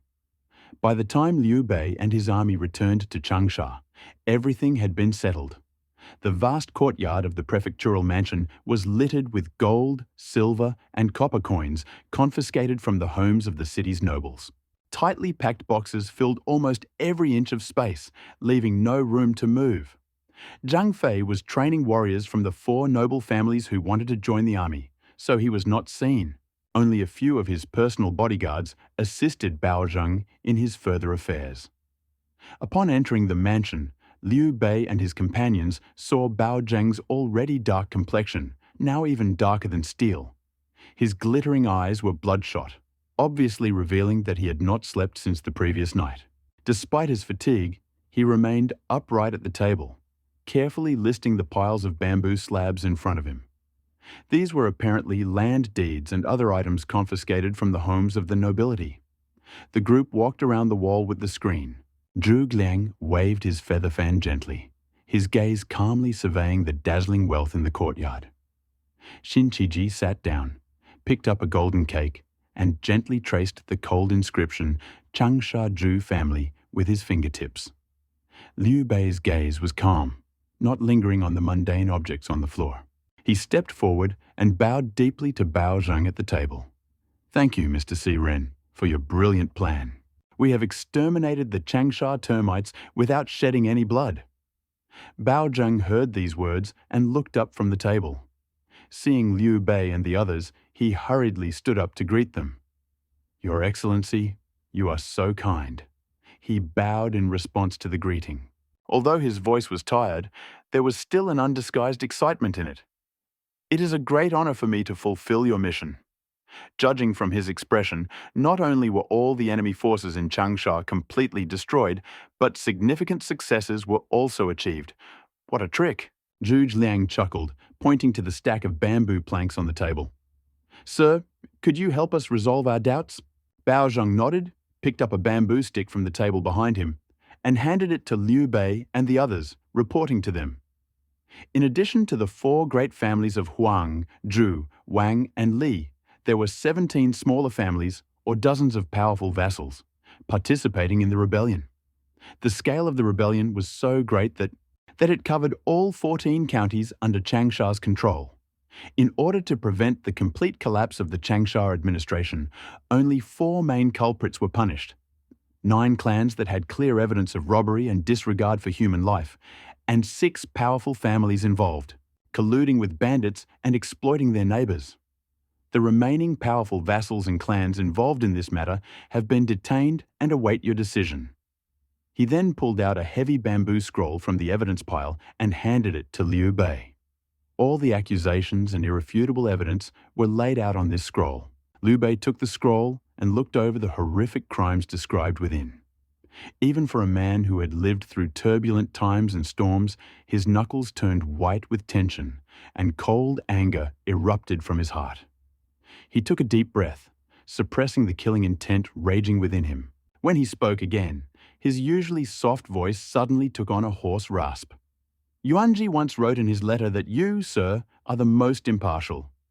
He raised his piercing gaze and looked at Bao Zheng. "Tomorrow, in court, those who deserve to die will be executed, and those who deserve to be released will be released. You will lead the executions, and I will personally oversee them." Bao Zheng looked up in amazement, their gazes meeting in mid-air. Needless to say, their hearts were united. Bao Zheng had long admired Liu Bei's kindness and righteousness, and now he felt the determination of this magnanimous ruler. However, Bao Zheng could not help but praise him in his heart. Here comes a wise ruler. After suppressing the rebellion in Changsha was no longer opposed by Liu's army. In Liu's camp, Zhuge Liang was in charge of all civil affairs. Zhuge Liang asked, "Have you managed to determine the city's population?" According to the surviving local registers, there are about 180,000 families living in Changsha, which is more than 700,000 people. After the recent crackdown on influential people, about 30,000 to 40,000 serfs and servants were released. In addition, in the dense forests and mountains of Changsha counties, there are still many fugitives who are unable to bear the burden and have fled into the wilderness. It is estimated that there are hundreds of thousands.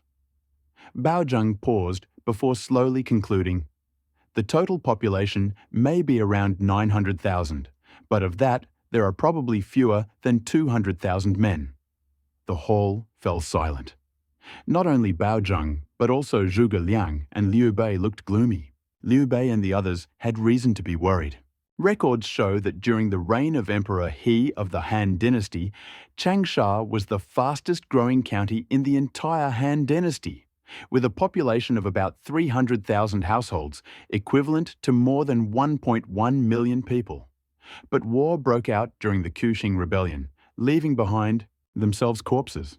When Sun Jian marched against Dongzhuo, he mobilized all the elites of the county and marched north. But in the end, only 3,000 followed Sun Ci to Yuzhou. Moreover, the unbearable heat and dampness, an ancient term for certain infectious sludges and seasonal diseases, caused illnesses, heart and lungs, which usually struck men first. Disaster after disaster, like an inexorable wheel, emptied Changsha, once a densely populated city, into its present state. It is clear that Changsha is now seriously short of men. This is common in troubled times. Fortunately, with the exception of Baozheng and Xin Qiji, the rest of the audience had survived the events in Chuzhou and recovered quickly. When Cao Cao carried out the massacre in Chuzhou, the Sea River was blocked, which was a much more destructive event than Changsha. Therefore, after a moment of silence, the people of Changsha cheered up and continued discussing state affairs. "Are there enough officials in the counties of Changsha?" Zhuge Liang asked again. The officials of Changsha are mostly connected with influential families. At present, Yi's personal soldiers are stationed in county offices throughout the country, and their orders are issued from the prefectural governor's office. Bao Zheng explained. However, this is only a temporary measure. The Lord will need to mobilize officials from Jiangxia to fill the vacancies. Liu Bei nodded.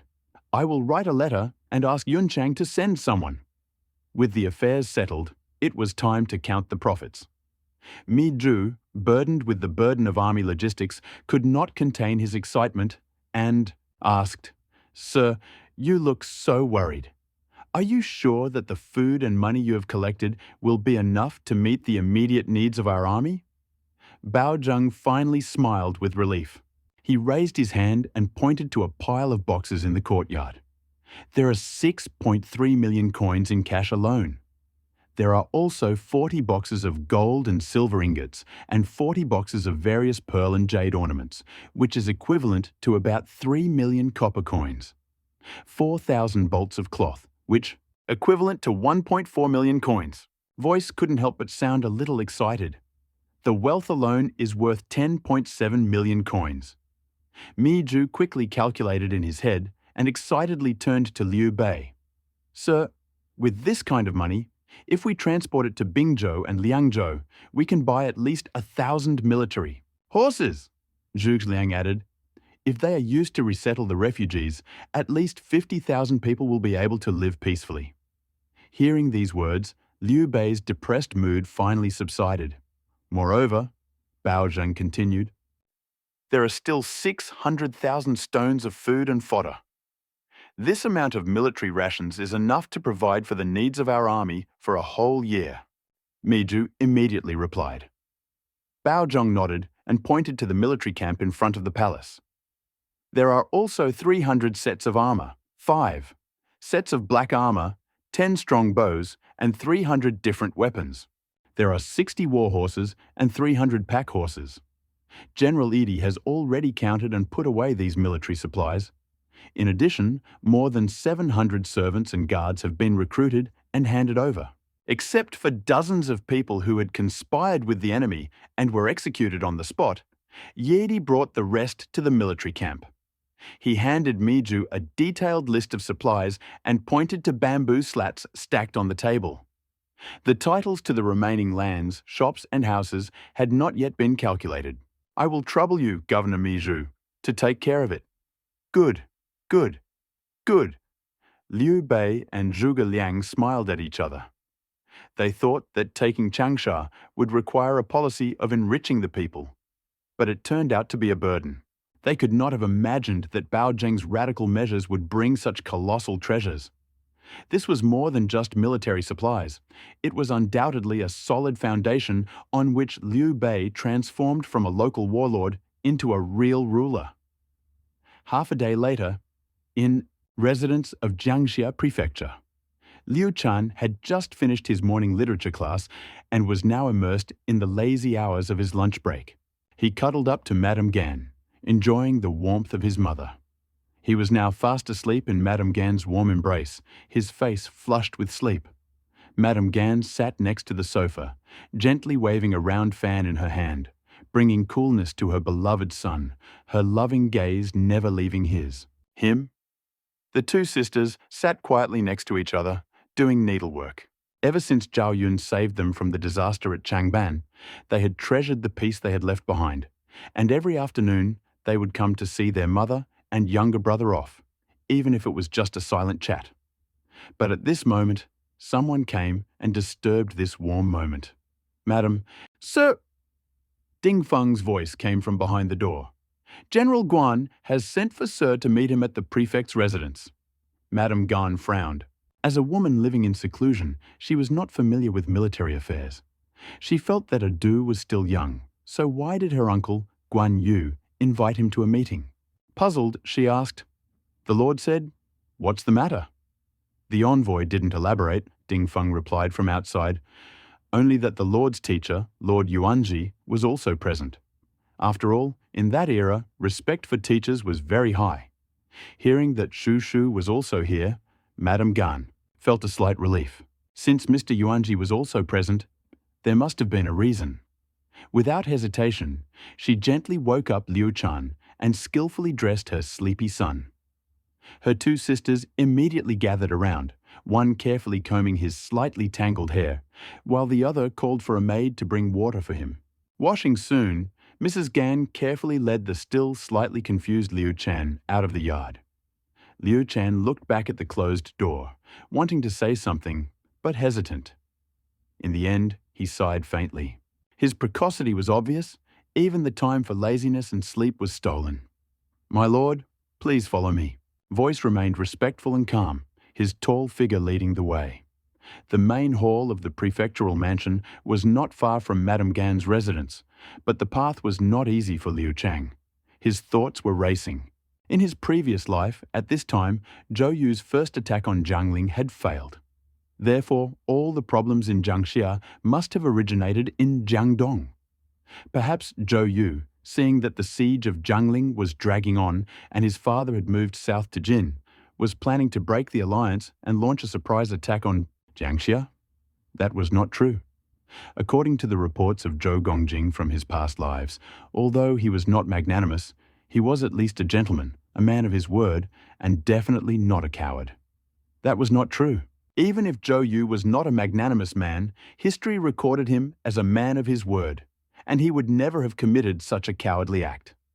But what other events, other than Jiangdong, could have caused a proud man like his cousin to call up a 2-year-old child for military service? Meeting? Young minds are naturally quick to react. In just a few steps, Liu Shan had already gone through countless options until, "Sir, we have arrived at the district governor's residence."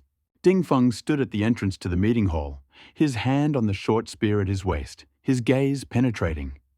Liu Shan glanced at the characters Jiangxia Prefecture solemnly carved on the lintel. He took a deep breath, cast aside all thoughts, and with difficulty stepped over the threshold, which seemed too high to him. The main hall of the county governor's residence was the military and political center of Jiangxia. In his previous life in Jiangxia, he was still a naive child and had never been here.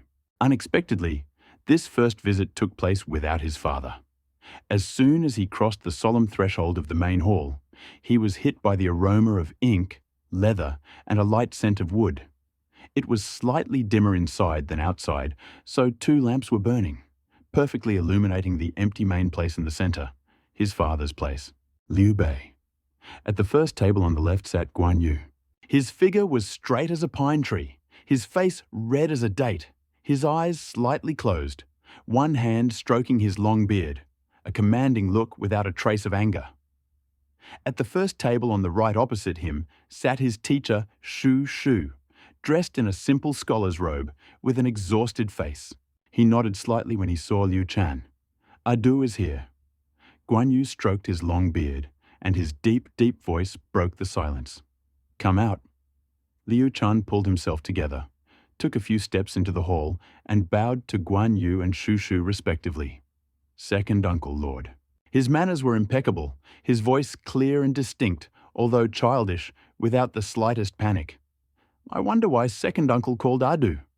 Guan Yu's almond-shaped eyes slightly raised, and his tone became a little softer than usual. Your father has a letter. He picked up a scroll of silk from the table. The letter says that you and Yuanji should read it together. Liu Shan nodded and looked around. The governor of Jiangxia, Liu Qi, his teacher and colleague Yi Ji, and his uncles Sun Qian and Mi Fang were not present, indicating that this was not an official military conference. Father's letter was probably a family matter. Since this was a family matter, only his second cousin and nephew. Liu Chang's eyes gleamed at the thought. In his previous life in Jingzhou, his uncle had treated him kindly, often bringing him new toys and pets. Even when he playfully tugged at his beloved beard, he had never truly reproached him. But after arriving in Shu, they had become separated. Even when his uncle hurried back to Chengdu, he was often busy with military affairs, making it difficult for them to meet again. Then came the tragic news from Jingzhou. After being reborn, he treasured every moment he spent with his uncle. He knew that his uncle was cold on the outside but kind at heart, and was known for his gentleness rather than his rudeness. Taking advantage of his youth, he immediately rushed to Guan Yu's desk, stretched out his tiny hands, and coquettishly said, "Uncle, hug me." A Dao doesn't see. Although his expression was a bit banal, his still young age made his expression charming. Guan Yu frowned, as if trying to maintain his authority as an elder. He muttered quietly in reproach, "Nonsense. How could this be a place for meetings?"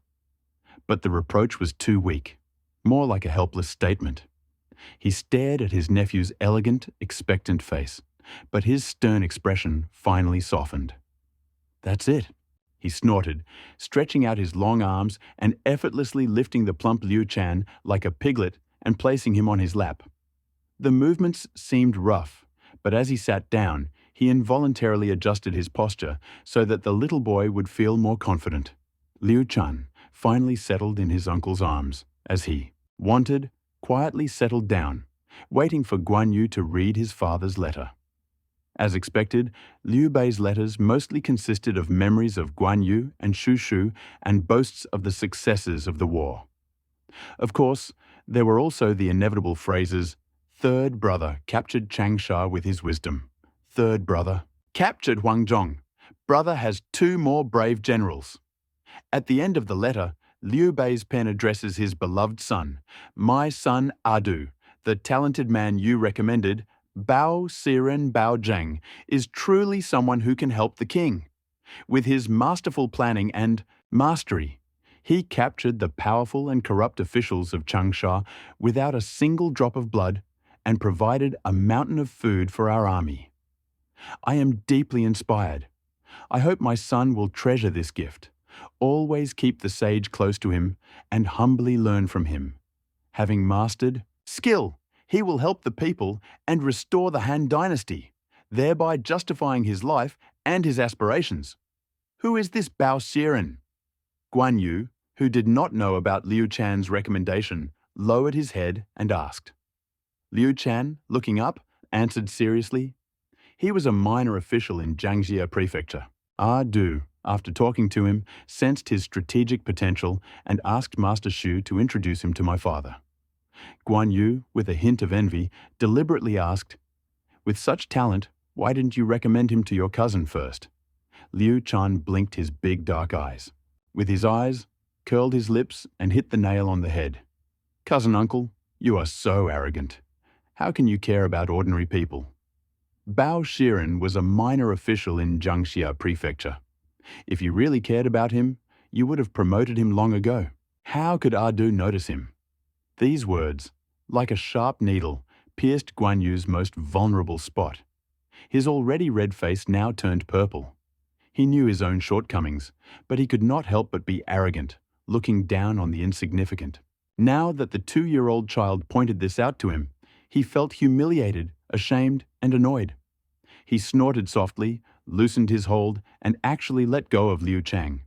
He said sternly, "Humph, your uncle is blind. Don't try to get close to me."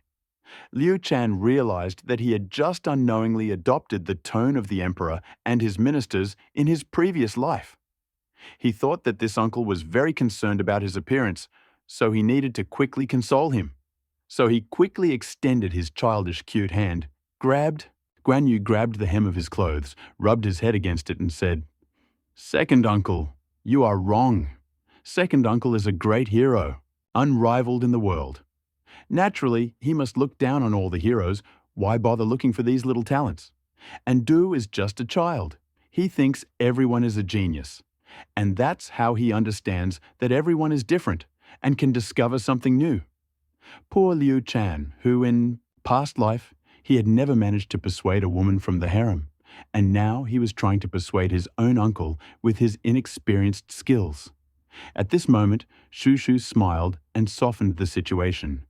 Yunchang, why are you still fighting with a child? Check the master's letter. Is there any important instructions?" Guan Yu knew he had gone too far, but his skin was too thin to bring himself to apologize to his nephew. With a stern expression, he sat Liu Shan on his lap again. It seemed rude, but in fact, there was a hint of regret and awkward compensation. Liu Shan laughed to himself. His second uncle really valued face above all else. He was like a donkey floating with the current. Guan Yu coughed lightly to hide his embarrassment and picked up the silk book again. And indeed, there was something more important in the end. Changsha had only just been populated, and there was still much to be done. I ordered Jibo, Yiji, and Bo Miao Dongzhi to immediately go to Changsha to help with civil affairs and to pacify the local people.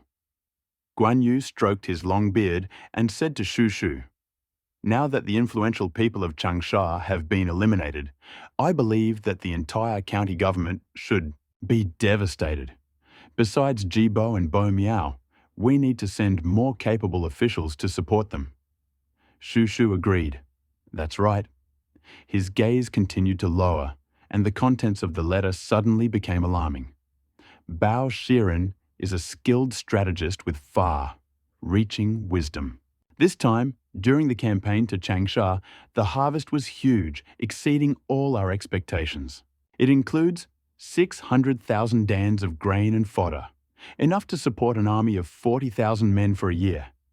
6.3 million coins in cash, 3 million coins in gold, silver, pearls, and jade, and 4,000 bolts of cloth worth 1.4 million coins.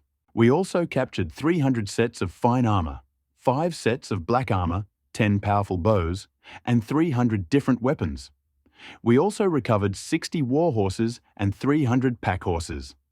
Countless fields and businesses were confiscated. The details will be reported to Miju after the counting. The treasury of Changsha is now full. It's all thanks to Bao Shiren. When Guan Yu finished reading the letter, not only he, but also Liu Shan, who was in his arms, and Shushu, who was sitting opposite, were stunned.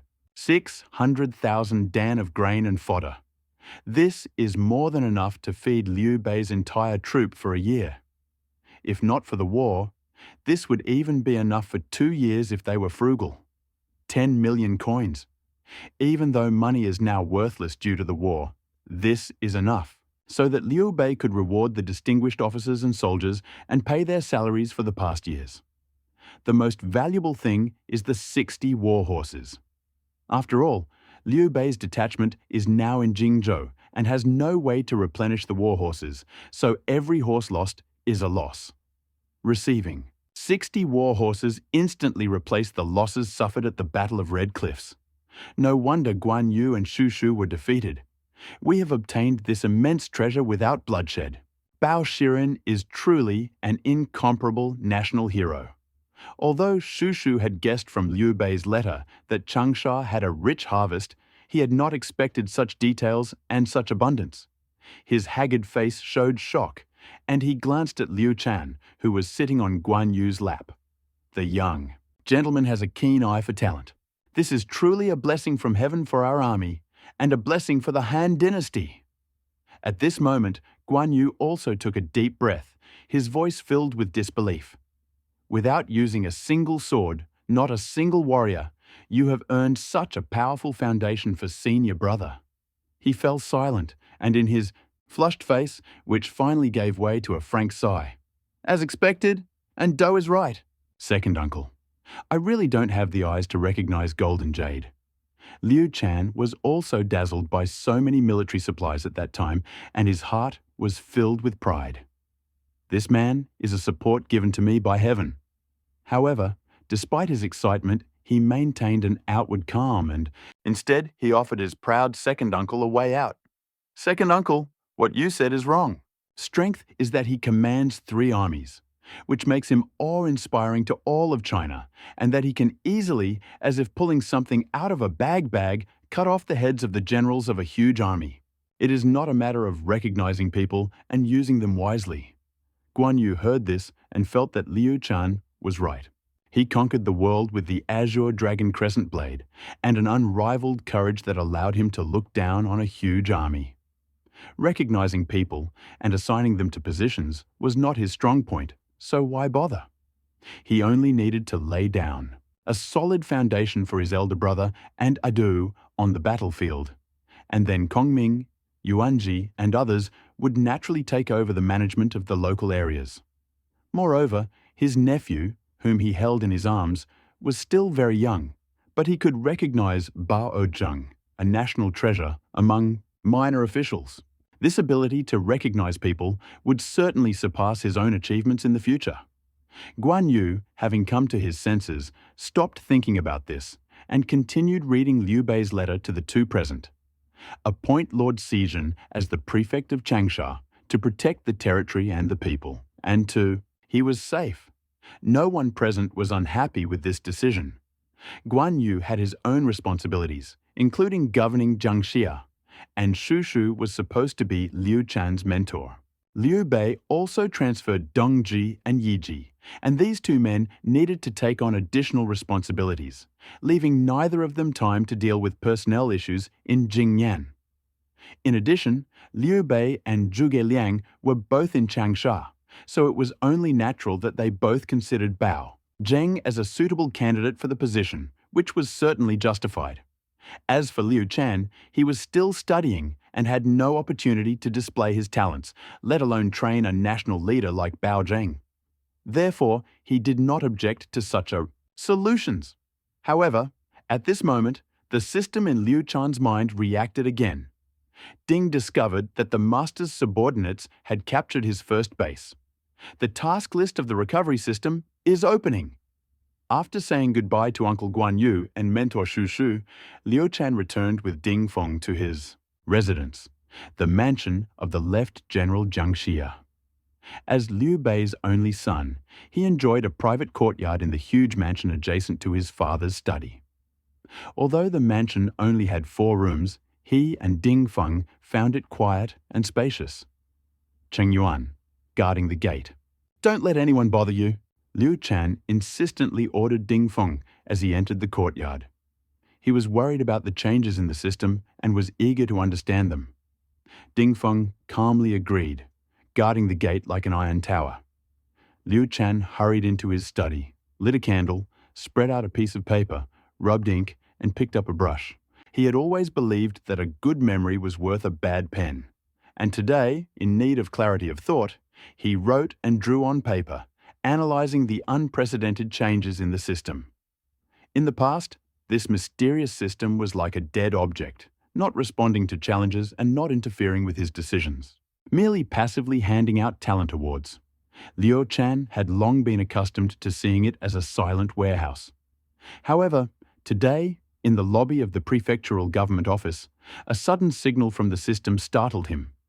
And then he discovered that he could freely control the appearance and disappearance of the system text.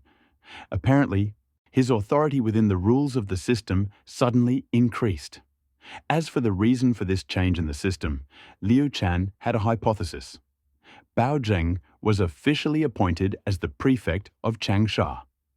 As for why the system did not react before, even when Liu Bei's army captured Jiangxia and originally occupied Changsha, then the key to the mystery lies in Bao Zheng, not Changsha.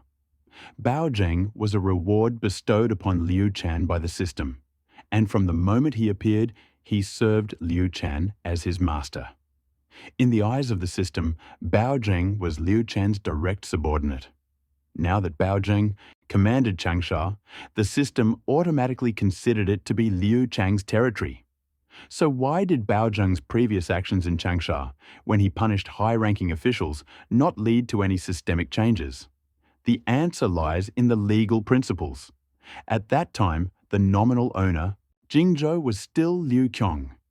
Even though Liu Qiong had been kidnapped by Cao Cao and sent to Shudu after the Battle of Red Cliffs, Liu Bei, in an attempt to gain support, appointed Liu Biao's eldest son, Liu Qi, as the governor of Jingzhou, thereby establishing his legitimacy. Legally, the supreme power in Jingzhou belonged to Liu Qi. Just now, along with letters from his father to his second cousin and others, a denunciation from Liu Bei to Liu Qi arrived in Jiangxia. This memorandum contained an official recommendation of Baozheng for the post of governor of Changsha. After reading it, Liu Qi sealed it with the governor's seal, thus making Bao's position. Zheng as governor became legally binding. It was at this moment of legal force that the system awoke, recognizing Changshu as Liu Chang. Why not Liu Bei? Because in the eyes of the system, Liu Bei had long since passed away. Thus, Liu Bei's entire group was forcibly divided by the system into two camps. The Shuhan Restoration Camp centered on Liu Shan and his immediate subordinates, including both systemic and local specialists who had to acknowledge their master.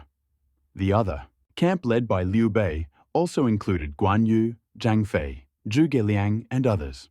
Zhu Shu, although he was Liu Shan's mentor, considered himself Liu Bei's subordinate and was therefore also included in this camp. This division was a violation of the natural order and completely absurd. Liu Shan wrote the words legal principle and camp on paper.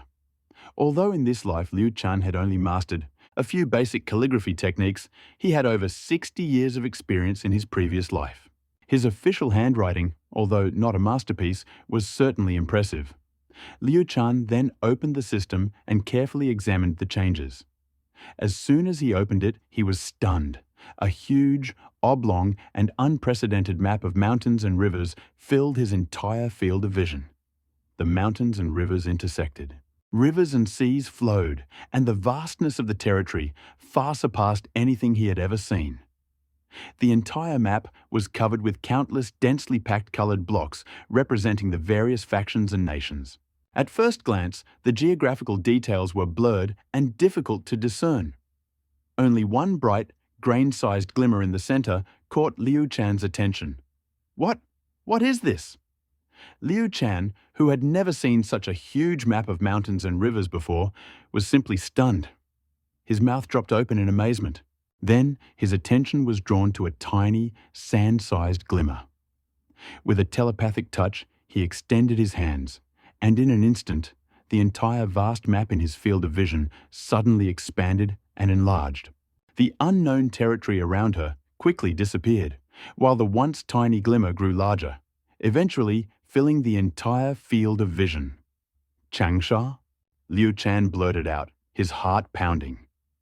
At that moment, the map became so clear that Liu Shan felt as if he was there himself. Not only was Changsha County clearly visible, but also the surrounding counties and villages scattered throughout the area. Even the layers of bandits and pirates hiding in the mountains, forests and lakes were crystal clear. He looked around Leiling and suddenly noticed Sun Wu's army of several thousand people quietly retreating towards Jianchang.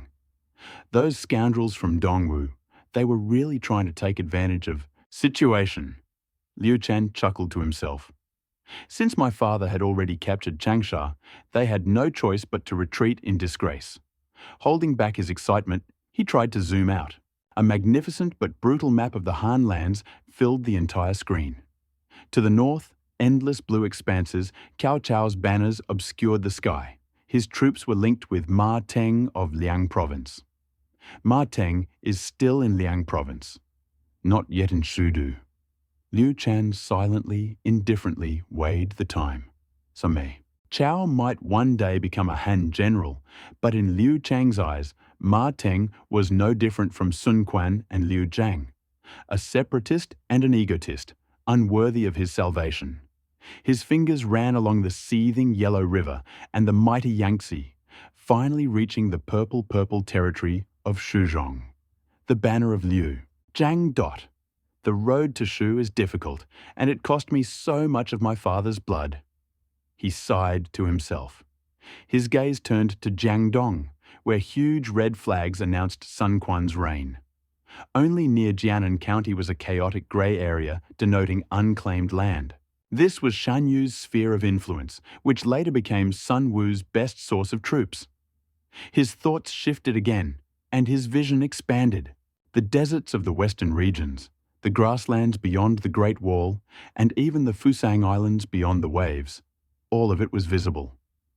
On Fusang Island, hundreds of flags of different factions, large and small, were lined up.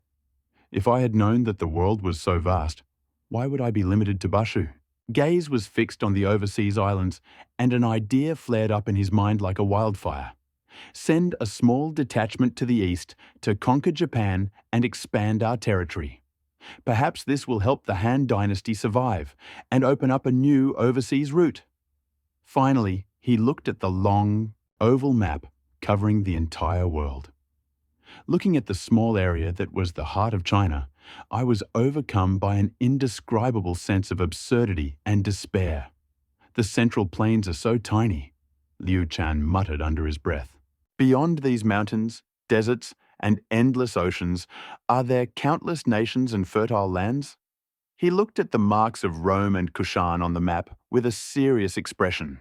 Finally, his fingers touched Luoyang and Chengdu, and he sighed. The Cao thieves are not defeated. The Sun family is a separatist. The 9 provinces are not yet united, and the world has enemies 100 times more powerful. I wonder if I will ever see the Han flag blocking the sun in my lifetime. A fleeting thought. Liu Shan attempted to shift the focus of the map to the vital city of Xiangyang, which was now contested by the Liu, Cao, and Sun factions. However, unlike the meticulously detailed Changsha County, the map of Xiangyang was shrouded in a thin, pale blue haze, as muted as Cao Cao's banners. While the outlines of rivers and streams were barely discernible, emphasizing the city's strategic importance, the deployment of troops, Cao and Sun were completely obscured by the haze, making them indistinguishable. Liu Shan frowned, unwilling to accept the change, and tried to zoom in for a closer look, but the scene suddenly changed. The map turned into a patchwork of different shades of blue, obscuring even the original direction of the mountains and rivers. So that's it, Liu Shan finally realized, sighing quietly and giving up his futile attempts to look. This layer of fog and color was clearly a systemic barrier that he couldn't get past now. As if he remembered something, Liu Shan glanced towards Jiangxia, where he stood to check. Sure enough, the familiar shield effect appeared again. The area that represented Jiangxia was also enveloped in a soft emerald green mist, which also did not give off the slightest glimmer. Liu Shan was not disappointed. He tapped twice more under the word faction already written on the paper, then stopped exploring the map and continued studying the system. A moment later, his mind touched several new buttons in the corner. Task list, eyeglasses shopping mall. With a click of his mind, the familiar square font changed. Geographical map of mountains and rivers spreading throughout the consciousness. Mission 1. Set the guard mission. Description. Now that the master has captured his first territory, please begin the conquest of the world from here. But first, for the sake of the master's safety, please set up a guard of at least 200 people. Mission reward, 100 points. Huh? Liu Shan was stunned by the mission reward. Previously, the system rewarded either future generations of outstanding individuals or material items. Now, for the first time, it awarded points. But what did they get these points for? Liu Shan wrote the word points on a piece of paper and continued reading. Mission 2. Return to territory. Mission description. You were locked up in Luoyang for a long time. You must return to your territory, Changshu, as soon as possible. Mission reward: 100 points. This mission was not difficult. Liu Shan thought, once his father pacified the 4 counties of southern Jing, he could go to Changshu under the pretext of seeking legal advice from Bao Zhang. Given his father's trust, he certainly won't stop him. Mission 3. Expanding power. Long-term. Mission. Mission description. Now that you've conquered your first territory, the path to rebuilding the country is officially open. Please expand your territory to gain more resources and population. Mission reward: 100 points for each county recaptured. Liu Shan nodded slightly, clearly understanding what he meant. However, his gaze fell on the word faction on the paper, and he realized that this matter required careful consideration. The key word was possession. Even if he cleverly seized a new territory, if his father appointed officials to govern it, the county would no longer be considered his territory. Conversely, if his father appointed one of his own as governor of a prefecture in the newly acquired territory, the county would go to him. This idea posed a delicate problem for Liu Shan. At present, he had only 2 civil servants under his command, Bao and Xin. Even if they were all sent to prefectural governorships, they would only receive the territory of 2 counties, a drop in the ocean. Fortunately, he knew that the glorious Han dynasty would one day pass to his father, and that the burden of governing the 2 capitals and 13 counties would eventually fall on his shoulders. Therefore, he did not give up and continued to focus on the next tasks. The reward for this task would also come to him someday. Task 4. Raising the heir to the imperial throne. Long-term task. Description of the task. The path to the revival of the state is long and difficult, and it is not always completed in one life. In order to ensure the longevity of the Han dynasty and the heir to the throne, it is necessary to carefully select talented people and provide them with meticulous training to continue your aspirations. Quest requirements. Please bind a direct blood relative of the Liu clan to you and nurture him until success. Quest reward. Gain 100 points for each of the bound heirs command. Military, intelligence, politics, charisma stats that exceeds 90. There was no rush. Liu Shan already had a candidate in mind, but that person had not yet been born. Chenhe was brave and resourceful. Although she was neither the eldest nor the legitimate son, Empress Zhang fortunately had not given birth to a legitimate son, so there was still a chance. Besides, by the time Chenhe was born, he and his father might have already established their rule in the Central Plains and sailed abroad. He had no need. Inherit the throne and save the crumbling empire. After closing the quest interface, Liu Shan turned his attention to the mysterious points trading center. Since all the quest rewards were points, this center should be very useful.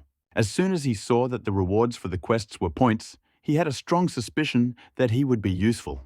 Indeed, as soon as he entered the shopping mall, the first thing that caught his eye was the talent exchange.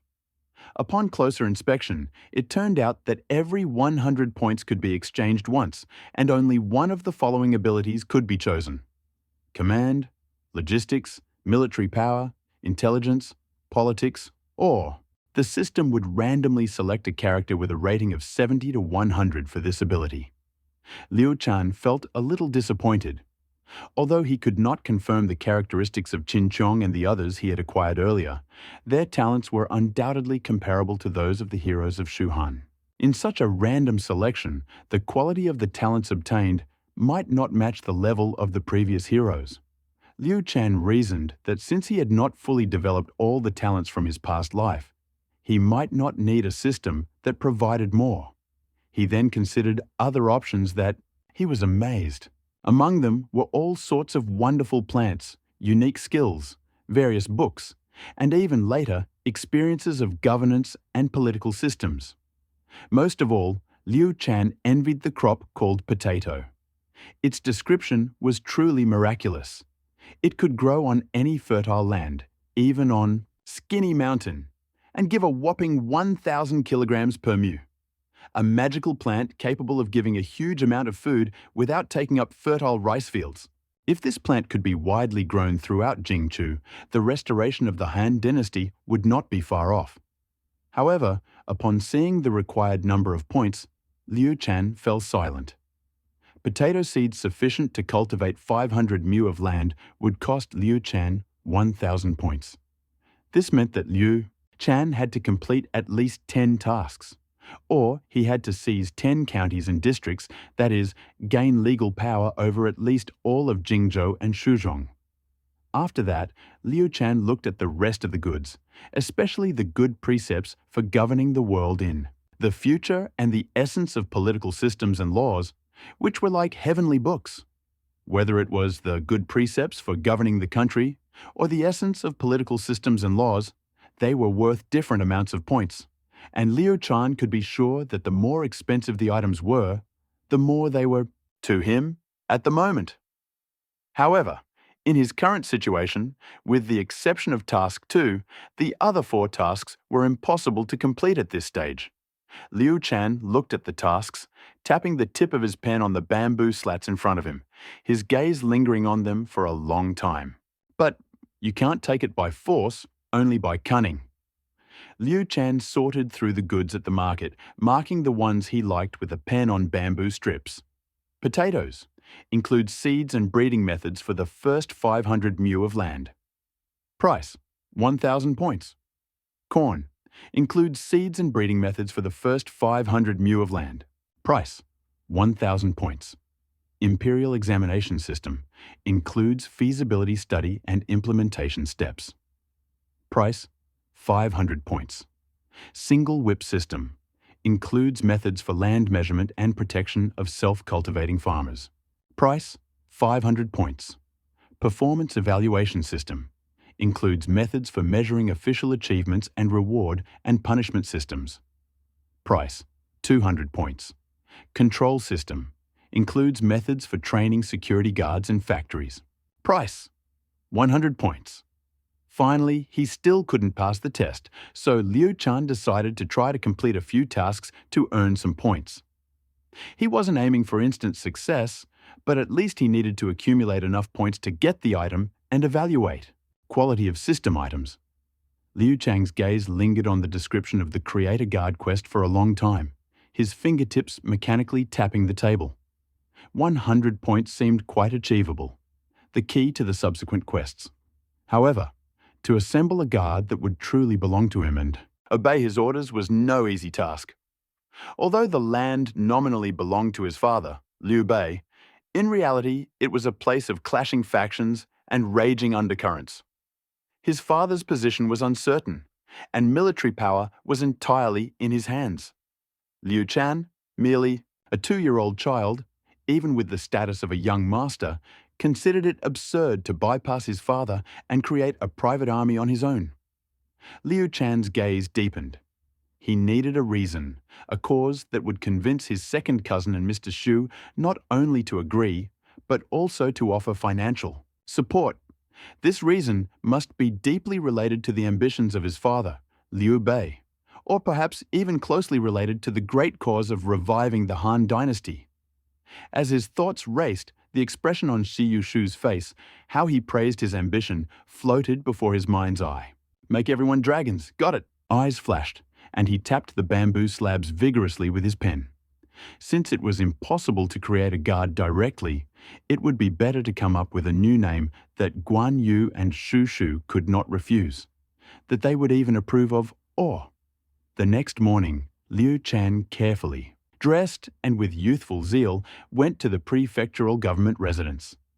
Inside, Guan Yu and Shu Shu sat opposite each other, with a map of Jiangxia spread out on the table.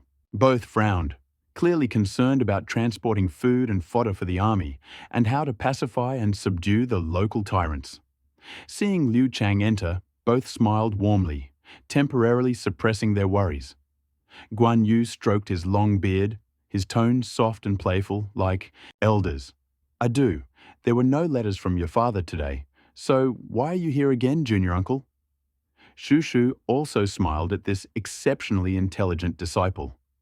Liu Shan greeted the two and then said with a hint of excitement, Junior uncle, Mr. Shu, yesterday Ado pondered and finally came up with a solution that could ease the current worries of father, second uncle, and Mr. Shu, and win the hearts of the nobles and officials of Jiangxia. Oh, face was filled with surprise, and he asked seriously, "How did you know that I was worried?" Liu Shan straightened up confidently. Yesterday, father wrote that cousin uncle and Mr. Shu were delighted with Mr. Xizhen's generous purchase of 1,000,000 dan of grain for her. After returning, Adu thought that Changsha and Jiangxia belonged to Jingzhou. How could Jiangxia be an exception when Changsha had so many restless tyrants? That was common sense. Guan Yu and Shu Shu exchanged quick glances, each of them flashing with surprise. That a 2-year-old child could come up with this was truly amazing. Shu Shu stroked his beard and asked in a probing tone, "Adu's theory only proves that there are influential people in Jiangxia. How can you be so sure that we care about them?" Liu Shan chuckled and said, "For this, I have my mother to thank. She often took me to the city to distribute porridge. Adu saw with his own eyes how many refugees fled beyond the borders of Jiangxia. If my cousin had properly dealt with the local nobles and housed the refugees, why would he have allowed them to remain outside the city and beg for food? He should have distributed them to the lands of influential people long ago so that they had a place to live." At this point, Guan Yu finally couldn't hold back his laughter. "Well then, good Adu. You are thoughtful and observant. You see the whole picture even from the slightest hint. Since you have guessed what is troubling my cousin, what is your brilliant plan? Tell us quickly. Let my cousin uncle and your teacher Shu listen carefully." Encouraged, Liu Chan's spirits rose, and his voice sounded clear and confident. "Second uncle, Lord Shu, my father has just arrived here in Jiangxia, and the people are restless, and the foundation is not yet solid. Although the local nobles and officials intend to join my father, they inevitably hesitate and wait. This is the normal state of affairs in the world. Adu believes that instead of forcing them to immediately commit themselves to my father, it is better to first make them feel a sense of belonging to us, especially in relation to the future, and to acquire certain expectations." Belonging? Expectations? Zhu Shu seemed to be thinking, "What does young master mean? That's exactly what I mean." Liu Chan nodded vigorously. "I beg Master Shu or second uncle to invite the prominent nobles and officials of Jiangxia City to send their children of the same age as Adu to the mansion." Guan Yu frowned slightly. "Send to the mansion. Adu, do you want to find playmates?" "No, second uncle." Liu Chan shook his head, his face becoming serious. "Not a playmate, but a classmate, and even a close follower. And Du wants to follow the ancient tradition of wise rulers, nurturing scholars, and create a battalion of young elite warriors. Please ask second uncle and Master Shu to select loyal, brave, reliable, and literate people from the army, warriors as instructors. They will teach us young men to read and write, strengthen our muscles, and most importantly, learn the ways of loyalty and justice, as well as the laws of the Han dynasty." He paused, watching the expressions on Guan Yu and Shu Shu's faces. Seeing that they were not interrupting, but rather thinking, he continued clearly. "First, it will demonstrate the father's kindness and appreciation to talented local children. It will make their fathers grateful for their kindness and feel close. Since these children live in a mansion, how can their families not be loyal to their father? Secondly, Master Shu once taught Adu. It takes 10 years to grow a tree, and 100 years to raise a man. These young men we are training and raising in the mansion today, and they are imbued with loyalty and righteousness. When they grow up, they will become the most loyal and reliable pillar of strength under my father's leadership. This is to secure the future pillars for father and the Han dynasty." Thirdly, Liu Chang's voice was full of youthful abruptness. "Adu, as your father's son and a descendant of the Han dynasty, can he be surrounded by only servants? He must be accompanied by talented people of the same age to cultivate his virtues, learn and develop together. This Shaoying camp is the first group of Adu's followers, and it is also the beginning of my training in how to deal with people and command subordinates."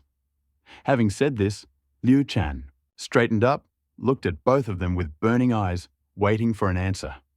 Brilliant. After listening to Liu Shan's reasoning, Shu could not contain his delight. He involuntarily applauded, his gaze full of admiration. He instantly realized the profound political implications of Liu Shan's strategy. Under the guise of accompanying the young master and cultivating future talents, he was actually collecting hostages, cultivating immediate subordinates, and reserving personnel. What's more brilliant is that this perfectly matched the previously proposed concept, all like dragons, turning vague aspirations into practical, mutually beneficial actions. Moreover, although it was formally called the Young Masters Battalion and the Personal Guard, in reality, it was the prototype of the core group of the future elite surrounding Liu Shan. This was 100 times more cunning than simply creating a guard. Guan Yu stroked his beard, thought, and a gleam lit up his eyes. Although he preferred practical matters, he was no stranger to political intrigue. Liu Shan's strategy of uniting the sons of influential families around himself effectively seized control of the families behind them, greatly strengthening his grip on the local government of Jiangxia. More importantly, forming the young master's own team was a given, but Adu was too young to think about it. Now that he took the initiative, and his thoughts were so clear and coherent, Guan Yu felt both relief and a slight shock. Adu's proposal, Guan Yu said slowly, in an even and strong voice. It is far-sighted and to the point. It calmed the hearts of the Jiangxia nobles, but it will also give future wings to my elder brother and you, Adu. This is the best plan. He waved his hand and decisively ordered, "It is feasible. Yuanji, you will personally handle this matter. Immediately prepare an invitation and invite the nobles and officials of Jiangxia City on behalf of my elder brother and me, Guan Yu, to a banquet at my estate in 3 days to discuss the matter of the Shaoying camp. The venue, all expenses, security and training will be covered by the treasury." He deliberately emphasized the 4 words security and training, apparently understanding the meaning of martial arts training implied in the title of this personal disciple. Yes, Zhu Shu accepted the order with a smile, looking at Liu Shan approvingly. Young master, this strategy turns the intangible into the tangible. It is profound and childlike. I admire you. I will definitely do my best to make it a reality. Since Master Shu and his cousin uncle were helping him with the planning and work, Liu Shan no longer had to worry about it and could only wait patiently. However, as far as the young master was concerned, Guan Yu and the rest still wrote a detailed report to Liu Bei in the Changsha camp. At this time, Liu Bei, Zhuge Liang, and the others were still in the camp, discussing the strategy for conquering southern Jing. They had already wasted too much time. By then, the 3 armies that had been sent out earlier, 2 of which were in charge of Linling and Wuling, reported that the cities had been taken within a day. Only Zhao Yun, who was heading to Guiyang, had not returned yet. Will there be any incidents during Zilong's campaign? Liu Bei, although confident in Zhao Yun's abilities, was still a little worried after not hearing from him for several days. Zhuge Liang waved his feather fan and smiled. Zilong is calm and reliable. My lord, rest assured, I expect that we will receive news of victory within 2 days. Meanwhile, outside of Guiyang, Zhao Yun and his 3,000 elite troops had been camped for 3 days. The flags on the walls had changed from those of the first ceremonial battle to today's white ones. Governor Zhao Fan has finally sent a messenger with a letter of surrender. General Zilong, the governor sincerely surrenders. We have specially held a banquet in your honor. I hope you will do us the honor. Messenger knelt before Zhao Yun's tent and handed him a gilded invitation. Zhao Yun took the invitation, glanced at the neat handwriting, and nodded slightly. Reply to Prefect Zhao. Yun will attend the banquet tomorrow at noon. After the messenger left, Deputy General Zhang Yi frowned and said, General, Zhao Fan is a fickle man. This time, he gave in suddenly. I'm afraid it's a trick. Zhao Yun's eyes flashed. Although I have some doubts, but if I don't come to the banquet, I might miss the opportunity to recruit him. Botzi, You must organize a detachment of 500 select warriors who will occupy the city gates after I enter the city tomorrow. The rest of the troops should be ready to support me." The next day, at noon, Zhao Yun entered the city with only 20 guards, apparently without any protection. Zhao Fan personally greeted him at the city gate, beaming. "I have long heard of General La Zilong's fame. After meeting him today, I realized that he really has an ace in the hole." Zhao Yun smiled calmly. "Prefect Zhao, you are too kind. Uncle Liu ordered me to go south, and it is a great honor for me to win the prefect's loyalty."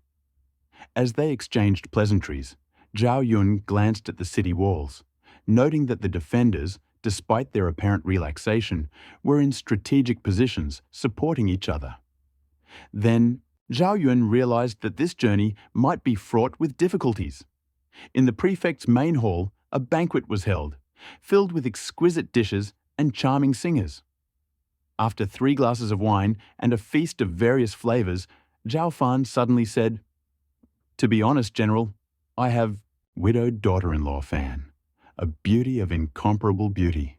She wants to marry you. What do you think?" Then he ordered Fan to come. As Zhao Fan had predicted, Fan was incredibly beautiful, captivating even with just one glance. It was just that such a beauty met a man who did not understand romance. Zhao Yun put down his glass and said with a half-smile, "I appreciate your kindness, Governor, but how could I humiliate someone else's wife? Today is the day of surrender, so let's not discuss personal matters." Zhao Fan's expression changed slightly, and he forced out a smile. "General, you are a true gentleman. Let's go have another drink." Soon after a hearty meal and several cocktails, Zhao Fan escorted Zhao Yun back to the guest room. Then his expression changed again. He returned to the lobby and discussed the situation with his confidant, Chen Ying. "Although Zhao Yun is from my city, we will join him this time. Firstly, we will not accept alliances, and secondly, we do not want marriages. I'm afraid that even if we enter Liu's camp, we won't be given any important positions." Chen Ying replied, "Why not cut off Zhao Yun's head at night and head north to surrender to Prime Minister Cao?" Zhao Fan hesitated. He had no ill will toward Zhao Yun. Although he wouldn't form a faction with him, he wouldn't kill him, right? Chen Ying noticed Zhao Fan's hesitation and winked. Bao Long, who was standing nearby, understood what he was talking about. He also stood up and said, "If you cut off Zhao Yun's head, Prime Minister Cao will definitely give you a high position and a generous salary. Isn't this better than serving as a village chief here?" Zhao Fan, who was already obsessed with power, finally couldn't hold back his greed upon hearing this and nodded, agreeing with his subordinate's plan. He then signaled the two to prepare their weapons and wait until the 3rd hour of the night shift, when Zhao Yun will fall into a deep sleep before he can act. Zhao Fan did not know that an unexpected guest had appeared in Zhao Yun's room. A thin young scholar in a blue robe stood before him. Zhao Yun gave the guest an appraising glance. "What brings you here, Chief Secretary Zhang, so late?" Jiang Wan should have been in Lingling at this time, but due to a conspiracy, he was transferred to Guiyang. Jiang Wan looked around and lowered his voice. "Today's banquet may be a banquet in honor of Hongmen. Zhao Fan pretends to surrender and ambushed 100 assassins in the palace, intending to kill you, General." Zhao Yun laughed heartily. "You are Zhao Fan's subordinate. Why did you come here to report? Is this another conspiracy?"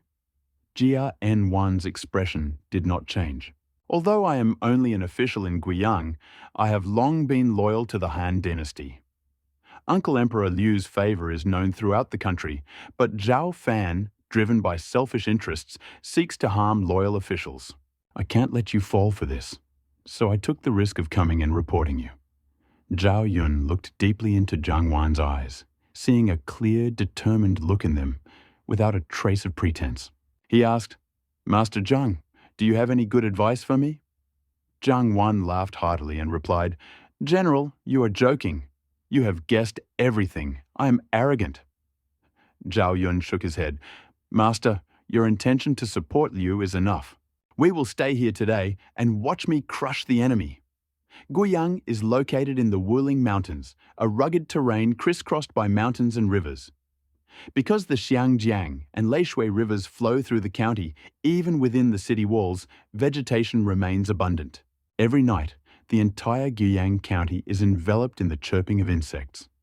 The intricate chirping of insects might be an alarming noise on ordinary days, but for Zhao Fan and his companions today, it served as the perfect camouflage.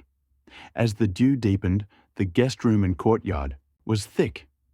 The light in Zhao Yun's room had long since gone out, and there was a deathly silence. Zhao Fan, leading Chen Ying, Bao Long, and dozens of assassins, quietly entered the courtyard. Chen Ying brandished a 2-foot mace, and Bao Long brandished 2 3-pronged pitchforks, each about an inch thick. Zhao Fan hid behind them, his heart pounding, his palms sweating. Forward. Zhao Fan lowered his voice, his eyes flashing furiously. Chen Ying and Bao Long exchanged glances and then violently pushed open the wooden door of Zhao Yun's guest room. Like tigers descending from the mountains, the two men rushed into the dark room. Chen Ying's mace slammed down on the bed, and Bao Long, waving his spears left and right, he struck the headboard with 2 tridents. Die! Chen Ying roared. Puff! Puff! The sound of weapons piercing flesh rang out, but it was not a human sensation. Then a piercing howl came from the darkness. It was a wild boar. Oh no, we have been deceived. Bao Long, experienced and alarmed, retreated immediately, at that very second. How dare you, thief! Rang out. A silver figure suddenly leapt out from the shadows of a corner. It was Zhao Yun. He hadn't slept, let alone been in bed. He was wearing soft armor, and the Qinglong sword in his hand cut through the darkness with a deadly, cold light. Stingy. The sword's tip, with impeccable precision, reflected Bao Long's 3-pronged counterattack. Without fear, he plunged straight into Chen Ying's open net. Chen Ying flinched, but the mace was too heavy to defend against, and he had to desperately dodge. Puff. The spear tip, although it missed his heart, forcefully pierced Chen Ying's shoulder blade. Blood spurted out instantly. Ah! Chen Ying cried out in pain, and the mace flew out of his hand, falling to the ground with a crash. How could the men not have realized at this moment that Zhao Yun had guessed their plan? Protect the master. Bao Long swung his 2 forks, rushing at Zhao Yun. As the saying goes, an inch longer, an inch stronger, an inch shorter, an inch more dangerous. Bao Long's forks were only an inch long, so his movements were naturally risky. But in such a deadly situation, he could only forcefully bind Zhao Yun, hoping to open a passage for the assassins behind him. A trifle. How could Zhao Yun let him succeed? His figure swept across the room like a dragon, and with one swing of his sword, he pierced the throats of 2 assassins. Forward, everyone. When the blood of the murderers splashed on Zhao Fan's face, he finally gave in and screamed like crazy. But Zhao Yun did not show the slightest fear. With a backhand, he knocked Bao Long back. Kick! He picked up the dragon gallbladder spear from the ground and turned around to grab it. Then, swinging the spear, he deflected several steel blades, then lunged back, his tip flashing through the air. He pierced the chests of the 2 main assassins with perfect precision, causing a fountain of blood to rain down on the people behind him. Then, as Bao Long wiped the blood from his face, he turned around and, using the momentum of his rotation, stabbed through the air with a clang. Spear into his waist. Bao Long was caught off guard and could only quickly raise his pitchfork to block the blow. Damn! A deafening clang of metal was heard. Sparks flew in all directions. Bao Long felt his hands tremble, his knuckles instantly cracking. A sudden surge of force lifted him off the ground, throwing him backwards. He crashed into the wall with a dull thud, blood gushing out of his mouth. Bao Long! Chen Ying, with his shoulder blade pierced, was in excruciating pain. He grabbed a steel knife from the ground and rushed at Zhao Yun's back like a furious tiger. Give me your life! Zhao Yun, as if he had eyes behind his back, without even turning around, swung the dragon gallbladder spear. The tip of the spear shot up, leaving a piercing arc behind it. Silver light! Puff! The steel knife slipped from his hand, stopping Chen Ying. He looked down in disbelief, looking at the huge wound on his chest, pierced from top to bottom by the tip of the spear. Internal organs mixed with blood gushed out like a fountain. Yu Chen Ying only uttered one word before collapsing to the ground, dead and gasping for breath. Even then, his eyes remained wide open, filled with horror and indignation. Chen Ying. Bao Long, seeing his brother's tragic death, let out a beastly cry as he tried to stand up. Your turn. Zhao Yun, who hadn't even broken a sweat until now, took a step forward. Like a poisonous dragon, the dragon gallbladder spear pierced Bao Long's heart. Fast, accurate, merciless, without a single blow. Already heavily wounded, Bao Long was unable to dodge and could only helplessly watch as the cold light in his pupils rapidly expanded. Puff, spearhead. The spears pierced the leather armor without any obstacle, piercing deep into Bao Long's heart. Bao Long's body suddenly tensed up, his eyes quickly dimmed. Blood gushed out from his mouth, his head fell back, and he died. Zhao Fan's two most capable generals were helpless under Zhao Yun's spear strikes. In a matter of seconds, they were defeated. Zhao Fan, frightened by Zhao Yun's tactics, did not dare to even approach. With a strange cry of, "Wow!" he abandoned his men and rushed to the door. But Zhao Yun did not let him leave so easily. "Where are you going?" Zhang Yi suddenly roared in fury. He had already led his elite warriors to silently deal with the outer guards, completely surrounding the courtyard.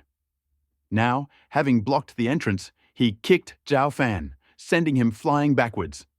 He landed right at the feet of Zhao Yun, who had just slaughtered the remaining. "Warriors, General Zhao, spare me! Spare me!" Zhao Fan, knowing that his life depended on Zhao Yun's whim alone, threw himself at his feet, bowing without ceasing. "It was Fan, bewitched. I listened to the slander of this scoundrel. General, spare me! Spare me! I surrender the city! I surrender the city!" Zhao Yun slowly pulled out the dragon gallbladder spear from Bao Long's body, the cold tip of which still dripped with warm blood.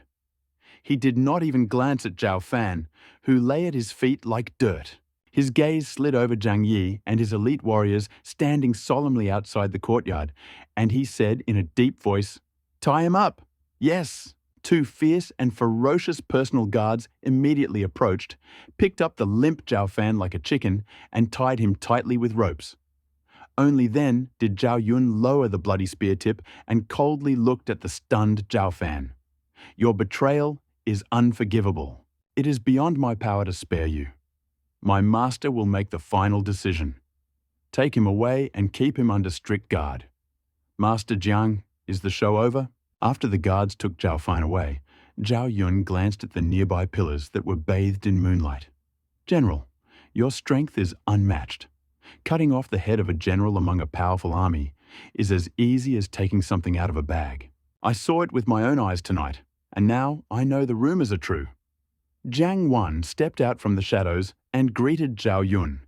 Zhao Yun nodded slightly, avoiding Jiang Wan's praise. Then he got down to business, his tone firm and decisive. "Tomorrow at 3:15 a.m. I want to see all the household registration documents in Guiyang County, the treasury records, and the details of military equipment." He paused, looking straight at Jiang Wan and added, "You bring the documents with you and accompany me to meet the master. Yes, your order has been carried out. I will follow it and justify your trust." Changsha Camp. While Zhao Yun and Jiang Wan were waiting to arrive, the triumphant armies of Huangzhong and Weiyan had already returned and presented Liu Bei with detailed reports of the military actions. One of them reported that Ling Ling had sent a general to attack, but had been captured, and that Liu Shan and Liu Du had subsequently surrendered. Another reported that Wuling's chief scribe, Gong Zhu, saw through his disguise but remained silent.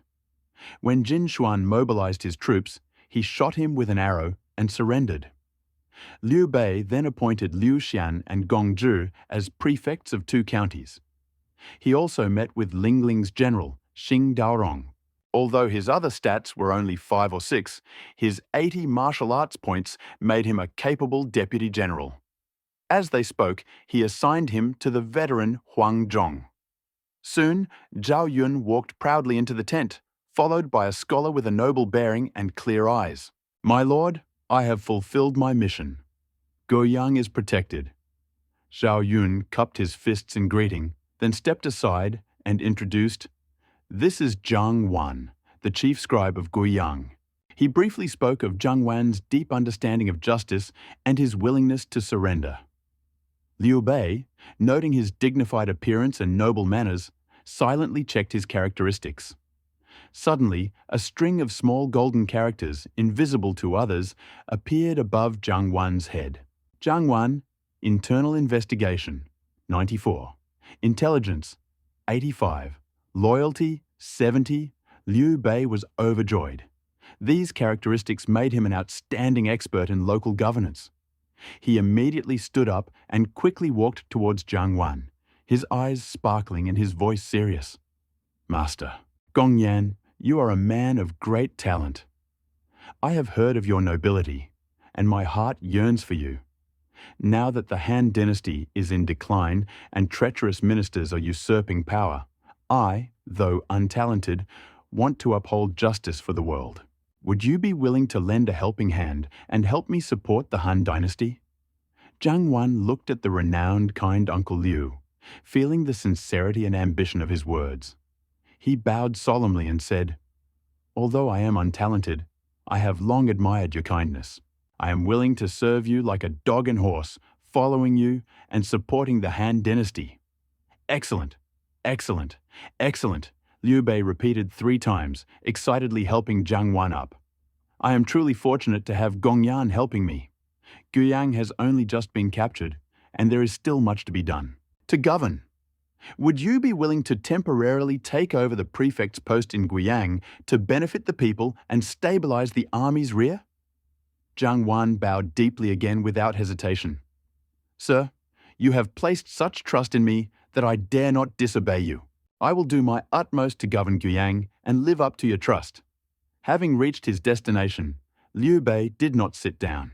Instead, he stared at Zhang Wan, his face filled with a strange expectation, as if he was waiting for something.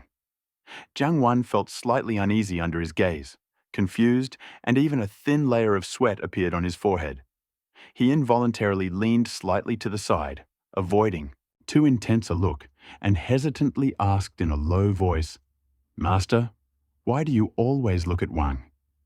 Liu Bei leaned forward a little more, his eyes full of anticipation mixed with confusion and a hint of resentment. "Master Gongyan, don't you have 2 strategies? Let me choose one?" His tone was like a child who was denied candy. Jiang Wan was momentarily speechless, blinking in confusion before answering honestly, "Master, no, no." Now it was Liu Bei's turn to be surprised. He twirled his beard, his face reflecting, "This is nonsense, huh?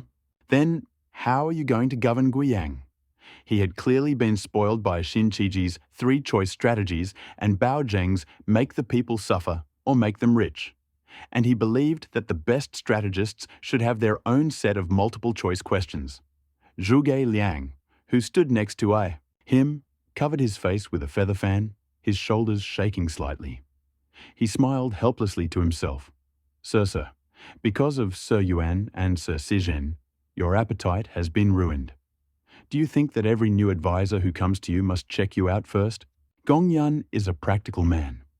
Why should he propose strategies before he can govern? Zhang Wan calmed down. Although he did not understand why Liu Bei asked this question, he still calmly replied, "One must govern while ensuring the safety of the people. After one takes office, he must first put the household register in order, audit the treasury, pacify the exiles, support the rural, farming and sericulture, and to establish the management of officials so that the people have something to rely on and government orders can be carried out without hindrance. These are all practical matters and we can take action step by step. No policy that requires the Lord to make a decision."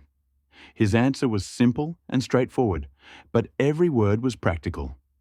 Liu Bei finally understood. Seeing Jiang Wan's serious but slightly confused expression, he couldn't help but clap his hands and laugh. Ha ha ha ha ha ha ha. Excellent. Excellent step-by-step approach. I was wrong. Gongyan is pragmatic. Leave Guiyang to you, sir. I have nothing to worry about. His laughter was tinged with self-deprecation, but at the same time full of admiration for Zhang Wan. The atmosphere of harmony between the ruler and his subject had barely died down when Zhao Yun stepped forward, clenched his fists, and solemnly said, "Sir, there is one matter that requires your decision." His voice broke the previous relaxed atmosphere. Liu Bei's smile faded slightly, and he raised his hand, signaling, "Zilong, speak frankly." Guiyang Prefect Zhao Fan surrendered, and then rebelled again, trying to kill me. His crime deserves death. I have detained him and is awaiting your decision. Zhao Yun's words were laconic and to the point. At these words, disgust flashed in Liu Bei's eyes. As a man who valued honesty above all else, he despised such behavior. He waved his hand and said in a firm voice, "I despise this two-faced and treacherous scoundrel. Take him away and publicly behead him as a warning to others." "Yes," the guards at the tent replied. "Lord, please spare his life." At this moment, Zhang Wan stood up again and bowed deeply to Liu Bei. Liu Bei raised his hand to stop the guards and looked at Zhang Wan. "Oh? Master Gongyan think otherwise?" Zhang Wan's face showed slight hesitation, but he still said frankly, "Master, Zhao Fan's actions are truly unforgivable, and he deserves to die. However, he has been ruling Guiyang for many years. Although he is not a genius, he can be called hard-working and diligent. He has a good reputation and is still respected by some nobles and common people." He paused, lowering his voice slightly. "And anyway, he was once Vanya's boss. Wan dares to ask my lord, considering that he has lost his minions and is no longer a threat, please spare his life." Liu Bei looked at Zhang Wan's serious face, thought for a moment, and finally nodded. "Well then, since Gongyan begged for mercy and actually made some minor contribution to the government, the death penalty can be avoided." Zhang Wan had just breathed a sigh of relief when he heard Liu Bei change the subject, with indescribable joy in his voice. "However, he cannot escape the crime as long as he lives. How can such a person with bad intentions again occupy a high position? It just so happens that the Changsha government office where Mr. Sijin works is short of clerks for odd jobs and assignments. Send him to Mr. Sijin as a clerk to handle the archives, copy official documents, and carry out other assignments." As soon as these words sounded, the faces of everyone present in the tent changed places. Zhang Fei's face darkened as if he was planning something terrible. Zhuge Liang waved his fan, and a knowing smile tugged at the corners of his lips. Huang Zhong, Wei Yan, Zhao Yun, and the others, who had never dealt with Bao Zheng before, were somewhat puzzled. They found their master's punishment somewhat unusual. Jiang Wan was taken aback at first, but then he realized what was going on and smiled. To hand Zhao Fan over to the merciless and ruthless Bao Haizi? This wasn't just a death sentence, it was a fight for survival under Bao Yanwang's hand. It would be 100 times more painful than being killed with a single blow. "My lord is wise." Zhang Wan suppressed his thoughts and bowed again. This wisdom was truly sincere. His new master not only had a kind heart, but also ruthless methods. He was truly extraordinary. "Go, Lord Gongyan. Guiyang needs serious reconstruction." "Thank you for your help." Liu Bei waved his hand. "Yes, Wan, I will go." Zhang Wan said nothing more. He bowed respectfully, picked up a thick stack of household and business registration documents, then turned around with a firm step and walked out of the tent. He quickly disappeared out the door, immersing himself in the hard work of governing Guiyang. The others in the tent were left to ponder their master's seemingly casual but profound words. "You will not escape this punishment even if you are still alive." My God, it seems that serving under Bao Xiren became a torture for the master. This understanding of Bao Zheng's methods is truly profound. In the Changsha camp, after capturing 4 counties in southern Jing, Liu Bei was preparing to break camp and return. The 4 counties had been captured, but the foundations still needed to be strengthened. Liu Bei looked at the generals. "Yidi brother," Zhang Fei replied, and stepped forward. I order you to lead 10,000 elite soldiers to Gong'an and direct the defense of the 4 counties of southern Jing. Lord Yuan will be your military advisor to help you restore order to the area and stabilize the people's situation. Understood? Zhang Fei's voice rang out like a bell. Shu Bao, Jingdai, I'm here. Qin Chong and Yu Qigong clenched their fists. I order you two to lead 2,000 elite warriors each and station them at the strategic points of Bakyu and Leiling. Closely monitor the movements of the Jiangdong and Cao troops and do not allow the gates to be breached. Yes, sir. The 2 formidable generals submitted. Having strengthened the defense, Liu Bei, without wasting time, gave the order for the army to march into Jiangxia. They were to act cautiously, and upon returning, move lightly and quickly, soon seeing the walls of Jiangxia. However, as soon as the walls of Jiangxia appeared in sight, attention was drawn to the brand new barracks to the south. They were carefully planned, and the banners, although new, were neatly laid out. Yunchang, Yuanji, Liu Bei reined in his horse, pointed to the camp, and curiously asked Guan Yu and Shu Shu, who had come to greet him, "Where is this? New camp?" Guan Yu stroked his beard and smiled. "Sir, this is the Shaoying camp built by Adu today, now gathering his young followers there." Shu Shu added with a smile, briefly recounting the story of Liu Chang's creation of the Shaoying camp, and the deep meaning behind his use of the image of a comrade to attract and cultivate disciples. Liu Bei suddenly remembered that Guan Yu really mentioned this in his letter a few days ago. However, at the time, he was busy with military affairs and jokingly remarked with Zhuge Liang and Xin Qiji, "Yunchang must have been provoked into this plan by Lord Sijin," without going into details. Now, having seen the camp with his own eyes, and after listening to Shu Shu's story, he realized that this brilliant and interconnected plan was actually proposed by his 2-year-old son. The good old fool. Liu Bei's eyes lit up with excitement, eager to act. Yunchang, Yuanji, you two, organize the campsite.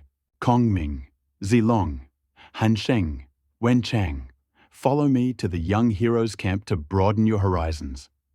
With these words, he rode out to meet them. The group arrived at the camp gate, hardly entered when they heard a voice, albeit a child's, but surprisingly clear and even. Passing through the gates, they saw hundreds of young men, aged 8 to 12, standing tightly on the parade ground. Despite their different heights, they all held their breath from the tension. On the high platform stood the short figure of Liu Chan, addressing the assembled group. "Since you have entered this camp, you are part of my, Liu Chan's team. It doesn't matter whether you are legitimate or illegitimate children in your families. Whether you are older or younger, you are treated equally here. The only thing that determines your status and future is..." He paused, raising his voice without a shadow of a doubt. "It is your own abilities. From today, every 3 months there will be a serious examination. The 2 who show the best results will be promoted to deputy battalion commanders in charge of camp affairs. Those ranked 3rd through 10th are squad leaders, each of whom will lead a squad." The clear rules for promotion instantly lit a fire in the eyes of the young people in the hall, and also made Zhuge Liang, who had come with Liu Bei, shine. Then he leaned toward Liu Bei's ear and said, "Young, sir, this is a brilliant move." He increased the youth's motivation, but he also identifies promising talents, killing 2 birds with 1 stone. Liu Bei smiled and nodded noncommittally, his gaze fixed on Adu on the platform, gesturing for everyone to remain silent. Meanwhile, Liu Chan had already grabbed the list from the clerk and began shouting names. He was well aware that the first candidates sent out as candidates were mostly the second-born or illegitimate sons of these powerful families, and not at all the main heirs that their families had carefully nurtured.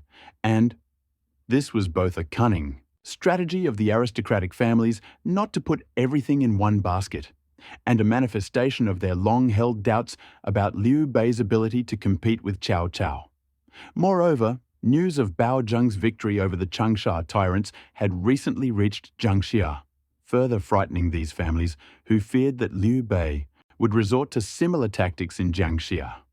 So they offered men and food as a token of submission, but they did not want to endanger their heirs.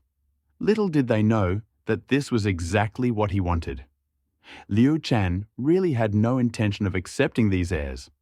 After all, he had. His young heroes had another purpose that even his cousin and Master Shu had not mentioned. This was the training of local officials for his future government of the Four Directions. If these young men had been tempered under his command and had proven themselves, they could have become at least district governors one day. After all, during the Eastern Han dynasty, a county governor had 2,000 stones at his disposal, enough to honor his ancestors and establish a new branch of his family. Even if Liu Chang were given 200 heirs, he would not dare to use them. Moreover, he firmly believed that once his father finally took control of Jingzhou, the situation would change. By then, these powerful families would have no say. Even if they wanted to force their legitimate sons to join them, it would be impossible. Those under his command, Liu Shan, could not be replaced at his will.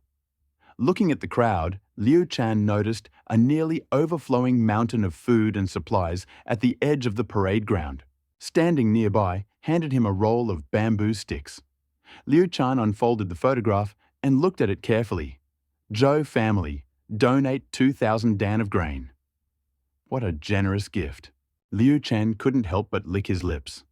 This family alone could provide the military training ground with enough food for 2 or 3 years for 200 years. Feng family, donate 20 ponies. This gift was even more valuable. 20 carefully selected, strong young horses, worth a fortune. With proper care, they could arm an elite reconnaissance unit within a year or two. Such a gift would probably tempt even his father. Wang family, donate 5 galleys. This must have been a powerful force near Xiaku.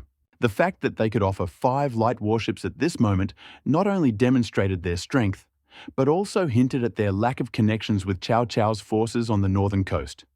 In total, there were 40,000 dan of grain and fossils, 800,000 coins, 200 ponies, and 20 small boats. This weighty oath of allegiance was truly significant, showing that the powerful people of Jiangxia were not afraid to weaken their supplies for fear of being left behind.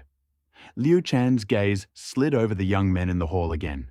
Suddenly, a figure caught his attention. Deng Ji's cousin. Deng Ai! The youth who had decided Shu Han's fate in his past life stood among the crowd, a little reserved and with undisguised curiosity. I had completely forgotten about him. A complex feeling flashed in Liu Chang's eyes: admiration for the future genius and resentment for the humiliation in his past life.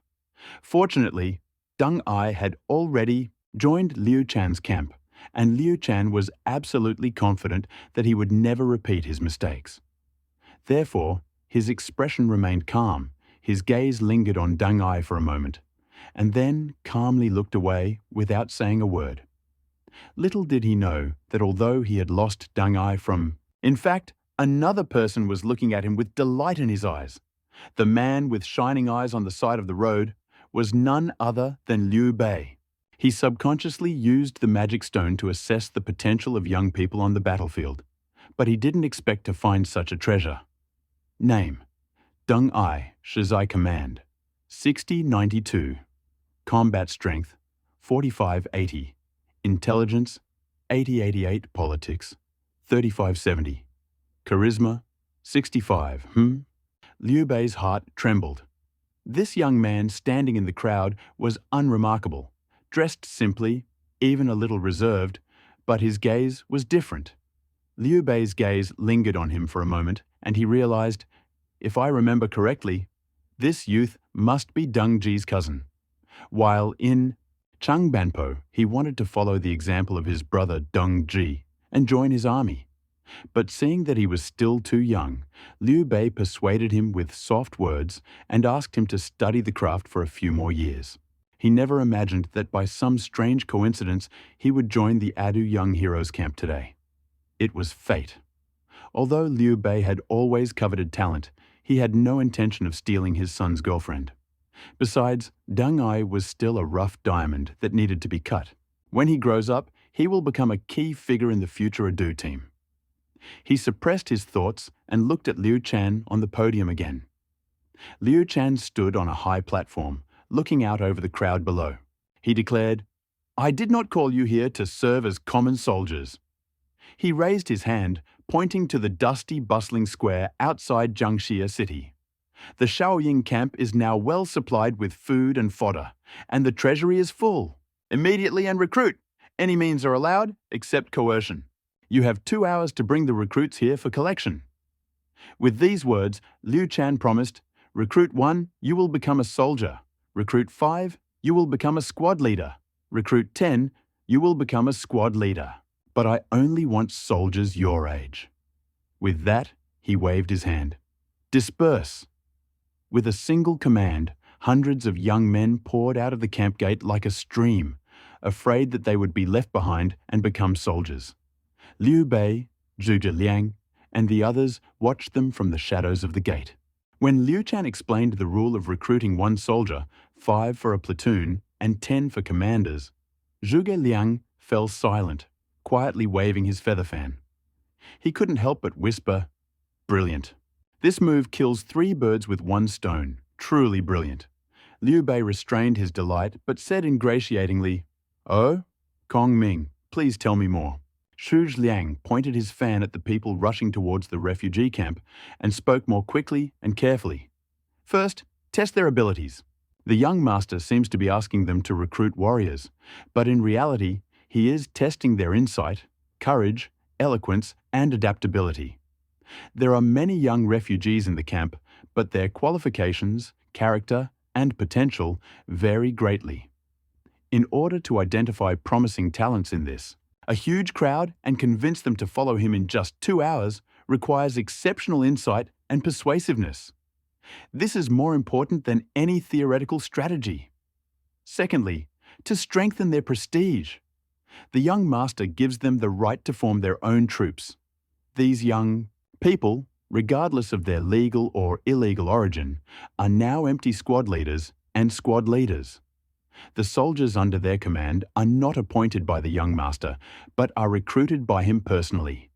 This is the first foundation laid by themselves. The people are chosen by themselves. The squads are formed by themselves. This sense of belonging and the confidence of a commander is incomparable with coercion. In the future, training and orders will naturally yield twice the results with half the effort. Thirdly, and most importantly, Zhuge Liang looked at Liu Shan's small figure, his eyes full of admiration. The young master selects real Ninthian fighters for this Shaoying camp of the future Shaoying army. Those who successfully recruit 10 people today will become squad leaders. These young leaders must not only have a certain potential, but also prove their ability to attract comrades, gain popularity, and be organizers in the early stages.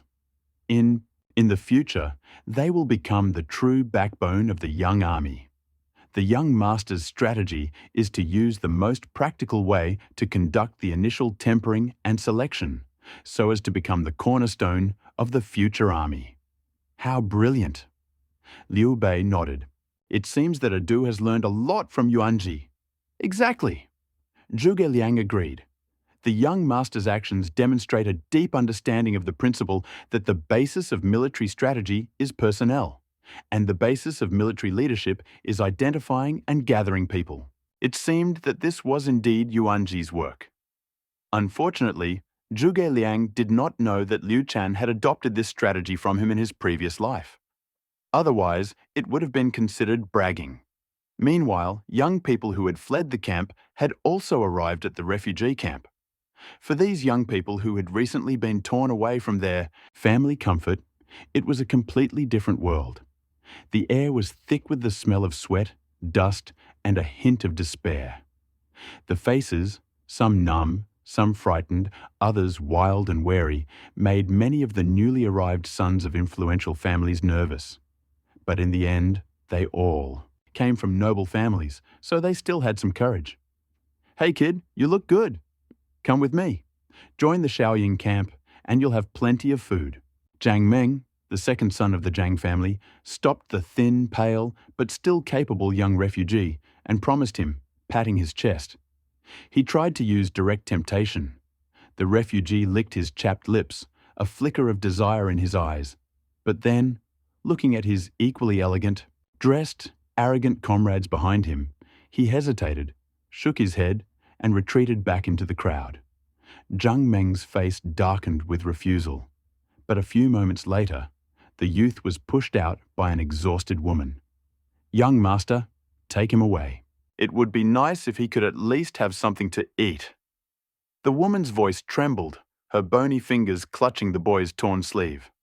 "Who are you?" Zhang Meng asked. "I am his mother. We are very poor at home." The woman barely finished speaking, her face expressing despair. "Mother." The young man reluctantly looked at his mother with tears in his eyes, fully understanding that this farewell could be final. "Don't look so sad," Zhang Meng growled impatiently, then took a wooden token with the family crest engraved on it from his belt and threw it to the woman. "Listen, if you can find me 10 more young men the same age as your son, take this token and take their families to the Zhang family, west of the city. You will have food. Can you do it?" The woman clutched the token tightly, like a treasure, and bowed several times. "I can do it. Thank you, young master." With that, she stumbled into the crowd. Zhang Meng turned to the young man, his voice still hoarse. "What is your name?" "Wang Ergu, nicknamed Agu." The young man answered timidly, but his eyes flashed with gratitude, because he knew that this young man was cold on the outside, but kind on the inside. "Next time you answer, speak louder." Zhang Meng replied reproachfully. "From now on, your name is Wang Mo." "Yes, thank you for the name, young master." Wang Mo straightened up and replied solemnly. "Giving a name means being accepted as a vassal. With the promise of a young master from a noble family, of course, everything is much more effective." Soon, Wang Mo's mother brought dozens of young people with their families to Zhang Meng. "Each of you can choose your own people." Zhang Meng instructed the young men from the noble families who came with him, and then cast a sharp glance at them. "My Zhang family will provide for the families of these people. But if I find out that you are mistreating your people," he snorted coldly, "I will take them back." Meanwhile, Li Mao, the illegitimate son of the Li family, decided to act differently. He found a group of young refugees gathered together, apparently from the same city, and with a beaming smile he exclaimed, "Brothers, where are your parents?" As the young master of the Li family, the richest family in Jiangxia, he naturally had no need to intrigue. He planned to bribe parents of the young men to buy out their contracts, thus securing a group of loyal followers and carrying out Liu Chang's orders. Chang Banpo died. The eldest of the young men answered seriously. "All died at the hands of Cao Cao's army while protecting us from danger." "Mao, I apologize for your words," Li Mao said, shocked, and clasped his hands in shame. Then he could not help but ask again, "Why did you follow Liu's envoy across the river? If you had stayed in Xinye, perhaps you could have avoided this disaster." A thin youth in the crowd looked at Li Mao with disdain. "Even if we starve to death in the lands of the emperor's uncle, it is better than living under the rule of Cao Cao." The other youths also shouted, "That's right, only the emperor's uncle treats us as human beings. There are no taxes under the emperor's uncle. Emperor's uncle, shut up." The chief youth stopped making noise and turned to Li Mao in a polite but distant tone. "Once you taste the aroma of rice, it's hard for you to swallow tree bark again. Even knowing that we will die, we are ready to follow the emperor's uncle to the south, as long as our descendants do not eat trees and grass." Li Mao felt as if he had been struck, and the wise books he had read since childhood seemed to collapse. He froze for a moment and could only mutter, "Good, good, young master. If you need work, think of us." Seeing him stutter, one of the young men continued, "We still have strength and can work. We just need a bite to eat." If General Chen hadn't disdained our youth a few days ago, he would have gone to kill Cao Cao. The mention of recruiting soldiers immediately brought Li Mao to his senses. If so, Would you be willing to join the young master's Shaoying camp? The Shaoying camp? The young men answered skeptically. This is a personal guard camp founded by the only son of Emperor Liu, Li Mao explained simply. One of the young men looked at Li Mao suspiciously. You wouldn't use the young master's name to trick us into doing hard work, right? Li Mao pointed to the Liu soldiers patrolling nearby. The young master's troops are here. Who would dare to trick us? With these words, all doubts were dispelled. Soon, 4 or 5 young men were positioned behind him. Deng Ai, not very eloquent to begin with, found himself in a rather awkward position. He did not shout or try to win them over to his side. He walked alone, slowly, through a relatively quiet area. On the edge of the refugee camp, looking carefully at the young people huddled in the corners. Some were confused, others were stunned. At one point he stopped. There sat a young man in rags, his face dirty, but his hands surprisingly clean. He was intently drawing something on the dusty ground with a small wooden stick. Deng Ai squatted down and took a closer look. The drawing on the ground was not childish graffiti, but an extremely simple, yet clearly structured sketch of a camp.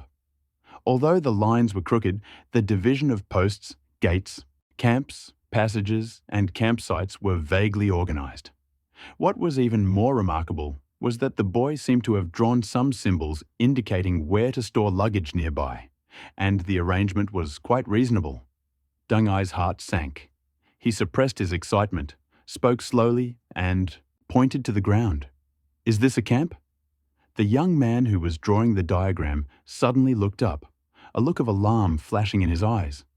Seeing Deng Ai's clear, focused gaze, he relaxed slightly and nodded. Well, I saw how to set up a camp when I was in the army, and with my father. Good, good. Eyes sparkled and he pointed to a spot on the drawing. Luggage is near a water source. It is easy to take, but it is too close to the camp gate. If, as he spoke, he took a stick and made a mark next to the young man's drawing, indicating that the luggage storage area should be moved back a little, outlining a simple circular cordon. Eyes. The young man's eyes instantly lit up. He looked at the drawing that Deng Ai had completed and corrected. His face lit up with excitement at meeting someone in the know.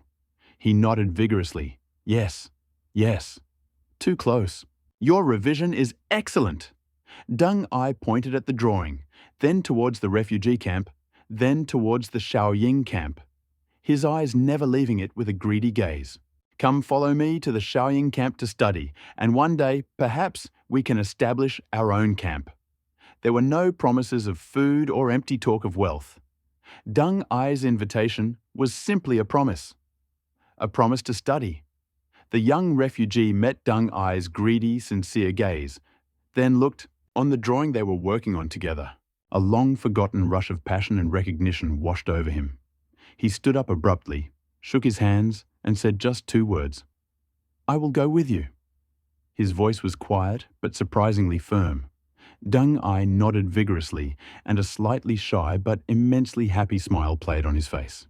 He did not leave immediately, but continued searching. This time, he focused on those with a keen eye, nimble hands, or well-coordinated movements.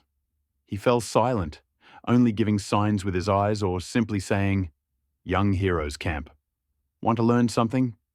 Let's go? Perhaps recognizing the boy's presence gave Deng Ai confidence, and perhaps his calm, focused demeanor itself had a certain appeal. Gradually, Deng Ai and his first companion were silently followed by several more smart kids. There were not many of them, but each one seemed to have been personally chosen by Deng. IM. 2 hours were almost up. At the training ground, the young men were leading their recruits back to the camp one by one. By 7 or 8 other young men, most of them strong but with a dazed, distant look, clearly attracted by the food. Others were surrounded by a dozen or so young men, mostly from their hometowns. Gathered together, they looked quite united, their faces beaming with pride. Deng Ai, on the other hand, consisted of only 6 people. Their numbers were insignificant among the numerous recruits, even looking a little shabby. But Liu Bei and Zhuge Liang's gaze immediately fell to Deng Ai's group. These 6 men had a distinct aura from the other young refugee recruits. The leader, though ragged, stood erect with a calm gaze, showing a concentration beyond his years. The others had keen eyes, constantly scanning their surroundings. Some had large arms and legs moving quickly, obviously accustomed to hard work. The 2, thin and slender, stood confidently, their legs strong and springy, indicating that they had martial arts training. They stood behind Deng Ai, and the 6 of them spontaneously formed a small, silent, but finely coordinated formation, their eyes fixed on the platform ahead, silently awaiting orders. From the platform, Liu Chang's gaze calmly swept the entire room, pausing only for a moment as he passed Deng Ai and the 6 bright-faced young men behind him, without a trace of surprise. Took the list and announced clearly, Zhang Meng, recruit 11 people and promote them to squad leaders. Li Mao, recruit 8 people and promote them to squad leaders. Deng Ai, recruit 6 people and promote them to squad leaders. After the announcement, Liu Shan looked around with different expressions on his face. Young people in the room, especially those who could not get a place due to insufficient recruitment, and said loudly, "Today's position is not for life. In 3 months, there will be a new final exam. The squad and section commanders who are capable will be promoted, and the mediocre ones will be demoted. Take care of yourselves. And now, squad and section commanders, lead the recruited soldiers, set up camp, and read the orders." "Yes," came the uneven but fighting powerful responses. Liu Bei watched as Deng Ai and his 6 carefully selected soldiers walked silently and orderly to their positions. A smile of immense satisfaction lit up his face. He turned to Zhuge Liang and whispered, "Kong Ming, look at this Deng Ai.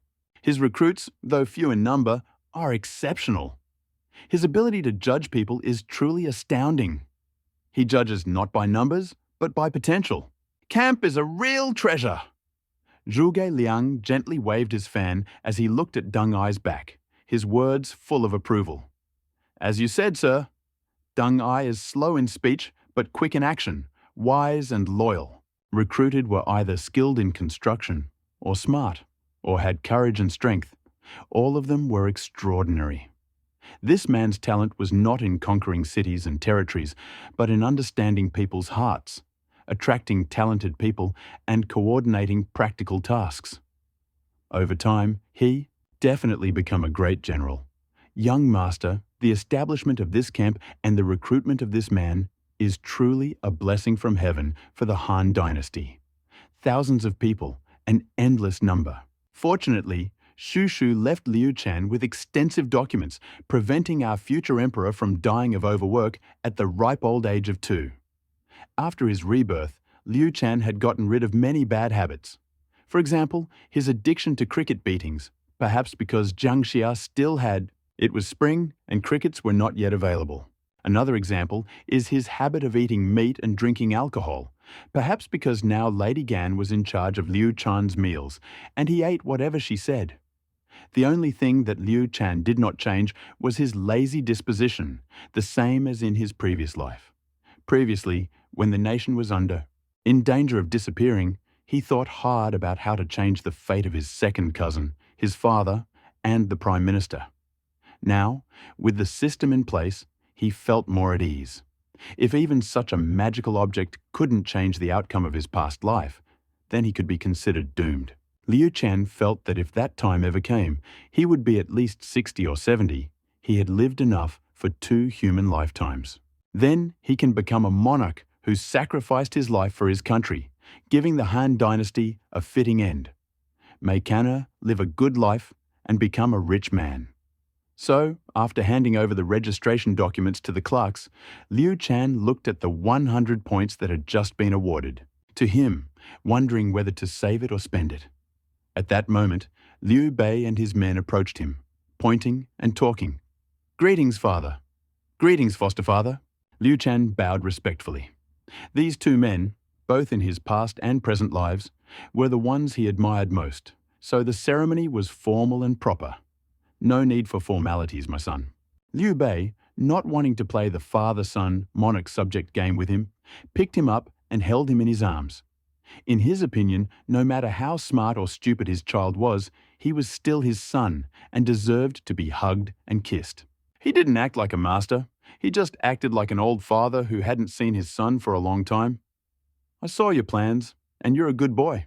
Liu Bei hugged Liu Chan, adjusted his posture so that the armor would not burn Liu Chan's delicate skin, and said, "You can entrust the marching, fighting, and governing of the surrounding area to me and your foster father. We are not old yet and can still support you." Liu Chan, of course, understood that Liu Bei was doing this for his own benefit, but in an effort to preserve his image, he still objected. "The Han dynasty does not belong only to you, father. The descendants of the Han dynasty do not belong only to you. Adu must also diligently uphold the reputation of the Han dynasty." Liu Bei was amused by Liu Chan's childish words and said happily, all right, in the future, Adu will definitely surpass me."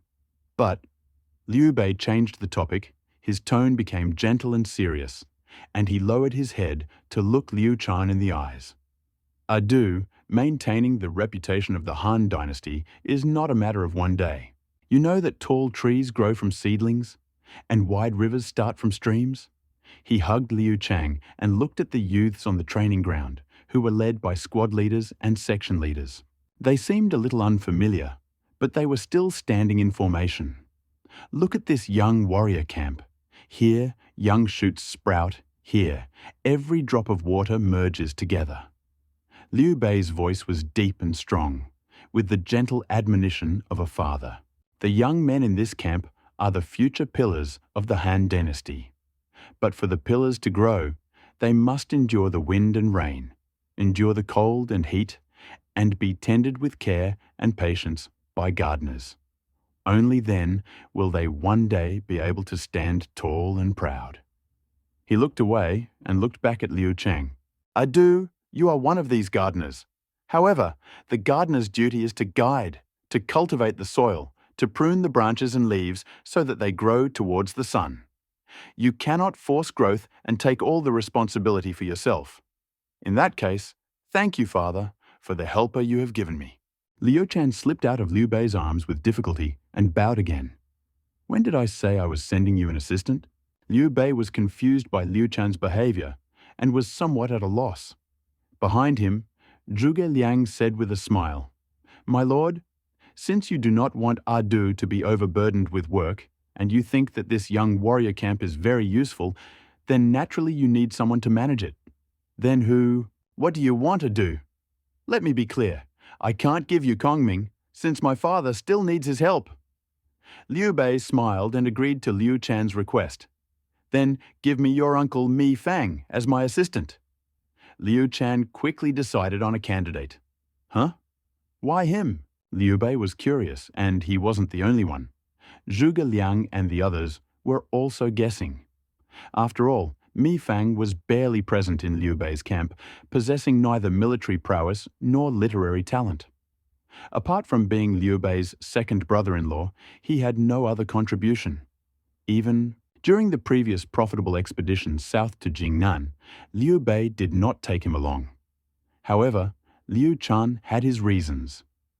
First, despite Mi Fang's shortcomings, he liked him, as evidenced by his previous efforts to find all sorts of rare treasures to please Liu Chan. Second, his father now commanded a huge army, so his uncle no longer needed to command it. Quickly removing him from the military sphere would prevent his shameful defection to Wu in the future. Third, his uncle Mi Fang was born into a merchant family. Although he lacked his uncle Mi Zhu's business acumen, he also controlled numerous caravan routes. Although his Shaoying camp now had ample supplies, if they were to ever expand, wouldn't it be awkward to constantly ask his father for help? Fourth, he had selfish motives. In his previous life, Mrs. Mi had already passed away in Changbanpo without leaving any children. In this life, his second mother lived a healthy life. If she gave birth to a child, would the Mi family remain his future allies? Although he respected his father, he was, after all, a former emperor, and the battle for the throne was fierce. Therefore, he wanted to tie the Mi family to his chariot as soon as possible. so that when he was fully established and the dust settled, he could also ensure a good end for the Mei family. This was why Liu Shan decided to use him as his deputy in the Shaoying camp. Of course, he would not say about it, although he thought so. Instead, he leaned towards Liu Bei's ear and said mysteriously, "Father, my uncle is rich. I need to support 1,000 soldiers. I can't just sit back and squander all the money, right?" Hearing this, Liu Bei couldn't help but pick up Liu Shan, rub his chin against his son's head, and laugh, "Ha ha ha ha ha ha. Son, you were very considerate and absolutely right." He looked at Zhuge Liang. "Kong Ming, what do you say?" Zhuge Liang waved his fan and nodded.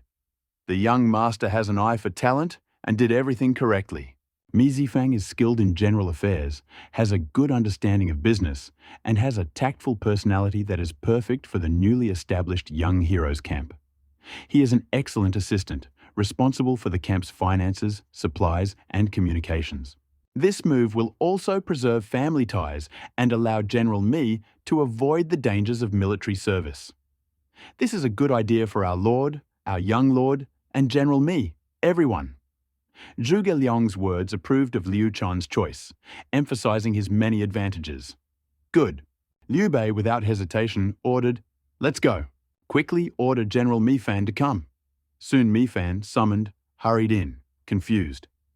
He was a slightly plump man, always with a friendly smile, but now he felt a little awkward, not understanding why his master had suddenly summoned him.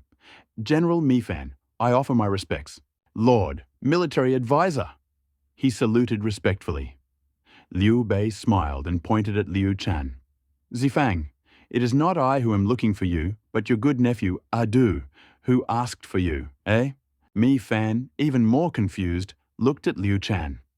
Liu Shan stepped forward, bowed his head, and said abruptly, "Uncle, the Shaoying Adu battalion needs an assistant to manage finances, purchases, and contact caravans.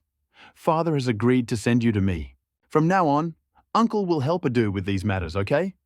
Mi Fan was stunned. But then he realized what was happening, and a wave of indescribable emotions swept over him. His martial arts skills were mediocre, and he was really embarrassed to be in the army. Now he could avoid the dangerous front line and stay in the safe rear, or help his beloved nephew by managing the general affairs and business that he was the best at. This was just a good job that fell out of the sky. Good, good, good. Mi Fan's plump face flushed with excitement. He said 3 kind words in a row and bowed deeply to Liu Shan. "Thank you for your trust, young master. Fang. Fang will do his best to manage money and food, deal with merchants, and will never let you down. If you need anything, I will go through fire and water without hesitation." He turned to Liu Bei and Zhuge Liang and bowed deeply again. "Thank you, Lord. Thank you, military advisor, for your help." Liu Bei smiled and waved his hand. "I'm just helping Adu." True to his merchant heritage, Mi Fang settled the camp accounts that evening and went to Liu Chang's room. "Adu, I'll lend you some camp rations and fodder for a while," said Mi Fan with his usual childish vivacity. "I'll return it in the fall, plus 30% per annum." Liu Shan, who was finishing his homework at the table, looked up when he heard these words. Mi Fan, who was leaning towards him, had a face full of the desire to make a huge profit, and his eyes showed the calculations of a successful business plan. "Uncle," Liu Shan asked, "have you ever thought about what will happen? What if this year's harvest was poor and grain prices rose sharply?" He could hardly remember the grain prices of his previous life, but the 13th year of Jianan's reign had been turbulent. Sun Wu allied with his father to capture Jiangling, Nanjun, and other territories, but Lu Jiang, under the rule of Cao Cao, also rebelled. At the end of the year, a major earthquake struck Jingzhou. Given the war and frequent natural disasters, it would be surprising if grain prices did not rise by the end of the year. Mi Fang's smile froze instantly. The childish, carefree look in his eyes disappeared, replaced by amazement and confusion. He leaned forward slightly, closer to the table, and asked in a quiet, uncertain voice, "Adu, how did you know that this year would be disastrous? Who told you?" Liu Shan shook his head and put down his pen. A loud clicking sound rang out in the quiet room. He sat up straight as a pine tree, his gaze clear and calm as he looked straight at Mi Fan. He did not see in him the childish naivety of a young man, only a keen understanding of the world. "Uncle," he said in a soft, childish voice, clearly pronouncing each word. "You were born into a rich merchant family, traveled a lot around the country, and saw a lot. Haven't you heard the saying, 'Cheap grain hurts the farmers, expensive grain hurts the people'? In good years, when grain is cheap, you stockpile it at low prices. In bad years, when grain prices soar, you have huge stockpiles. Then, selling it at a high price, you could get a profit of more than 30%, 50%, 70%, or even twice as much, easily. This is a common practice among traders, to hoard goods and wait for the price to rise. In their past lives, the Shu clans had seen many vile deeds, and Mi Fan's intentions were clear to him. If he were still the Emperor of Shu Han, he might have agreed. But now, things were different. As the only son of Emperor Liu, he was guided by the principles of humanity and justice. Mi Fan worked under him, and every step he took was linked to his own reputation. How could he do something that would tarnish his own authority? Liu Shan stood up from his chair, walked towards Mi Fan, looked him in the eye, and continued. "The food for the Shaoying camp is donated by the elders of Jiangxia and influential people of Jingnan. This is the foundation that allows hundreds of young people in the camp to have enough food and clothing, as well as learn literature and martial arts. This is not capital that your uncle can profit from."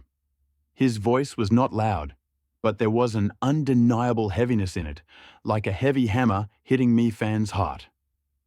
If the famine really broke out, the price of grain would skyrocket and the people would suffer. Liu Chang's tone deepened. His voice sounded, "Our Shaoying camp has huge reserves of grain, but we sell it at exorbitant prices, competing with the people for profit. We may even worsen the famine.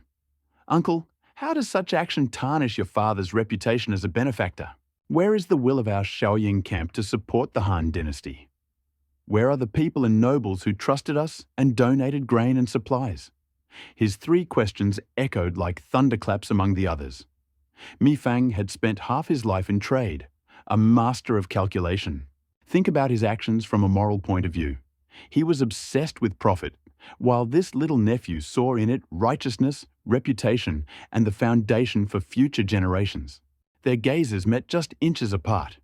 Mi Fan felt that Liu Shan, despite his small stature, had suddenly gained enormous strength. An indescribable feeling of oppression came over him, and he suddenly remembered. Yes, he remembered his first meeting with Lord Schwander in the White Gate Tower. This all-consuming aura of benevolence. Those childish, crystal-clear eyes radiated determination and compassion that made his uncle, a veteran of the business world, feel incompetent and ashamed. Could this be? This is the heir to Lord Schwander's benevolence and righteousness? Could trust and loyalty really be passed down through generations? Adieu. This... Mi Fan was speechless, unable to argue. Adieu. Uncle was at a loss. Mi Fan suddenly lowered his head and slid to the ground, his voice full of fear and regret. "It was my uncle who was short-sighted. I was only thinking about profit so I could buy more grain for the camp. I had no intention of adding fuel to the fire or competing with the people for profit. And I didn't even dare to tarnish our master's good name. Young master, please punish me." Mi Fan, already under pressure from Liu Shan, was in a panic. Any of the consequences Liu Shan described were enough to ruin him. If his hoarding grain for profit really caused public discontent and even damaged Liu Bei's reputation, Liu Bei would not only not forgive him, but would also be ashamed to stand his ground. Liu Shan turned and returned to his place, taking up the brush again. His voice softened slightly. "Uncle wants to increase the income of the Shaoying camp, and Adu knows his intentions." He changed the topic. "However, food and grass are the basis, and they cannot be moved around frivolously, much less used as a tool for speculation by merchants. But Uncle's talent in business is really very useful." "Really, really?" Mi Fan was already feeling a little insecure. He simply knelt down, looking at Liu Chan, who was kneeling in front of the table, and began to do calligraphy, with a puzzled expression. Liu Chan, without raising his eyes, slowly said, "Since uncle is good at business, he should know the principle of exchange what you have. Jiangxia and Jingnan have just been populated, and all sorts of industries are waiting to be developed. The youth in our camp can learn some skills in addition to studying literature and martial arts. Uncle manages the caravan and maintains contacts with all directions. Why not take this as a basis and do hard work?" Hard work? Mi Fan was a little puzzled. Yes, hard work, Liu Chan wrote without pause. For example, we could find skilled craftsmen and open workshops in the camp or in Jiangxia City to produce exquisite utensils, durable farm tools, and other items needed by the army. Uncle, using the trade routes, could sell all this elsewhere in exchange for iron, salt, fabric, and even the war horses our camp needs. He paused. This is the right way to make money. This honed the skills of the young men at the camp, but it would actually open up new sources of income for the camp. And in addition, it would bring prosperity to the surrounding area and benefit the residents. Received would be legal and would not damage the reputation of the benefactors, but on the contrary, would increase the prestige of the camp. What do you say, Uncle? Mi Fan was stunned, as if he had been given a stern warning. He had been in business for half his life and was an expert in business techniques, buying cheap and selling high, stockpiling goods and exploiting connections. And he had to admit that this method really did bring in huge profits quickly. What concerns Ado's reasoning about the development of industry, production in workshops, and the exchange of what was available for what was needed. In his inner understanding, these were always the actions of the most honest and practical traders, with small profits and slow progress. But now, in the Shaoying camp, in the face of this young gentleman, this strategy was like a ray of light. It was no longer a cunning and opportunistic tactic, but a reliable and righteous way to create value and build a solid foundation.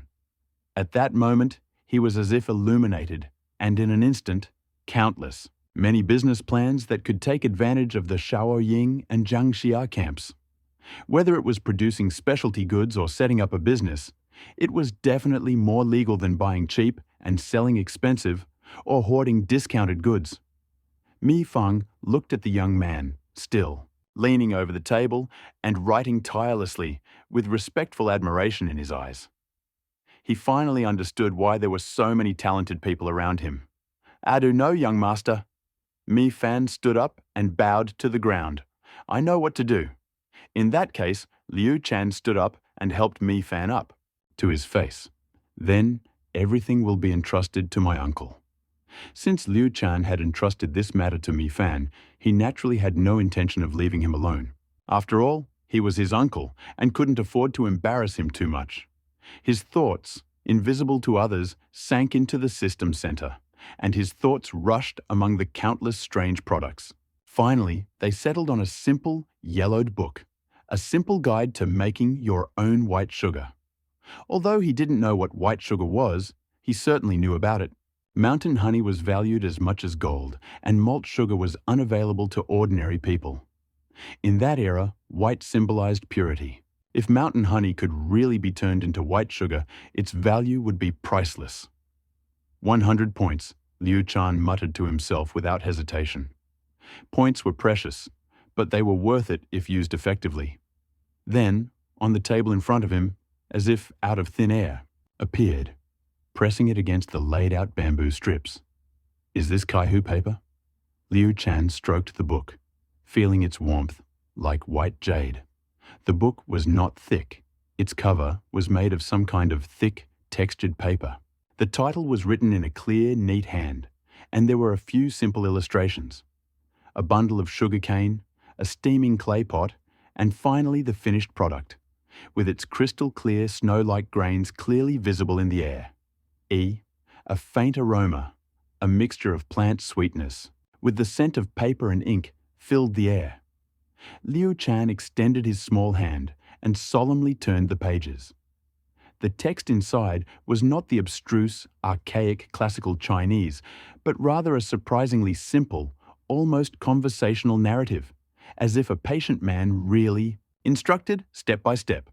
Step 1. Select ingredients. Use high-quality sugarcane or beetroot. Step 2. Squeeze out the juice. Grind repeatedly with a stone mill. Step 3. Boil. Remove excess foam. Proper heat is critical. Step 4. Bleaching. This is the heart of a secret technique that requires a special ingredient. Step 5. Crystallize the text, and images were gorgeous, with each step accompanied by clear hand-drawn illustrations. The key stage of bleaching deserved special attention. The book not only detailed the preparation of the necessary ingredients, but also included a diagram of a simple filtering device. The shape and color of the final product were vividly depicted. Liu Shan, looking at the diagram, muttered to himself, "White as frost. It is much sweeter. Superior to malt sugar and rock honey. This is a real treasure." Although Liu Shan had lived 2 lifetimes enjoying the finest powdered sugar in his previous life, his heart couldn't help but beat when he read the detailed instructions in the book on how to transform this ordinary item into something magical. What a storm it would cause in an era when sugar was still a luxury, relying mainly on imported rock honey from the western regions and local malt sugar. Its value would be far more than 1,000 gold. He closed the book, savoring the unique texture, and took a deep breath to contain his excitement. The timing was perfect. "Someone come?" Liu Shan's childish voice rang out. Ding Feng, who was guarding the gate, immediately bowed and entered. "What are your orders, sir? Call my uncle immediately. Tell him that we have something important to discuss, something that concerns the very foundation of our camp." "Yes." Ding Feng accepted the order and was about to leave when Liu Shan stopped him. "Wait." Ding Feng froze, looking at Liu Shan. "You can go. Let me think about it." Only then did Liu Shan realize that something was wrong. After all, he was no longer the same emperor he had been in his previous life, when his final say was decisive. Calling Mi Fan now would raise questions about how he could explain this otherworldly book, and even about his ability to keep it a secret. It would be better to study the matter himself first, and when the time came, instruct his uncle to start producing and selling it. Liu Chang's thoughts immediately raced. It was not necessary. Start with the sugar production itself. You can just ask your uncle to buy ready-made malt sugar. Even if the price is higher, it will save a lot of time. To bleach the yellow mud, you need viscous Huangling clay, and this problem is easily solved. Tomorrow, under the guise of training, we will find a place in the mountains where it can be mined. As for the stone mill stones, the army mills have as many as they need. We can simply have Ding Feng refine them. Fortunately, Liu Shan always insisted on taking a nap while studying, despite nothing, so no one bothered him during the entire lunch break. It was hard for Liu Shan because he devoted the entire afternoon to studying. After 2 days, he began to feel sleepy during his daytime activities. Shushu was the first to notice this, but after Liu Shan refused to answer after 3 questions, he ignored it, thinking that he was just having fun and not getting enough sleep. So he just let him go from daytime classes. Had more free time, so he moved the preparation of white sugar to the afternoon. 3 days later, while the amber sugarcane juice was brewing in a ceramic jar, a slight sweat appeared on the tip of Liu Chang's nose. The time was right now. He stared at the bubbling liquid, skimming off the foam with a bamboo stick. Once the syrup had thickened, he took a deep breath and poured in the dry kaolin clay powder. The miracle happened instantly. The dark brown syrup, like ink that had broken down into 5 different colors, gradually faded to amber, finally turning into a half jar of milky white nectar. Done! Liu Shan picked up the ceramic bowl, and his heart almost jumped out of his chest when his fingertips touched the edge of the crystals. The sugar grains in the bowl were as fine as winter snow, sparkling like diamond shards in the rays of the setting sun. When he tasted it, it was 3 times more refreshingly delicious than the rock honey imported from the western regions. Liu Chan's months of hard work had finally borne fruit. "Go call my uncle." Liu Shan commanded Dingfeng with a hint of relief in his voice. A moment later, Mi Fang ran up to him, followed by Dingfeng. "I do. Are you looking for me?" Liu Shan did not answer right away. Instead, he handed the prepared sugar to Mi Fan, gesturing for him to try it first. Mi Fan took the sugar, and his eyes, full of bewilderment, carefully examined the substance in his hand. It was the color of salt. It was so white and dense, with a slightly sweet taste. It tasted like malt sugar. But rock honey was as valuable as gold, and malt sugar was rare. Moreover, he had never heard of such white malt sugar before. With deep doubt, he carefully put the sugar cube into his mouth. Sweet. It was indeed malt sugar. But this wasn't malt sugar. Such a dense texture, it was definitely something special. Mi Fan froze in place, his confusion turning to shock, his breathing becoming heavy. Before Mi Fan could react, Liu Shan wrote down the steps of his recent experiments on a bamboo stick and handed it to him. "Uncle, look. All the steps needed to make sugar are listed here." Liu Shan's voice was a little tired, but Mi Fan heard it clearly. "From now on, the production will be handed over to you, Uncle." At this time, Mi Fan came to his senses, carefully holding the sugar bowl in his hand. "I do. I wonder how much this thing costs." Liu Shan mentally calculated that 4 gin of mountain honey would yield about 1 gin of white sugar this way. At that time, mountain honey cost about 300 coins, but its transportation was largely dependent on merchants from Jiaozhou. So, taking into account the shipping cost, 1 gin of mountain honey cost about 500 coins. This meant that 1 gin of white sugar cost about 2,000 coins. To make 1 gin of white sugar, which costs 2,000 coins, you need 4 gins of mountain honey. Liu Shan replied, "Common people can't afford it, so we can only sell it to the rich and powerful. I have to sell it for at least 10,000 coins per gin." Mi Fan, clutching the jar of sugar, was initially stunned. But after hearing Liu Shan's calculations, "Sell it for 10,000 coins." The shock on his face changed to an almost comical expression, a mixture of heartache and disappointment. Pfft, cough, cough. Mi Fan coughed loudly, as if choking on his own saliva. His plump face turned red, and he hit his chest. Finally catching his breath, he looked at Liu Shan with a look full of accusations of his extravagance. "My dear nephew, when it comes to business, Mi Fan's voice is 8 decibels louder than before. The way you sell it is just throwing a pearl into the darkness. It's like burning a piano and boiling a crane." He excitedly pointed to the particles in the jar, pure as snow, reflecting tiny rays of light under the light, and his voice trembled with excitement. Look carefully. What is this? This is the essence of nectar and jade dew. This is the frost and snow scattered across the world of the mysterious Lady of the 9 Heavens. The color is like cold jade. The quality is better than ice crystal. The sweetness is better than nectar. And the purity, flawless. How can ordinary malt sugar and cloudy rock honey from the western regions compare to this? Divine treasure? He held the jar as if it was a rare thing, spitting generously, his eyes glowing with frightening power. 10,000 coins per catty. Young master, you are using the Heshi jade as a springboard. You underestimate the riches of the world, much less the value of this item. Mi Fan took a deep breath, trying to calm his raging emotions, but his eyes glittered with the subtle calculation of a wealthy merchant. How could such a divine item be valued in kilograms? How can you sell it at your own discretion? He raised a thick finger and said firmly, "If you sell it, make it a rare commodity. Sell it so that the whole world admires it. Sell it so that it becomes a status symbol. 1 tael." Mi Fan's voice was full of unmistakable enthusiasm. This small snow candy, weighing 1 tael, must be put into a golden nanmu box and a small green jade jar. The starting price is 10,000 coins, and not everyone who has money can buy it. A fox-like smile appeared on his face. "You must be an honored guest of my Mi Chamber of Commerce.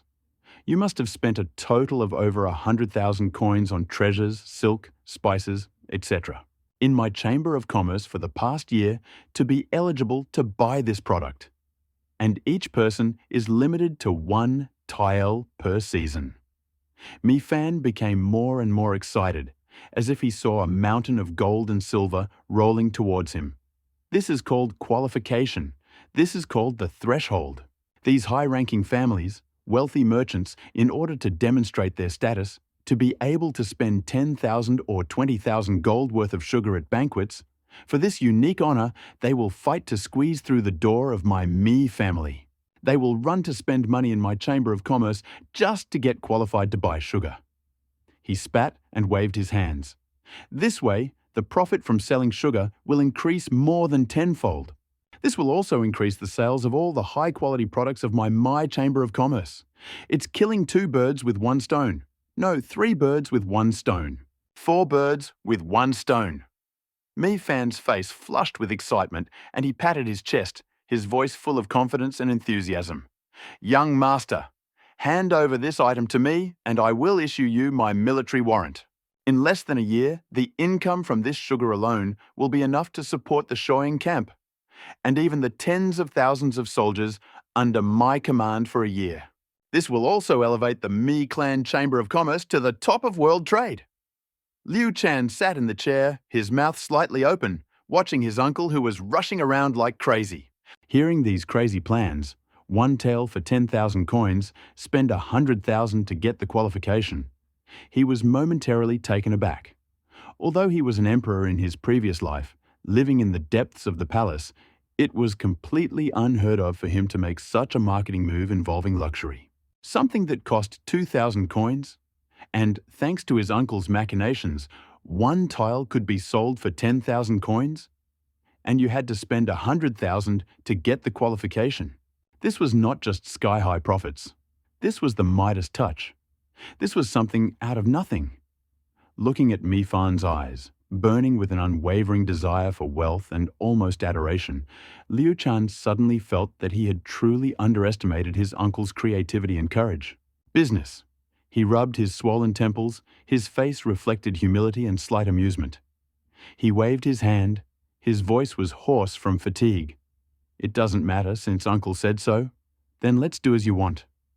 But this must remain a secret.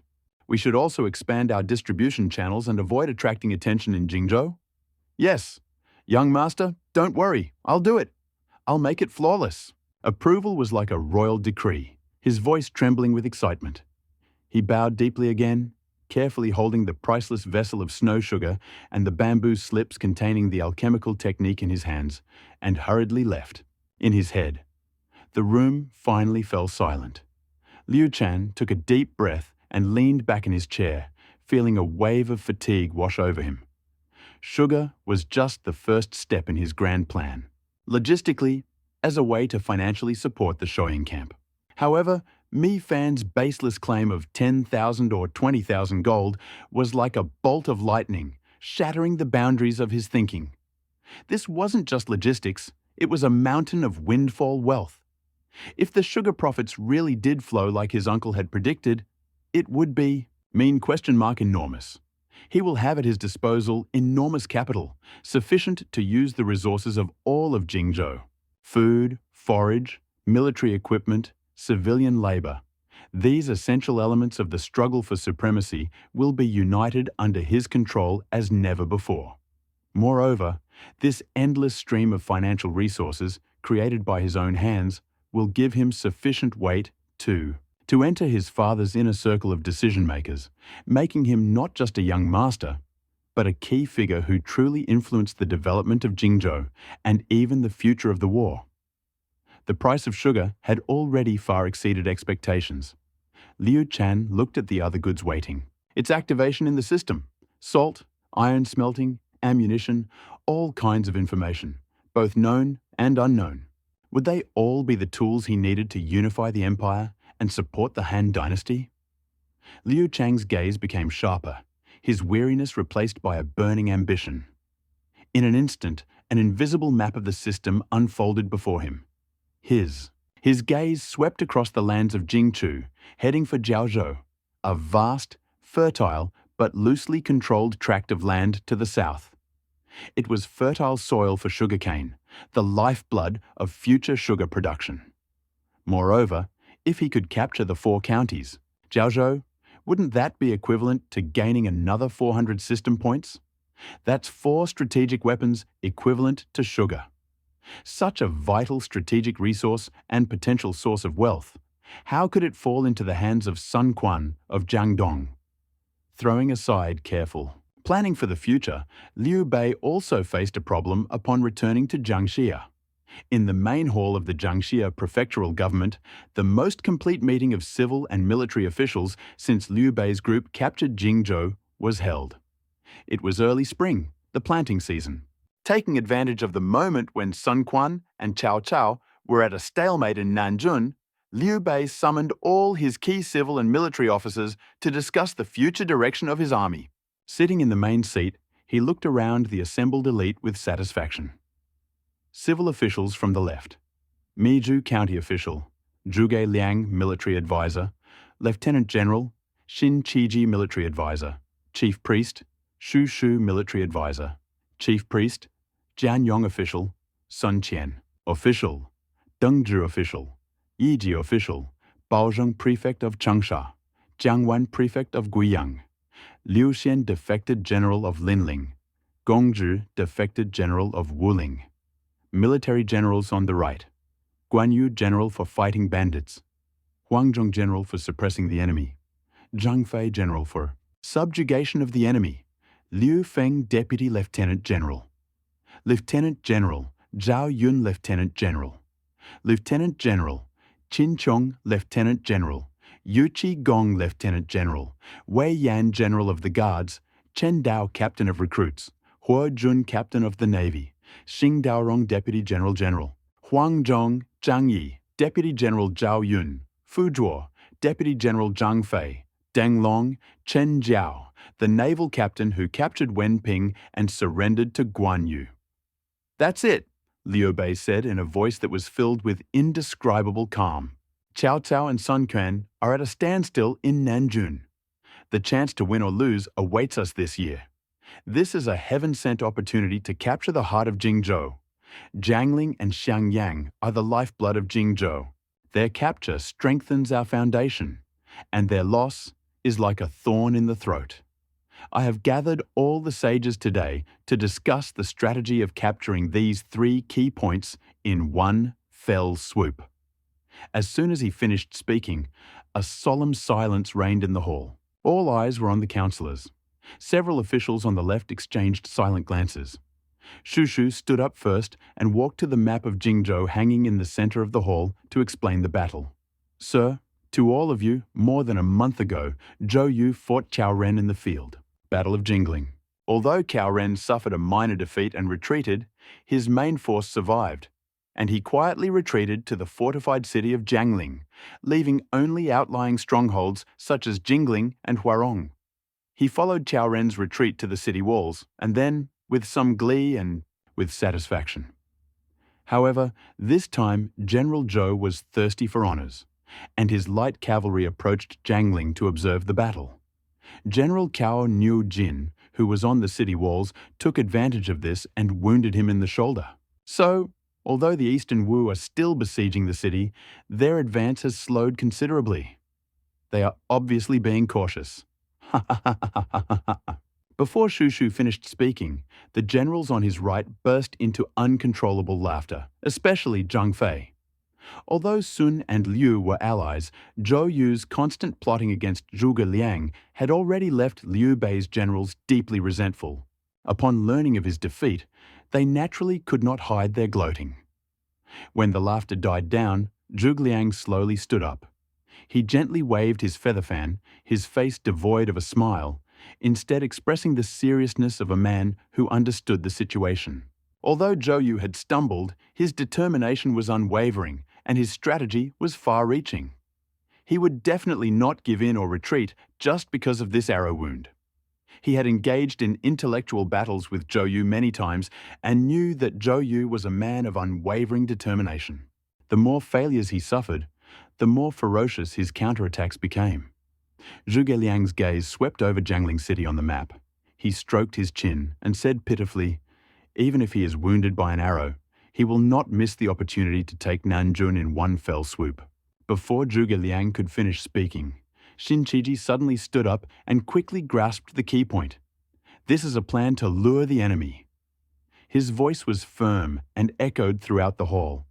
Zhou Yu must be using his own severe injury or even his false death as bait to lure Cao Ren to Jiangling, make him lose his temper, and lead him out of the city to attack the Jiangdong camp. Zhuge Liang nodded in agreement and continued with Xin Qiji's words. That's right. Then the Wu army will set up ambushes everywhere and destroy Cao Ren's troops when they leave the city. Then, while Jiangling is empty and the people are in panic, we will launch a furious attack and break into the city. Shu Shu clapped his hands and continued, speaking faster with insightful excitement. So, when news comes from the Eastern Wu camp that Zhou Yu's wounds have healed and the entire army is in mourning, on that day, Zhou Yu will launch a lightning attack, plotting to kill Cao Ren and seize Jiangling City. Zhuge Liang concluded, and this moment will be a golden opportunity for us to seize this chance, launch a surprise attack on Jiangling, and march on Shenyang. Hearing this, Liu Bei and the generals became inspired, and the fog in front of them, eyes suddenly scattered. Liu Bei asked persistently, So, military advisor, how should our army take advantage of this opportunity to capture Jiangling and Shenyang? Zhuge Liang pointed his fan at the map again, his voice steady and strong, describing the situation in detail. When cries of grief rise from the Eastern Wu camp, and Cao Ren falls into his trap and leaves the city, then it will be time for our army to mobilize. First by water.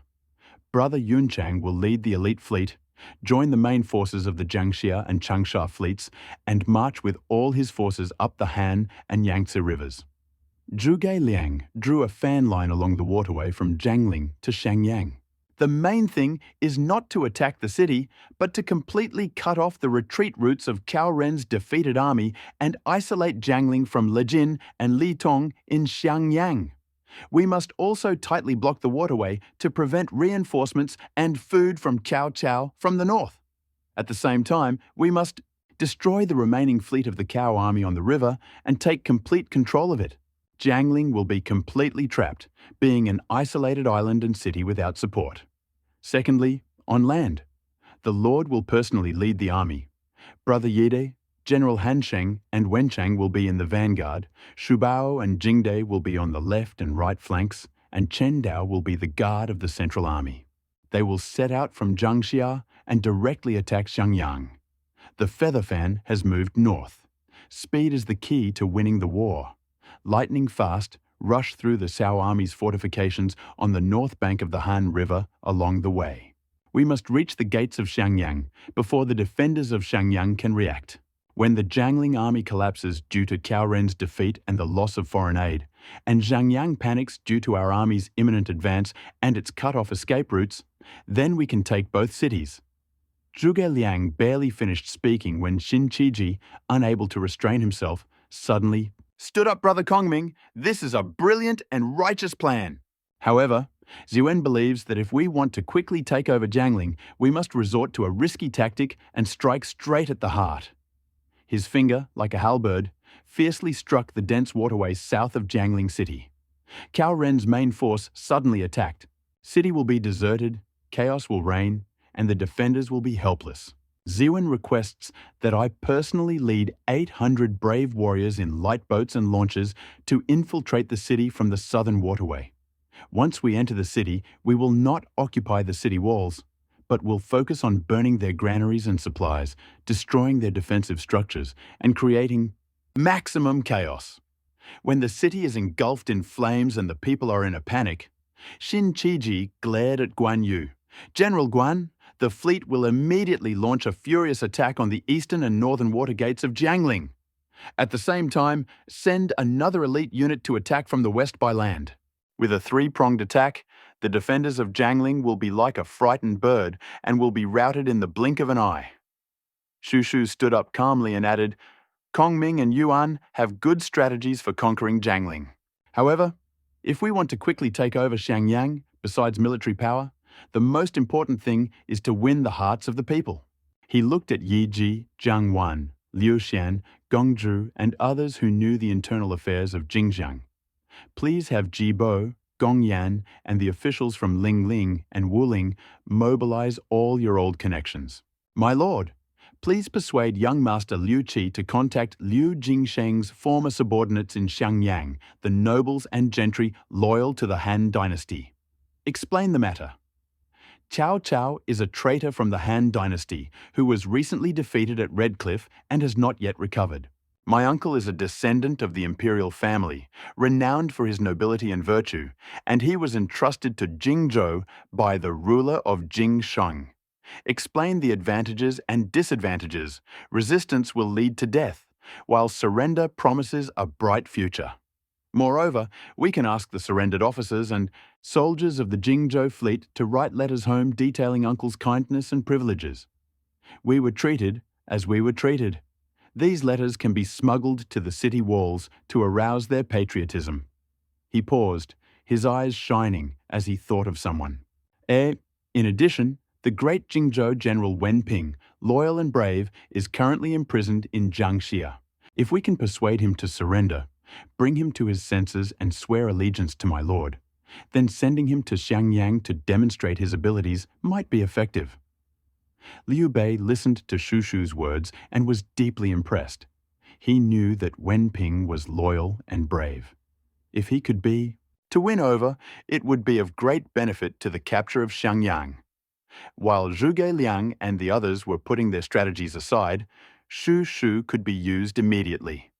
He immediately stood up and said in a deep voice, Yuanji's words are excellent. Wen Zhongye is a renowned general in Jing and Xiang, a loyal and righteous man who cannot be taken lightly. I will personally go and talk to him. After the meeting ended, Liu Bei, accompanied by Chen Dao, went straight to the cell where Wen Ping was being held. At that time, Wen Ping was in the Jiangxia naval prison. Common sense would have told Wen Ping's general to settle in the city, even if he was not treated politely. However, Guan Yu was aloof and considered the Jingzhou generals who surrendered without a fight and clung to Cao Cao as villains. Wen Ping, a descendant of the noble Jingzhou family, was even less worthy of his attention, and therefore did not pay him much attention. After Liu Bei returned to Jiangxia, Guan Yu had not yet reported this. Fortunately, despite his arrogance, Guan Yu was not a vile person. Although he disliked Wen Ping, he would not intentionally insult him. In addition, most of the fleet under his command were old subordinates from Jingzhou, and they all knew Wen Ping's reputation. Therefore, the prison cells in the military camp were quite clean. Although Wen Ping was wearing prison clothes, his back was straight and his face was slightly weathered. Judging from his appearance, he was not treated too harshly. General Zhongye, I came to visit you. Liu Bei dismissed his servants, leaving only Chen Dao to guard at the door, and he himself stepped forward, speaking softly. When Wen Ping saw Liu Bei approaching, a look of confusion flashed in his eyes. But he quickly pulled himself together and clenched his fist, saying, I dare not disturb Uncle Liu to come personally for the prisoner. I am a defeated general. You can kill me or chop me into pieces as you wish. General, why do you say that? Liu Bei quickly held Wen Ping's hand and motioned for him to sit down. I have always heard that you are loyal and brave, and that you are the support of Xinjiang. When Brother Jingsheng was here, I often praised you. What happened today happened because each of us served our master. It is not your fault. Liu Bei looked Wen Ping in the eye and said seriously, Cao Cao is called the Prime Minister of Han, but in fact, he is a traitor to Han. He used the emperor to command the princes, killed loyal people, and wreaked havoc on the world. His arrogance was broken at the Battle of Chibi. Although I am not talented, I am a descendant of the imperial family and the successor of Brother Jingsheng. My brother entrusted me with the governance of Jingzhou, hoping to restore justice to the world and support the Han dynasty. General, you are a minister of the Han dynasty. How can you throw away the pearl and become an accomplice of the tiger? Why don't you abandon the darkness and join the light? Lend me a helping hand, and together we will support the Han dynasty. I will treat you as my confidant, and together we will achieve great success. Liu Bei's words were sincere and heartfelt. He explained the great justice to Wen Ping and even mentioned Liu Biao's former favor and the banner of the Han dynasty. Every word touched Wen Ping's heart. Wen Ping was silent for a long time, his expression automatically changing from hesitation to determination, showing that his inner thoughts were seething. He was well acquainted with Cao Cao's character and admired Liu Bei's benevolence.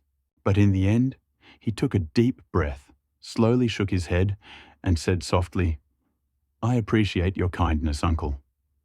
However, I have received great favors from the Duke of Jingsheng, and I feel guilty for not being able to save Jingzhou. Now that I have surrendered to Cao Gong, a loyal minister should not serve two masters. This is my loyalty. Uncle, you don't need to persuade me anymore. I would rather die than surrender." In fact, although Wen Ping was bound by loyalty, he initially followed young Master Liu Kong to surrender to Cao Cao.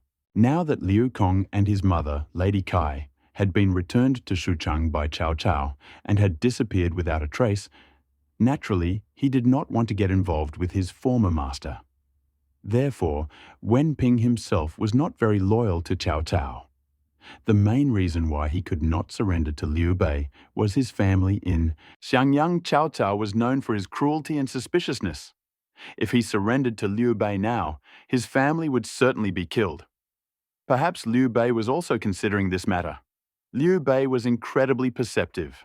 Seeing Wen Ping's firm refusal, his mention of the old master and his reputation, and considering the situation in Xiangyang and Cao Cao's character, he already vaguely guessed his unspoken resentment. Deep regret and understanding flashed in his eyes. Without further ado, he cast a solemn glance at Wen Ping and left the chamber with a heavy heart. Returning to the meeting room, Liu Bei informed everyone of Wen Ping's position. Zhuge Liang, not at all surprised, waved his fan. Wen Zhongye is a loyal and righteous man. He refuses to surrender, firstly because of his reputation, and secondly because he fears that his family is still in Xiangyang, held hostage by Cao Cao. Forcing them to do so is useless and will only damage your reputation as a benevolent person. He turned his gaze to Liu Bei and said calmly, "My lord, General Wen was once a trusted general of the Duke of Jingsheng and was greatly indebted to him.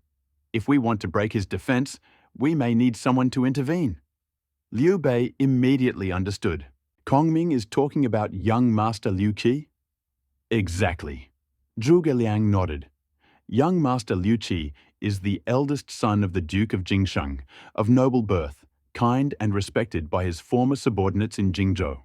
If you visit the prison in person and appeal to his feelings on behalf of Duke Jingsheng, perhaps you can touch General Wen's heart. Make him remember the kindness of his former master and his homeland of Jingzhou, and influence his decision. Excellent!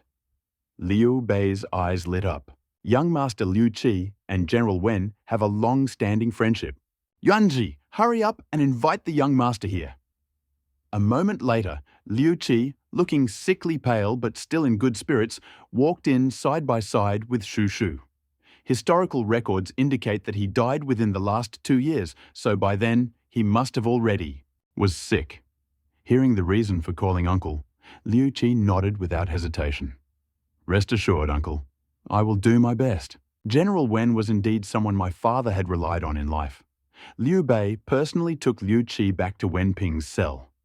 Liu Qi looked at Wen Ping, who looked exhausted but still stood up straight, and remembered how his father had trusted and relied on him in life, and the scene at the top, city in the past. He felt sadness and tightness in his voice before speaking. When General Wen Ping was shocked to see Liu Qi in person. He quickly stood up and saluted. "Sir, why did you come here in person?" "Ping, I am ashamed of you, and ashamed of Lord Jingsheng." Liu Qi stepped forward, grabbed Wen Ping's hand tightly, and said with sadness and confusion, "General Wen, how did your father treat you when he was alive? I have entrusted you with a heavy responsibility, entrusted you with the defense of the city, and considered you my most trusted person. My father once said that the founding of Jingzhou was also due to your dedication." He looked Wen Ping in the eyes, and his voice became furious and broken. Body had barely cooled when the powerful enemy Cao Cao approached. General? General, why did you surrender without a fight, handing over the inheritance that my father had worked so hard to create to this traitor who deceived the emperor and exterminated the people of Jing and Xiang? Wasn't the kindness your father showed you enough to earn you the right to fight for Jingzhou? Liu Qi's questions tormented Wen Ping's heart, especially the phrase, "Why give up without a fight?" It pierced Wen Ping to the very depths of his soul. It wasn't that he didn't want to fight, but that the situation was hopeless. Kai Mao and Zhang Yun had already given up, leaving Xiangyang alone and helpless. But even one word of justification was inexpressible. Young Master Wenping's eyes filled with tears. His lips trembled. He wanted to explain, but he could not. Liu Qi, Liu Bei's eldest son, reminded him of his debt to his former master. This, even more directly than Liu Bei's righteous arguments, destroyed his superficial justification that a loyal minister should not serve two masters, revealing his deep-seated guilt toward his former master and his sense of powerlessness over the fall of Jingzhou. Deeply buried, temporarily suppressed. Reputation, love for the former master, and the motherland burst out under the tears and angry questions of Liu Qi. His knees buckled, and he fell heavily to the ground. This stern man burst into tears in front of Liu Qi. "Master, I am incompetent. I am ashamed of Master Jingsheng's kindness. I am ashamed of you, Master." His cries were full of long-suppressed pain, humiliation, and deep regret. Liu Bei stood aside, watching as Wen Ping burst into tears and Liu Qi became indignant. He knew that the main obstacle that prevented Wen Ping from giving up had been removed. Now he needed to deal with the family's problems in Xiangyang. He gently patted Liu Qi's shoulder, indicating that he needed to console Wen Ping. In his heart, he began to think about how to save the Wen family. Ping. Liu Bei gently patted Liu Qi's shoulder, calming his nervous nephew. He stepped forward and pulled the crying Wen Ping to his feet. His voice was steady. "General Zhongye, if Brother Jingsheng's spirit were in heaven, he would be glad to see your remorse and know that his gratitude has not faded. Men do not shed tears easily, but these tears are for your former master and your homeland. I deeply believe that your loyalty is still strong." He looked straight into Wen Ping's bloodshot eyes and spoke clearly. "How could I not know what was troubling the general? It's just that your family is still in the cow camp, and you can't show any loyalty or filial piety right now." Ping didn't expect Liu Bei to guess his thoughts, so he felt a little ashamed. However, his mind was full of complicated thoughts. When Liu Qi appeared, he realized that there were only two paths before him.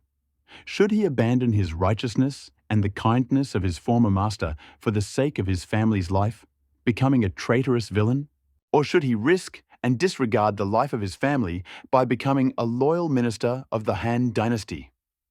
At this moment, the gratitude of the former master, his own ambitions, and even the honor and shame of his family were closely connected. But no matter which choice he made, he would struggle endlessly. Body shook violently. His lips moved but made no sound, and his heart was filled with unbearable pain and struggle. Seeing this, Liu Bei knew that he had pierced Wen Ping's heart. Now is the time to strike while the iron is hot. "General, don't worry. Now that I know this, how can I sit back? Saving your family is my duty. Even if it's a dangerous place, I'll do my best to protect them. General, just stay here and wait for good news. Uncle ... Wen Ping finally said in a hoarse voice, his eyes glowing with disbelief, a mixture of great hope and deep anxiety. "Xiangyang is under heavy guard by Cao Ren, and your family may be under heavy security. This matter really is General Zhongye. Don't worry." A clear, confident voice came from behind the prison doors. Zhuge Liang, gently waving his feather fan, slowly walked in, accompanied by Shu Shu. Face showed deep understanding and calm. Apparently, after Liu Bei and Liu Qi left, he and Shu Shu had already discussed strategy. Zhuge Liang nodded to Liu Bei and Liu Qi, and then bowed to Wen Ping. "General, your sincerity is obvious to everyone. Our Lord is generous and wants to spare the general from worry. I have already made a plan to save his family." He pointed his fan to the north. Cao Ren is in Jiangling, and the defenders of Xiangyang are Li Jin and Li Dian. Despite their strictness, their focus must be on defending against our Jiangxia fleet and the safety of Jiangling. It's time to feint in the east, attack in the west, and secretly pass through Chenkang. What do you mean, military advisor? Liu Bei asked. We need to act in two directions. Zhuge Liang waved his fan and spoke clearly. First, General Yun Chang needs to make a large-scale show of force on the Han River, conduct naval exercises, pretend to attack Xiangyang, and even send a small force of elite troops to harass their outposts and supply routes along the river. We must force Li Jin and Li. Dian felt like a thorn in the side and attracted the main force of Xiangyang's defenders and scouts to the front line of the river defense. Secondly, Zhuge Liang turned his gaze to Chen Dao, who was standing behind Liu Bei. General Shuji, I am here. Chen Dao clenched his fists, and his voice sounded like iron. Select 20 people from your squad. Each must be fluent in Jingxiang dialect and know the geography of Xiangyang. Infiltrate Xiangyang city. Chen Dao's eyes flashed. I will carry out your order. I will justify your trust, military advisor. Zhuge Liang continued his mission. Upon entering the city, first determine the exact location and safety of General Wen's family. Then arrange a shelter for them. Xu Yuanji has traveled extensively in Xiangyang and has connections among the city's various officials. He made a detailed map of the city's fortifications and streets, noting several possible hiding places. The operation must be quick and stealthy. Once you locate the family, get them out of the city immediately. Don't delay the fight. The way out. He pointed to the map. The western and northern gates are heavily guarded. The eastern gate faces the river, and the southern gate is in a secluded area. You can choose the southern gate or the waterway. General Guanping can lead a fleet of boats and set up an ambush on a secluded river branch south of the city. Excellent! Liu Bei clapped his hands. This plan, Kongming, is incredibly well thought out.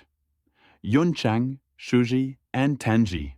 This matter concerns the lives of General Wen's entire clan and, moreover, the morale of our army. We must succeed. Despite his arrogance, Guan Yu nevertheless understood that this was for the greater good, especially when it came to his brother's recruitment of generals and his fight against Cao Cao. He immediately made a generous promise. Don't worry, brother.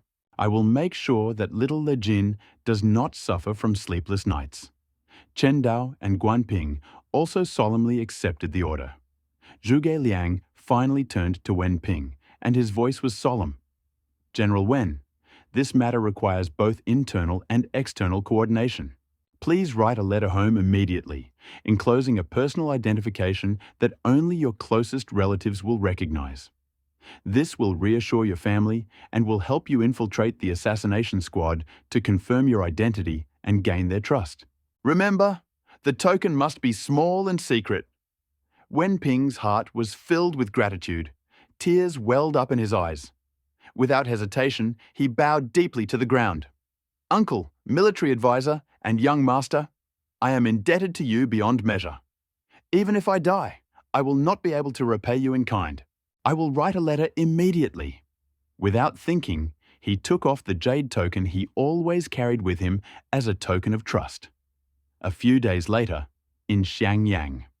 As Zhuge Liang predicted, Guan Yu's furious advance on the Han River had left Li Jing and Li Dianya unnerved, pinning down the main force, defenders of Xiangyang, to the coastal fortifications. Although martial law was in effect in the city, the search was concentrated on the waterfront and key military installations. Armed with forged emergency documents from Cao's army, caravan passes, and information about secret passages provided by local tyrants, the soldiers under Chen Dao successfully entered Xiangyang in 3 waves. Fortunately, the city's attention was focused on the fleet on the river, so their first actions went smoothly. Using Wen Ping's token and a letter from home, they quickly established contact with the loyal old servant in Wen Ping's mansion. The situation was worse than expected. Ever since Cao Ren learned of Wenping's capture by Liu Bei, he had already scattered Wenping's family throughout the city, confining them to several inconspicuous courtyards, each guarded by Cao's soldiers to prevent a rebellion. Thoughts? Chen Dao rushed about feverishly. He was already short of men, and now his objectives were divided into 3 points, each heavily guarded by Cao's soldiers. Attacking with force would be like hitting a rock with an egg, giving away his location. Not only would General Wen's family be lost, but his own unit would be trapped. But how could he hide as planned? He had brought only 20 people to Xiangyang, and given that General Wen's family numbered dozens of people, it was almost impossible to hide in the troubled city. If Li Dian, Le Jin, and the others discovered were to disappear, they would inevitably start a search throughout the city, making it impossible for them to escape. "General, what should we do?" The soldier disguised as a porter whispered, clearly worried. All eyes were on Chen Dao. In the dim light, their faces expressed absolute obedience to the order, but at the same time hid the seriousness associated with the desperate situation. Chen Dao remained silent, unconsciously stroking the hilt of the sword at his waist, the cool touch of which kept him awake. Zhuge Liang's strategy was to sneak through Chen Chang, acting stealthily and quickly.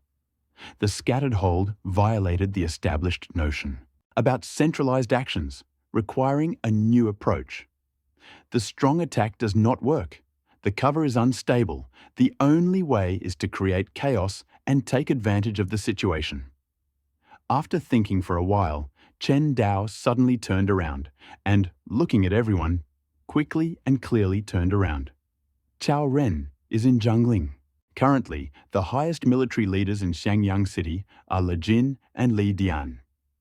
The fake military order for the transfer of troops signed by the military advisor is Le Jing's seal. We will forge Le Jing's military order. One group of people, he pointed to the temporary food and herb warehouse of the Cao army marked on the map, brought a fake emergency military order, claiming that the river defenses were strong and that patrolmen here and nearby were urgently needed to strengthen the front along the Han River. Be sure to raise a ruckus and sow chaos among the defenders in the surrounding area. The second group of people, he pointed to another small arsenal of Cao's army at the southern gate, act in the same way and transmit another military order to transfer part of the troops guarding the arsenal and territory at the southern gate. We must also create a sense of urgency. Remember, Chen Dao ordered, you are only messengers. Set off immediately after delivering the message and do not confuse them. Make them believe that the order came from General Le Jin himself. What about the third section? The men asked him. The soldiers guarding the families in the third section will be dealt with by our main force. A look of determination flashed in Chen Dao's eyes.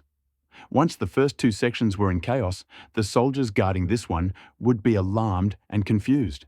They may even split up to scout out the situation or increase their security. Now is the time to act. Move quickly to their rescue.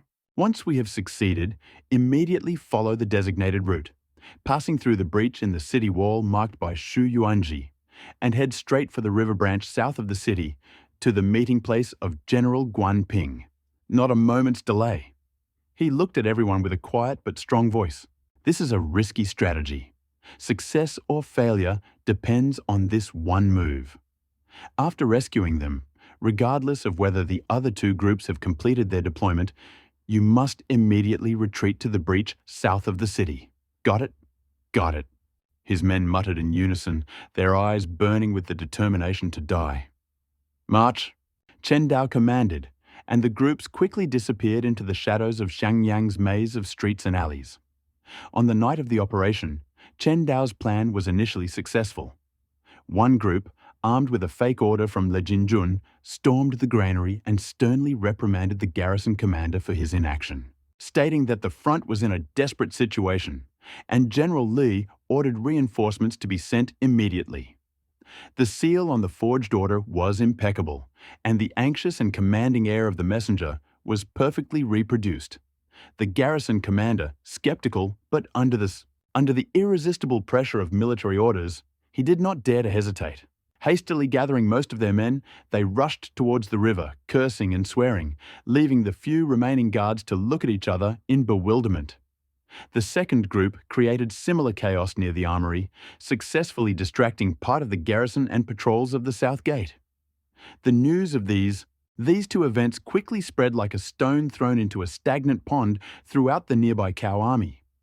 Thus, Chen Dao captured the first two houses almost without a fight, saving Wen Ping's brother's family and his uncle's family, then led the troop to the third house. The soldiers guarding this area were stunned and confused by the distant noise and the call for troops to advance, and their vigilance was somewhat relaxed. Chen Dao and his men burst through the gate, their swords flashing like lightning, instantly dispatching the unresponsive guards and rescued Wen Ping's wife, children, and more than a dozen other people with minimal casualties. The entire operation was carried out quickly, barely causing a cry of surprise from the old, the weak, women and children. Success! A flash of relief flashed through Chen Dao's heart, but it was immediately replaced by an even greater sense of urgency. He shouted, "Quick! Follow the designated route!" Protecting the frightened families, the squad, guided by the city defense map provided by Shushu, rushed towards the designated breach in the southern city wall. However, not everything went smoothly. Just as they were about to cross a relatively quiet alley, just 2 blocks away from the entrance, a patrol of Cao soldiers came rushing out of the alley ahead, headlights flashing. A fight broke out. Both sides were caught off guard, but their reactions were incredibly fast. The enemy was attacking. The Cao soldiers shouted, thrusting their spears forward. "Attack!" Chen Dao roared, rushing into the attack without hesitation. He knew that any delay would be fatal. A brutal hand-to-hand fight immediately broke out. The narrow alleyway offered no escape. This was a test of valor and courage. Chen Dao led the charge, his blade flashing like lightning, instantly cutting through 2 people. However, he felt a searing pain in his left arm, pierced by the enemy's spear. His comrades roared in rage, joining the cacophony of clashes, roars and shouts with Cao's soldiers. In order to protect their wounded families, the soldiers resorted to blocking and ramming with their bodies. Although none of the soldiers in this unit could match Master Chen Dao, several were still wounded in the deadly battle, their armor stained with blood. What's more, the fallen soldier Cao whistled with his last breath. Damn it! Chen Dao's heart sank. The whistle was undoubtedly the most obvious signal.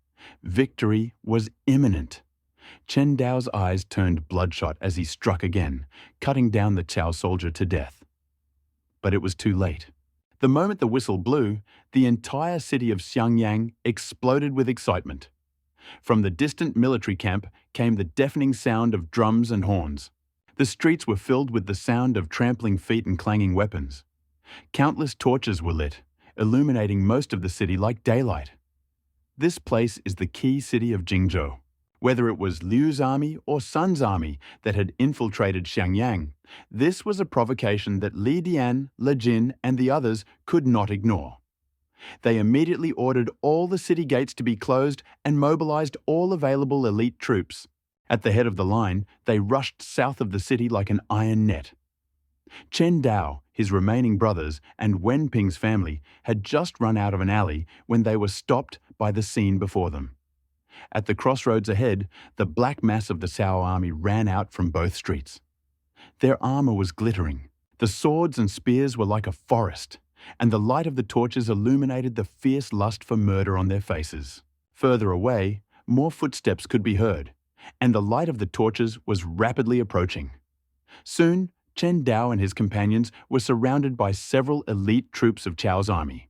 If this were a formal battlefield, Chen Dao still believed that his brothers would be able to fight Cao's soldiers.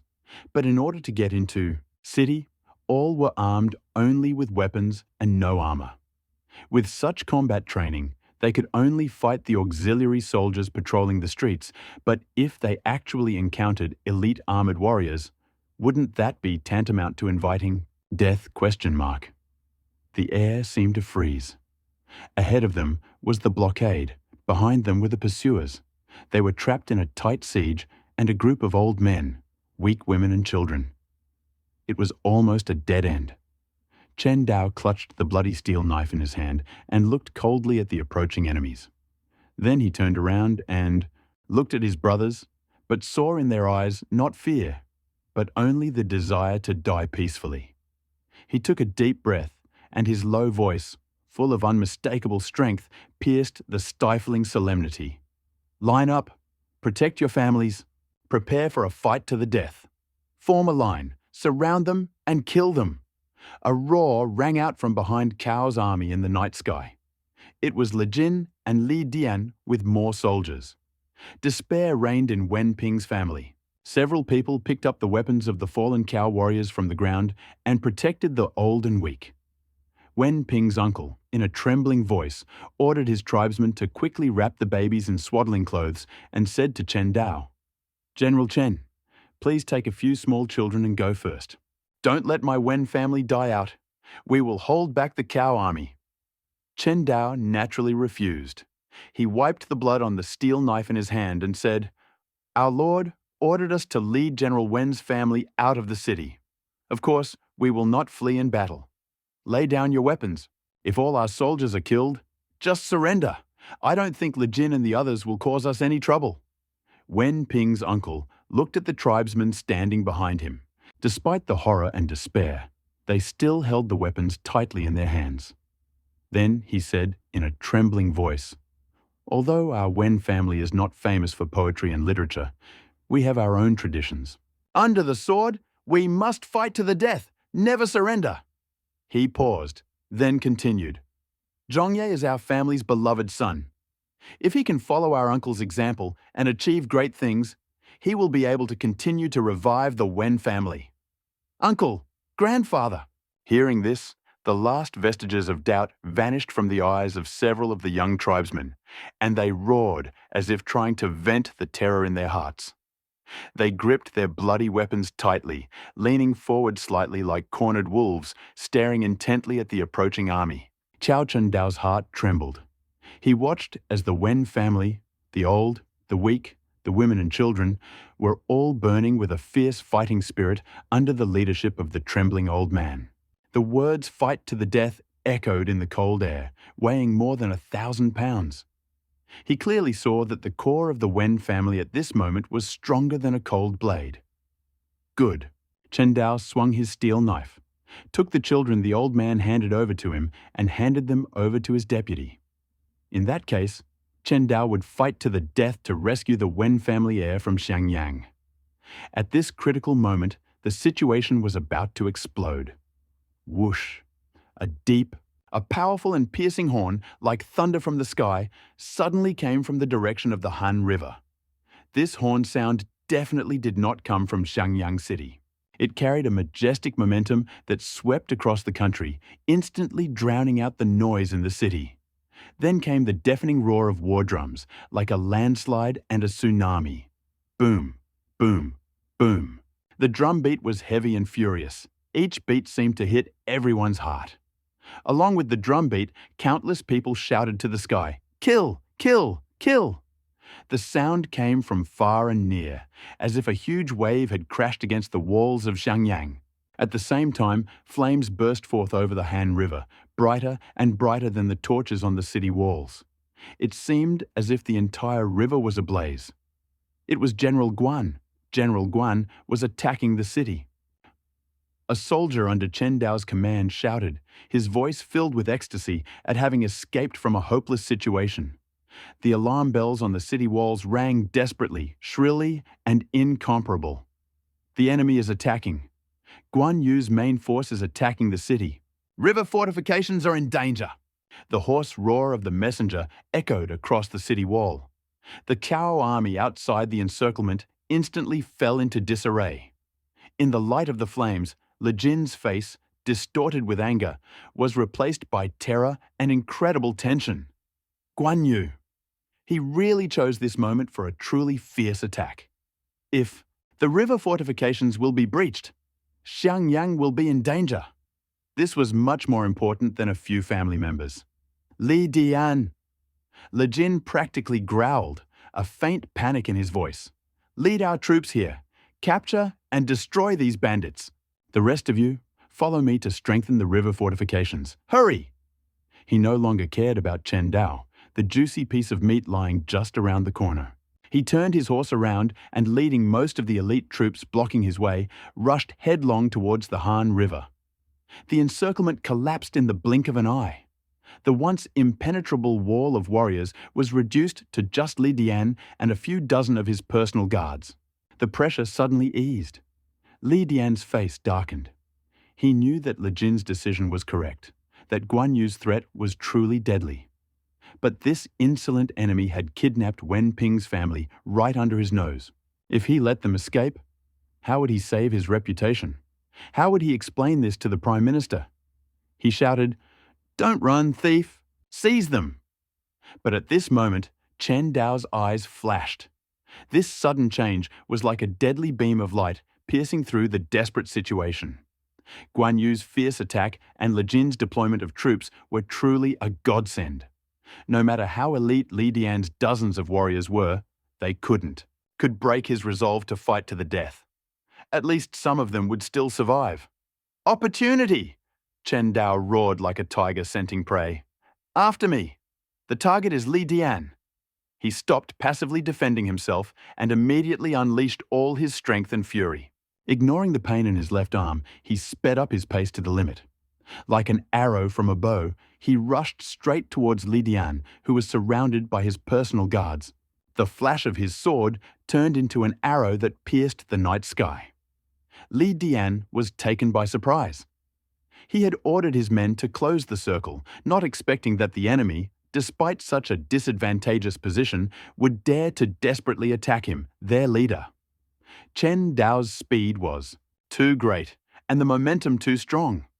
Li Dian's personal guard tried to stop them, but they were entangled by the equally explosive soldiers surrounding Chen Dao.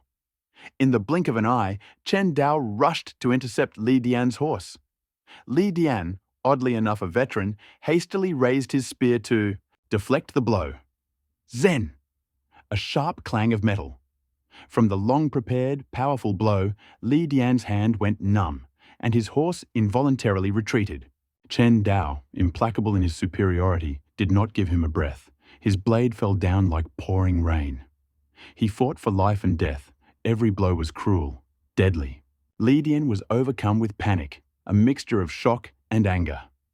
His martial arts were no match for Chen Dao's, but having lost the initiative, he was broken, completely overwhelmed by the enemy's onslaught, and temporarily at a disadvantage. To make matters worse, his personal guards were captured by his fearless army, unable to provide immediate assistance. "Protect the general!" The captain of the personal guard shouted, his eyes bloodshot. He cut a path through the enemy and rushed forward.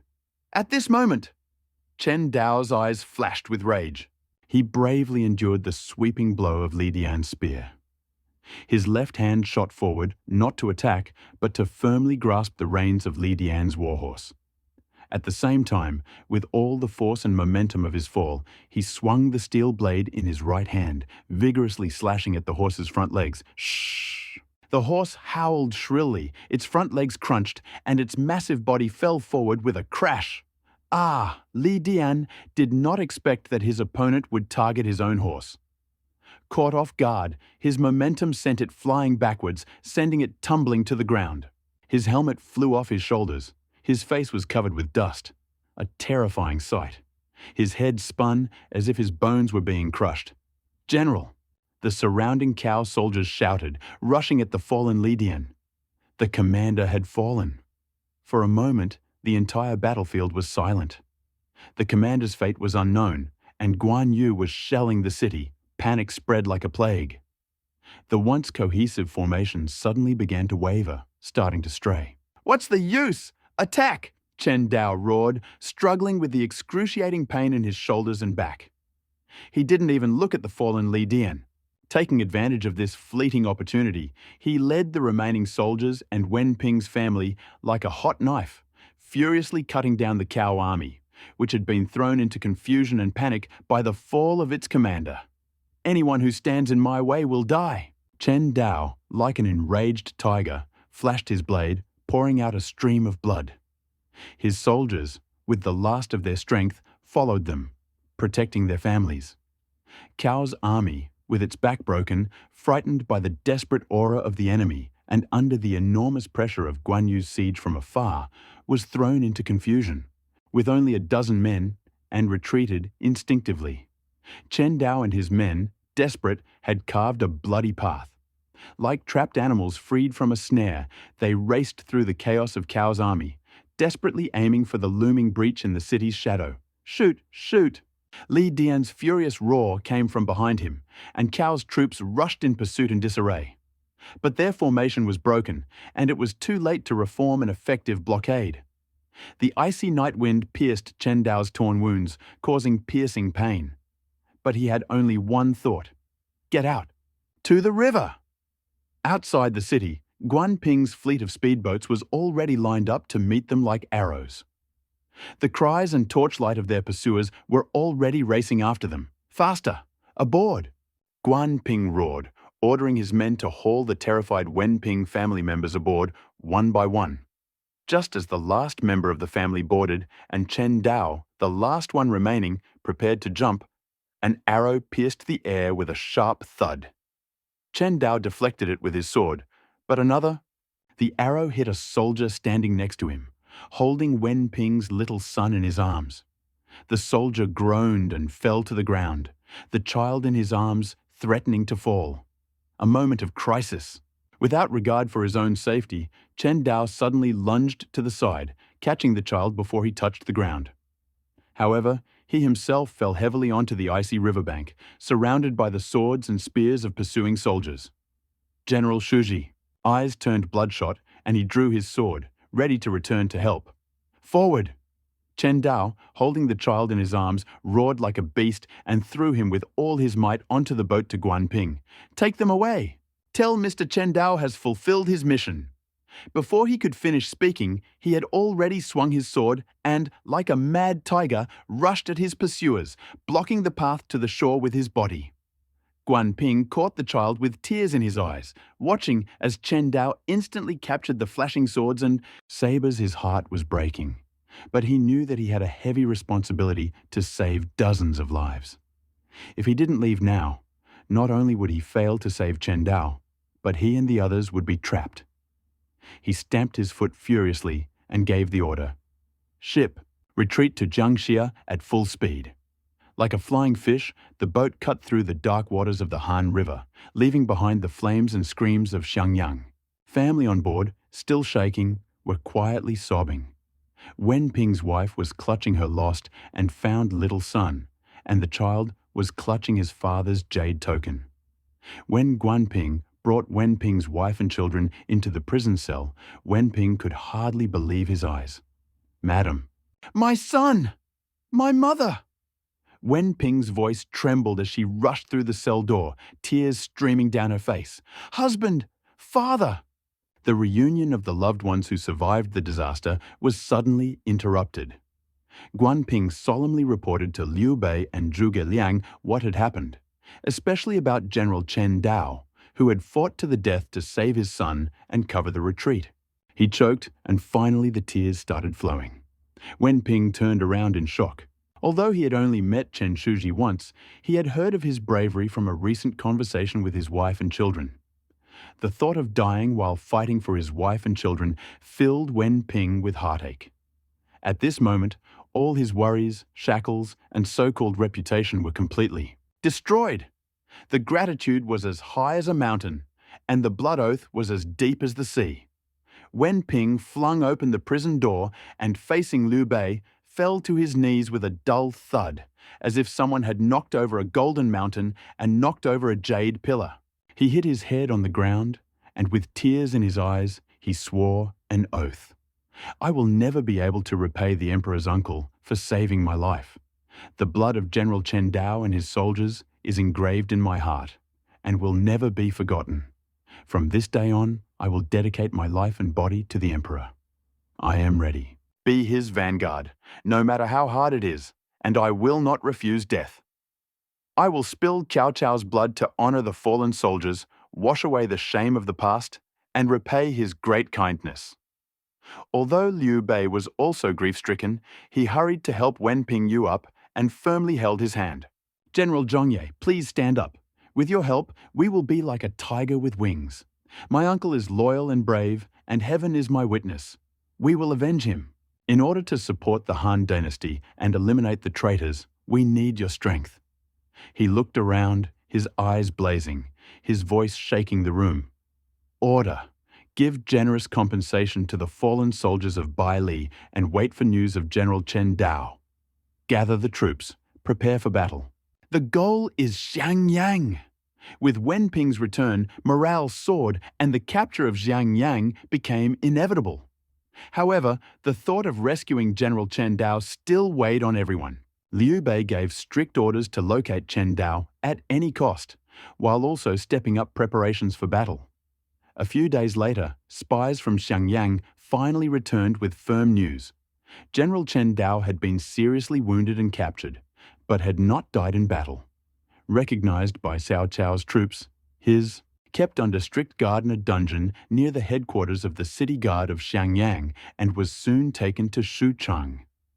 Knowing that Chen Dao was a trusted and valuable general of Liu Bei, Le Jin refrained from harming him. Instead, he quickly reported it to Cao Cao and dispatched additional troops, intending to use it as leverage. The news reached Zhang Jia, creating a solemn atmosphere in the council hall. Zhang Fei's hair stood on end, and he barked for troops to gather and march immediately. Xiangyang, breaking the prison gate and rescuing Shuji. Guan Yu's eyes were full of killing intent. He stroked his long beard. His entire body was filled with a killing aura. Wenping's eyes became even more bloodshot. Chen Dao was in a desperate situation to save his family, and this mercy and thirst for revenge were imprinted in his heart. "Brother, send troops. I, Zhang Fei, will lead the attack and will definitely bring back Shuji." Voice shook the roof tiles. "Yun Chang is ready to lead the fleet first, storm the water gate of Xiangyang, and tie up the enemy," Guan Yu said in an icy voice. Wenping knelt down on one knee, clenched his fists and begged, "Master, I am familiar with the defense of Xiangyang. I am willing to be in the vanguard, even if it means death. I only ask for General Chen Dao to be saved." Wasn't Liu Bei also heartbroken? Chen Dao was a general he personally promoted from the military camp and had long served as Zhao Yun's personal guard. Their friendship was undoubtedly strong. Knowing that Chen Dao was not dead but was being held captive, Liu Bei felt both relieved and worried about his safety. Liu Bei also considered marching north immediately, attacking the walls of Xiangyang and forcing Le Jin and Li Dian to surrender Chen Dao. However, Xiangyang and Jiangling were dependent on each other, and his limited strength did not allow him to repel the onslaught. He could only rely on Zhuge Liang and his men, hoping that they would come up with a plan to rescue his beloved general. The crowd, enraged, was deciding whether to attack Chen Dao or infiltrate him, when a swift horse rushed into the camp like a whirlwind, bringing shocking news. "Report! Breaking news from Jiangdong. The great General Zhou Yu, who fought Cao Ren at the gates of Jiangling, was enraged by Cao Ren's words. The arrow wound burst, he vomited blood and lost consciousness during the night. The Wu army retreated overnight, retreating 30 miles to a new camp near Wuling." What? The generals in the hall gasped in surprise. Zhang Fei blurted out, "Did Zhou Yu faint from rage? Ha ha ha ha, old man Cao Ren has talent." Zhuge Liang's eyes sparkled and his fan suddenly froze. He stood up abruptly and rushed towards the map. His gaze swept over Jiangling and Wulin, finally landing on Xiangyang. "My lord, gentlemen." Zhuge Liang's voice was filled with the excitement of a man who had learned the secrets of the heavens, but he was also unusually calm. "The time has come. This is Zhou Yu's plan, feigning death to lure the enemy." He spoke faster, analyzing every detail. What kind of person is this Zhou Yu? How could he faint in anger because of Cao Ren's few words? This must be an illusion. He retreated to Wulin, showing weakness to the enemy, deliberately exposing himself as a flaw. Seeing that Zhou Yu was seriously injured and unconscious, the Wu army retreated in panic, and the camp's position was unstable. Cao Ren must have taken this as a gift from heaven. Zhuge Liang slammed his fan down on Jiangling. Cao Ren will definitely fall for this. Today or tomorrow night, he would lead his elite troops at full speed and suddenly attack the Jiangdong camp in Wuling, intending to complete his task in one battle, behead Zhou Yu and completely lift the siege of Jiangling. He looked around at the generals and firmly declared, "When Cao Ren returns from defeat, this will be a great opportunity for our army to capture Jiangling and Xiangyang." At this moment, everyone remembered the military advisor's statement a few days ago that Zhou Yu would definitely use the trick of feigning death to defeat Cao Ren. Liu Bei suddenly stood up. "Military advisor, you are absolutely right. Tell us what to do." Zhuge Liang waved his fan and pointed to the map. "As we discussed the other day, the fleet will cut off the return route from Jiangling and assist in the attack on Jiangling and Xiangyang. Yuan's special forces will enter Jiangling via the waterway south of the city. Zilong will lead the detachment and Huo Jun will lead the fleet. When Jiangling is on fire, shout loudly that Cao Ren has been defeated and begin the siege. When Guan Yu's fleet completes the blockade and news of Cao Ren's defeat reaches Xiangyang, the battle will begin in Jiangling. The defenders of Xiangyang will be frightened. Their morale will be shaken. The entire army will immediately dispatch troops from Jiangxia and attack Xiangyang with overwhelming force." After completing the deployment, Zhuge Liang looked around at the crowd calmly and collectedly. "Gentlemen, Zhou Lang used himself as bait to catch Cao Ren's big fish. And we, in turn, will take advantage of this shocking situation to seize two cities, Jiangling and Xiangyang. It's like chasing a tiger after a wolf and pulling chestnuts out of the fire. Victory or defeat depends on this one step." Liu Bei drew his sword, pointing the tip straight to the north, and the sound shook the four fields. "Send a message to the three armies. Follow the military advisor's plan and prepare immediately. When the east wind rises, the entire army will attack. The target is Jiangling and Xiangyang. In order to save our uncle, we will retake Jingjiang and restore the Han dynasty. Yes!" The generals roared in unison, and their fighting spirit soared to the skies. Just as Zhuge Liang had predicted. Within 2 days, news of Zhou Yu's death from his wounds spread throughout Jiangxia and Jiangling, accompanied by white banners and deafening howls from the Wu camp. Meanwhile, Cao Ren in Jiangling City was beaming with joy. "So help me God." Cao Ren slammed the table and stood up. "My little bastard Zhou Lang, you have finally met your end at my hand. The Wu dogs are frightened. Their camp is unstable. This is a chance sent by heaven. Tonight is the night to crush the enemy." He immediately mobilized the city's elite forces, led by the brave General Niu Jin. They lowered their banners and drums, and under cover of darkness, like a poisonous snake crawling out of its lair, they stormed the Wulin Jiangdong camp. However, when Cao Ren's army stormed into the seemingly chaotic Wu camp, they were met not by panicked soldiers fleeing, but by an abandoned camp. Suddenly, a deafening roar of drums rang out, and blazing fires erupted from all directions. Illuminated by the flames, Zhou Yu, supposedly dead, stood atop the central platform, shining, clad in silver armor. Despite his paleness, he continued to stand, waving his banner furiously. "Cao Ren, Zhou Yu is here. Today is your grave. Shoot your arrows. Send out your ambushes." Instantly, rockets streaked across the night sky like meteors, igniting long-planted incendiary devices. Hidden behind the reeds and hills, the Wu ambushes, led by generals such as Lu Meng, Gan Ning, and Ling Tong, surged forward like tigers descending from mountains. The roar of battle was deafening, and they instantly surrounded the Cao army that had broken into the camp. We were deceived. Eyes sank. His heart trembled with fear. At this point, he finally realized that Zhou Yu's unusual appearance at the gates of Jiangling, his fainting, and the news of the destruction of the Wu army were all tricks by Zhou Yu to lure him out of Jiangling. His goal was to destroy the entire Jiangling garrison, but as Cao Cao's top general defending the city, he remained calm in the face of danger, shouting, "Hold on! Form up! Break out! Niu Jin, cover the rear!" Niu Jin, who stood in the vanguard, was incredibly brave. He roared in anger, swinging his long sword and leading his troops like a mad tiger, charging at the pursuing Wu warriors, trying to carve a bloody path for Cao Ren. Flashing his sword, he cut down several Wu warriors in a row, rushing towards Zhou Yu's central army with unparalleled bravery. "Don't be so arrogant, idiot. Gan Xingba is here to chop off your head." Gan Ning, like a flash of black lightning, charged from the side, his two halberds piercing the wind with a sharp clang as he charged straight at Niu Jin. The two, both fearsome generals of their time, instantly engaged in a fierce fight, swords and halberds clashing, sparks flying in the air.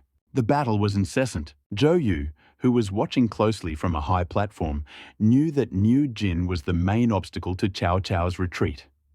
Although he knew that Gan Ning could kill Niu Jin, he overcame the excruciating pain of his arrow wound just in case and, sharply howling, pulled out a 3-stone bullet from a nearby guard.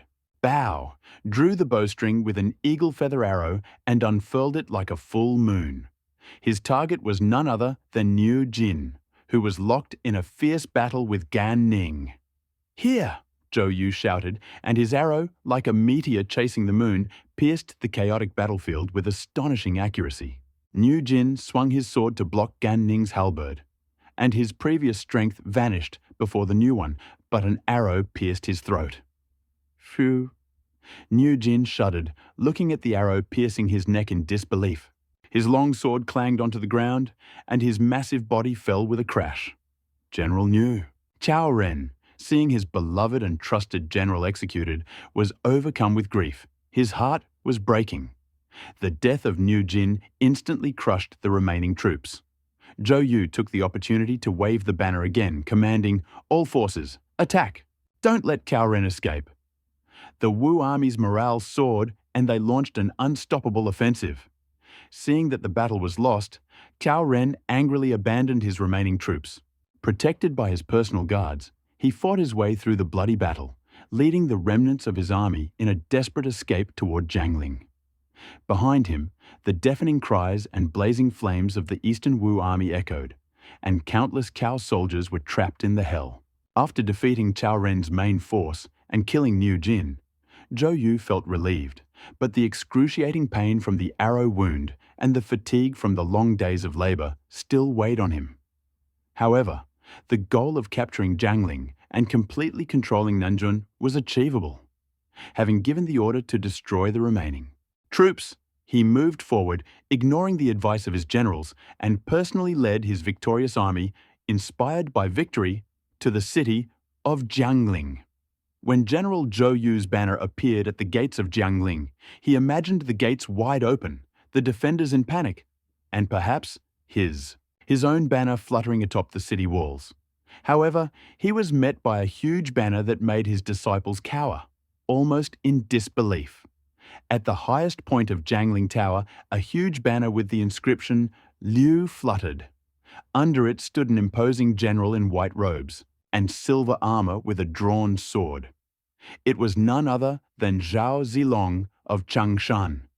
Next to him stood a young scholar in battle armor, but it was Xin Qiji. On the city walls, the patrol soldiers were also dressed in the uniform of Liu Bei's army, Liu Bei Hei. Zhou Yu felt the blood rush to his head. His vision darkened. He had calculated everything, even risked becoming bait, and fought desperately to defeat Cao Ren. Victory seemed to be within his grasp, but an ally stabbed him in the back, grabbing the main prize. "You are a peasant, Liu Xuande. You're a good boy?" Pfft. Zhou Yu pointed to the glittering banner with Liu's inscription on the city wall. Before he could finish speaking, he suddenly spat out blood. His vision went dark, and he fell backwards from his horse.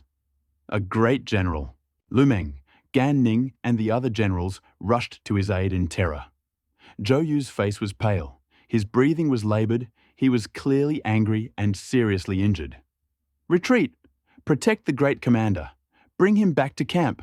Lu Meng acted decisively, casting a displeased glance at Zhao Yun and Xin Qiji, who remained calm on the city walls. With their commander-in-chief down, the alliance between the parties, and Liu's army already occupying Jiangling, they had no legitimate grounds to attack. The attack, and without the precise location of Liu's forces in the city, a direct attack on the city was clearly unwise. The Eastern Wu army felt as if a bucket had been poured on them. Cold water. Morale dropped. Protecting the gravely wounded Zhou Yu, they retreated like a wave.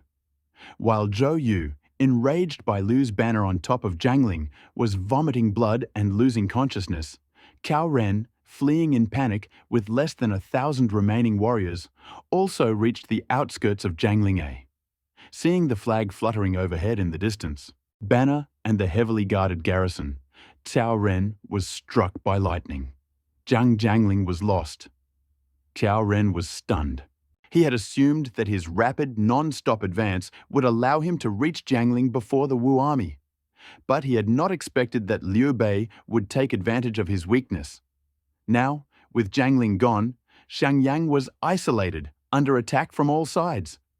With no escape route, he could place your last hope only on Li Jin and Li Dian in Xiangyang. Turn to Xiangyang. Cao Ren ordered hoarsely, bypassing Jiangling and desperately heading north towards Xiangyang. Meanwhile, a fierce battle raged outside the walls of Xiangyang. After Guan Yu's fleet successfully blockaded the Han River, isolating Jiangling and Xiangyang, Liu Bei's army, as Zhuge Liang had predicted, quickly fell upon the city walls, taking advantage of the moment when Cao Ren's defeat had shaken the defenders of Xiangyang. Wen Ping, the vanguard, stood before the city walls with his sword and horse drawn, loudly denouncing Cao Cao's betrayal and extolling Liu Bei's benevolence. He even used his family's escape as an example to undermine the defenders' morale. The defenders, especially those from Jingzhou, looked at the famous general of the past and listened to his heartbreaking accusations. Their morale wavered. Generals like Zhang Fei, Huang Zhong, Wei Yan, Qin Chong and Yu Qigong launched a furious attack, unleashing a wave of power. Li Jin and Li Dian put up a desperate resistance, but without external support, the city's morale was unstable and its momentum was weakening. Just when Xiangyang was on the verge of collapse, Liu Bei's central army calmly commanded a sudden change occurred. Cao Ren's remnants, like desperate dogs, suddenly rushed from the hilly terrain to the rear of Liu Bei's main army. Cao Ren, in a frenzy, focused only on Liu Bei's banner. He was convinced that if he killed or captured Liu Bei, he would turn the tide. "Liu Xuande, I will kill you!" Cao Ren exclaimed, his eyes bloodshot, thrusting his spear forward, and gathering the last of his courage, he jumped on his horse like a blood-red whirlwind and rushed straight towards Liu Bei's central camp. This was unexpected. All of Liu Bei's generals were already in front, leading the siege. In the central army was Liu Bei, along with his advisors such as Zhuge Liang, Shu Shu, and Yi Ji, and a handful of personal guards. Meanwhile, Zhao Yun and Chen Dao, who were supposed to guard Liu Bei, had either been sent to help Xin Qiji in the attack on Jiangling or were still in prison in Xiangyang. Protect our master. In Zhao Yun's absence, the deputy commander of the personal guard, with bloodshot eyes, led only a few dozen of Bai Li's warriors, recklessly facing Cao Ren's onslaught. However, although Cao Ren was exhausted, he fought with unprecedented fury.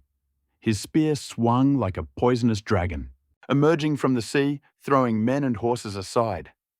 Despite their courage, Bai Li's warriors were unable to withstand its sharp blade, instantly breaking through the enemy ranks. "Lord, retreat!" Zhuge Liang screamed desperately, and Shu Shu, Yi Ji, and others urged Liu Bei to retreat. Liu Bei looked around. Ahead lay the bloody siege of the city. Behind him was the crumbling Xiangyang, and on his flank, Cao Ren, like a wounded beast, was tearing at his heart. If the general's banner fell, the army's morale would collapse. Xiangyang was in his hands. How could the great cause of preserving the Han dynasty be thwarted at such a moment? An unprecedented surge of courage came over Liu Bei. He suddenly drew the double-edged sword from his belt, his gaze as determined as steel, and shouted furiously, "A true man must die for his country. How could he? Can retreat in battle? My comrades are fighting to the death at the front. How can I retreat even one step?" The general's banner is not broken. Follow me to meet the enemy. Before he could finish speaking, Liu Bei stopped his horse, swung his double-edged sword, and rushed at the ferocious Cao Ren. This blow stunned everyone. My lord! The advisors exclaimed. In the blink of an eye, the two horses collided. Cao Ren's spear, like a poisonous snake, pierced Liu Bei's heart.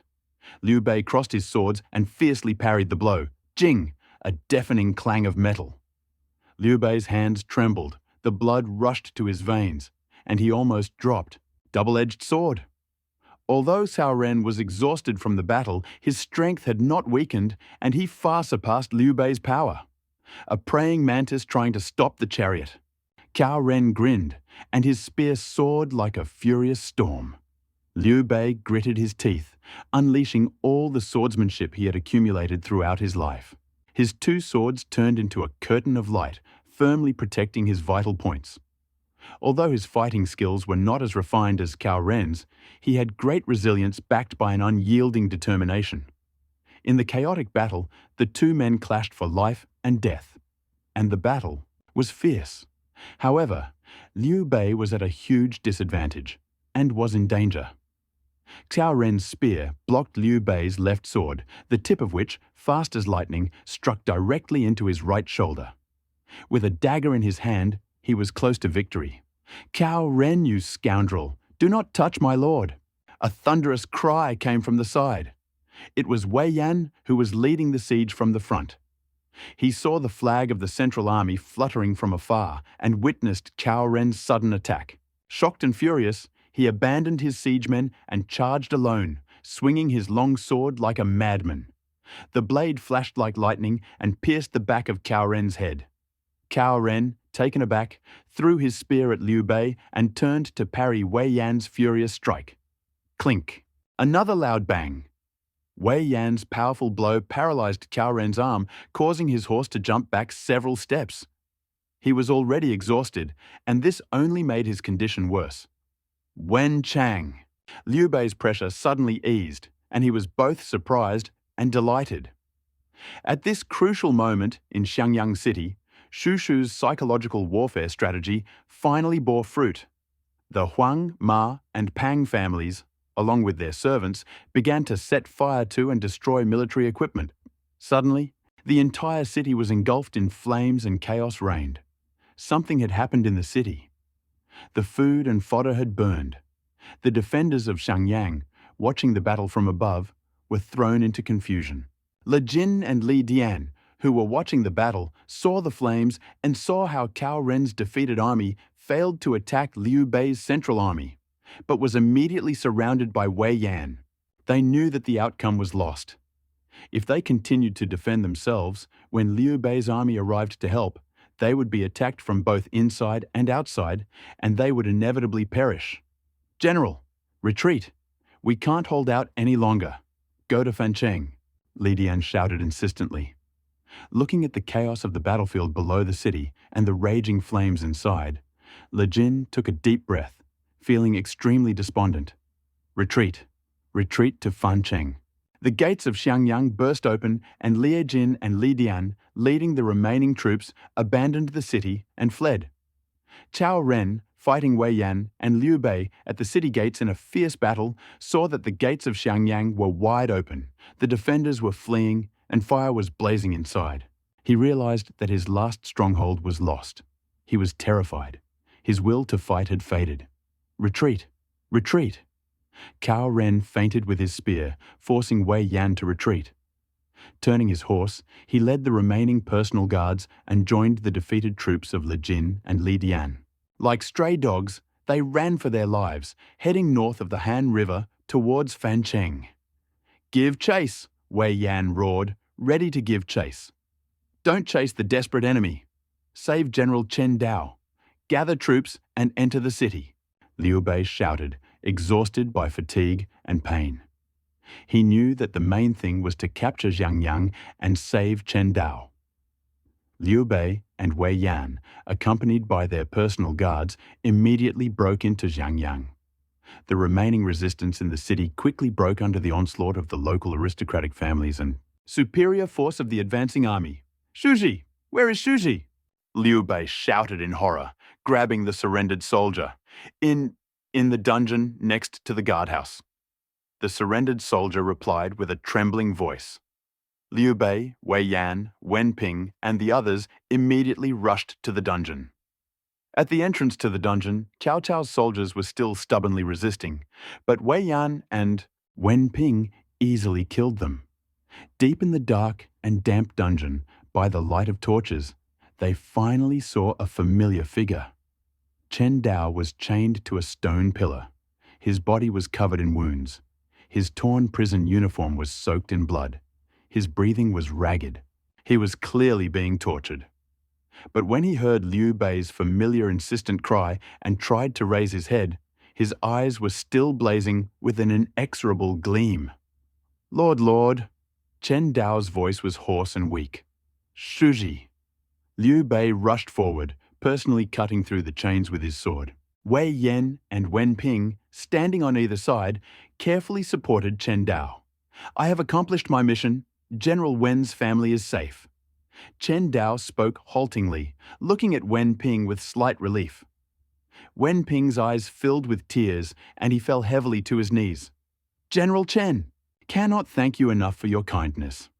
I will repay you in my lifetime. Liu Bei tightly grasped Chen Dao's cold hand, and tears welled up in his eyes at the sight of this loyal and brave general who had paid a high price for him and the common good. Uncle Yaji, you have suffered so much. I'm glad you're back. Although a large banner with the Chinese character Liu was flying on the city walls of Xiangyang, the air was still filled with smoke and the stench of gunpowder. Inside the general's mansion, the atmosphere was more solemn than festive. Liu Bei looked at his officers and soldiers, saying calmly, although we captured Xiangyang and Jiangling in this battle, we cannot be optimistic. He pointed to the map, tracing Hanjing with his fingertips. Fancheng, Shandu, and Linju. These strategic points are like nails driven into our flanks by Cao Cao's army. If we don't remove them, Xiangyang and Jiangling will be on edge. His gaze darted south. Huarong, Wulin, Zhuling. Fleet is eyeing us greedily, strangling our river defenses and coveting Jiangling's heart. The outcome is uncertain, so don't relax. His gaze darted toward Guan Yu. Yun Chang, I'm here. Almond-shaped eyes widened slightly, and he clenched his fists solemnly. You must immediately return to the fort, command the fleet, and blockade the Yangtze River. You must isolate Cao Cao's fleet on the northern bank, preventing any ships from heading south. If Cao Cao wants to send reinforcements south from Nanyang and Runan, they will have to cross the Han River. You must patrol strictly and not allow a single soldier to help Fancheng and Hanjing. Yes, sir. Voice was like a bell, and he accepted the order with a solemn expression. With me, the river is an iron wall. Yide. Liu Bei turned to Zhang Fei. Brother, an order. Zhang Fei stepped forward, his voice ringing like a bell. Jiangling has just settled down, and its foundation is shaky. Although Zilong and Yuan are brave, there are defeated Cao army soldiers and spies from Jiangdong among them, and there is a danger of accidents. You must quickly take Liu Feng, Fu Tong, and your elite troops and head to Jiangling at night. Help Zilong suppress the local forces, eliminate the remaining enemies, and be sure to strengthen the foundation. Jiangling's food, forage, and military equipment are our army's lifeline, and they cannot be lost. Yes, don't worry, big brother. I, Zhang Fei, will immediately go and see what kind of scoundrel dares to roam around Jiangling. Zhang Fei patted his chest and walked out after receiving the order. Shubao Jingde, I'm here. 2 fierce generals came out. Lead your troops and cavalry centered in Xiangyang and clear out the surrounding counties and districts. Gather the defeated Cao army and recruit soldiers from the local counties and districts to surrender. Remember, use both kindness and strength. Well, and destroy those who resist with thunder and lightning. Try to clear the area around Xiangyang as soon as possible so that we can truly make use of it. Understood? Qin Chong and Yu Qigong clenched their fists, accepting the order. Wenchang, Han Sheng, Gaze finally fell on Wei Yan and Huang Zhong. Wei Yan's eyes lit up, and Huang Zhong froze, stroking his beard. The two of them said in unison, "Your subordinates are here." Generals! Liu Bei firmly pointed his finger at Fancheng on the map. It was the last important city north of the Yangtze River. Cao Ren has been cultivating it for a long time. The city is strong and has powerful defenses. I order you two to immediately lead our elite troops from Xiangyang and advance all the way to Fancheng. Liu Bei then crossed the Han River with his finger, pointing to the other bank. You must not only march straight to Fancheng, but also cross the river and aim for Xinye on the other bank. An experienced general, Liu Bei put his military affairs in order in a matter of seconds. This move would not only destroy Cao Cao's remaining forces south of the Yangtze, but also stabilize the situation in the region. He looked at everyone and spoke word by word with great force. In the entire Jiangnan region, only Fancheng is still in Cao Cao's hands. This is a serious threat and must be eradicated. A sharp expression of excitement flashed across Wei Yan's face. Don't worry, sir. I will make sure that Cao Ren in Fancheng does not sleep day or night. Huang Zhong's hair and beard stood on end, and his voice rang out like a bell. The old general is ready to be in the vanguard. I must show the Cao army the strength of our Jingxiang warriors. After all the generals were posted, Liu Bei looked at the scholars surrounding him. You are all from Jingxiang. Are there any talented people here? Seeing the generals being sent off one after another, Liu Bei began to feel afraid of mediocrity. He leaned forward slightly, his gaze directed primarily at Yi Ji. Ji Bo is a famous scholar in Jingchu who is well acquainted with the local culture and social life. I would like to ask if there are any talented people here, or those whose talents are underestimated, but whose hearts belong to the Han Dynasty. Do they have the talent to govern the country, the wisdom of strategic planning, or even knowledge of agriculture and law? All of these are priceless treasures that our army desperately needs. I hope that Ji Bo will be generous with his guidance so that I do not miss this opportunity. There was a moment of silence in the general's residence. Yi Ji felt Liu Bei's sincerity and persistence, and his heart was filled with a wave of emotion.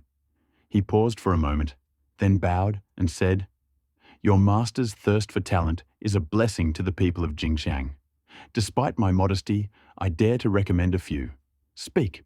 Liu Bei leaned forward, his gaze blazing. First, the Ma family of Yicheng. All 5 brothers are talented, but the most outstanding is Ma Liang Zijichang. Zichang is smart and good at management, earning him the nickname Bai Mei Zuiliang. His younger brother, Ma Suzi Yuchang, despite his young age, is exceptionally smart and enjoys discussing military strategies.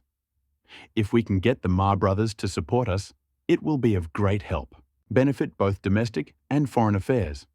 They also praised our master's reputation for his nobility. Yi Ji paused and added, "However, the Ma family is an influential local clan, so we must wait and see how they react. Your lord should show them respect and send someone to fetch them. Ma Zichang and Ma Yuchang." Liu Bei's eyes sparkled even more brightly. "I have also heard of Bai Mei Zui Liang's reputation. Such talents are just what I need. Uncle Ji, please take the trouble to contact the Ma family and be sure to convey my respects to the virtuous." At this time, Shu Shu also spoke. "Sir, I have also heard of a person whose talent is not inferior to Kong Ming's." "Oh? Who can compare to Kong Ming?" Liu Bei's spirits were lifted. Zhuge Liang was perhaps the most outstanding person he had ever met, but he doubted that anyone could compare to Kong Ming.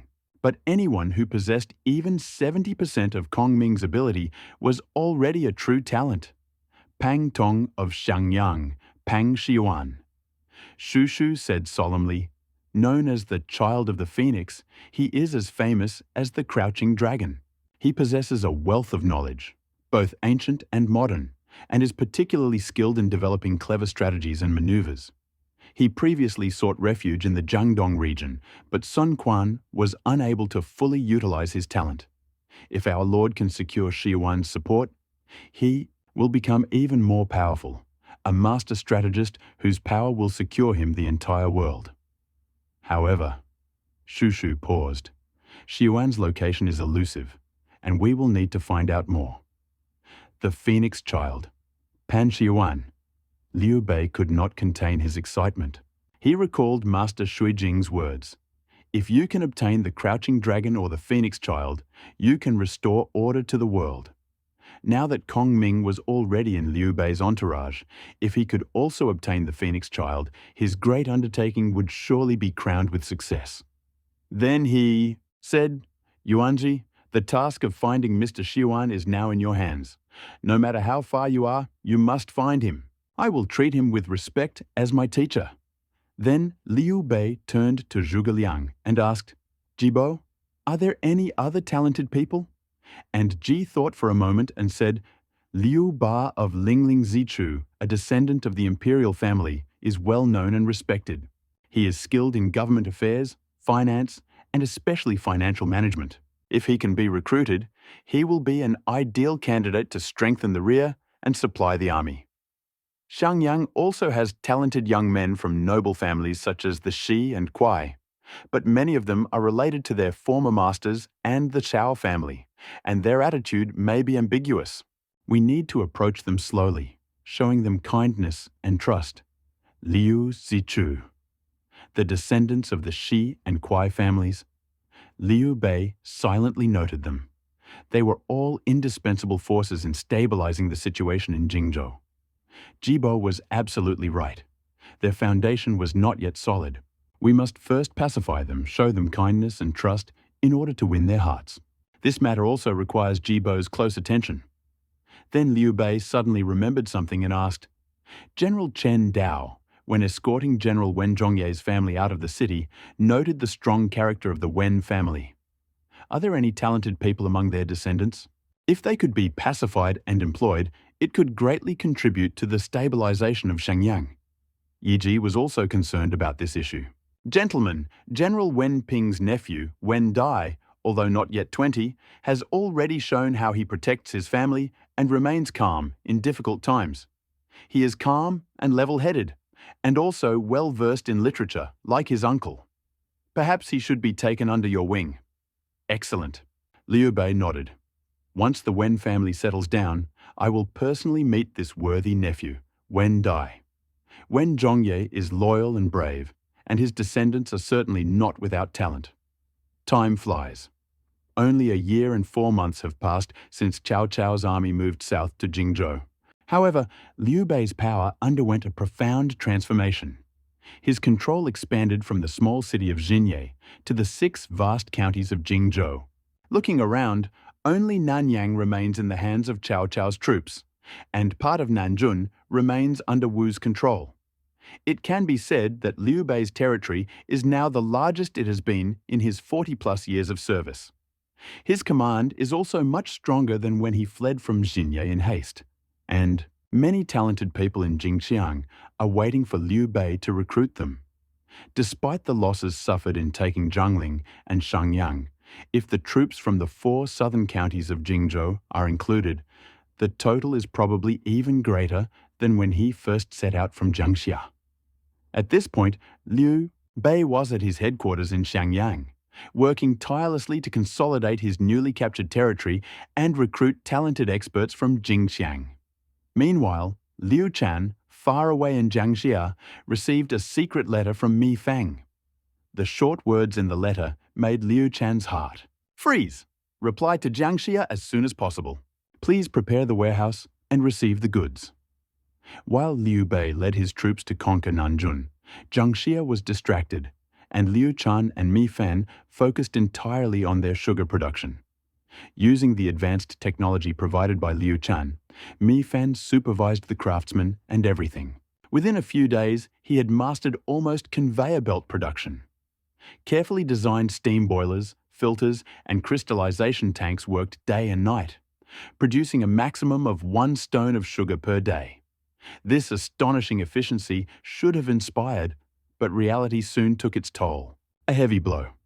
Increased production meant an ever-growing demand for raw materials. Raw materials are costs, And the higher the volume of production, the higher the price. Even if Liu Shan mobilized the resources of the entire Shaoying camp to support the sugar factory, he was increasingly unable to cope with it. The treasury was depleted, the deficit in the accounts was alarming, and the capital supply chain was groaning under the dangerous voltage. If this continues, the workshop will have to be closed, and all the initial investment will be in vain. Mi Feng frowned as he looked at the account book. The tight capital supply chain prompted a new initiative. With the sugar samples neatly packed in boxes, he boarded the trading ship of the Mi Trading Company and sailed east, heading straight for Jianye. Then came 2 weeks of torment. Fortunately, the letter from Mi Fan that arrived the day before had calmed Liu Shan down. Finally, Mi Fan's fleet returned to Jiangxia. However, when the ship appeared on the river, both Liu Shan, who had rushed to the scene upon hearing the news, and Miju, who was stunned by the logistics of Jiangxia, gasped in shock, almost in disbelief. Eyes. 10 huge warships with a monstrously deep waterline, the sides of which practically touched the seething river. The wooden pier in the Jiangxia harbor creaked and groaned under the unprecedented weight. Is Zifang carrying a mountain of gold? Voice trembled as he looked at the nearly sinking flotilla, and his usually calm face expressed surprise and suspicion. Inside the heavily guarded Jiangxia treasury, the Shaoying camp was located outside the city walls. In much less security, a heavy wooden box was broken open, the lid lifted. Shh! The spectators, soldiers and scribes, gasped, speechless. A blinding golden light poured out, as if it were tangible. 2,000 kilograms of pure gold, cast into weighty bricks, lay neatly inside the box, like the cornerstones of a city wall, radiating a fiery, blinding shine, as if lava in the twilight. The golden light not only illuminated the treasury, but also seemed to burn everyone's eyes. This was only the beginning. New boxes were immediately opened. The shoe brocade. The rolls of exquisitely gorgeous first-class shoe brocade, bright as clouds, carefully rolled and stacked, filled 30 carts. Countless 5-zhu coins, packed in sacks and wooden boxes, formed a disorderly mountain. Bang, bang. The hemp ropes snapped under the weight, and the gold and copper coins gushed down like a stream, jumping and dancing across the hard floor of the treasury. In the blink of an eye, a suffocating, almost untraceable mountain of coins had formed. The accountant brought by Miju calculated the total, about 200 million coins. The treasury was deathly silent, broken only by the clatter of copper coins falling. Everyone was stunned by this immense wealth. Liu Chan's mouth was dry, his heart pounding like a drum. He had a vague idea of Jiangdong's wealth, but he never imagined that it could reach such a terrifying scale of waste and recklessness. Miju's face turned pale. His fingers trembled slightly as he leaned on the wooden box next to him.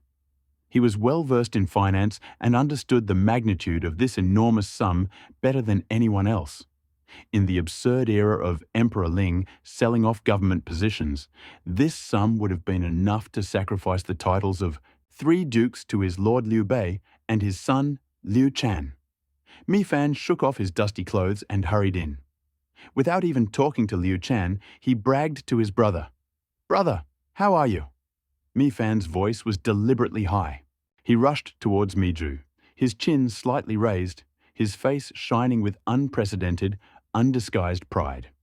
Since birth, he had been overshadowed by his older brother, inferior to him in both literary talent and martial arts. Even the family's main business was 3 times worse than the elder brother's. Both the parents and the elders of the family regarded the elder brother, Mi Ju, as the future of the family and never praised him.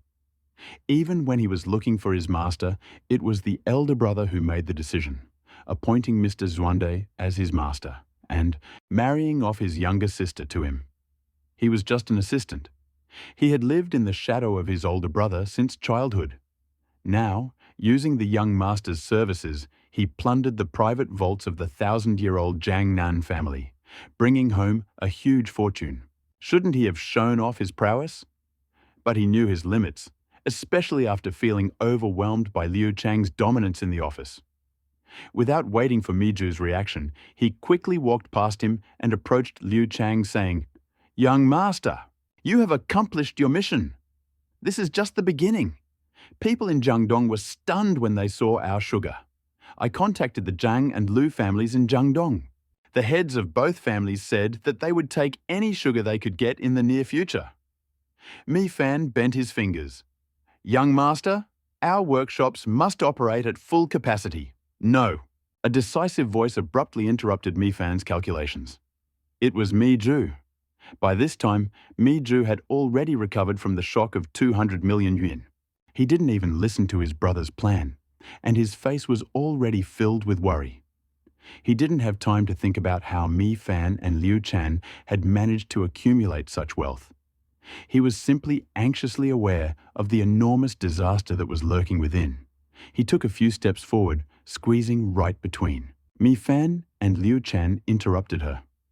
Then he bowed deeply to Liu Chan and said seriously, "Young master, this is completely unacceptable." Liu Chan did not react to these words, but Mi Fan was the first to become worried. He had worked so hard to build this business. Although the recipe was from the young master, he personally supervised every step of production and sales. With mountains of gold and silver so readily available, how could he just stop?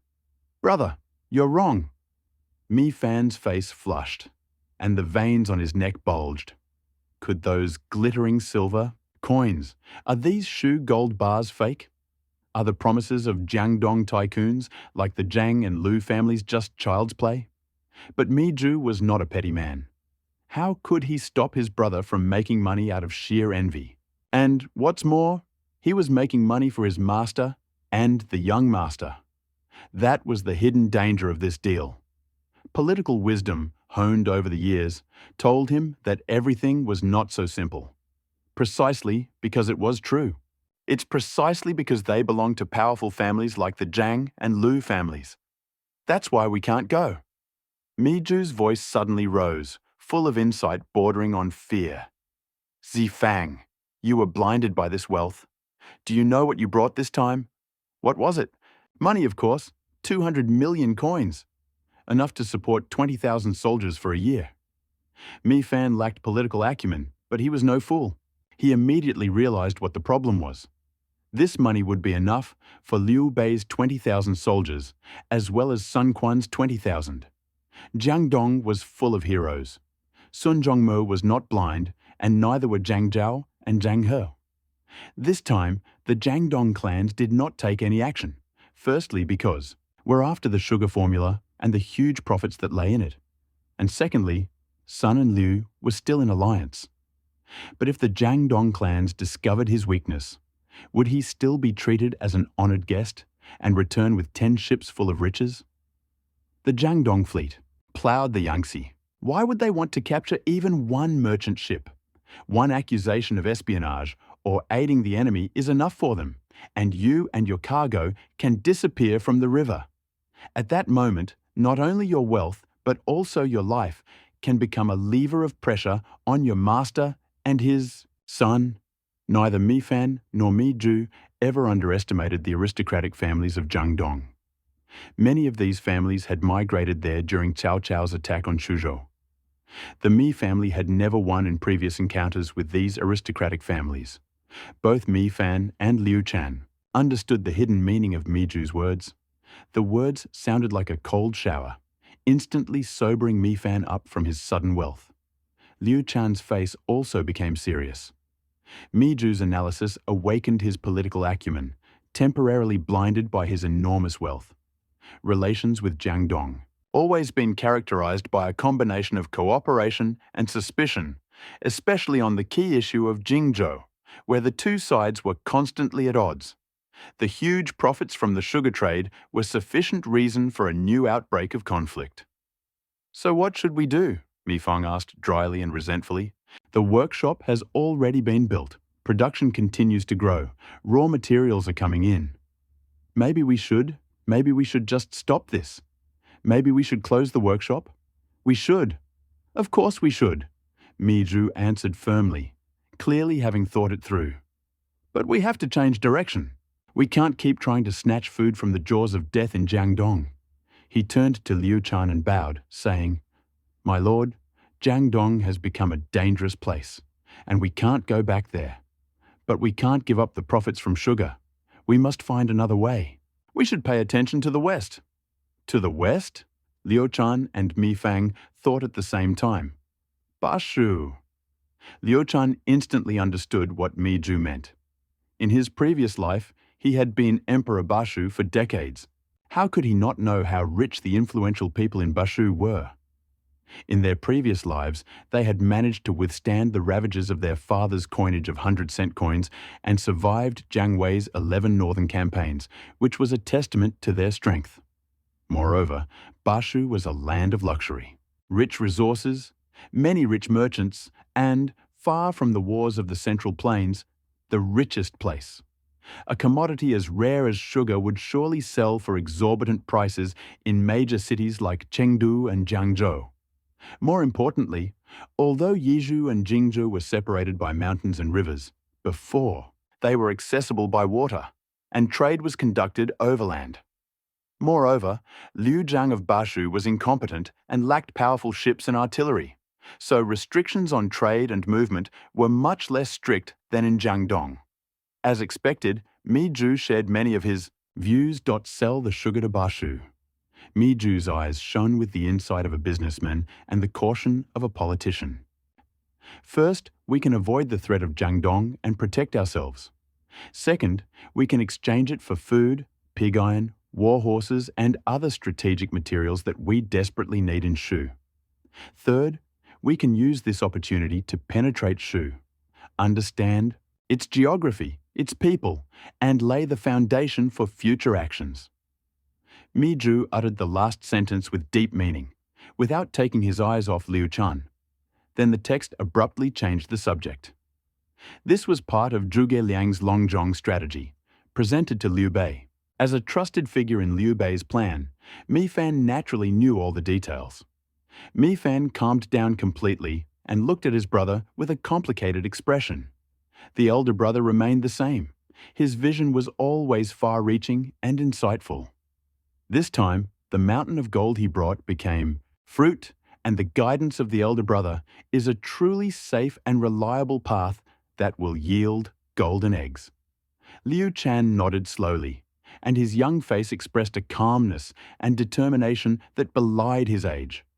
Lord Zizhong is right. Jiangdong has become a dangerous wall. It can no longer be relied upon. Bashu is the new route for transporting sugar. Let's quickly prepare for action, following your plan. He looked at Mi Fan, his voice full of encouragement and new expectations. Zifan, the important task of opening the Shudao trade route still requires your leadership. This time, we will sell sugar to the land of abundance. Mi Fan. He cheered up and, clenching his fist, promised, "Yes, I will justify your trust, sir." After a short conversation, the next thing was the distribution of wealth. According to Mi Fan's original plan, these were the funds that he and the young master had accumulated through hard work, which would naturally go towards improving equipment and increasing the number of personnel of the Shaoying camp. But Mi Zhu had a different opinion. Listening to Mi Fan's vivid stories of everything that had happened since that day, after the nightly talk about the invention of sugar and the construction of the workshop, he thought of only one thing. "Sir, what kind of monster have you spawned?" But then he changed his mind, and, as the head of the rear of the entire Liu camp and Liu Chan's uncle, considered himself entitled to say a few more words. As for this money, Adu is too young and his brother is stupid, they won't understand it. Moreover, all of Jingzhou has just survived a war. Everything is in ruins, and everyone needs money. We need to pacify refugees, destroy bandits, reclaim fields, and build water management facilities. In addition, Liu Bei needs to support tens of thousands of soldiers, pay salaries to civil and military officials. All this requires money. Liu Bei is a man who puts benevolence and justice above all else. Everything, and never lets them raise taxes. Come to think of it, this 200 million yuan is just what is needed. so I can only make the young master suffer. Ado, have you paid taxes on your money? Miju was too embarrassed to ask her young master directly about money, so he had to find another way. Do I have to pay taxes too? Liu Shan exclaimed. In 2 lifetimes, no one had ever asked him about taxes. The only time he could pay taxes was when his father-in-law led the northern expedition. Military funds were scarce, so he borrowed 2 million wen from his own treasury. The money came from selling shoe brocade, and he intended to build a new palace. Unexpectedly, the money had barely warmed up when the father-in-law discovered it. That same night, he hurried to the palace to give advice. Your Majesty is not a greedy ruler, and I am not an arrogant minister. To take this wealth is for the sake of peace. To keep it is to harm your virtue. Then, without thinking, he emptied the treasury. Of course he must. As the ancients said, an emperor engaged in trade must pay the same taxes as the common people, Miju firmly declared. Unaware that Liu Shan was lost in his past memories, he began to count on his fingers how much he had to pay. The Han Dynasty trade tax was 10%, the Jiangxia customs duty was 10%, the talisman additional tax was 10%, the freight tax was 10%. He counted for a long time and then, unable to finish the amount for Liu Shan, Miju began to lie. There is also market rent, silk tax, monopoly tax, tax on taxes. Miju pulled out an abacus, fiddled with it for a while, and finally brought it to Liu Shan's face. Yes, you must pay 194 million coins in tax. Liu Shan glanced at it, at the shocking figure on the abacus, then at his uncle Miju, whose face was businesslike but did not hide a hint of mischief, and at Mi Fan, who was also stunned and thought his older brother had hit him too hard. After a brief shock, Liu Shan became furious. Putting aside the question of whether he should, did he, as a young master, pay taxes, uncle? Did you know that the abacus dominoes hit me in the face? Although this matter was similar to the Prime Minister borrowing 2 million coins in his previous life, people were not deceived like that. Although Liu Shan knew that Miju was acting for the sake of Liu Bei and the restoration of dynasty, he just couldn't accept it. That's 200 million coins. In his previous life, the Prime Minister would have only had to come to the palace and cry 200 times a night. You, Miju, are just my uncle. How dare you? He really did dare. As Liu Bei's current chief administrator, he was in charge of Jingzhou's finances. It was logical that he was in charge of the finances of Liu Ying's entire camp. Although Liu Shan was the young master, he could not escape Liu Bei's control. He was still part of Liu Bei's faction. He used tax collection as an excuse out of respect for the young master. Otherwise, even if he took everything, he would have to give an account to Liu Bei. After paying the taxes, Liu Shan and Mi Fan returned to the Shaoying camp with the remaining 6 million coins. With this greatly reduced amount of money, they were finally safe from thieves. Liu Shan was a little sad, and Mi Fan followed suit, sighing. Brother, you really are a brother. I worked tirelessly day and night fighting the tigers in Jiangdong and could only collect 200 million coins, while he simply counted and pocketed 190 million. Liu Shan looked at the dejected Mi Fan and suddenly felt relieved. Human nature is truly delicate. When you are lonely and unhappy, you are like a taut string. But when you see others in even worse circumstances, the tension in your heart gradually eases, and the pent-up anger seems to find an outlet. Forget it. We are all fighting for the revival of the Han Dynasty. What's yours and what's mine? Doesn't it all belong to the Liu family? What belongs to the Liu family is yours. After calming down, Liu Shan felt his energy returning. He began to think about how to spend the huge sum of 6 million. Should he supply his soldiers with food or weapons? Although Liu Shan had no intention of sending the Shaoying battalion to the battlefield, sufficient food and a variety of weapons would greatly accelerate the development of these young men. At least I wouldn't be afraid of bandits when I took up my new position. Too little money, too much to do, Liu Shan worried. For now, young master, if we want to open the Bashu trade route, We will need these 6 million coins to continue purchasing raw materials and increasing production. Mi Fang finally finished his reasoning, telling Liu Chan the devastating news. Okay, Liu Chan became angry again. Mi Zizhong, dear uncle, you left me these 6 million coins, didn't you? You calculated that I needed to expand production, so you left me the working capital, didn't you? Liu Chan looked at Mi Fan's face, which was imprinted with the words, Young master, we must continue. Invest, and thought of the 190 million coins of taxes in his accounts. The accumulated anger that had just subsided after Mi Fan's tragic appearance flared up again, flaring up with even greater force. No. Liu Chan sat up abruptly, his frail body radiating seething resentment. I can't just swallow this. The Prime Minister borrowed money, at least saying it was for the good of the country. Uncle, you're just robbing me, and you're doing it so righteously. The more he thought about it, the angrier he became, pacing the room. He definitely wouldn't get his money back. Uncle dared to do this, probably hoping for his father's applause. But to just accept defeat? Was he still Liu Chan? It was one thing to be manipulated by the Prime Minister in his past life, but to be manipulated by his uncle in this life, Uncle Mi Fang. Liu Chan stopped abruptly, and a mischievous glint appeared in his eyes. He said to Mi Fan, Let's go to Uncle Mi Ju again. Mi Fan was stunned.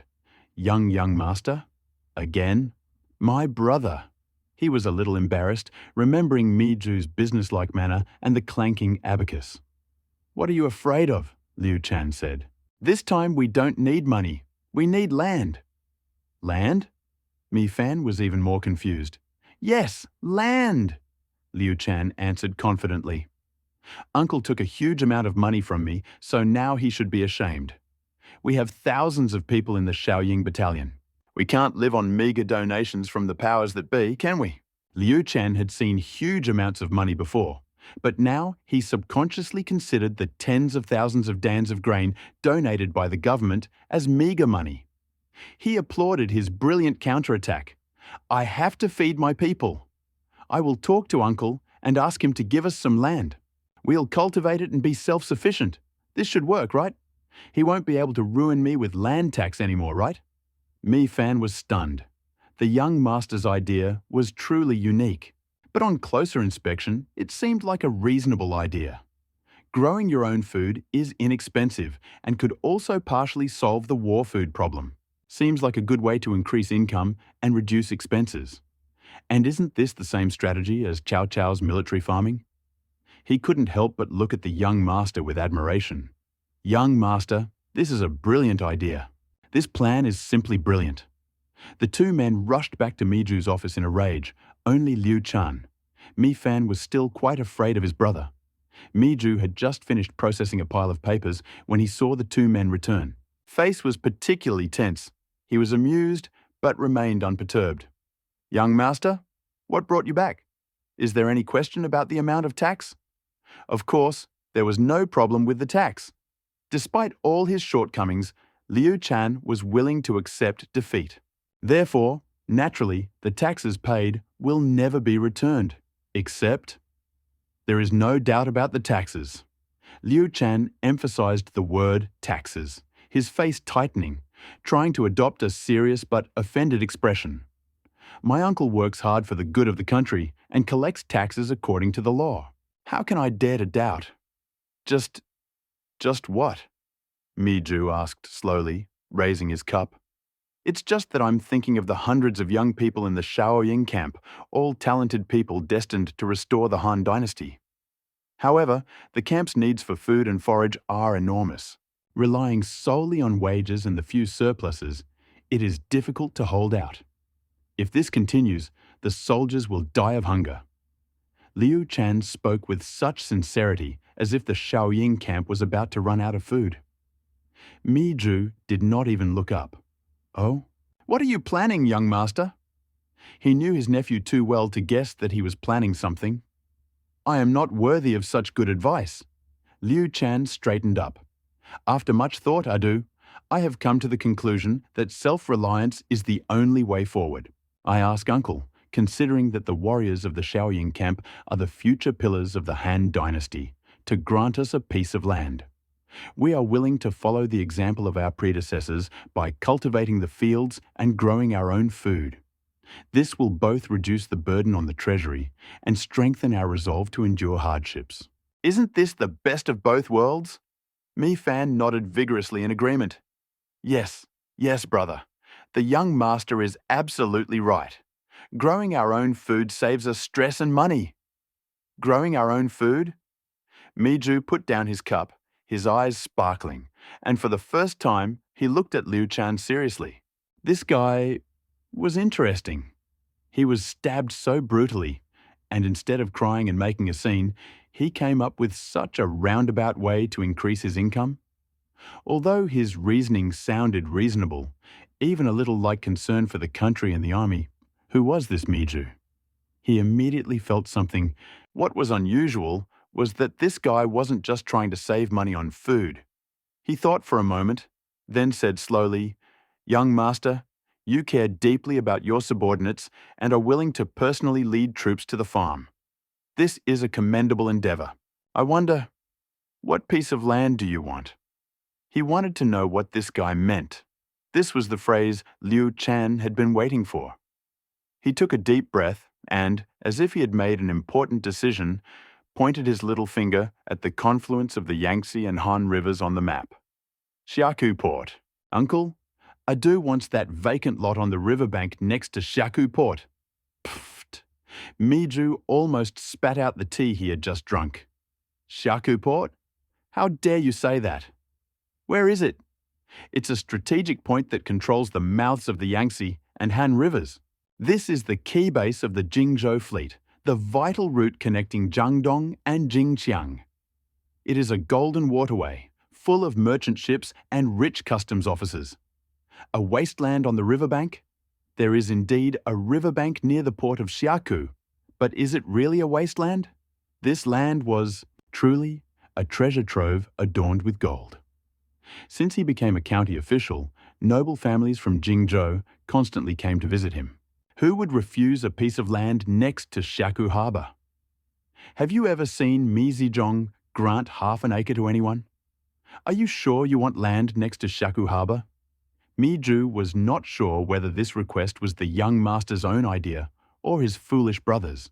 He looked at Mi Fan with disdain. He saw him too, stunned and confused.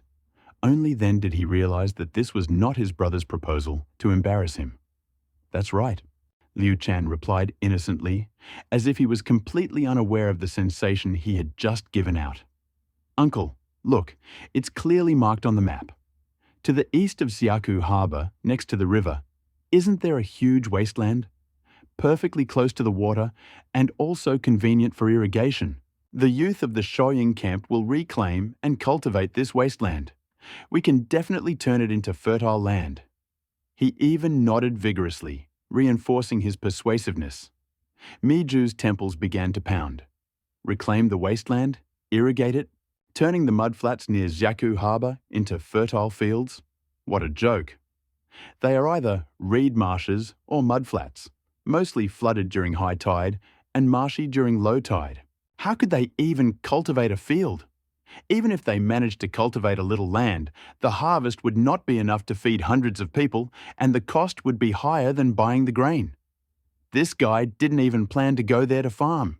Yiju saw through Liu's plans almost instantly. Chanya, firstly, this place was strategically important for Liu's army.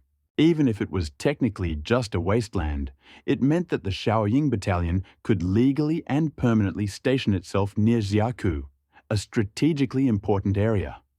Secondly, having its own small territory, albeit small, it was technically independent. Attempt to extort large sums of money from Liu Chang under the guise of taxes would have been much more difficult. After all, the sources of income for a self-sufficient camp were unclear. Third, the proximity to the port provided access to merchant ships and water transport. After acquiring the land, the next step for this young man could be to subsidize his business and engage in small-scale trading, using his location to avoid the main customs point at Xiaku Port and engage in flexible trading. Fourth, it is revenge. You're stealing my money? Fine. Then I'll take over a plot of land next to your most important territory. You'll have to watch me every day, but you can't just kick me out. It's a blatant act of revenge and an announcement of your presence. Well done. Miju was immediately convinced of his own arguments, feeling that he had seen the young master's intentions. He then began to quickly weigh the pros and cons. Should he give it or not?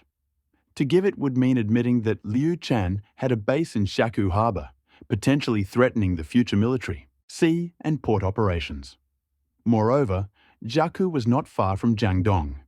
If the Sun-Liu alliance collapsed, the young master's base would probably be the first target of attack, which would pose a serious threat to his safety. Should he not give it? Under what pretext?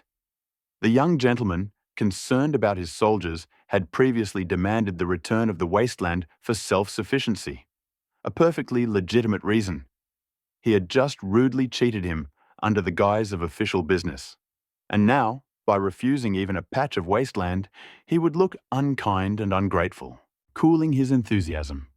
Moreover, Liu Shan was acting for the greater good, to satisfy the soldiers' hunger. What a righteous plot! With all his thoughts, Miju found himself in a difficult situation. Liu Shan, unaware of the dirty nature of politics, was still waiting for his uncle's answer. Even if he refused to give up Xiaku, would he be able to find another place? Why bother? The only reason he wanted to go to Xiaku was to slip along the river and get to Changsha.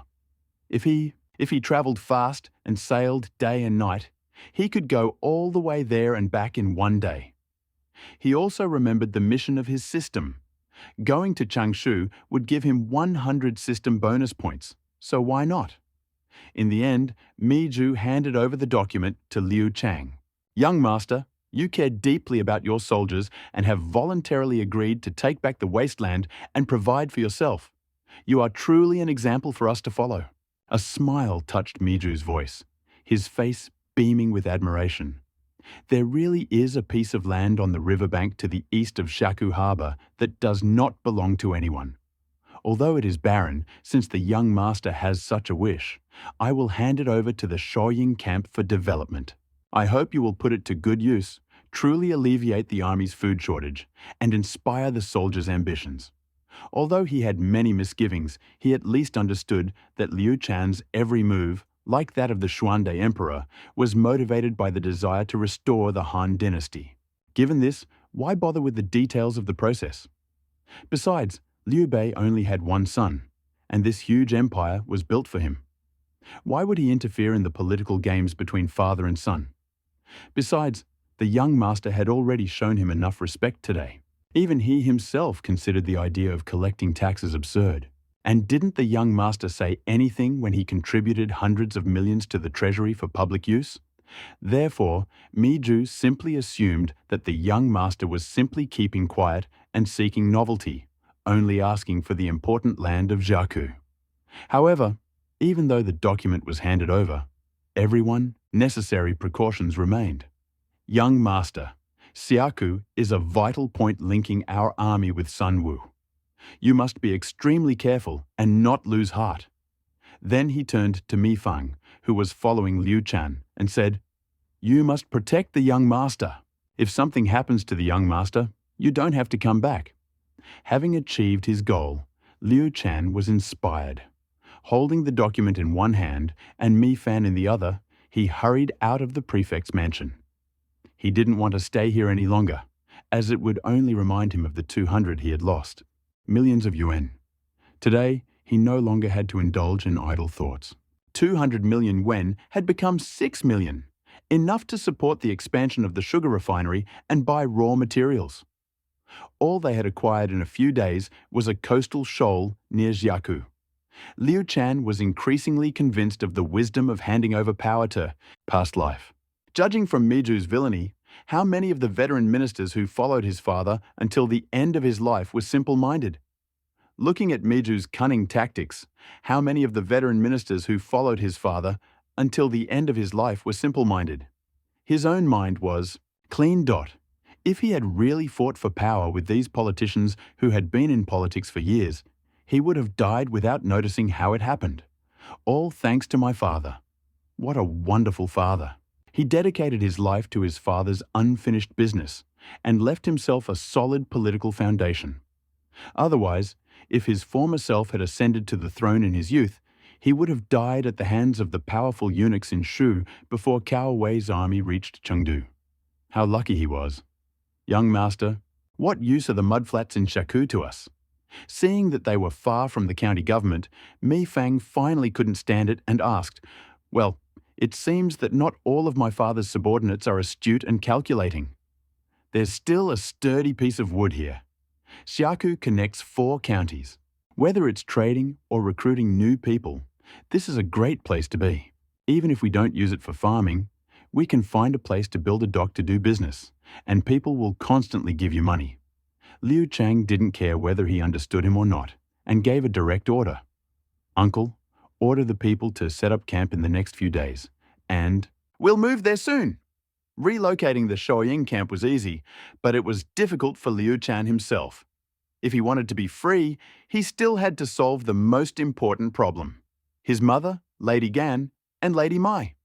Although they usually lived in seclusion, they were definitely united by their common hatred of enemy when it came to Liu Chang. As expected, upon returning to the mansion, Liu Chang felt an invisible, faint pressure enveloping the courtyard. Walking around the screen wall, he saw Lady Gan sitting in the main hall. Expression was calm, but her kind eyes now showed unmistakable anxiety and a hint of anger. Mrs. Mi sat next to her. Although she was silent, her gaze was fixed on Liu Chang, as if she could see his subtle thoughts. "Adu, come here." Madame Gan's voice was soft, but there was an irresistible force in it. Liu Chang's heart sank. He knew that a tough battle was ahead. He quickly suppressed his excitement, replacing it with a decent and innocent expression on his face. He stepped forward with small steps and politely saluted. Adu greets his mother and stepmother. Madame Mi couldn't help but be impatient. "Adu, you are so brave. Siaku, can we go there? There is chaos and war here, and it is by the river, damp and windy. How old are you? And do you want to live in a military camp? And do you want to take back the wasteland and farm? Can your body handle it? What can you grow on this coastal shelf? Your uncle is also confused. Why did he agree to your proposal?" As expected, he had the same impatient nature as his uncles, and a barrage of questions rained down on him, making it impossible for Liu Chang to straighten up.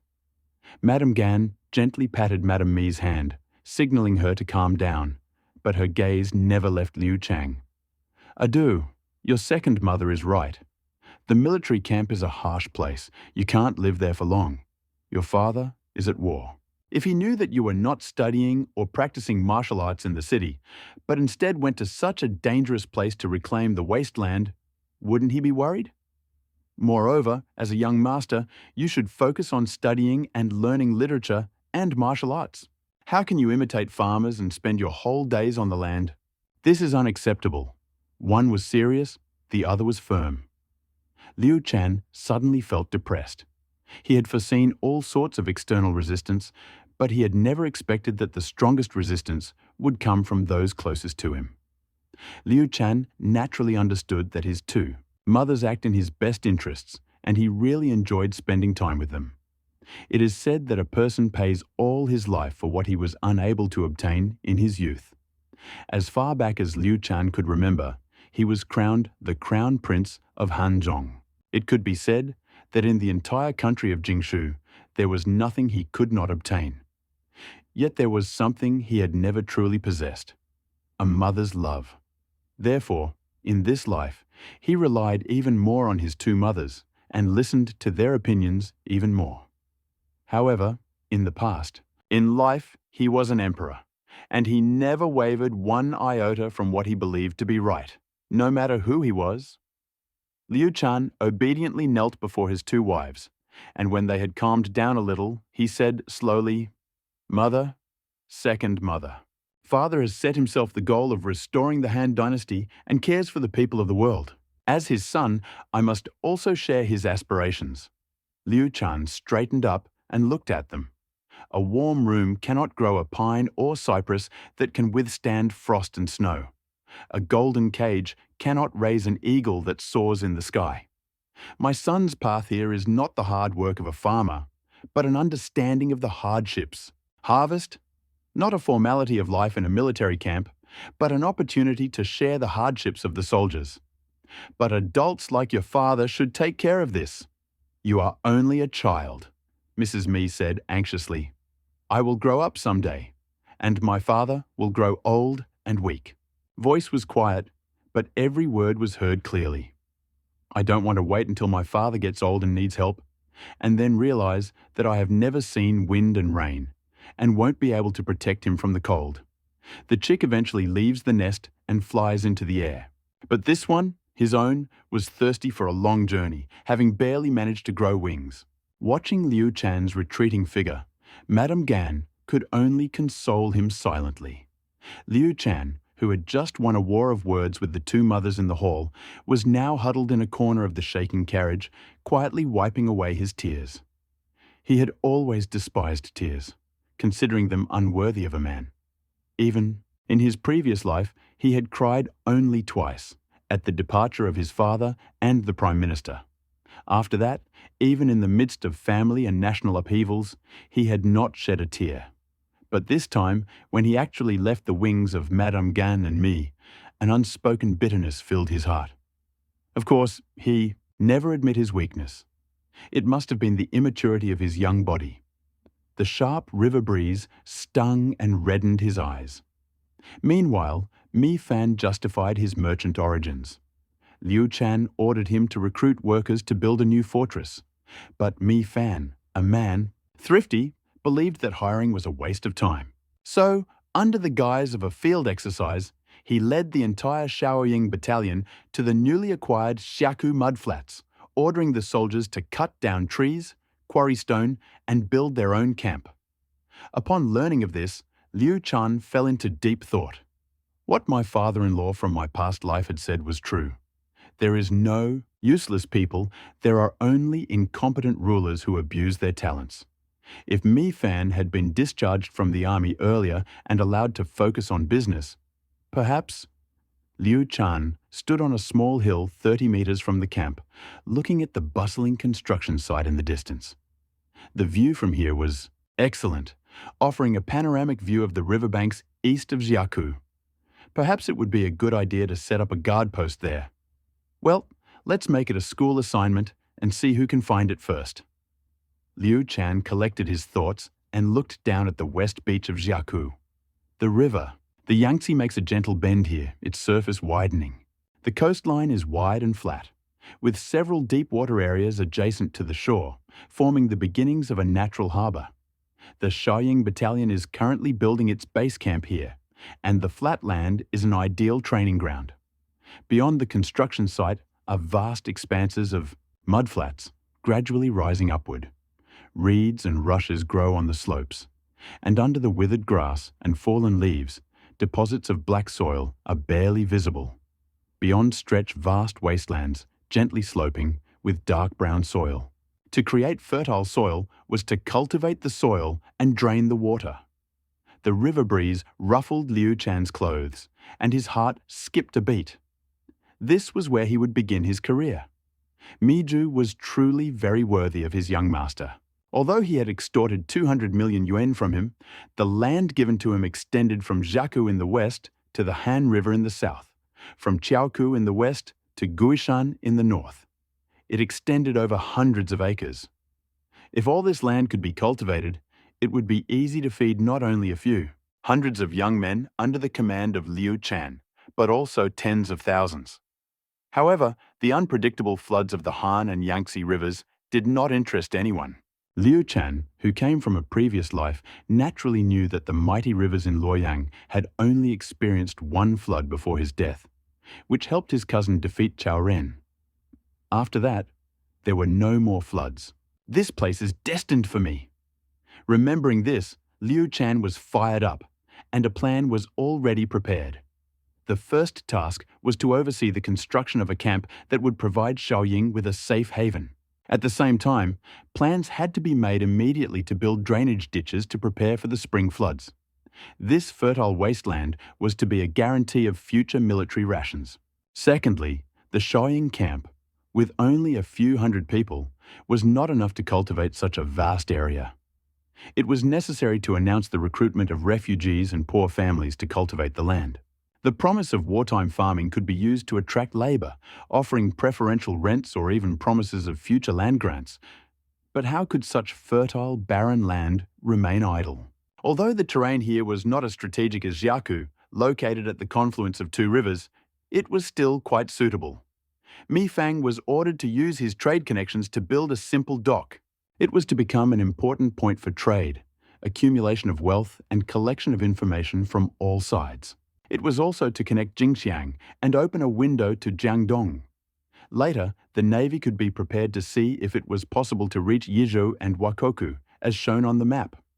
Liu Shan had never fought in a naval battle or been to the coast, so he did not know the difference between river and sea vessels. This was only his guess. Finally, the geography, hydrology, and distribution of wastelands around the camp could be organized into field studies. The young men of the Shaoying battalion were divided into groups to explore and make detailed maps. This sharpened their surveying skills and provided a precise basis for subsequent planning. Let's start with these bricks and tiles, hoes and plows. Unfortunately, he still had too few capable men, and the young men of the Shaoyi battalion were not yet mature. Otherwise, he would flourished in many fields. Initially, there were only 2 scholars, one still serving as the prefect of Changsha. The other had accompanied Liu Bei in the attack on Jiangling. Liu Shan, a prominent member of the Han imperial clan, was the great-great-grandson of Liu Sheng, the king of Zhongshan and the son of Liu Bei. Component placement: the left general, Marquis of Yicheng and governor of Yuzhou, felt that his team was short of men. Only Mi Fan was available. Unfortunately, Jiang Xia's talents had already been plundered by his father, Liu Bei. Even with Liu Shan's memories of his past life, finding talents was difficult. Not only were there no great talents anywhere, but even lesser talents were hard to find. In the end, Mi Fan brazenly returned to Jiang Xia and, through persuasion and effort, begged his brother, Mi Zhu, for 3 minor officials. This solved Liu Shan's immediate problems and brought his recently acquired lands west of Xiaku. In just a month, the east bank of Xiaku had been transformed. A modest but sturdy camp, built on a slope, offered a beautiful view down. The young men of the Shaoying camp had finished their morning exercises and were now dividing into teams. One, led by an old soldier, was practicing battle formations on a flat, muddy bank, their cries deafening. The other, with crude farm implements, was busily clearing the last weeds from a designated military reclamation zone, where the restored black soil glittered in the sun.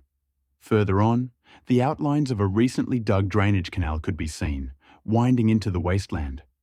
Then, a wooden pier grew on the riverbank.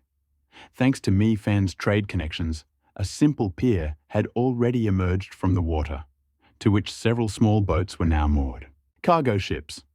Mi Fang, dressed in a half-worn brocade robe, directed the hired labourers and several young men from the Shaoying camp as they carefully unloaded sacks of grain and farm implements from the boats. Makeshift thatched huts lined the open space near the pier, sheltering hundreds of refugee families who had come in response to the call. Although their faces were pale, their eyes were filled with hope. Officials registered them and allocated them temporary housing and plots of land to develop. Liu Chang, standing atop a newly built watchtower, surveyed the vibrant landscape with a sense of relief. The recruitment of refugees had gone more smoothly than expected, and Mi Fan's wharf had also opened its first small trade route, bringing much-needed supplies. Mi Fang also moved a sugar factory here, right next to the military camp, guarded by young men from the Shaoying camp. A simple road crossed the area. Opposite the camp stood a newly built simple school, which Liu Shan had commissioned to teach literacy and arithmetic to the young men from the Shaoying camp and the children of refugees in the area. These were the residences of 3 minor officials from Jiangxia, built by the youths of the Shaoying camp. In the spring of the 15th year of Jianan's reign, Liu Shan named this section of the riverbank Wuhan. The meaning of this name is hidden in the proverb. To stop war is to be a warrior. To revive the nation is to be a Han. This place should be the basis for the revival of the Han dynasty and the forging of swords into plowshares. The spring breeze not only brought warmth, but also quietly spread the new name of Wuhan among refugees gathered in Xinjiang. A rumor spread among the refugees. On the north bank of the Han River, next to the Great River, there was a paradise called Wuhan. Legend has it that there was plenty of grass and water, fertile fields spread everywhere, and the people lived in peace and contentment. Even more tempting, everyone who came with his family would be given not only land, but also tools. Although these words were spread by young people from the Shaoying camp at the behest of Liu Shan, the rumors attracted a large crowd. A large number of refugees, together with their families, set out for Wuhan, bringing with them a glimmer of hope. Most of them had been driven not by natural disasters or war, but by exploitation and oppression by local landowners. Thus, the young men of the Shaoying camp, having just put aside their propaganda duties, hastily took up pens and records of household registration and land measurements, beginning a new round of hard work. Fortunately, Mi Fang had brought 3 experienced officials with him. Each of them supervised several disciples foisted on them by Liu Shan, and they worked day and night in the newly reclaimed lands of Wuhan, keeping the complex economy running. However, there was a constant shortage of personnel. Liu Shan looked at the mountain of paperwork on his desk, registering reclaimed lands, compiling household books for refugees, purchasing raw materials for workshops, and negotiating contracts with grain merchants from all over the country. Each task required specialized personnel. Even with these 3 diligent, for workers to support the increasingly large and complex emerging Wuhan. Mi Fang looked at the young master's furrowed brow and couldn't help but mutter, "Young master, it's not that I'm not trying. Everyone in Jiangxia who can read and understand domestic affairs has long been hired by the master and military advisor. The rest are either personal servants of various influential families or are simply useless." Liu Shan put down the bamboo tablets describing water management and ditch digging and rubbed his swollen whiskey. How could he not know? His father and the Prime Minister were eager to find talented people, and the waters of Jiangxia had been sifted countless times. Based on his past life memories, he knew the names and hometowns of many future officials, but these people were still in their infancy, thousands of years away. Miles from here, or have already joined the foreign troops. The distant water could not quench his thirst. It is difficult to find great talents, and even small talents are difficult to find. Liu Shan sighed softly, looking at the newly built simple school outside the window. It takes 10 years to grow a tree, and 100 years to raise a person. Developing one's own talents is certainly fundamental, but the need of the moment. He tapped his fingertips on the table automatically, his thoughts racing. It was a pity he had no points. Otherwise, if he could exchange them for a few talented people in the system, wouldn't this problem be easily solved? Liu Shan subconsciously pointed to the 3 remaining tasks on his list. Going to Changsha? That would have to be postponed. Most of his escorts, Ding Feng and the other guards, have become Madame Gan's spies. Any move will undoubtedly alert Gan and Mi's mothers. If they chase him to Wuhan and order him to return to Jiangxia, will he obey or not? He had finally broken free and was about to leave his mark. How could he be detained again? As for territorial expansion, Wuhan still belonged to Jiangxia County, and this task was primarily based on legal principles. Unless the court made it a separate county, it would be difficult to score points. As for the 4 counties of Jiaozhou that he had in mind, he only had 1,000 battalions, and they were for reserve generals and officials, and he absolutely could not allow their forces to be wasted on the battlefield. As for the last mission, the one concerning the heir to the throne, well, it's the same old story. He's only 3 years old. Although the mission concerns all the blood relatives of the Liu clan, his 2 older sisters are far away in Jiangxia, spending their days with Lady Gan and Lady Mi, learning handicrafts and housekeeping. They have no interest in military formations or civil governance. Liu Yu's eldest sister even accompanied him to one of Master Shu's lessons, while his second sister, Liu Hui, refused to even set foot in his office. Together, they were practically illiterate. So even if he would tie them together, he wouldn't get any points. The only blood relative left was his father, Liu Bei. But he couldn't tie his father as the designated heir, right? Wouldn't that be against the will of heaven and a violation of moral principles? Huh? What if, how many points could he earn? My father had fought countless times in his life, and in his previous life, he even won the Battle of Hanzhong a few years later. A 90% rating for his commander's prowess would not be an exaggeration. His martial prowess was perhaps a little lacking. Liu Shan rarely saw my father in sword combat. Even in demonstrations, he mostly watched from the stands. Even his early achievements were probably now are insufficient. He's nowhere near the level of his uncles Guan and Zhang, and even compared to Qin Chong and Yu Qigong, he's probably not that good. Perhaps he could be compared to my father's newly recruited general Xing Daorong. As for his intelligence, if you throw everything else aside, studies were not yet finished. Without my father's help, his wisdom and strategy would be comparable to that of my second cousin Guan Yu. After all, they shared the same spirit. As for political strategy, if my father really had such ability, he would not have hastily accepted the seal. Prefecture, a position so fraught with uncertainty, and would not hesitate so long in Yizhu affairs. Charm sufficient to win over two uncles of different characters, Guan Yu and Zhang Fei, sufficient to earn Uncle Zilong's unwavering choice, and sufficient to earn his father's unwavering loyalty. It shouldn't be low, right? At least higher than Cao Cao's? The abacus pieces jingled in Liu Shan's head, but in the end, he gave up on the idea of tying his father up. He just felt that his father was old and unlikely to achieve any further. Progress point. If he did, it would seem that he would have wasted those 300 points, which would be completely unprofitable. He searched the system for a long time, but to no avail. Liu Shan plopped down on the sofa in despair, deciding to close his eyes and rest so that the days of paperwork would not tire his young body. Sir, a letter from Jiangxia. Before he could close his eyes or let go of his thoughts, an irritating voice came from behind the door. Jiangxia, Jiangxia. Miju didn't bother to assign me any competent officials, so why does he keep sending me letters for no reason?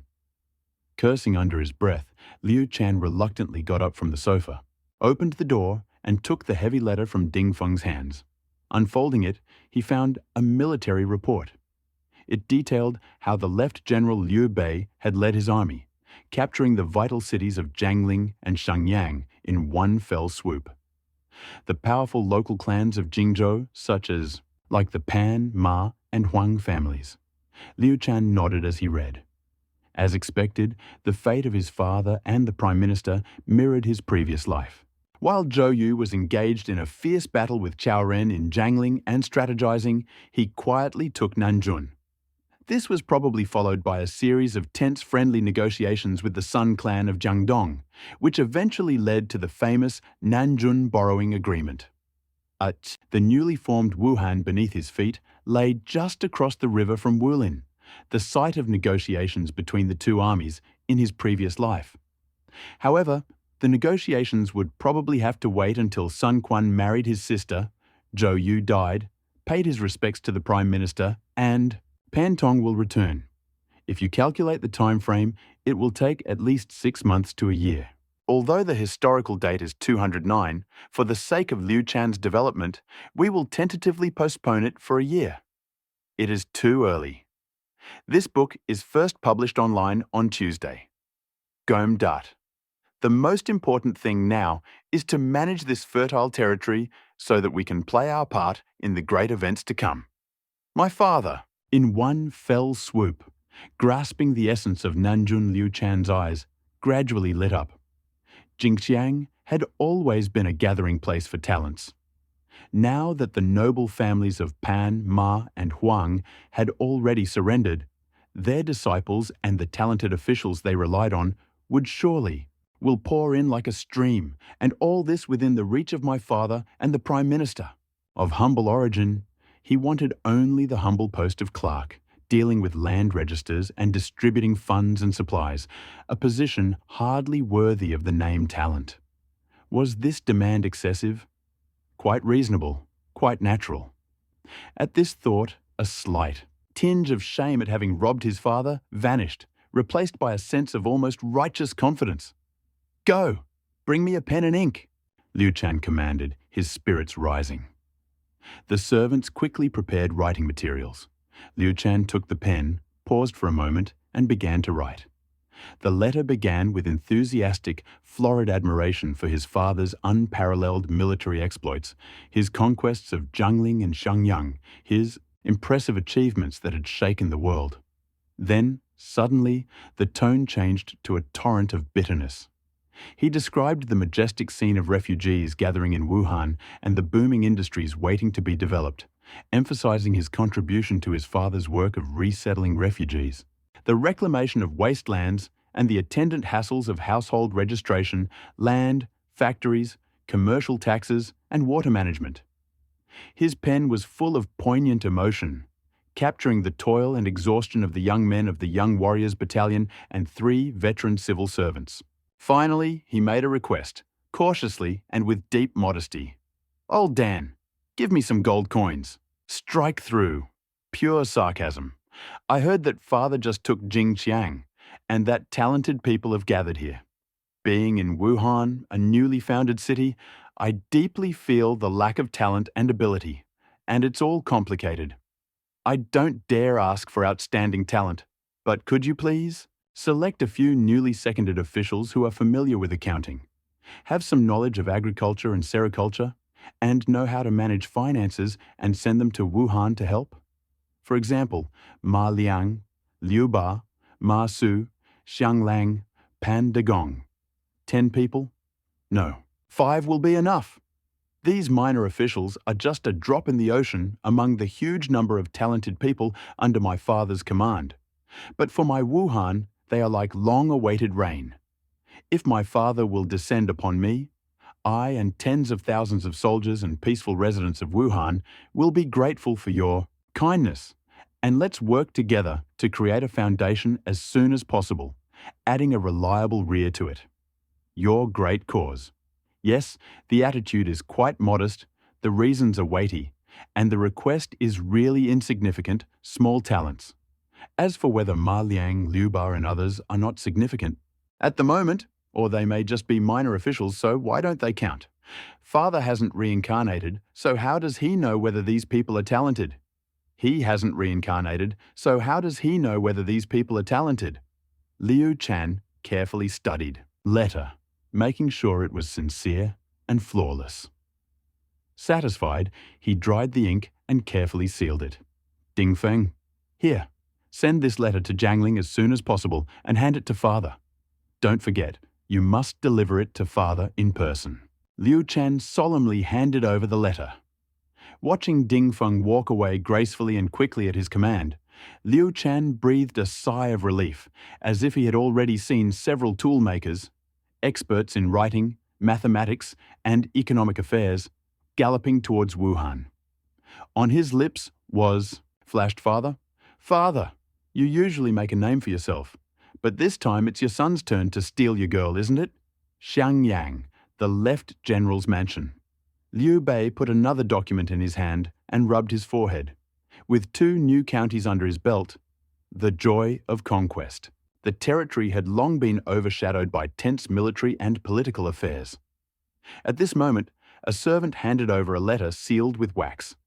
"My lord, an urgent letter from the young master of Zhangxia." "Adieu?" Liu Bei took the bamboo sticks, and a slight smile appeared on his tired face. He called out to Zhuge Liang, who was still busy nearby. "Kongming, Adu's letter. Come and take a look. It's a family letter from the young master to you, my lord." "I don't think it's worth reading," Zhuge Liang replied with a smile, refusing. "Well, No problem.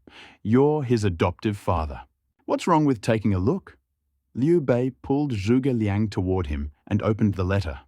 The enthusiastic congratulations made Liu Bei stroke his short beard and grin from ear to ear. Adieu, this child is very thoughtful. Reading the subsequent descriptions of Wuhan, accepting refugees, mastering, wasteland, founds a college, and develops various industries. Liu Bei's smile froze, gradually giving way to bewilderment. Having spent the past few months in Nanjun, he had no idea what Liu Chan was doing in Jiangxia. Coincidentally, Liu Chan assumed that Mi Zhu would report the good news to Liu Bei by receiving 200 million yuan, while Mi Zhu, in turn, assumed that Liu Chan would complain to his father about the huge amount. Therefore, they both forgot to inform Liu Bei about this. Seeing that Mi Zhu and the others did not interfere, Mi and Lady Gan assumed that Adu had received Liu Bei's approval. So, Liu Chan had been in Wuhan for more than a month, and Liu Bei still had not received any news. Situation was something like this. He had been away from home for only a few months, and then his young son called and announced that he had been appointed CEO of a transnational corporation overseeing a multi-billion-dollar project. It was a mixture of absurdity and amazement. He slowly turned to Zhuge Liang, suspecting that he had misunderstood him, but seeing the same bewilderment on Kong Ming's face, Zhuge Liang stood up abruptly and hurried to the pile of papers. Must have overlooked Jiangxia's report. He quickly searched for Mi Fan's recent correspondence, but found nothing. So, this scoundrel did something serious, hiding it from everyone? Liu Bei was confident in his son's valor, but he was not so conceited as to believe that he fathered a sage born with innate wisdom. This must have been a terrible idea of that idiot Mi Zifang. Liu Bei slapped the table angrily, his voice filled with displeasure.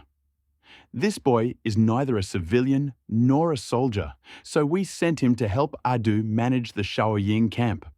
How dare he abandon his duties and kidnap my son to open his own business? This is simply ridiculous. Zhuge Liang calmly shook his head. He knew Mi Fang's impudence, and especially since Jiangxia was under the control of Mi Zhu, Gan, and Mi's two wives. Mi Fang could not cause any trouble. Adu had to be the master in this matter. Even when Liu Chan founded the Shaoying camp, he knew that the young master had his own ideas and was able to persuade them with words. Otherwise, how could Guan Yu and Shu Yuanji follow the advice of a child? Their master was simply prejudiced against Adu, who was as honest and loyal as he was. So he shifted the blame to Mi Fang. Zhuge Liang did not argue with Liu Bei about who came up with this idea. If Mi Fan took the blame, at least it would help to hide the young master's premature wisdom. After all, in this day and age, if Liu Chan became too conspicuous, he would inevitably stand out from the crowd. Therefore, pointing to the place at the end of Liu Chan's letter where he begged Liu Bei and his officials, he smiled and said to Liu Bei, "Since it has come to this, Lord, please think of how to satisfy Adou's request for this minor official." However, Zhuge Liang still had doubts. List of minor officials consisted mainly of those whom he and Liu Bei favored. Pandagong was an insignificant figure. His fame had already spread far and wide. Whether it was the brothers Ma Liang and Ma Su, or Xianglang, Liu Ba, and the others, they were all outstanding men from Xinjiang who had just presented themselves to Liu Bei, thanks to the impressive recommendations of Yiji, Shushu, and others. How did the young master know these names? Liu Bei did not dwell on this. He simply pointed at Pandagong and cursed. What a scoundrel! I tried to invite Pandagong 3 times, but to no avail, and he still dares to call him a minor official. Liu Bei no longer cared about his previous praise of Liu Chan's loyalty and honesty. He just thought that this scoundrel was probably trying to deceive his father. Perhaps finding it too absurd, Liu Bei laughed.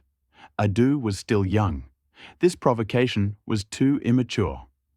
Zhuge Liang was also a little amused, but fortunately, he knew that Liu Chan probably didn't know that Yi Ji and Shushu recommended these talents to Liu Bei and was simply trying to use them. But then, as if realizing something, he took the bamboo sticks from Liu Bei's hands and examined them carefully. After a moment, a mischievous glint flashed in his eyes, and an idea came to mind.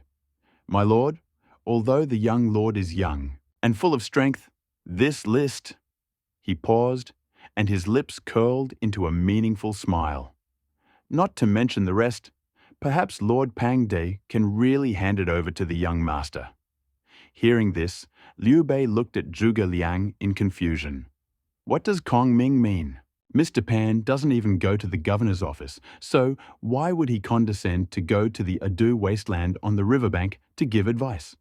Zhuge Liang calmly replied, "My lord, the reason why Mr. Pan kept refusing appointments was not because he hated science as such, but in the quarrels and worldly affairs of officials.